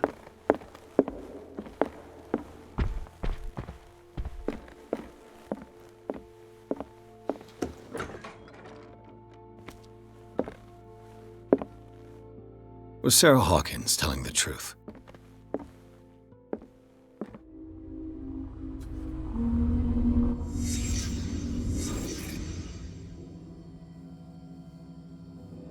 What kind of ritual was she preparing?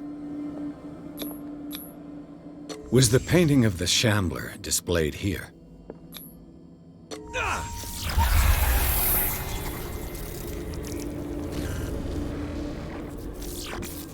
Mrs. Hawkins never told me why she was in possession of the Necronomicon.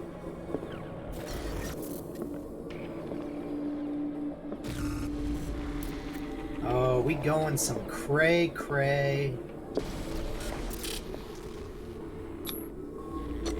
She was trying to send back the Shambler.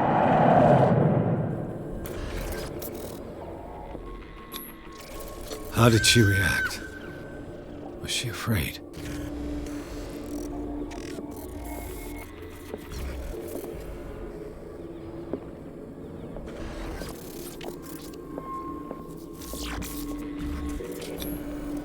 Charles Hawkins was ready to do anything to protect his wife.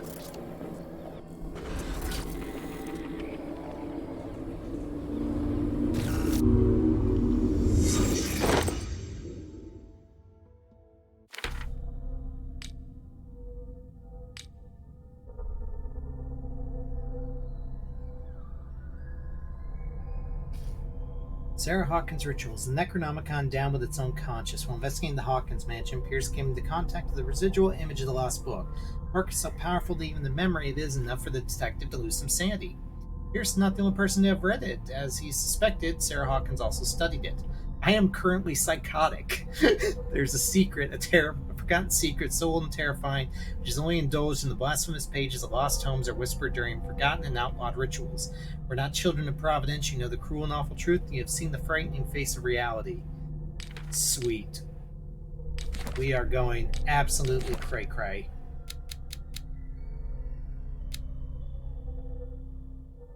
Found Sarah Hawkins alive, prisoner of the Riverside Institute. Charles Hawkins and Dr. Fuller seem to have connived to hide her from the world. She seems to be affected by the tragedies that struck her family. I detect a fighting spirit in this woman that I would better not underestimate. She's a survivor.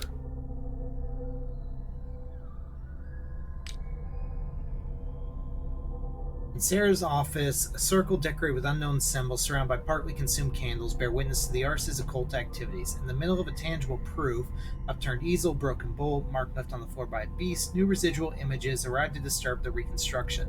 The Necronomicon appeared on the floor, probably because Sarah Hawkins sought the knowledge required to carry out her rite within its pages. It was no doubt a rite of revocation because the Shambler was present. The mark on the floor does not lie. There's no other creature on the earth capable of making anything like it. Whatever Sarah Hawkins tried to do, it failed, and the state of the room accentuates the words of her dead husband. She must never again come near occult forces. I am so far crazy.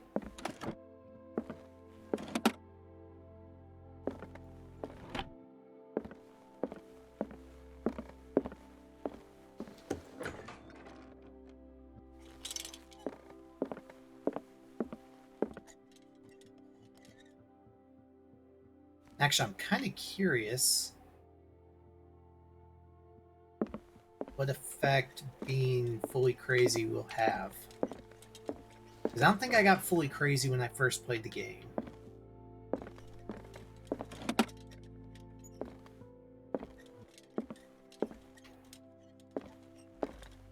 My sanity was low, but I think I was still sane.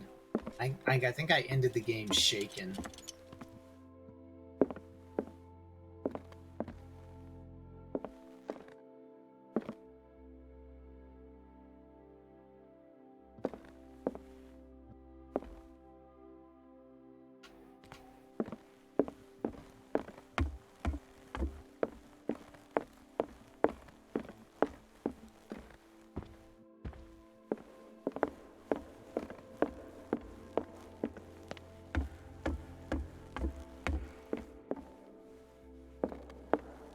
I'd be better off if I went to see the others.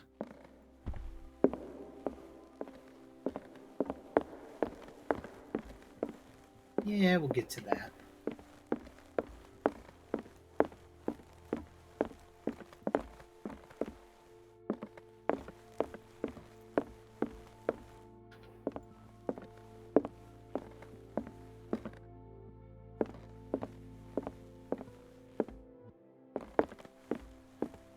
Okay, we'll get to it now, I guess.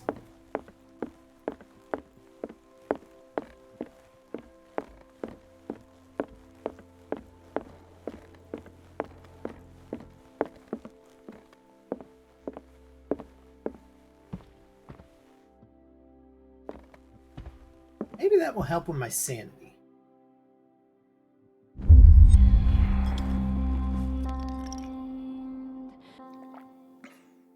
Of course, getting drunk affects my destiny. It did not help my sanity, though. Whatever, that's like the first time in the entire game I've had a drink, so...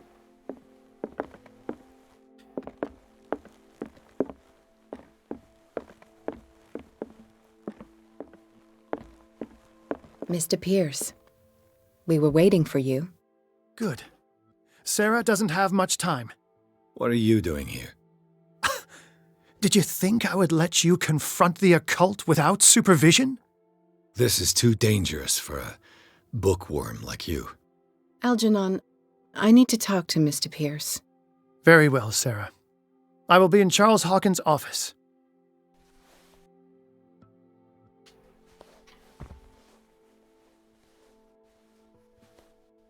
You seem different. Yes. When I woke up this morning, my mind was sharper. Cleaner. I can still hear the voice calling me. It is so strong, so ancient, enticing, dangerous. I may never be able to escape his grip, but for now I can keep it at bay. I know what I owe you, Mr. Pierce, but I can't come back to Boston with you.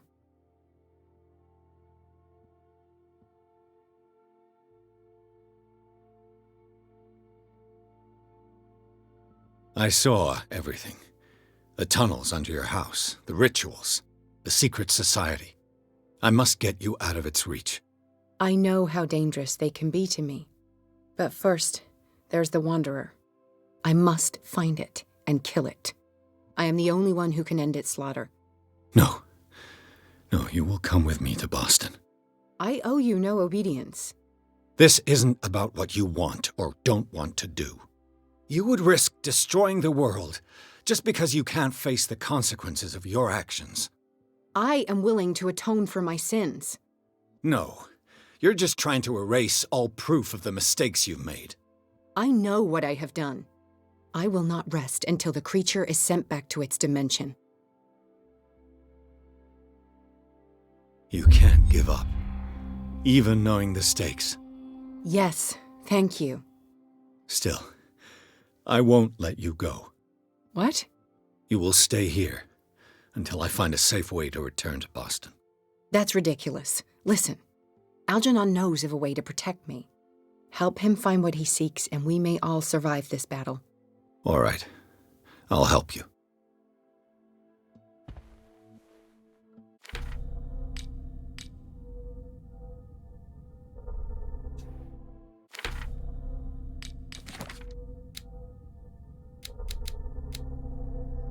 Charles Hawkins tried one last time to challenge the wishes of Sarah Hawkins, and he's dead. This time there's no coming back. Although I condemn the actions of this man, in a certain way I understand his motives. He's ready to do anything to protect his wife. His abandonment of the cult allowed us to flee the Riverside Institute to learn more about the threat that was weighing upon the mind of Sarah Hawkins.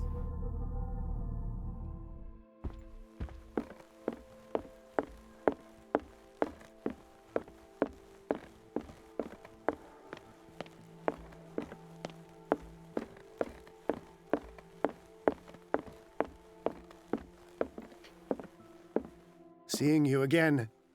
Ah, it's you. I'm here for her, not you. I don't care why you're here. Your usefulness is the only thing that matters. How do we protect Mrs. Hawkins from the influence of the forces that claim her? By following Charles Hawkins, that imbecile of a thief, of course. What do you mean? He found something. An amulet. The symbol engraved on it could protect Sarah. Could? We are dealing with forces that by far surpass what your intellect can process. Feel free to ask me any question regarding the matters that exceed your grasp.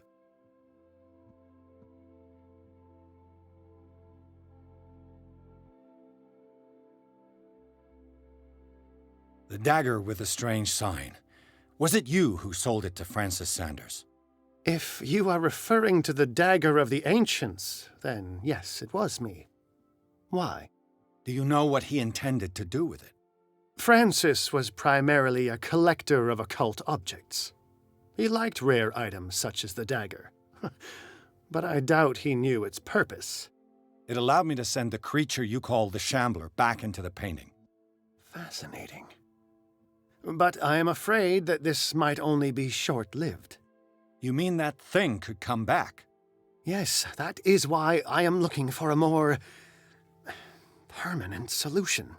It must never come back.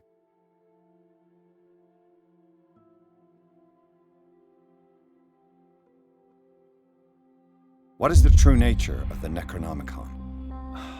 I see that you are interested in my precious book. It is the definitive book of knowledge of the occult, Mr. Pierce, written by Abdul al-Hazred. It is the answer to many a question. That is why it's so highly valued. Yes, and even though it is a copy, given to me as a gift by Professor Armitage of Miskatonic University, the work remains very powerful. I understand better why you keep it in a safe.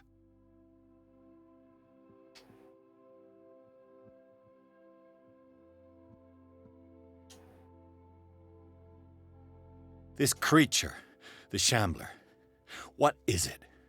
It is a hunter. It travels from one dimension to another to hunt down its prey. Francis Sanders was one of its victims. How could a creature like that end up in one of Mrs. Hawkins' paintings? Sarah has an uncommon gift, a connection with entities that live beyond our reality. I doubt that she was aware at the time, but when she painted the picture in a certain way, she called it. And now it remains in our reality.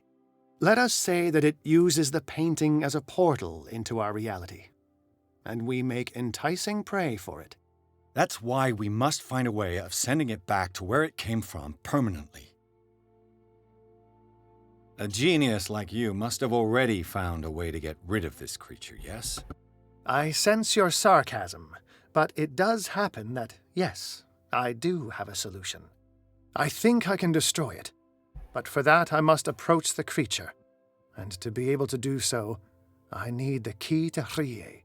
Another one of your baubles. It is no bauble, unbeliever. It is a very powerful protection, able to repel very ancient forces. Much more effective than your Colt. What does it look like?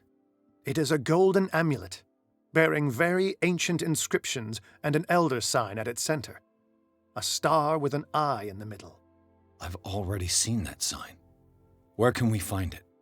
Therein lies the problem. That foul thief Charles has hidden it somewhere. I found this drawing among his personal effects. I think that it has something to do with the location of the amulet. I'll follow this lead. You continue searching. That is what I intend to do. As for you, return here the second you find it. I don't want it to disappear again. Sketch of a bust.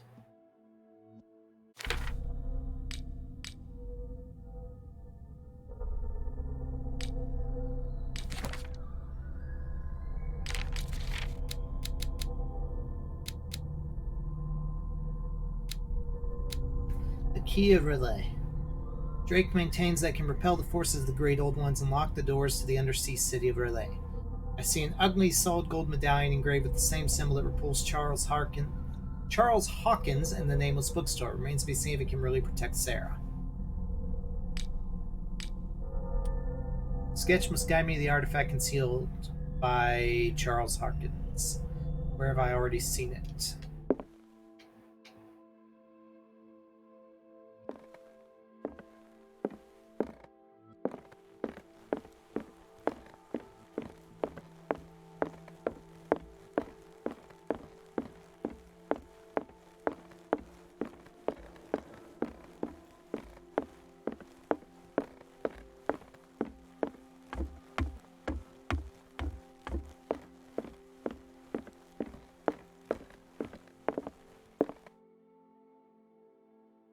Nope, not that one.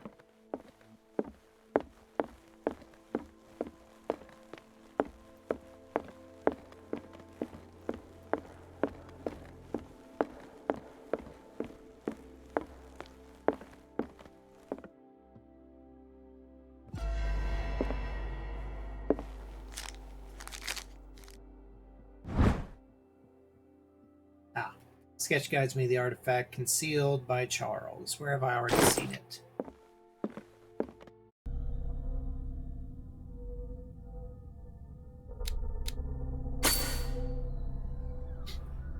Well, now that's not going to do us any good. Let's start raising up psychology. Hey, I was just there.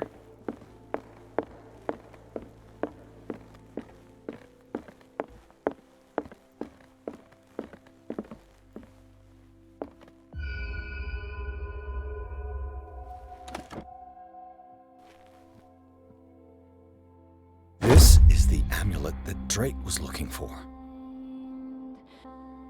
This amulet is engraved with the Elder Sign. Drake calls it the Key of Relay. He firmly believes this artifact is of great power.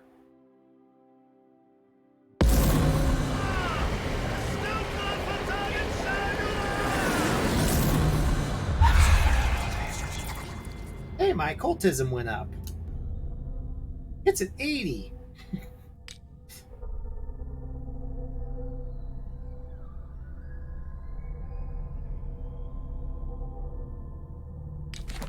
Oh, right, I got another point, too. 35% psychology.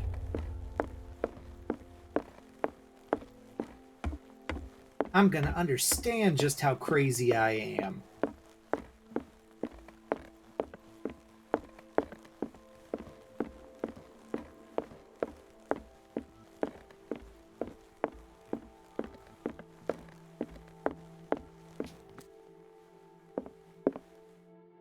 It's you again.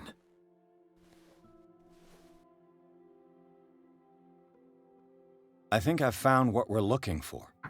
Let me see that. Yes, that's it. It's perfect. We are saved. I must tell Mrs. Hawkins. Yes, do that. All right. I got another one. I'm a professional psychologist now. I can tell you exactly how crazy I am.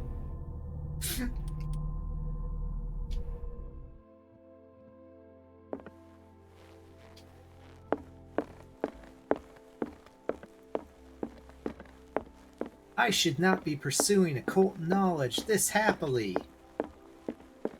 I have it. It's a strange amulet. I hope it will protect you, considering that nothing will help you change your mind. You must understand. I already went too far. What have you seen that's so terrible you convinced yourself that you had to risk so much? I can't tell you now. This story is going to end badly. Yes. Yes, it will. Yes. Chief West is here with Sullivan. Bradley, you take care of Sarah. I will deal with them. You sure? All right.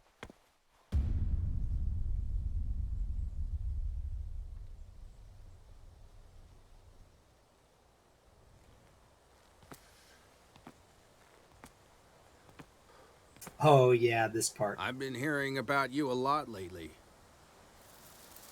You seem to enjoy causing trouble. Nice job, Chief. You got me. Great police work. You can try to play smart with me all you want, Pierce. Witnesses have identified you as the one who set fire to Riverside. Witnesses? How convenient. That's not the whole story, is it? I don't care about your stories. Save them for the judge. Your stories. You know, us cops, we base our investigation on facts and testimonies. You might want to try that next time. Listen here, I'm a professional psychologist, and I will have you know I'm insane.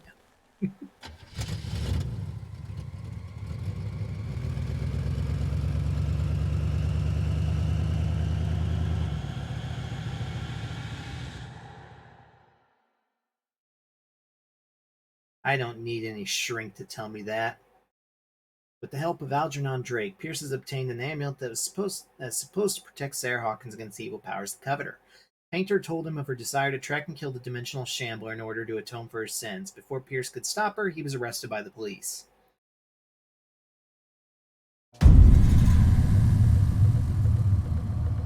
Nah, this part.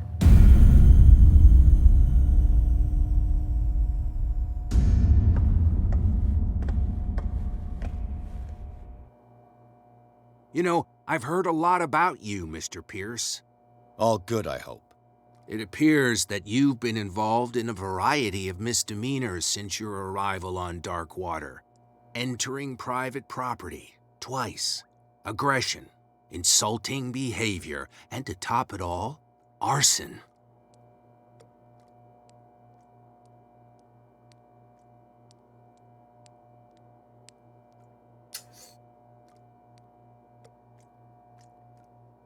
Listen, in my line of business, we are obliged to overstep certain limits. We're not just talking about illegal surveillance. You were being accused of serious crimes. There's nothing serious in what you've said. And you've got no proof that I started the fire. Don't you worry. I'll find some. You're going to waste time and effort on me, while terrible things are happening on this island. Yeah? So what's going on that I don't know about?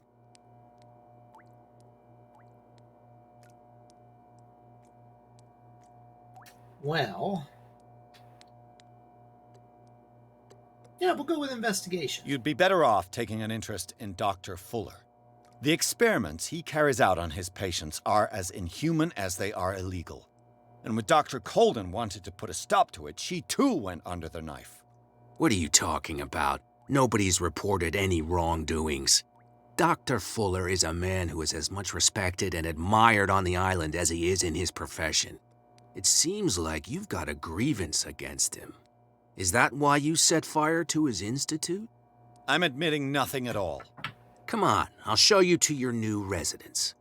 I'll be back later to ask you some questions. I hope that you'll make the right choice and confess to everything. It would be as unpleasant for you as it would be for me if I had to adopt more advanced questioning.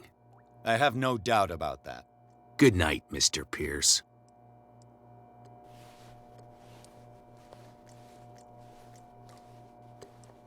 Mr. Pierce, the Truth Seeker. We meet at last. Who's there? This is the part I was wondering about having 100% cultism.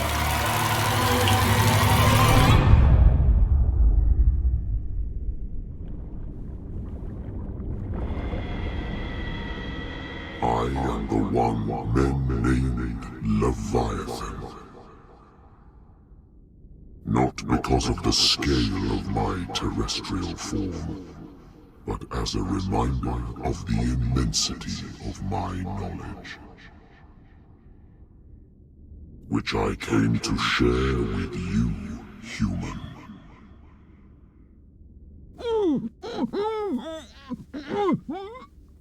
Do not struggle. You will not be able to speak or escape my influence.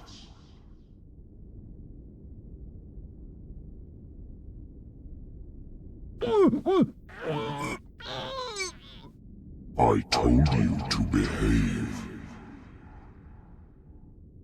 You are here to accept the knowledge and follow the path that leads to your freedom.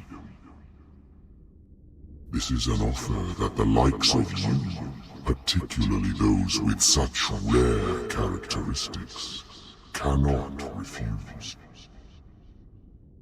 The more you bend your human spirit to make it able to receive the truth, the closer you will come to embrace his power. Where is the Oracle, Truth Seeker? Would you like to see her?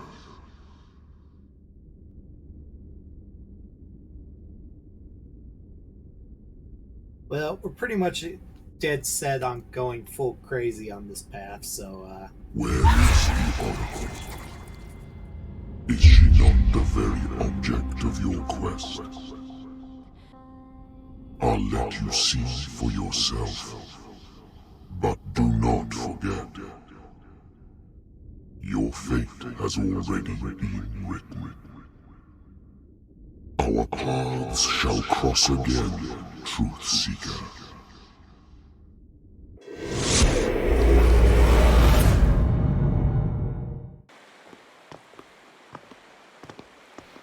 You know the risk, Sarah.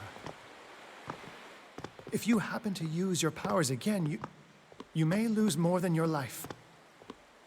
It is not about me, but innocent lives.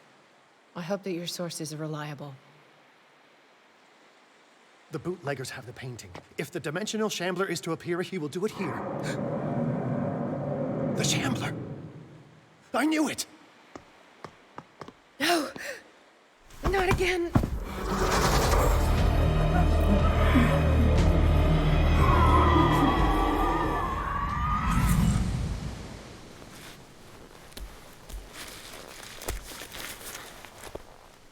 Algernon, come back!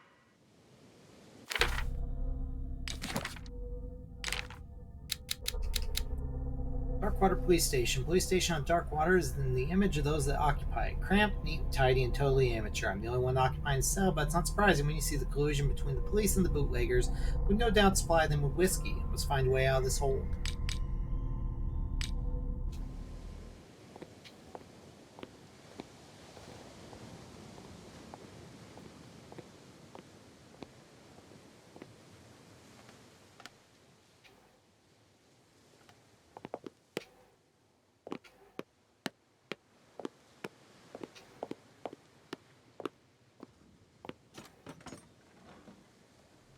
Is Algernon.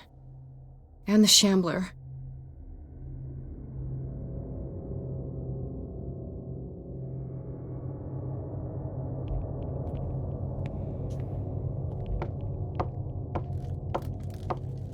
No way back.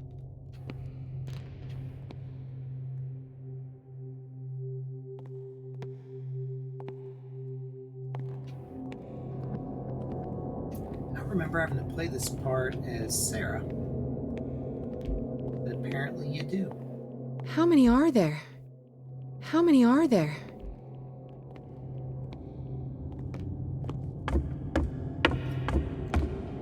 Well, there's one fewer right now.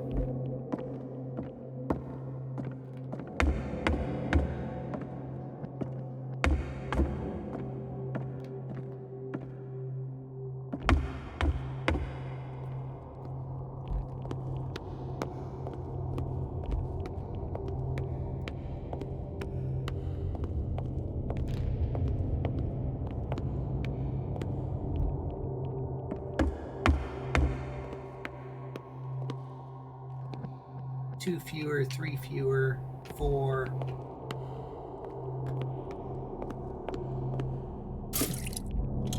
Oh yeah.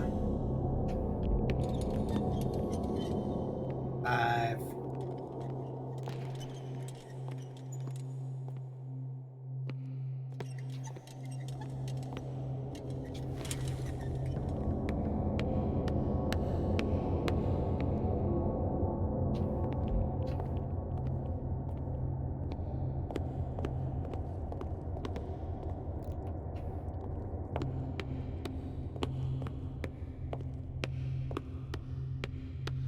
Try going upstairs before I approach the painting.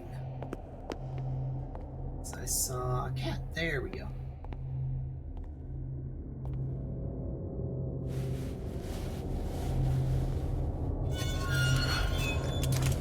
Hey!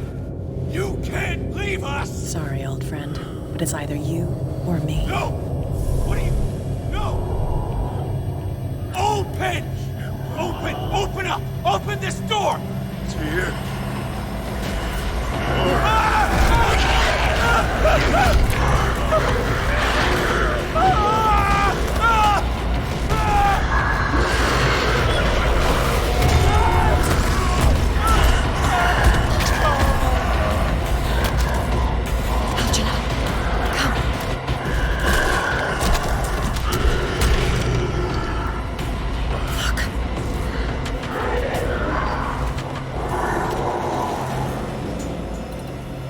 Is within our reach. Are you sure you want to do it? Let's go. Quickly, come with me!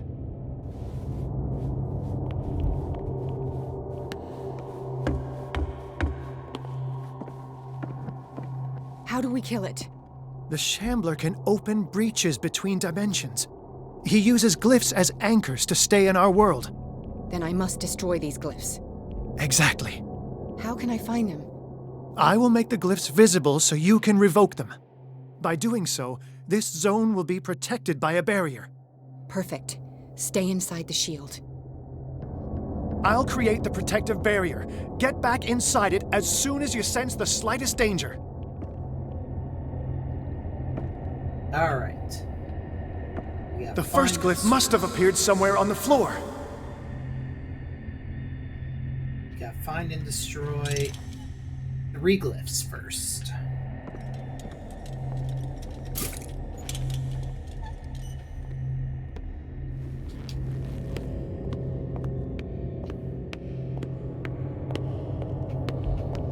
Find that symbol, Sarah. It should react to the light if you use your lamp.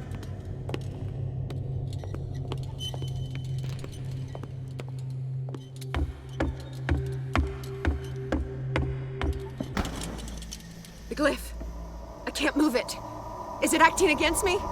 The ritual is working. Don't worry, it's just until I ward it off. Oh no. The Wanderer is back. The glyph is ready, Sarah. Oh, shit.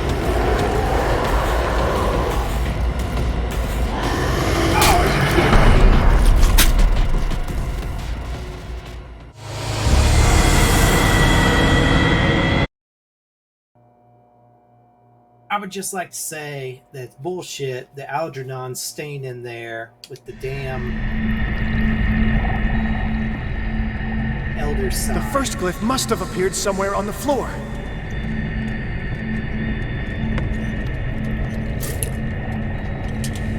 Okay, so it's up there. He's gonna pop up from this side. So we're gonna run the other direction. The glyph. I can't move it. Is it acting against me? The ritual is working. Don't worry, it's just until I ward it off. Oh no. The Wanderer is back. The glyph is ready, Sarah.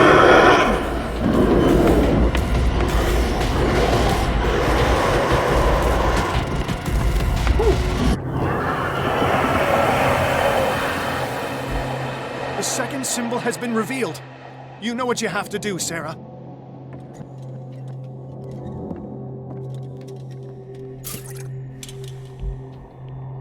Okay. Gotta find the second one, I think.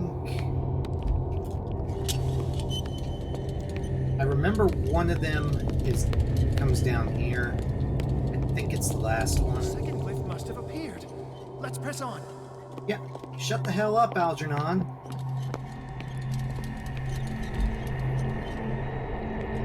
You're over there safe and sound. He's getting stronger and more aggressive.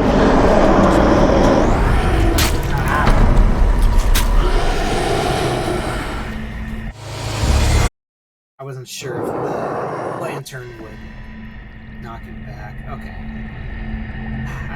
The second symbol has been revealed. No. You know what you have to do, Sarah. Okay.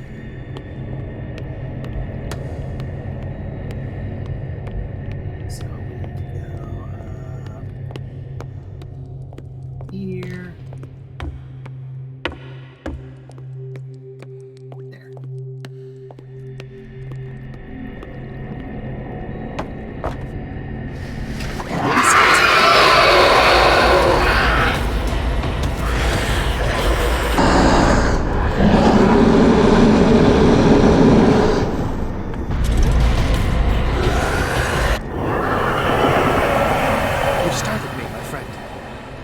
The impression the Shambler is trying to anticipate our actions.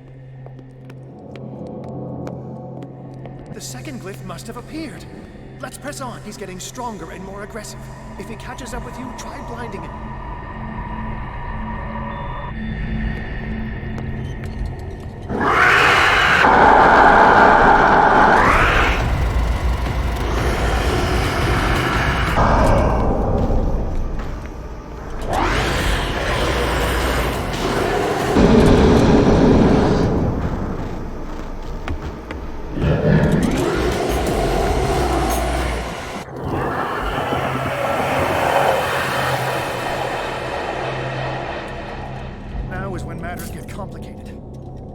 I must breach the barrier to ward off the creature.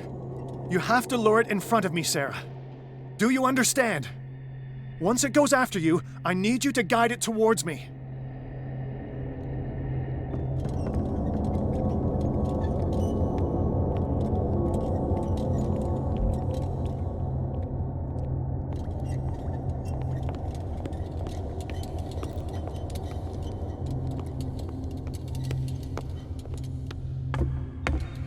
almost there, Sarah. Only one glyph left to find.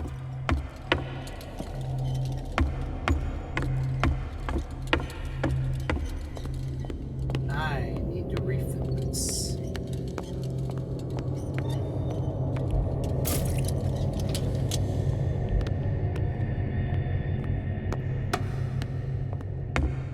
The glyph is near. I'm sure of it.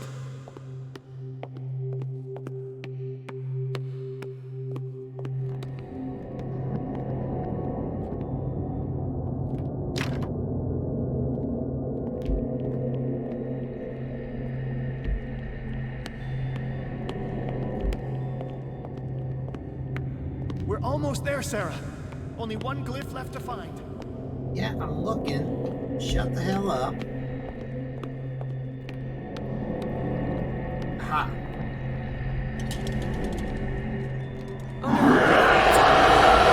Release me now! Algernon! Done! Quickly! Bring him towards me!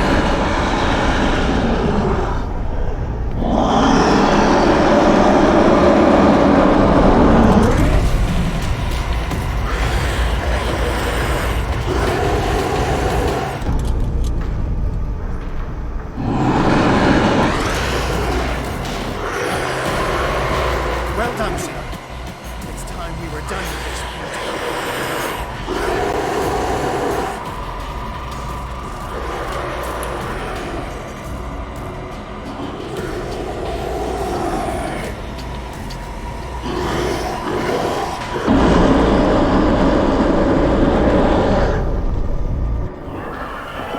Let's go, Sarah. It's over. Do you hear something? I can hear him. He calls me. Sarah! No! Algernon. My old friend. It's too late.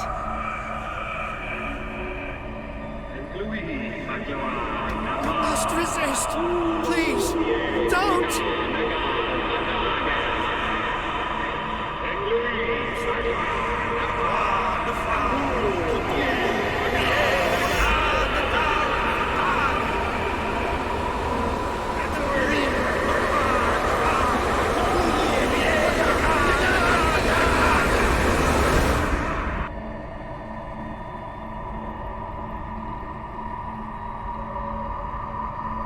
Yeah.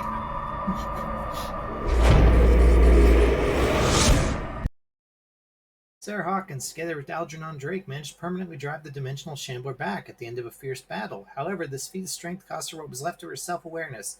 She has succumbed to the call of the myth. Sarah Hawkins. Why did she do it? Damn it! Did our guest enjoy our hospitality? Let me out of here. I'm warning you, Pierce. I want a short and clear-cut confession. Do you admit your guilt in the case brought before you? You don't have any idea what's happening on this damn island. Chief West, we got a problem. Damn it, not now. What is it this time? Captain Fitzroy, Chief. Some guys have ransacked Roy's bar. They went berserk, attacked the patrons, smashed the place up. It's chaos. This is only the beginning. Let me out. Let's go take a look. Tell Sullivan and Marshall to keep this one nice and warm till I get back. Are you stupid? Don't you understand? Those goddamn idiots. No, guess we're gonna take a nap.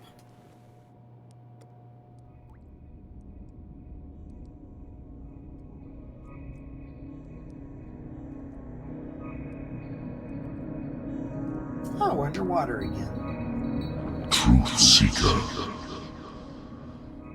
I find you again.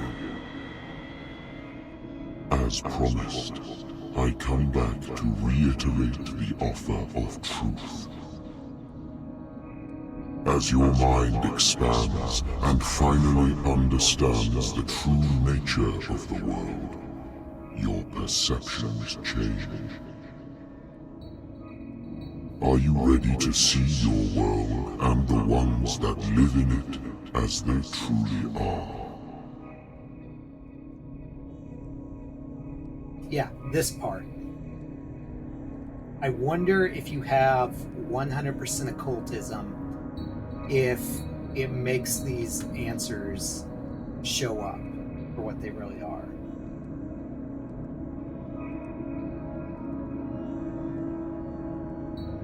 Because obviously you have no idea what any of these mean. Eeny, meeny, miny, mo, catch a tiger by the toe. If he hollers, let him go. Eeny, meeny, miny, mo. Come, truth seeker. Follow the path of the ultimate truth. Also, even though it says that it'll affect your destiny, I don't know if it will, because don't know what those are.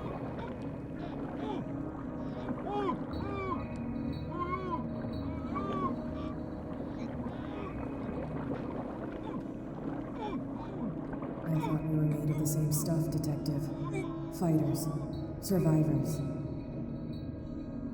I never would have thought you so naive. It's all your fault. You could have stopped this whole thing. Your army buddies, the villagers, me. We're all in danger, as long as you're alive.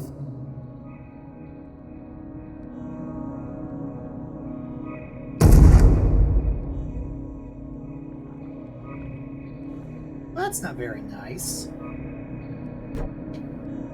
That's not very nice of you at all, Cat. I can't go to sleep. I keep having the same dream. Or should I say nightmare? That pain in my chest as if I was being skewered. Hurtless, cold, silence. Then I wake up in a hospital bed alive. That voice whispers in my mind. I keep hearing it, and I don't know how long I'll be able to resist.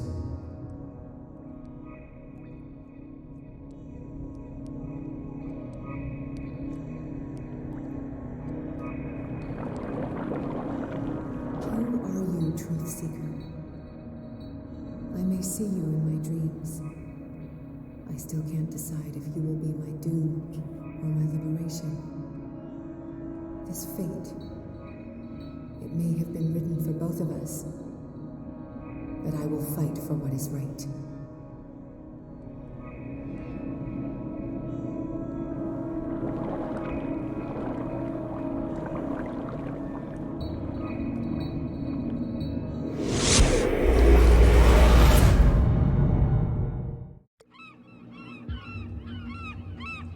Dom, what happened? Come, you'll want to hear what these two Egypts have to say. This better be interesting. Seems like someone decided to grant you your deepest wish. A mutiny? Worse, they killed Chief West. What? And left his body in one of our warehouses. You're kidding. They're all yours. Which one of you is dumb enough to kill a cop and throw him on my doorstep? We don't know nothing. The dead body in my warehouse disagrees. We swear, miss, it's not us. I don't have time for this. Spill it. We've got nothing to do with it.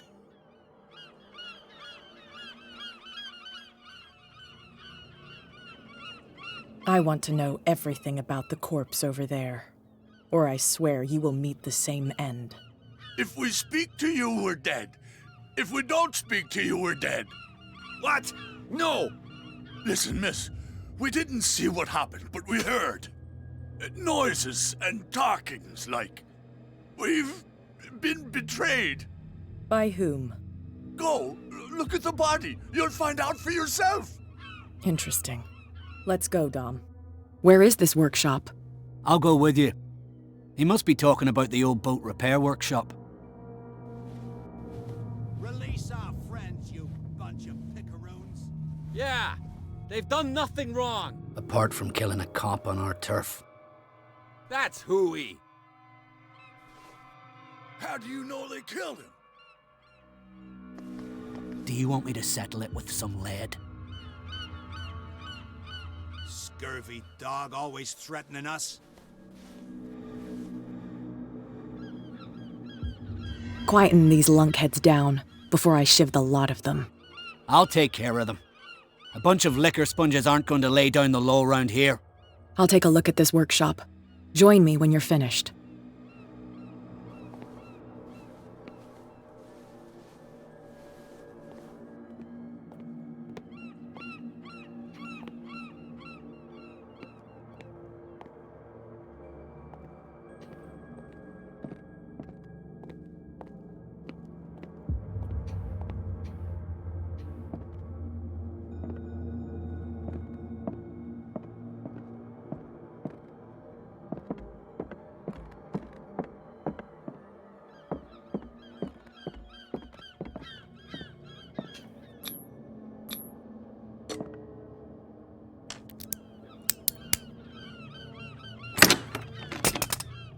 I can do that now, too.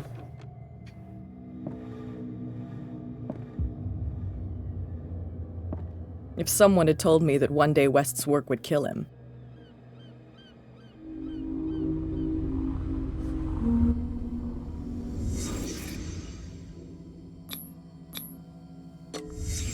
Someone moved the corpse here. Where did the murder happen?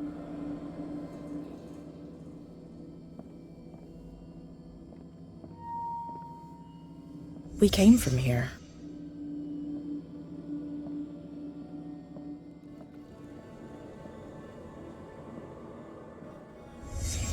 Down the stairs.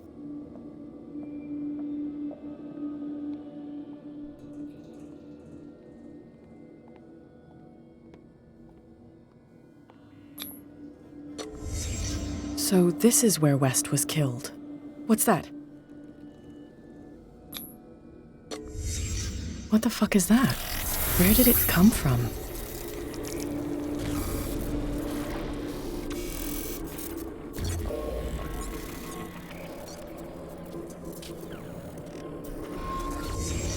He wasn't alone. Who were those guys?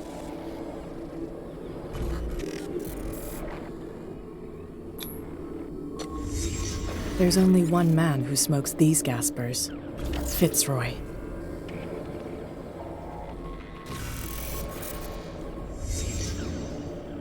You're not supposed to be here, Truth Seeker. What's going on outside?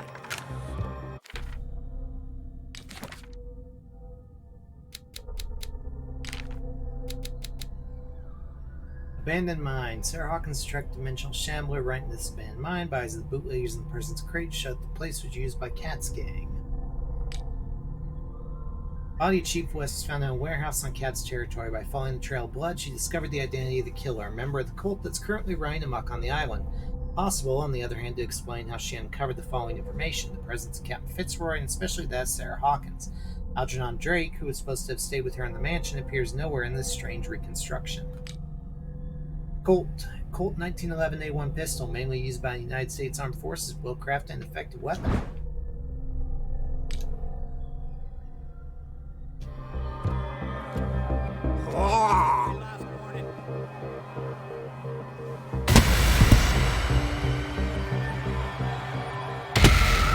I'm trying to remember.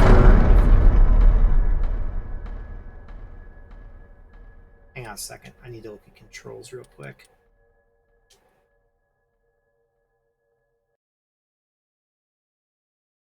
No, it's just shoot. I was gonna see if I could try and punch. Leviathan returned to torture Pierce with a new vision, one in which the detective will see through Cat's eyes. What's going on outside? No! This is my last warning. I shot him.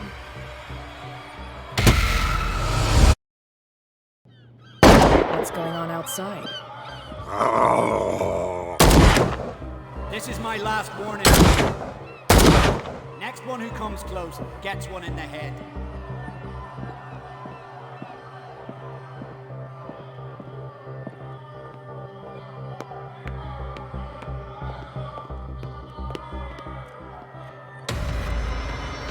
What the hell? Dom, get out of here.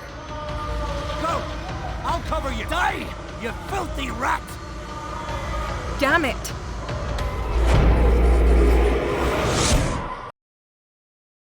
Pierce saw Kat's worrying discoveries through her eyes. While she was searching for the murder of her cop, she was attacked by the island's inhabitants. Pierce is yet to find if she did make it.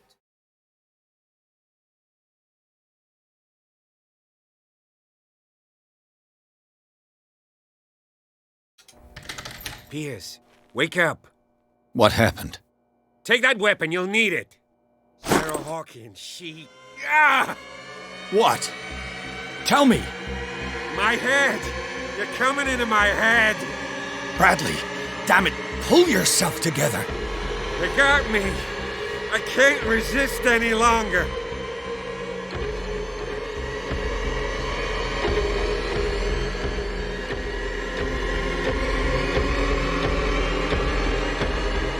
Do you remember the cultists we saw under the Hawkins house?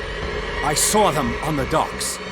Pierce, you've been in this cell for days. Listen, I think they are responsible for your affliction. I was unable to stop her. What do you mean, unable? She left with the bookseller. He came back, alone. Told me she couldn't resist the call. The doctors told me later that they saw her going in the direction of the whaling station. Damn it! I'm turning, Pierce, into one of those things. No! Keep fighting it, Bradley. It's too late. You have to end this. Do it. Kill me. Enough killing. Idiot! Ah!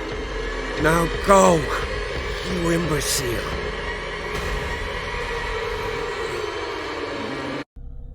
Okay, we got 3 character points. Oh no, we got 7 character points. Holy shit.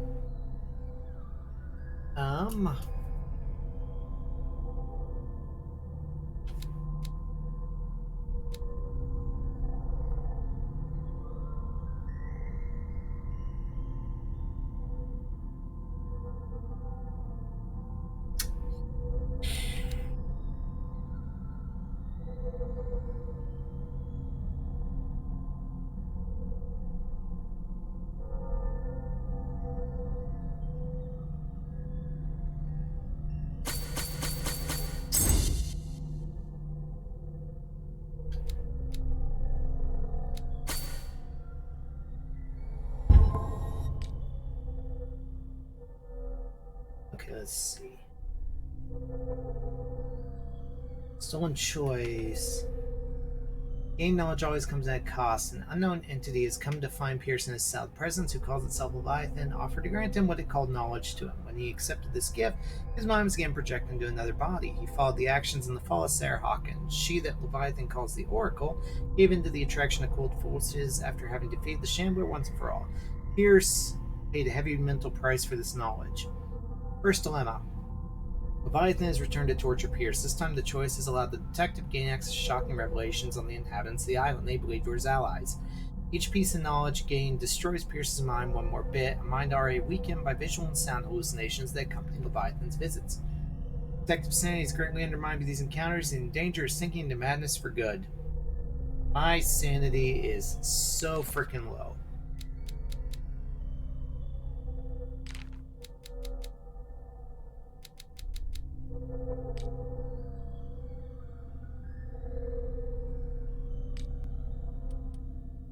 I got a pistol.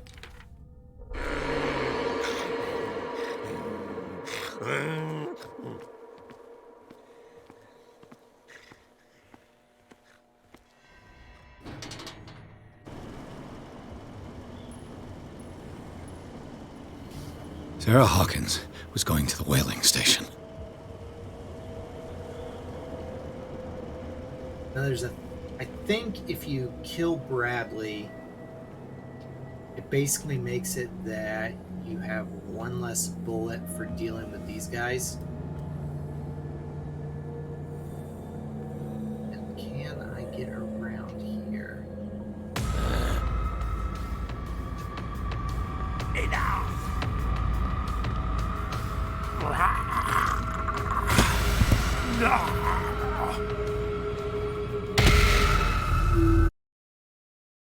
Pierce woke in his prison cell. Bradley came in to free him, but his state forced Pierce to make an impossible choice. The detective is now Sarah. He hopes he will catch with the mad artist before she makes things worse. Sarah Hawkins was going to the whaling station.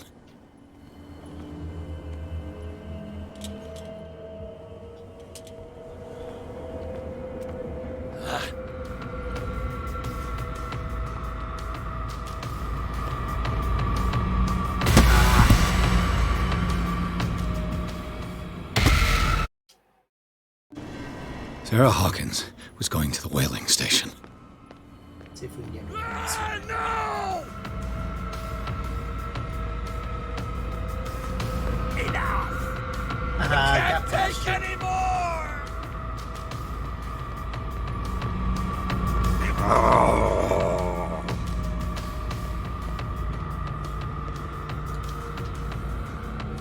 How many died because of this madness? Leave me alone.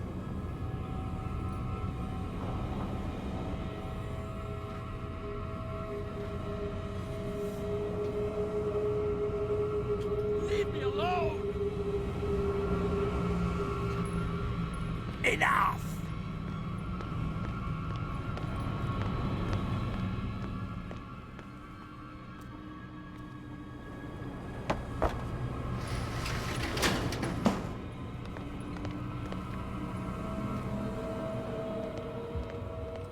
Close that? No, we can't.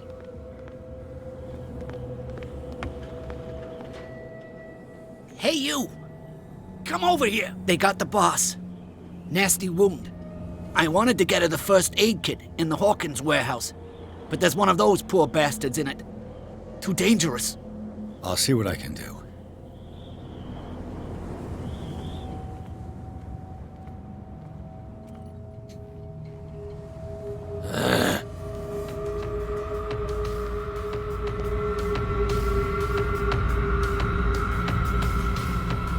Can I kite him back? You won't have my flesh! You won't have my skin!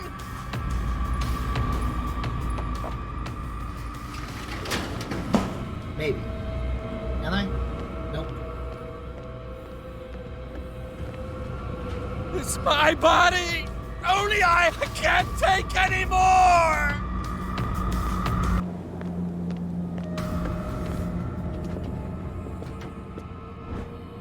Emergency kit. First aid kit will be useful. Those possessed madmen are wiping out Darkwater on This Kent. might prove useful. Alive.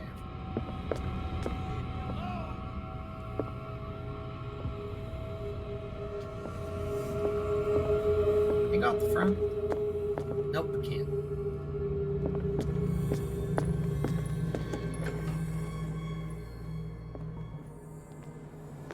Go! Die! Hope his boss will have more luck.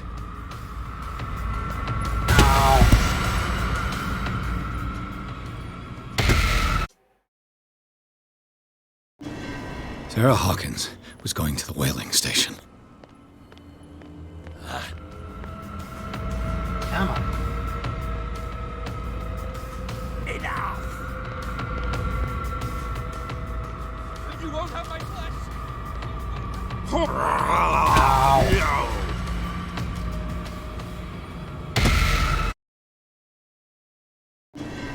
Sarah Hawkins was going to the whaling station. I'm about to start just mowing people down.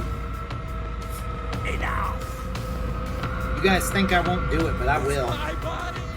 Only I have the right to Go! Die! No! Yo. How many died because of this madness? I don't want to see you. Away!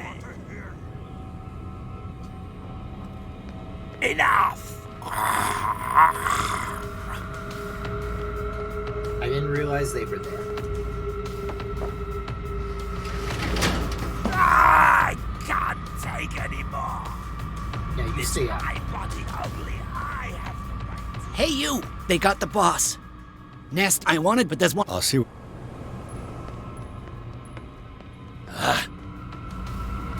Actually, I might just be able to run in past him.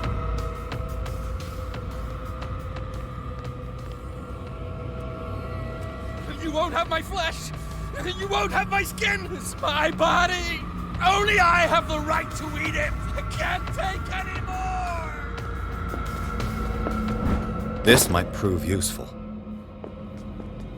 It's my body! Only I have the right to eat it! You won't have my flesh! You won't have my skin!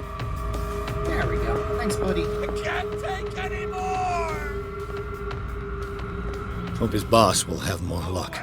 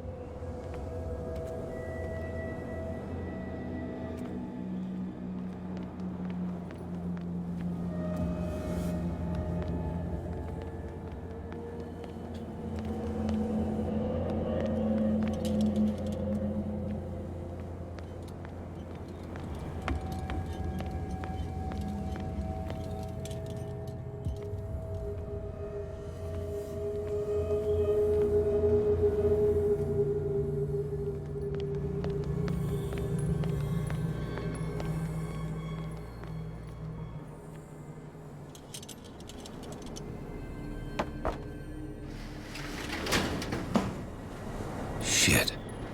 They're going to the whaling station. I'd better hide and wait until they're gone.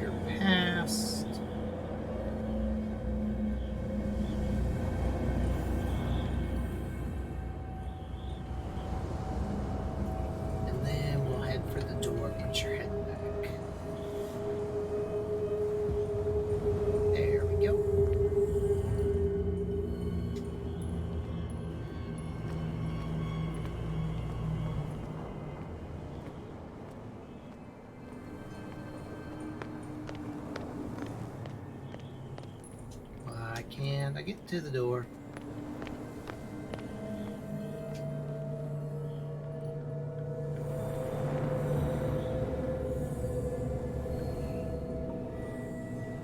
Maybe I have to go down by the water?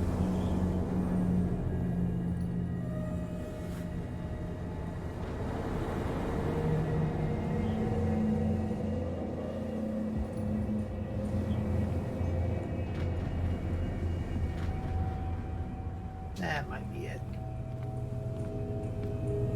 Yeah.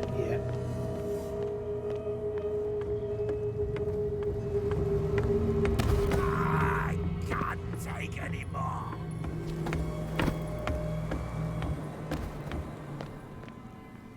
Sorry.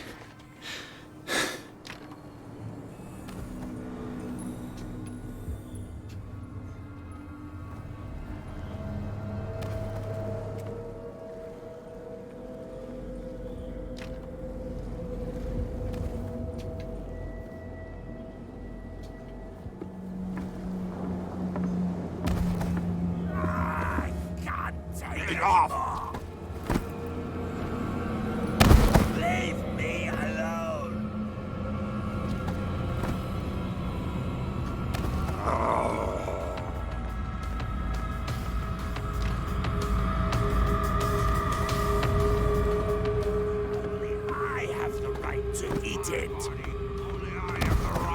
The chosen one! I am the chosen one! I can't take any more! It's my body. Only I have the right to eat it.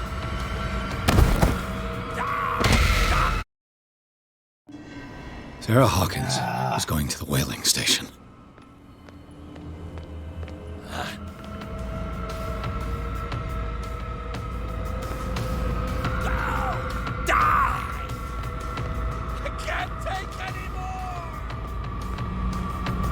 That guy. Swing around these guys.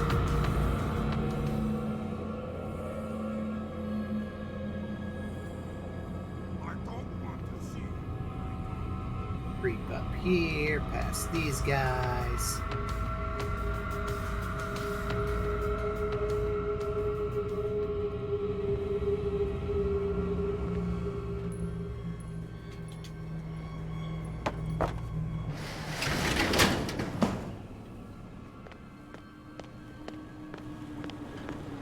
Hey! You! They got the boss. But the...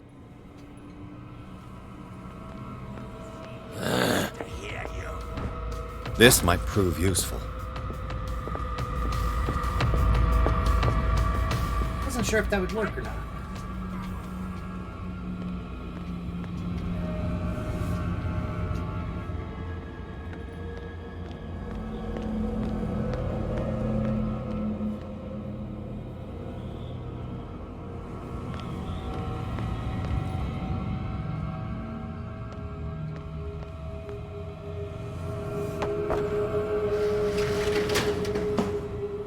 Shit.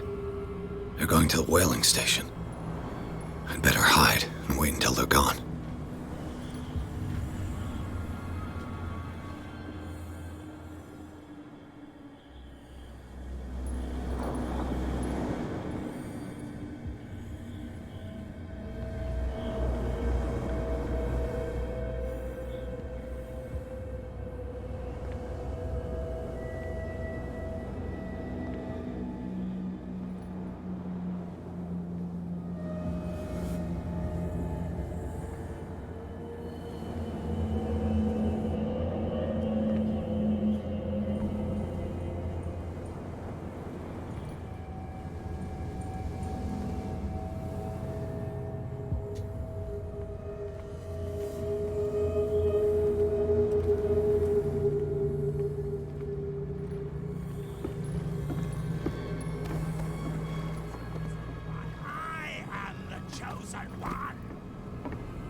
It's my body, only I have the right to eat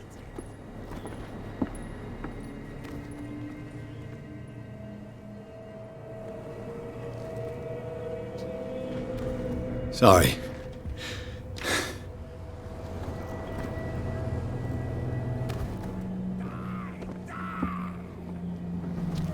Go! Die! It sees me.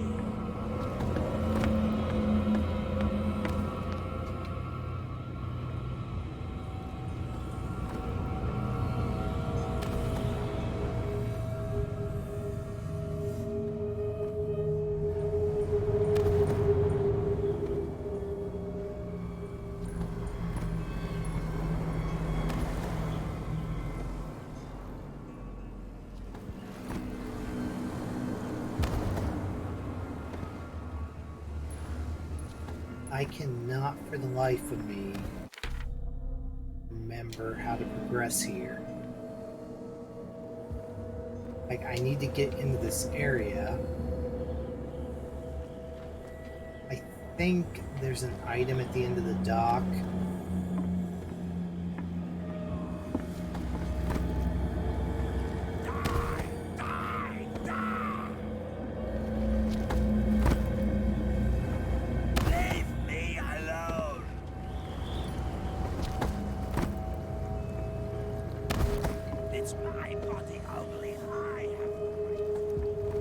Maybe having now been down there, I get the upper way.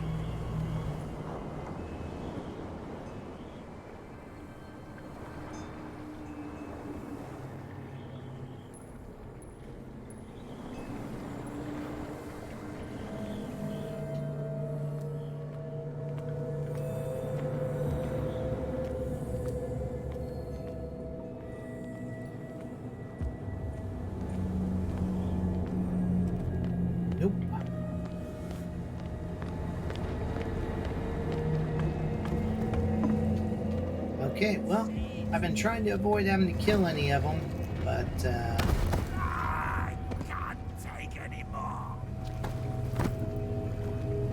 The chosen one. I think we're out of that, so... Stop. Oh, God. What am I doing?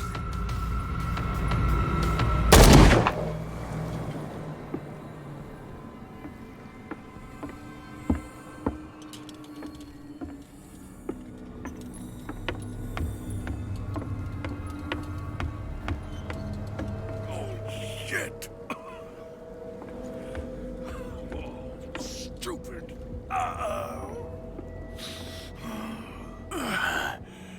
Is that you, Detective? Can't leave the damn island, huh? I must go to the whaling station. I'll help you get there if you bring me something to fix this wound.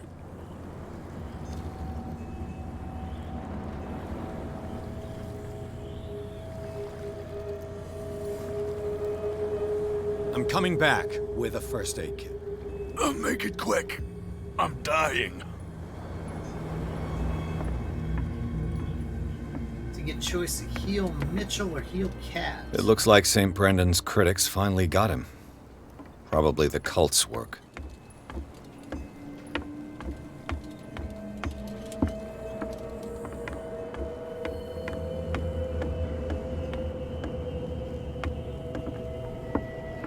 So I'm not sure where Cat is, though.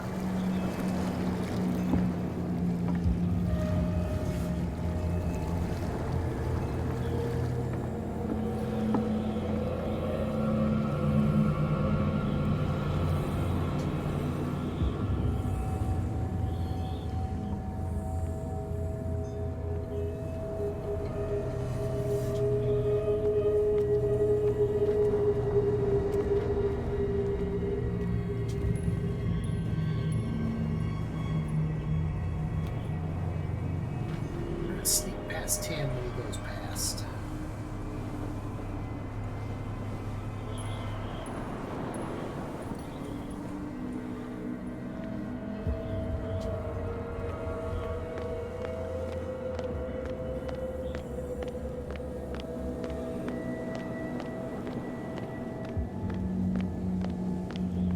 So there's the two different gates.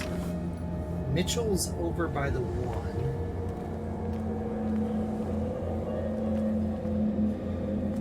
So I feel like Cat's got to be around here.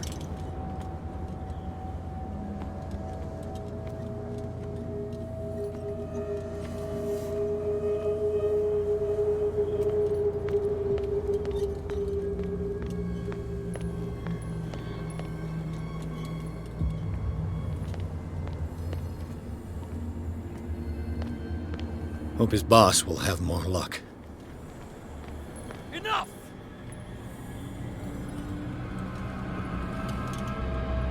You know what? I'm probably dying, so we'll just do that.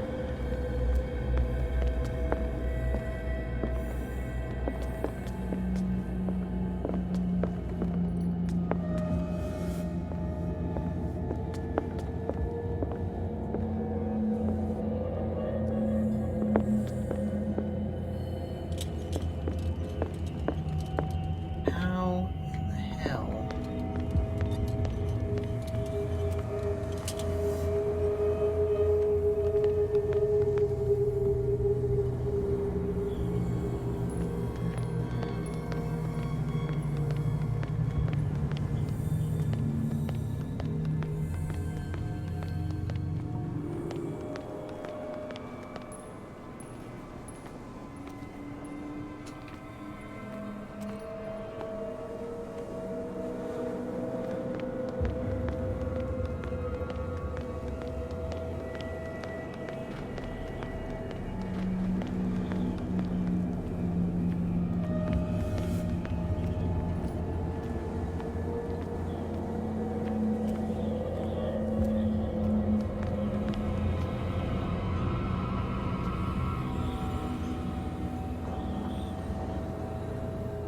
Maybe Cat's by the bar?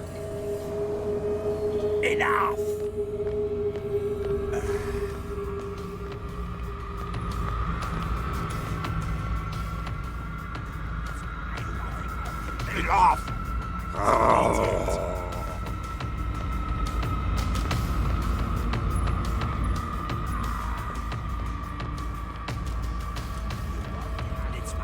Who's there?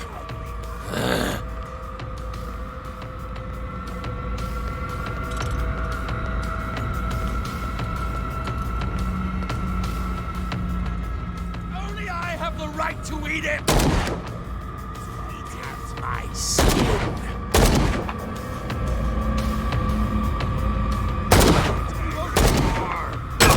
Damn it! It's my bodily heart! You won't have my flesh!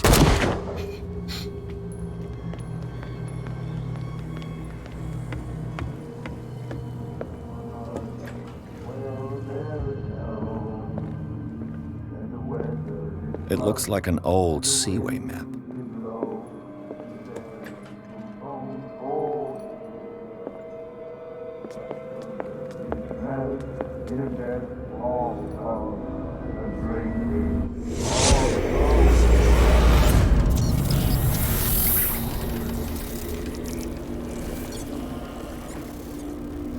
And when they found me, they ate my flesh. And my flesh granted them powers and revelations. You are getting closer, Truth Seeker.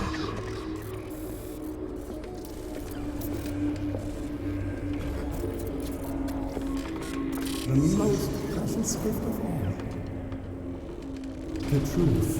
The ultimate truth about life. If I prove able to resurrect life, then it will only be a matter of time before I know how to create it. It will be the end of thoughts, be they ancient and powerful.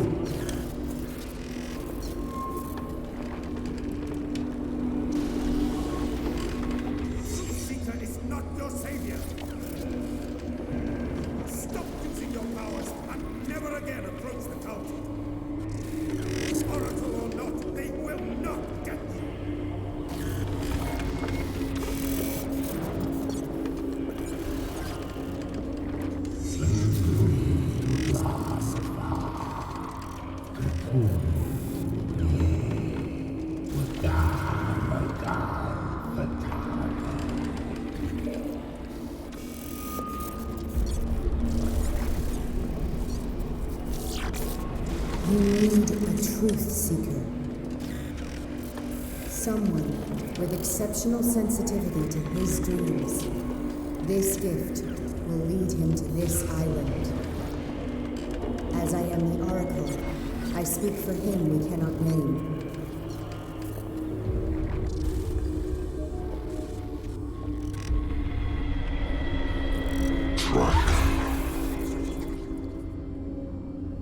Track the truth like the bloodhound you are. What has she done? Easy, Captain. I'm not dying in this rat hole. There she Come is. on.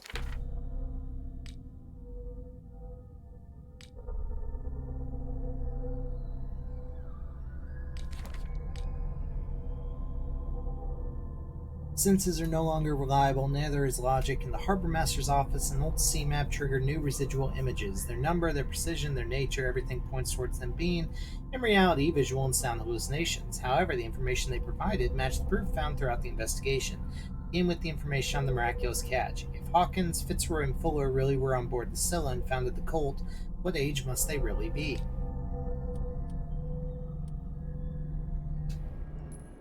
If I find him,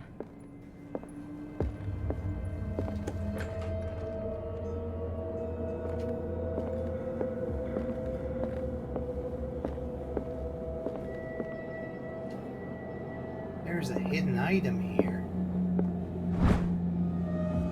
Note from Fitzroy. Fitzroy is destroyed all the ways off the island. Attention everyone, while the boats were moved from the bay immediately. Sailing boats, small boats, everything that floats. No one can escape us now. Their fates are sealed to the Great Lord. As the Great Lord will rise from the depths, no one can escape his grasp. Soon, my brothers, we will rejoice because the long-awaited moment is upon us.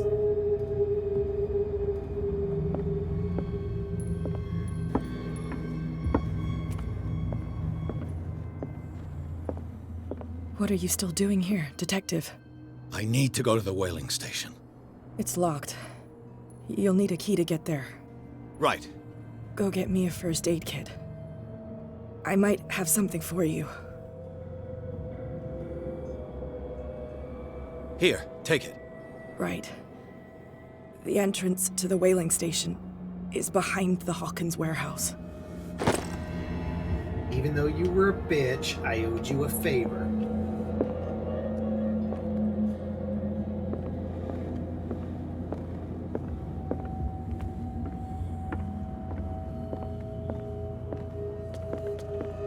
And I'm a good person, in spite of the fact that I just killed like half the town. Might as well make it an even number. Who's there?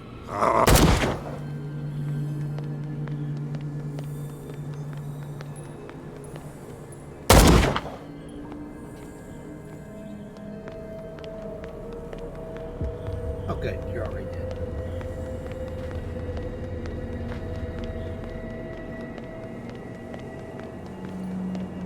It's like, look, I've already killed most of the people in town, so...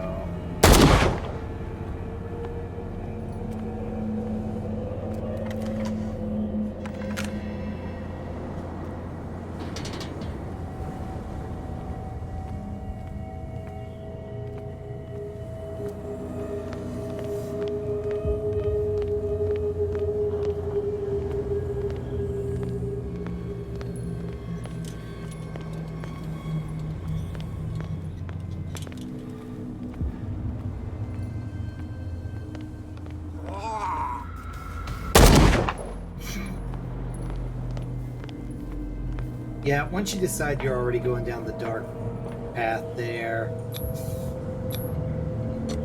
there's not much keeping you from just mowing everybody down.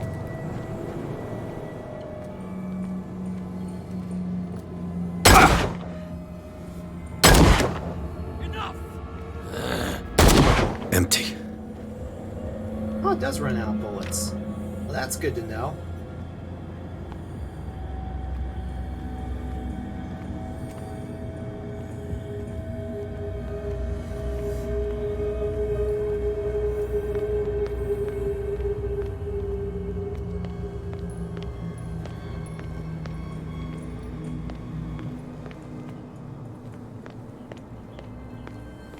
I think the first time I played this, I made it through this entire section without shooting anyone.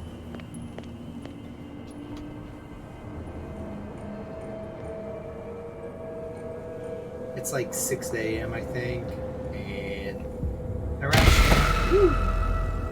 my rationale is about doing as well as Pierce is at this moment.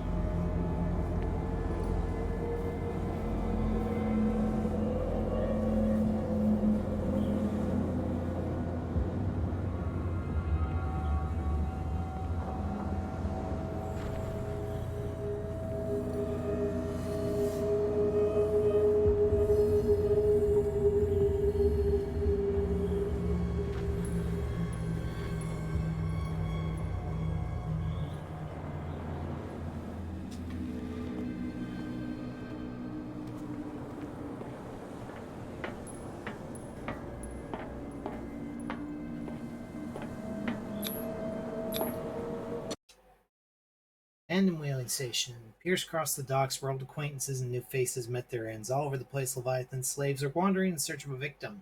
Pierce finds his way through, and after discovering the truth about the origin of the cult and its founders, Pierce finally reached the whaling station. He hopes to catch Sarah Hawkins before she does something bad.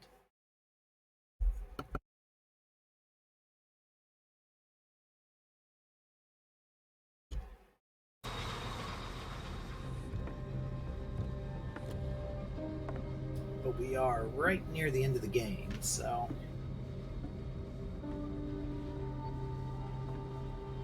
I wasn't expecting to one-shot this, but, you know. That goes sometimes. Hither thou shalt be freed. Sarah is with those bastards. I gotta find her quick. Sarah is leading those bastards. There's a difference.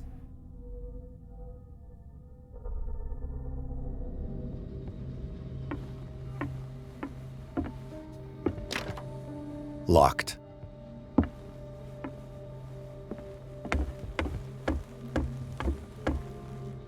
This tank seems strong enough to break down the door.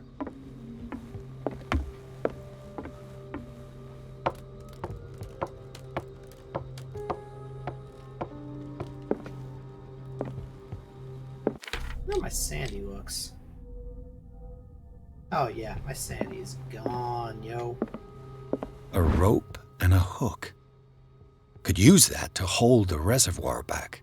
Relatively thick rope to which a metal hook is attached must be used to pick up heavy materials. Looks strong enough to take the weight of the tank.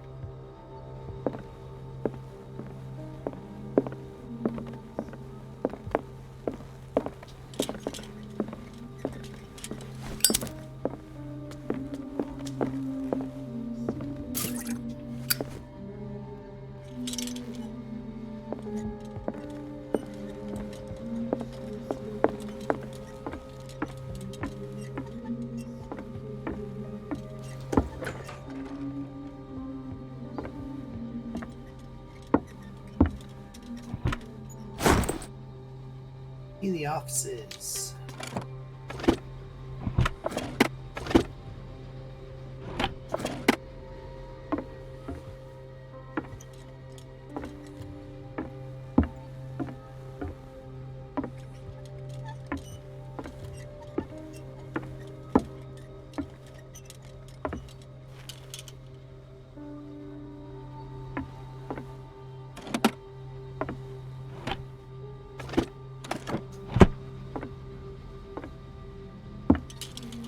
Fuller was a crew member too. Interesting. Wednesday, June 23rd, 1947, 33 north, 53 west. The morning is biting cold.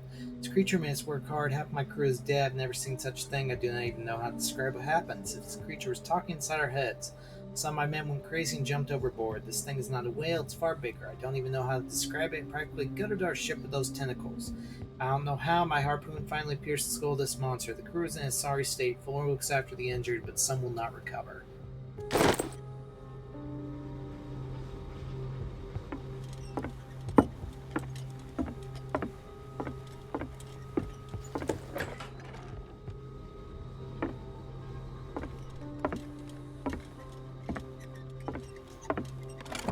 Another volume of the Reverend's wife's diary. These are the last entries of the pastor's wife. Her husband ordered his faithful to come together for a final ceremony in the honor of Leviathan. She fears the pastor will ask them to sacrifice themselves as this abomination. She tried to escape. This is probably why her body was found in a cave under the mansion.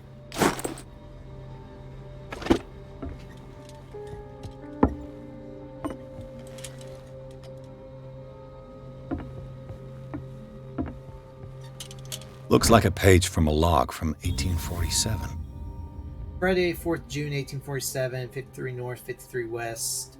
We're starving. The fish seem to have deserted these waters. If I don't quickly find answers to this crisis, Fitzroy could well set off a mutiny. Each day more and more I believe in this tales of a miraculous catch. Merciful God, help me. Wednesday, June 9th. We sighted an enormous whale further to the south, the biggest we've ever seen. Fitzroy keeps telling the men this is the miraculous catch he promised them.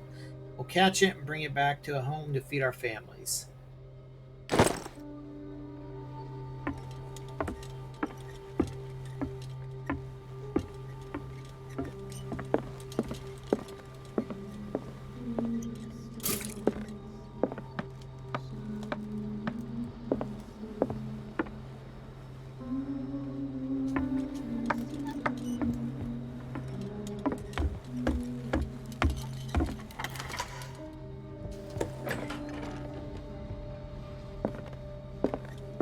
doesn't work.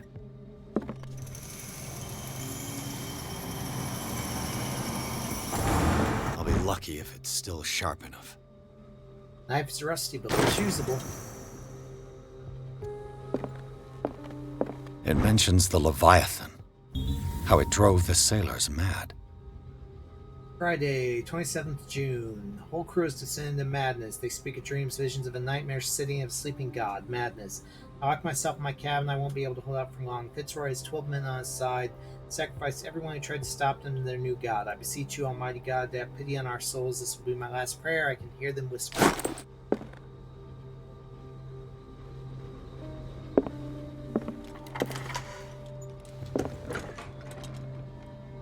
It's the 4th page from the log.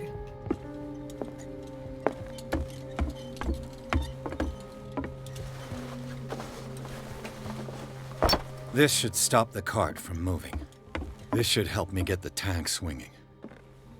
Run back downstairs real quick. So there should be one more log message. So we found 1, 2, and 4.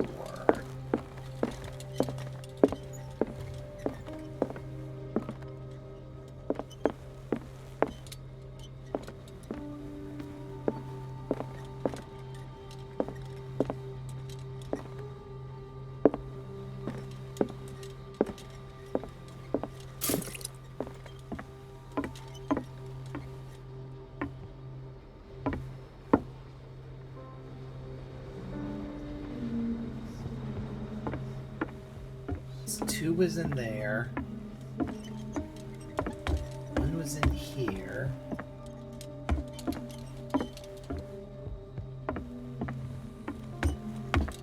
Four was in the upper room. Nothing else in here.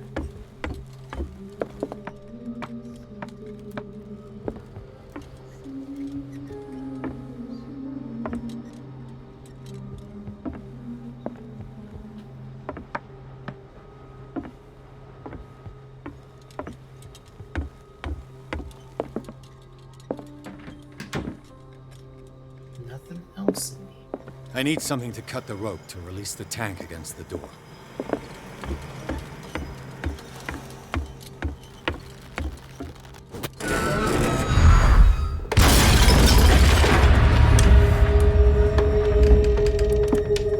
The beast in the cave.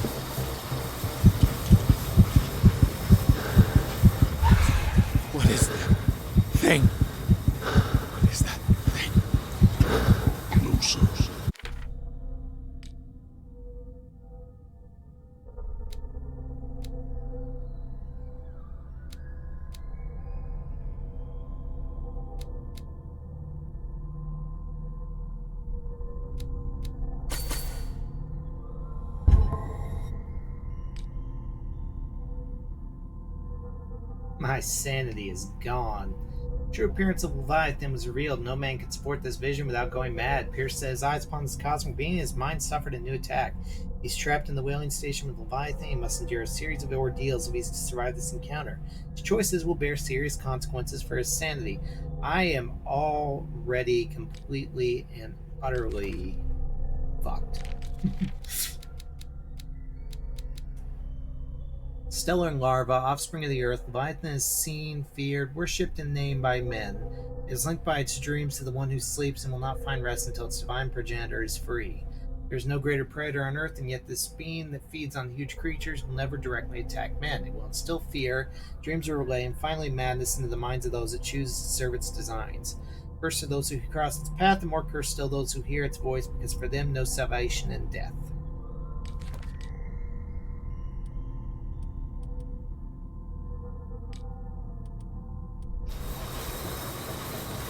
No. That voice. You're The Leviathan.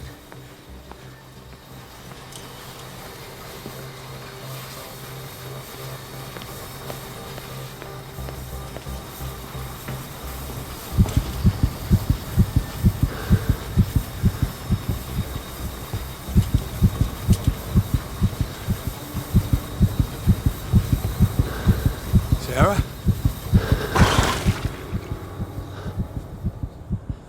I got inked.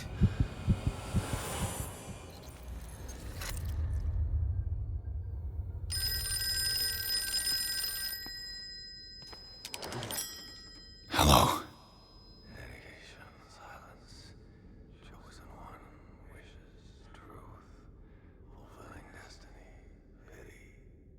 Who is this? The quest for truth requires sacrifice. There's no room for compassion. Who's there? Your stubbornness at wanting to help others who would have deserted you is a weakness. Fate leads us inevitably to solitude, and in one's final moments, one is always alone. You can't escape it forever. It will always find its way. Damn it!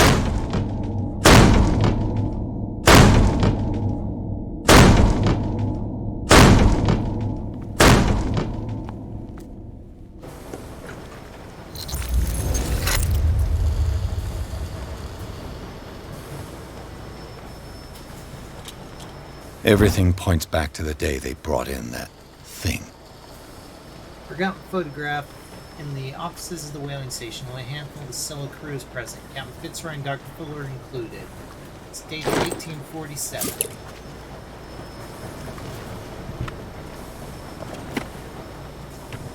While the sailors were going insane, Fitzroy and the mutineers took over the ship and probably killed the captain. 25th June, Fitzroy encouraged them all day. They're in shock and began to overcome their trauma. They say you can hear the screams of their comrades turn mad. Some of them hurt themselves in a desperate attempt to stop the visions that haunted them. Others chose to embrace them. Fitzroy is one of the latter. He named the beast Leviathan because he believes in its biblical nature. I told them to get rid of it before it's too late. The thing is not the work of God.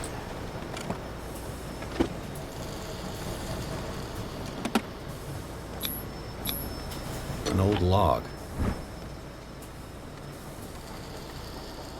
Captain Hamilton's logbook. May 24th, we sailed from the island of Darkwater towards the north. Sailors say that these waters are haunted. I don't believe in these tales. It's not a good time for us. My men haven't seen the slightest trace of a whale for quite a while. The season doesn't improve. They're no longer wish to serve on the Scylla. May 30th, we're not the only hunters here. While we were looking for prey, we found dead whales, a dozen of them, drifting, their entrails exposed. They had been shredded as if they had been attacked by a huge predator. It's very strange. Perhaps it's a sign of God. Perhaps it's a good catch that we have long hoped for. We must find it, whatever the risk. Belonging to the captain of the Scylla.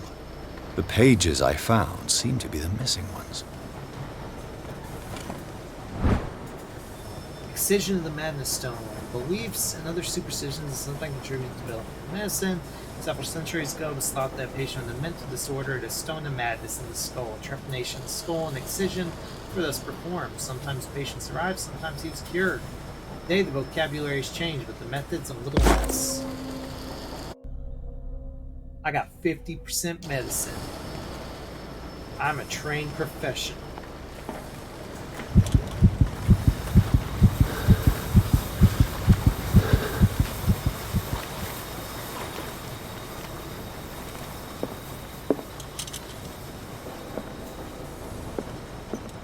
Chunks on Leviathan. They eat his flesh while he's still alive.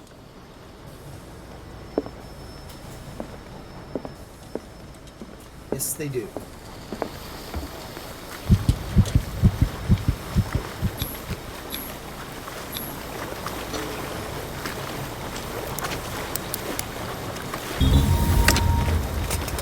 Perfect.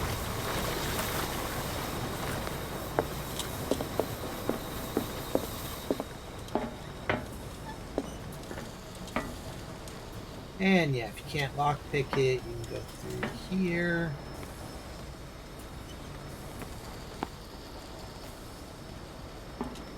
And climb over, I think. I don't know. I can't remember why you go there.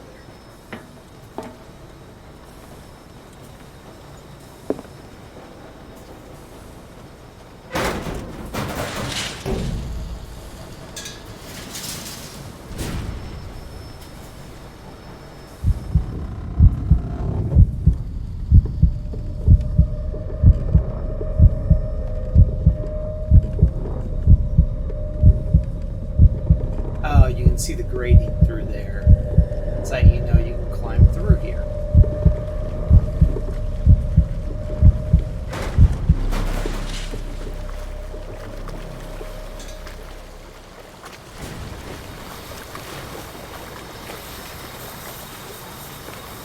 If you couldn't pick. Learn to obey.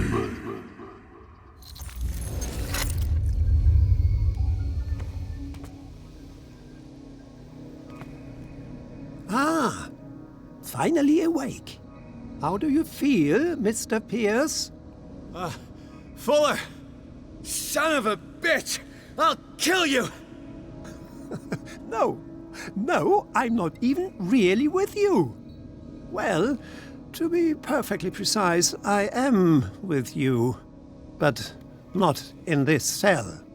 What have you done to me? Me? Nothing, really. See, it's one of the exquisite effects of this incredible creature.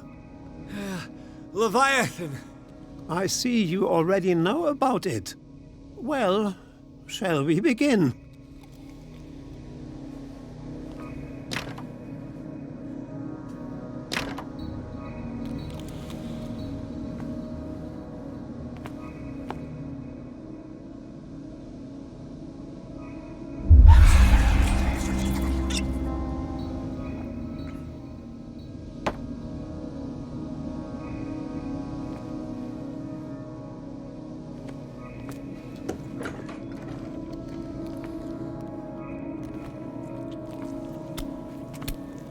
Oh man, they are going to town on that flesh.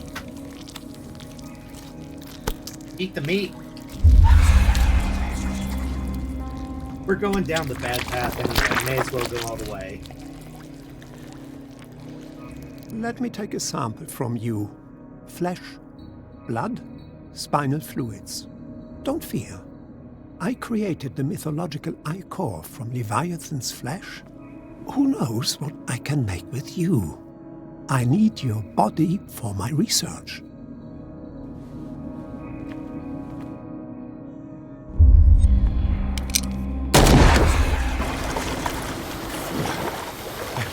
I killed it. A necessary sacrifice that proves your determination.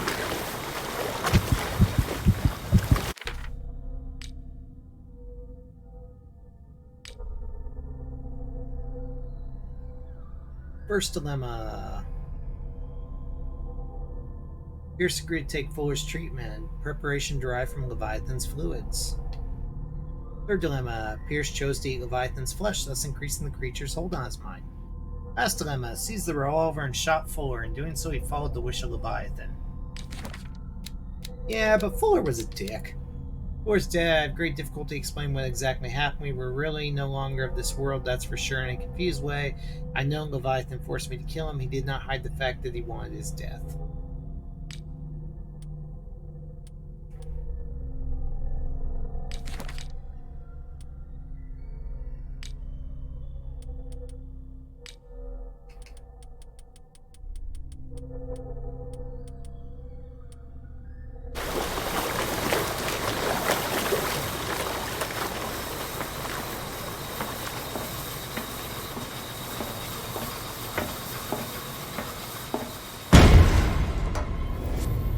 Find the truth and be free.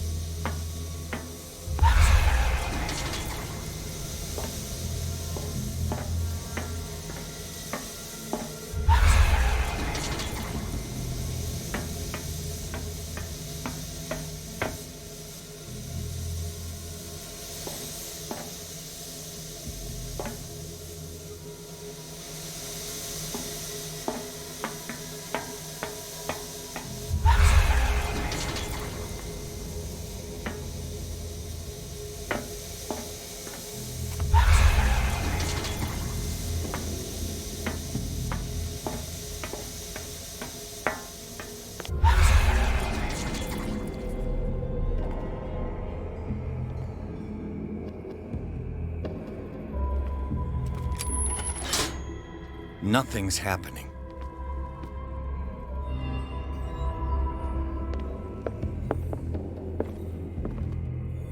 Did not mean to do that.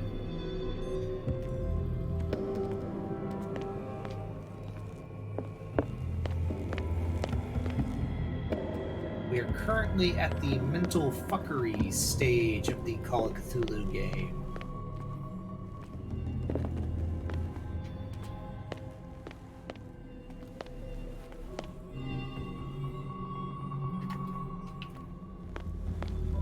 Oh right, some of the paths don't actually exist. It's this one. Damn it. Okay, so go over. Okay.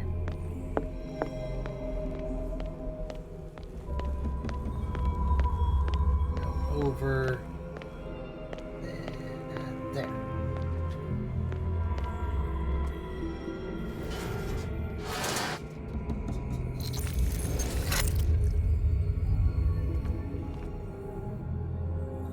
Okay. Might have been the wrong one. Or not. I don't know. It's very mindfucky right now.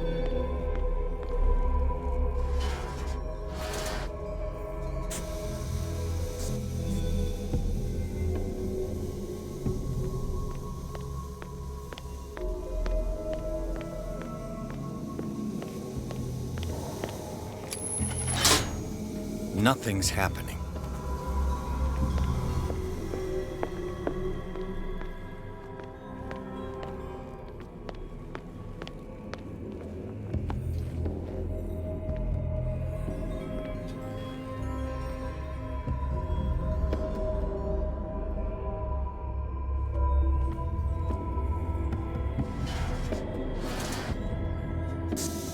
Nailed it.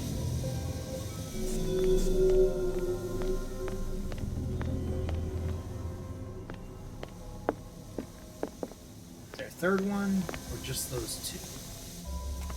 I think it might just be those two. Yep.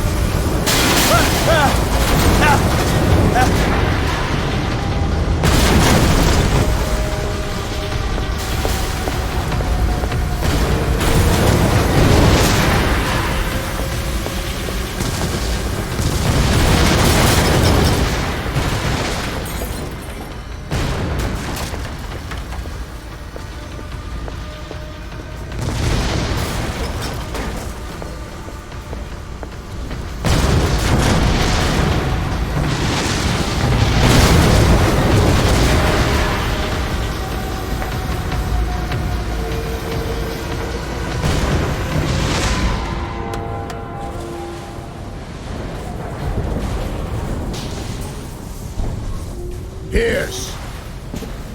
Fitzroy. Time to hoist the white flag. We're not gonna hurt you. I won't go without a fight.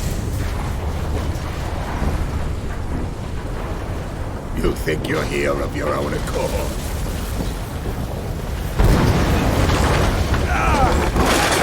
Stay back, or I'll put a bullet in your head.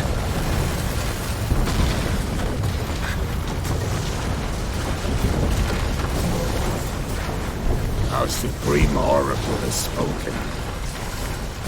You will follow your destiny. What? In his awakening.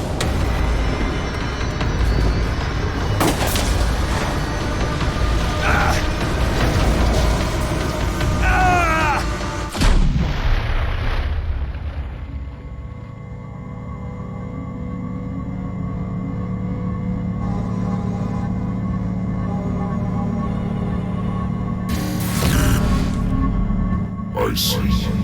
You cannot escape my awareness.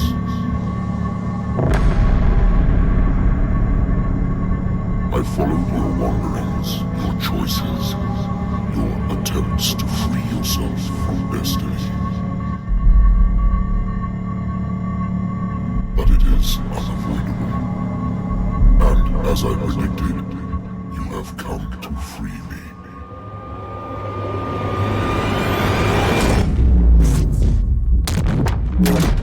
Awaken and call him.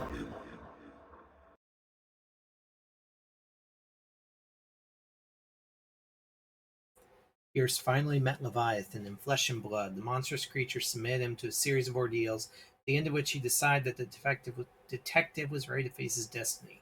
Pierce blew up the whaling station. After a final confrontation with Leviathan, he passed out. Now for the final chapter.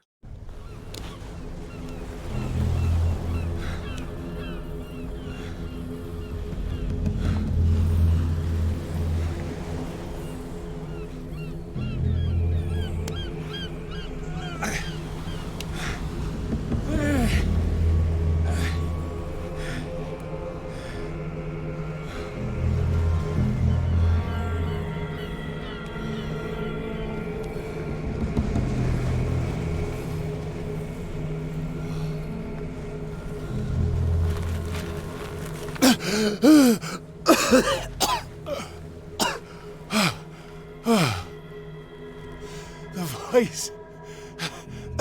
I can't hear the voice anymore.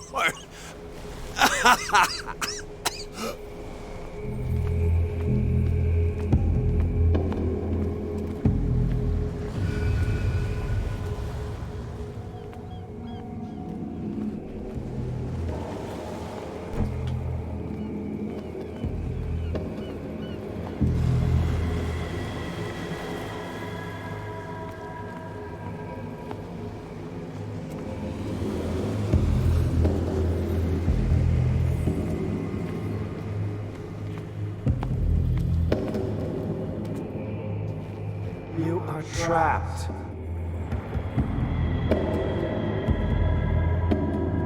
Keep going. My God. This way.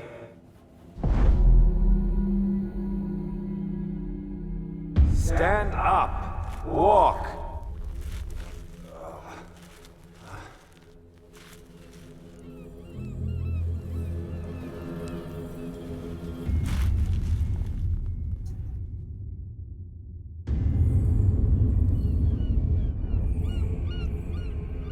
Is somebody there? Hey, who are you?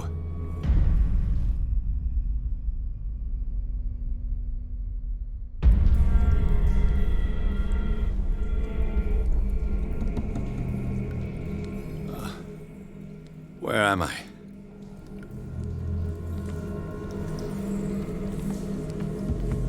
My dude, you are tripping all sorts of balls right now.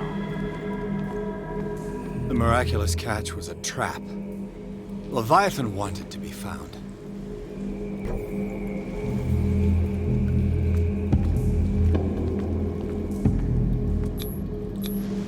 To our fallen crew members, they have given their lives for a greater purpose.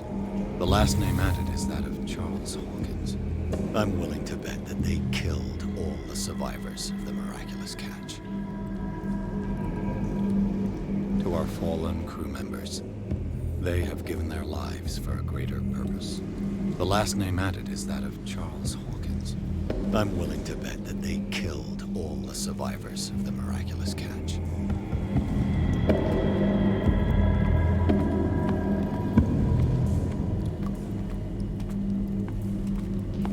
It always comes back to the Scylla. It was where it all began.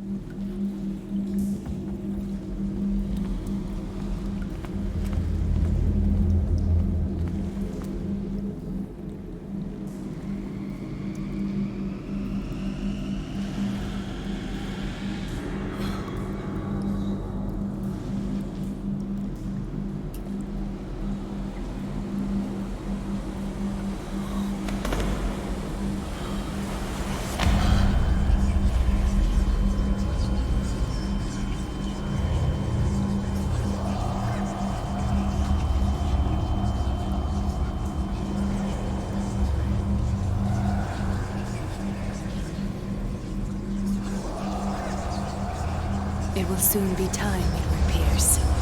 You are dead. None of this is real. I saw you dead, as I see you now. Am I crazy too? You survived. Don't you understand? You couldn't die. You will stay alive until you've fulfilled your destiny. No! Look at me. Look at me, Pierce. Dare tell me that you still don't believe it.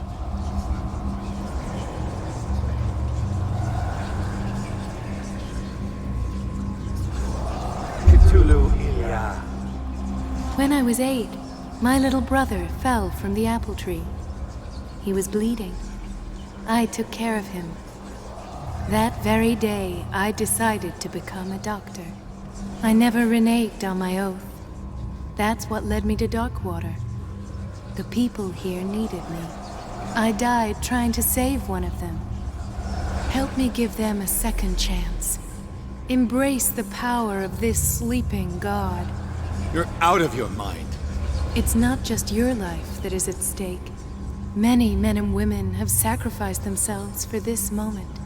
Colden! You will not deprive them of their hope of a better life. I saw what Leviathan did to Fuller. We will all die like him. His life was written well before it started. It was not predetermined that he lived to see the call. But you? Yes. It is your destiny. This painting. The investigation. I understand now. Like you, I was called here by a higher power. Yes.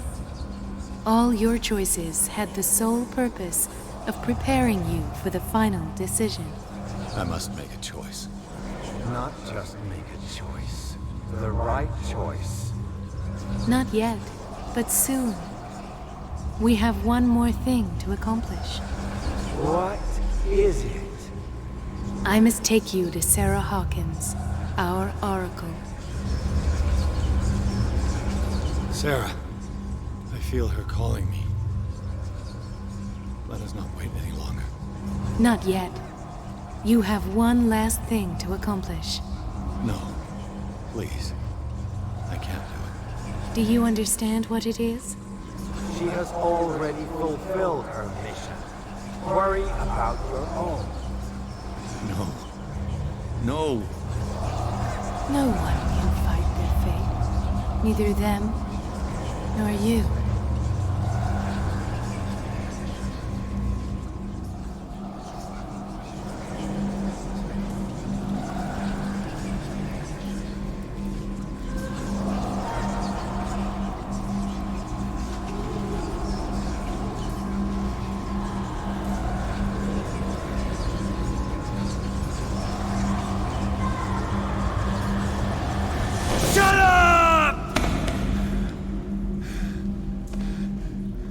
Silence! Stop! Go away! Stop!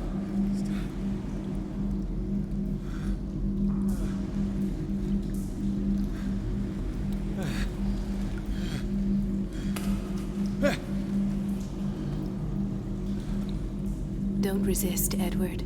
They're already dead. There's nothing you can do. Just give in.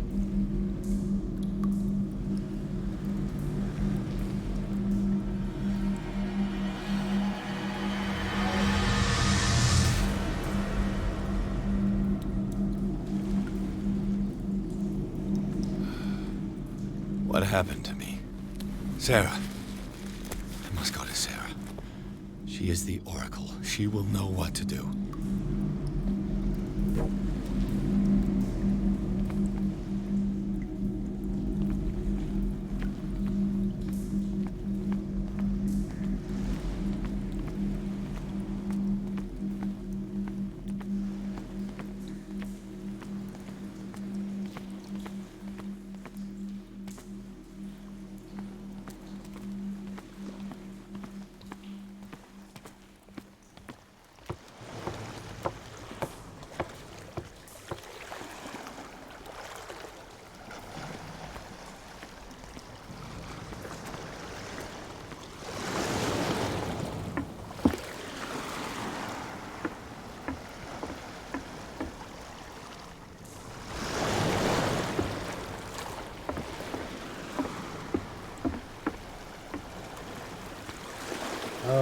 effects are making me sick. Alabaster Point. After a final confrontation, Pierce must go to Alabaster Point, where Sarah Hawkins is supposed to be waiting for him. There he must make decisions that could change the destiny of the world.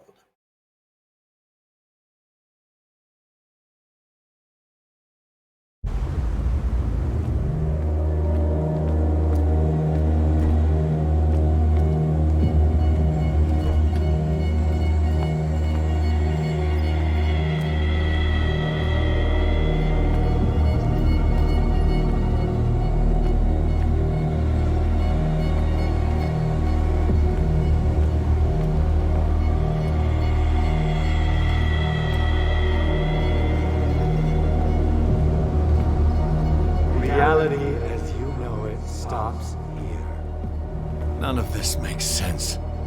Go! She is waiting. He's out there. See those tentacles writhing in the mist.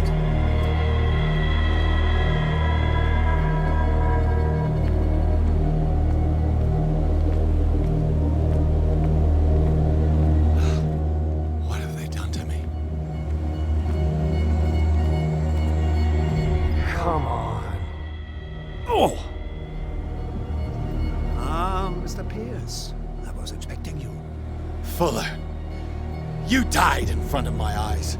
Don't jump to conclusions. Is there not the tiniest spark of a scientific mind inside of that detective skull of yours? What abject substance did you use to turn her into an empty shell? Abject substance. The serum extracted from Leviathan's oil bestows the power of life. To me, my body is nothing but the mortal vessel of my conscience. To you, it contains more answers and secrets than your insignificant mind can grasp.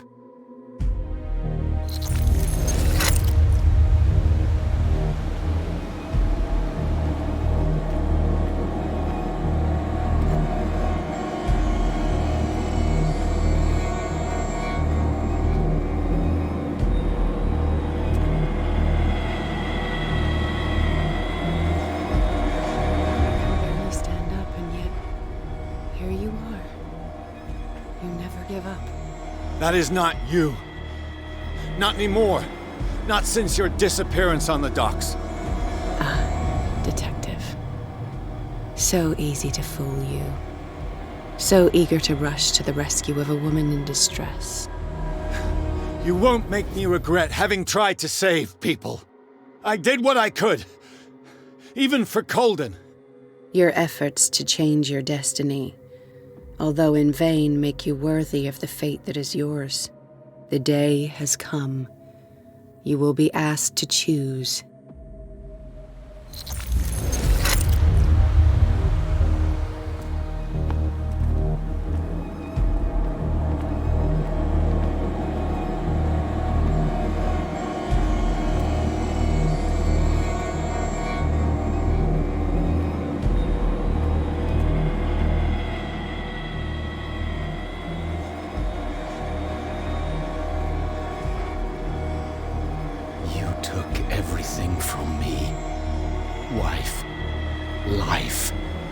Destiny.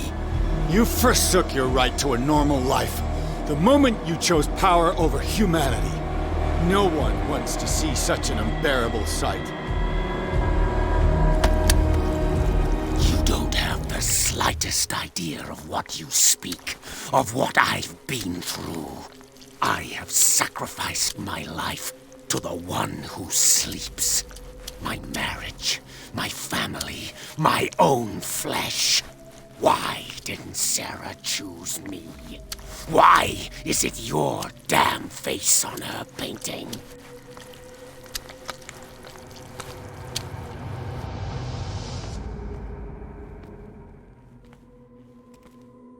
But you already know it. I can see that you will make the right choice. I don't know. I don't know. Your fear of the unknown and your stupid pride cloud your judgment. Quit lying to yourself and embrace your destiny. It's not cowering that brought you those medals. None of this is real. Trust your guts. If nothing's real, what are you? I'm a projection of your mind. What remains of that instinct that pulled you out of the trenches. Don't listen to them. They're too dangerous for your tired mind.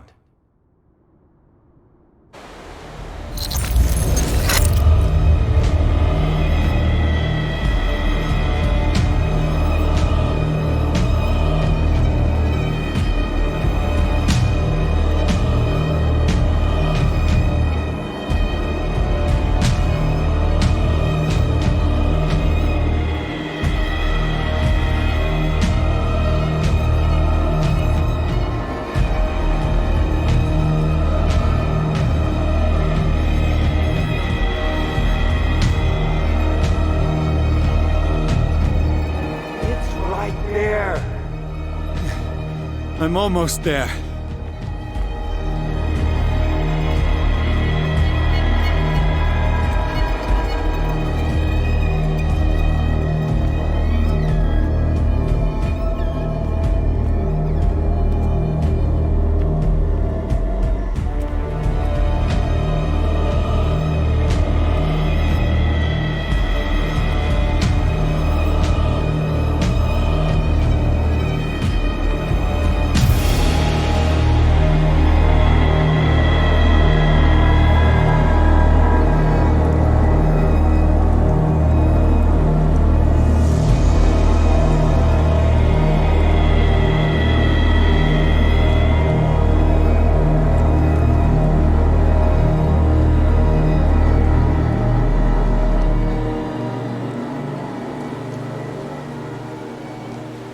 Here you are at last, Truth Seeker. She was waiting for you. You were waiting for me. Yes. When I finally discovered the truth, I knew you would come. All this time I was fighting it, afraid of what I might discover, but I was afraid of myself. It's coming. What did you learn? Listen to me, Edward Pierce, as I will deliver the truth.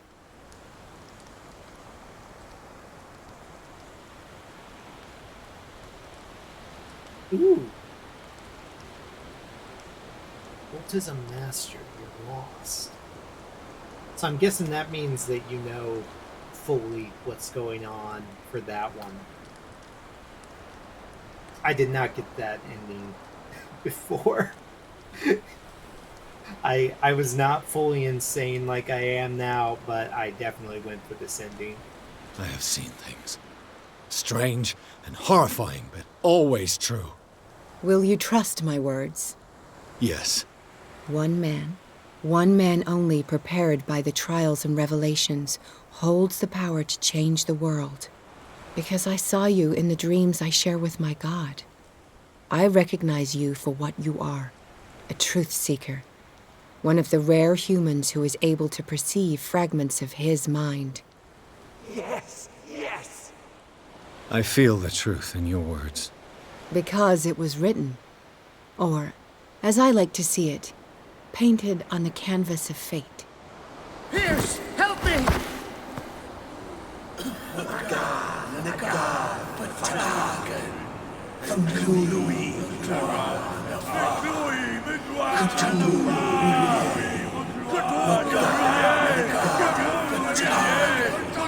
Silence!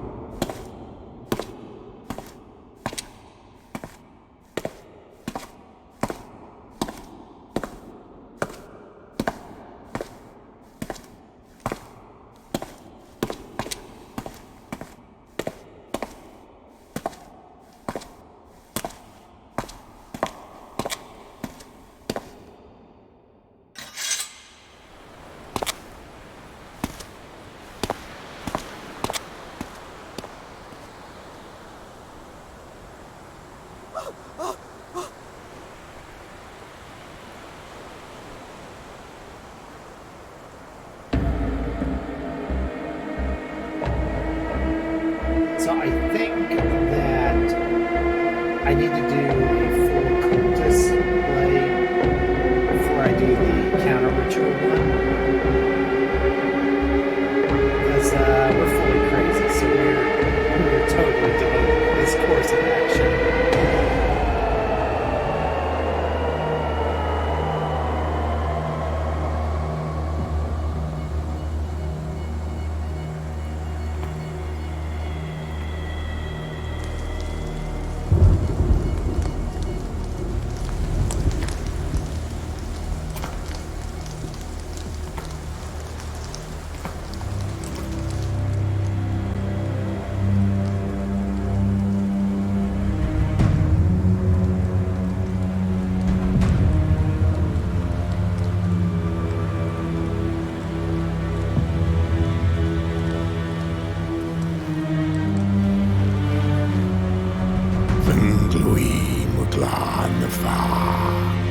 Cthulhu,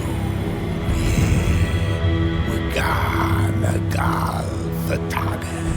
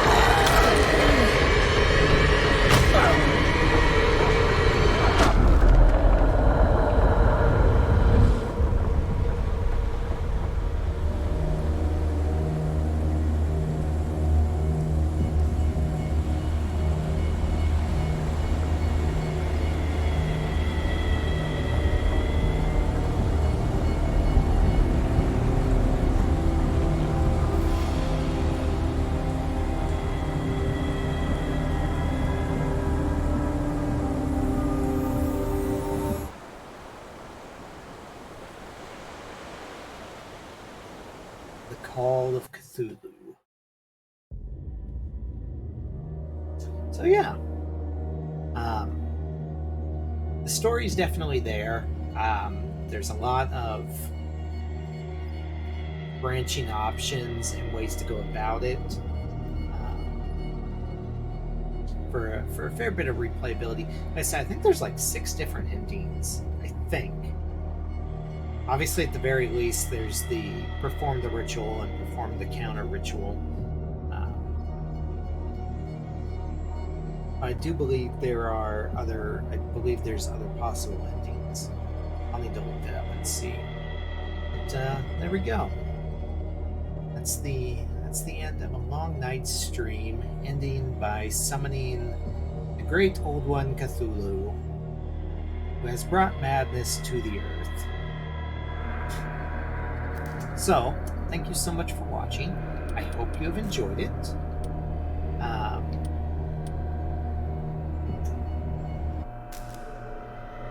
Yes, I'm sure I'm gonna quit. Hope you've enjoyed it. It is 6:30. Holy crap. And yeah. It was a lot of fun. It was good to play it.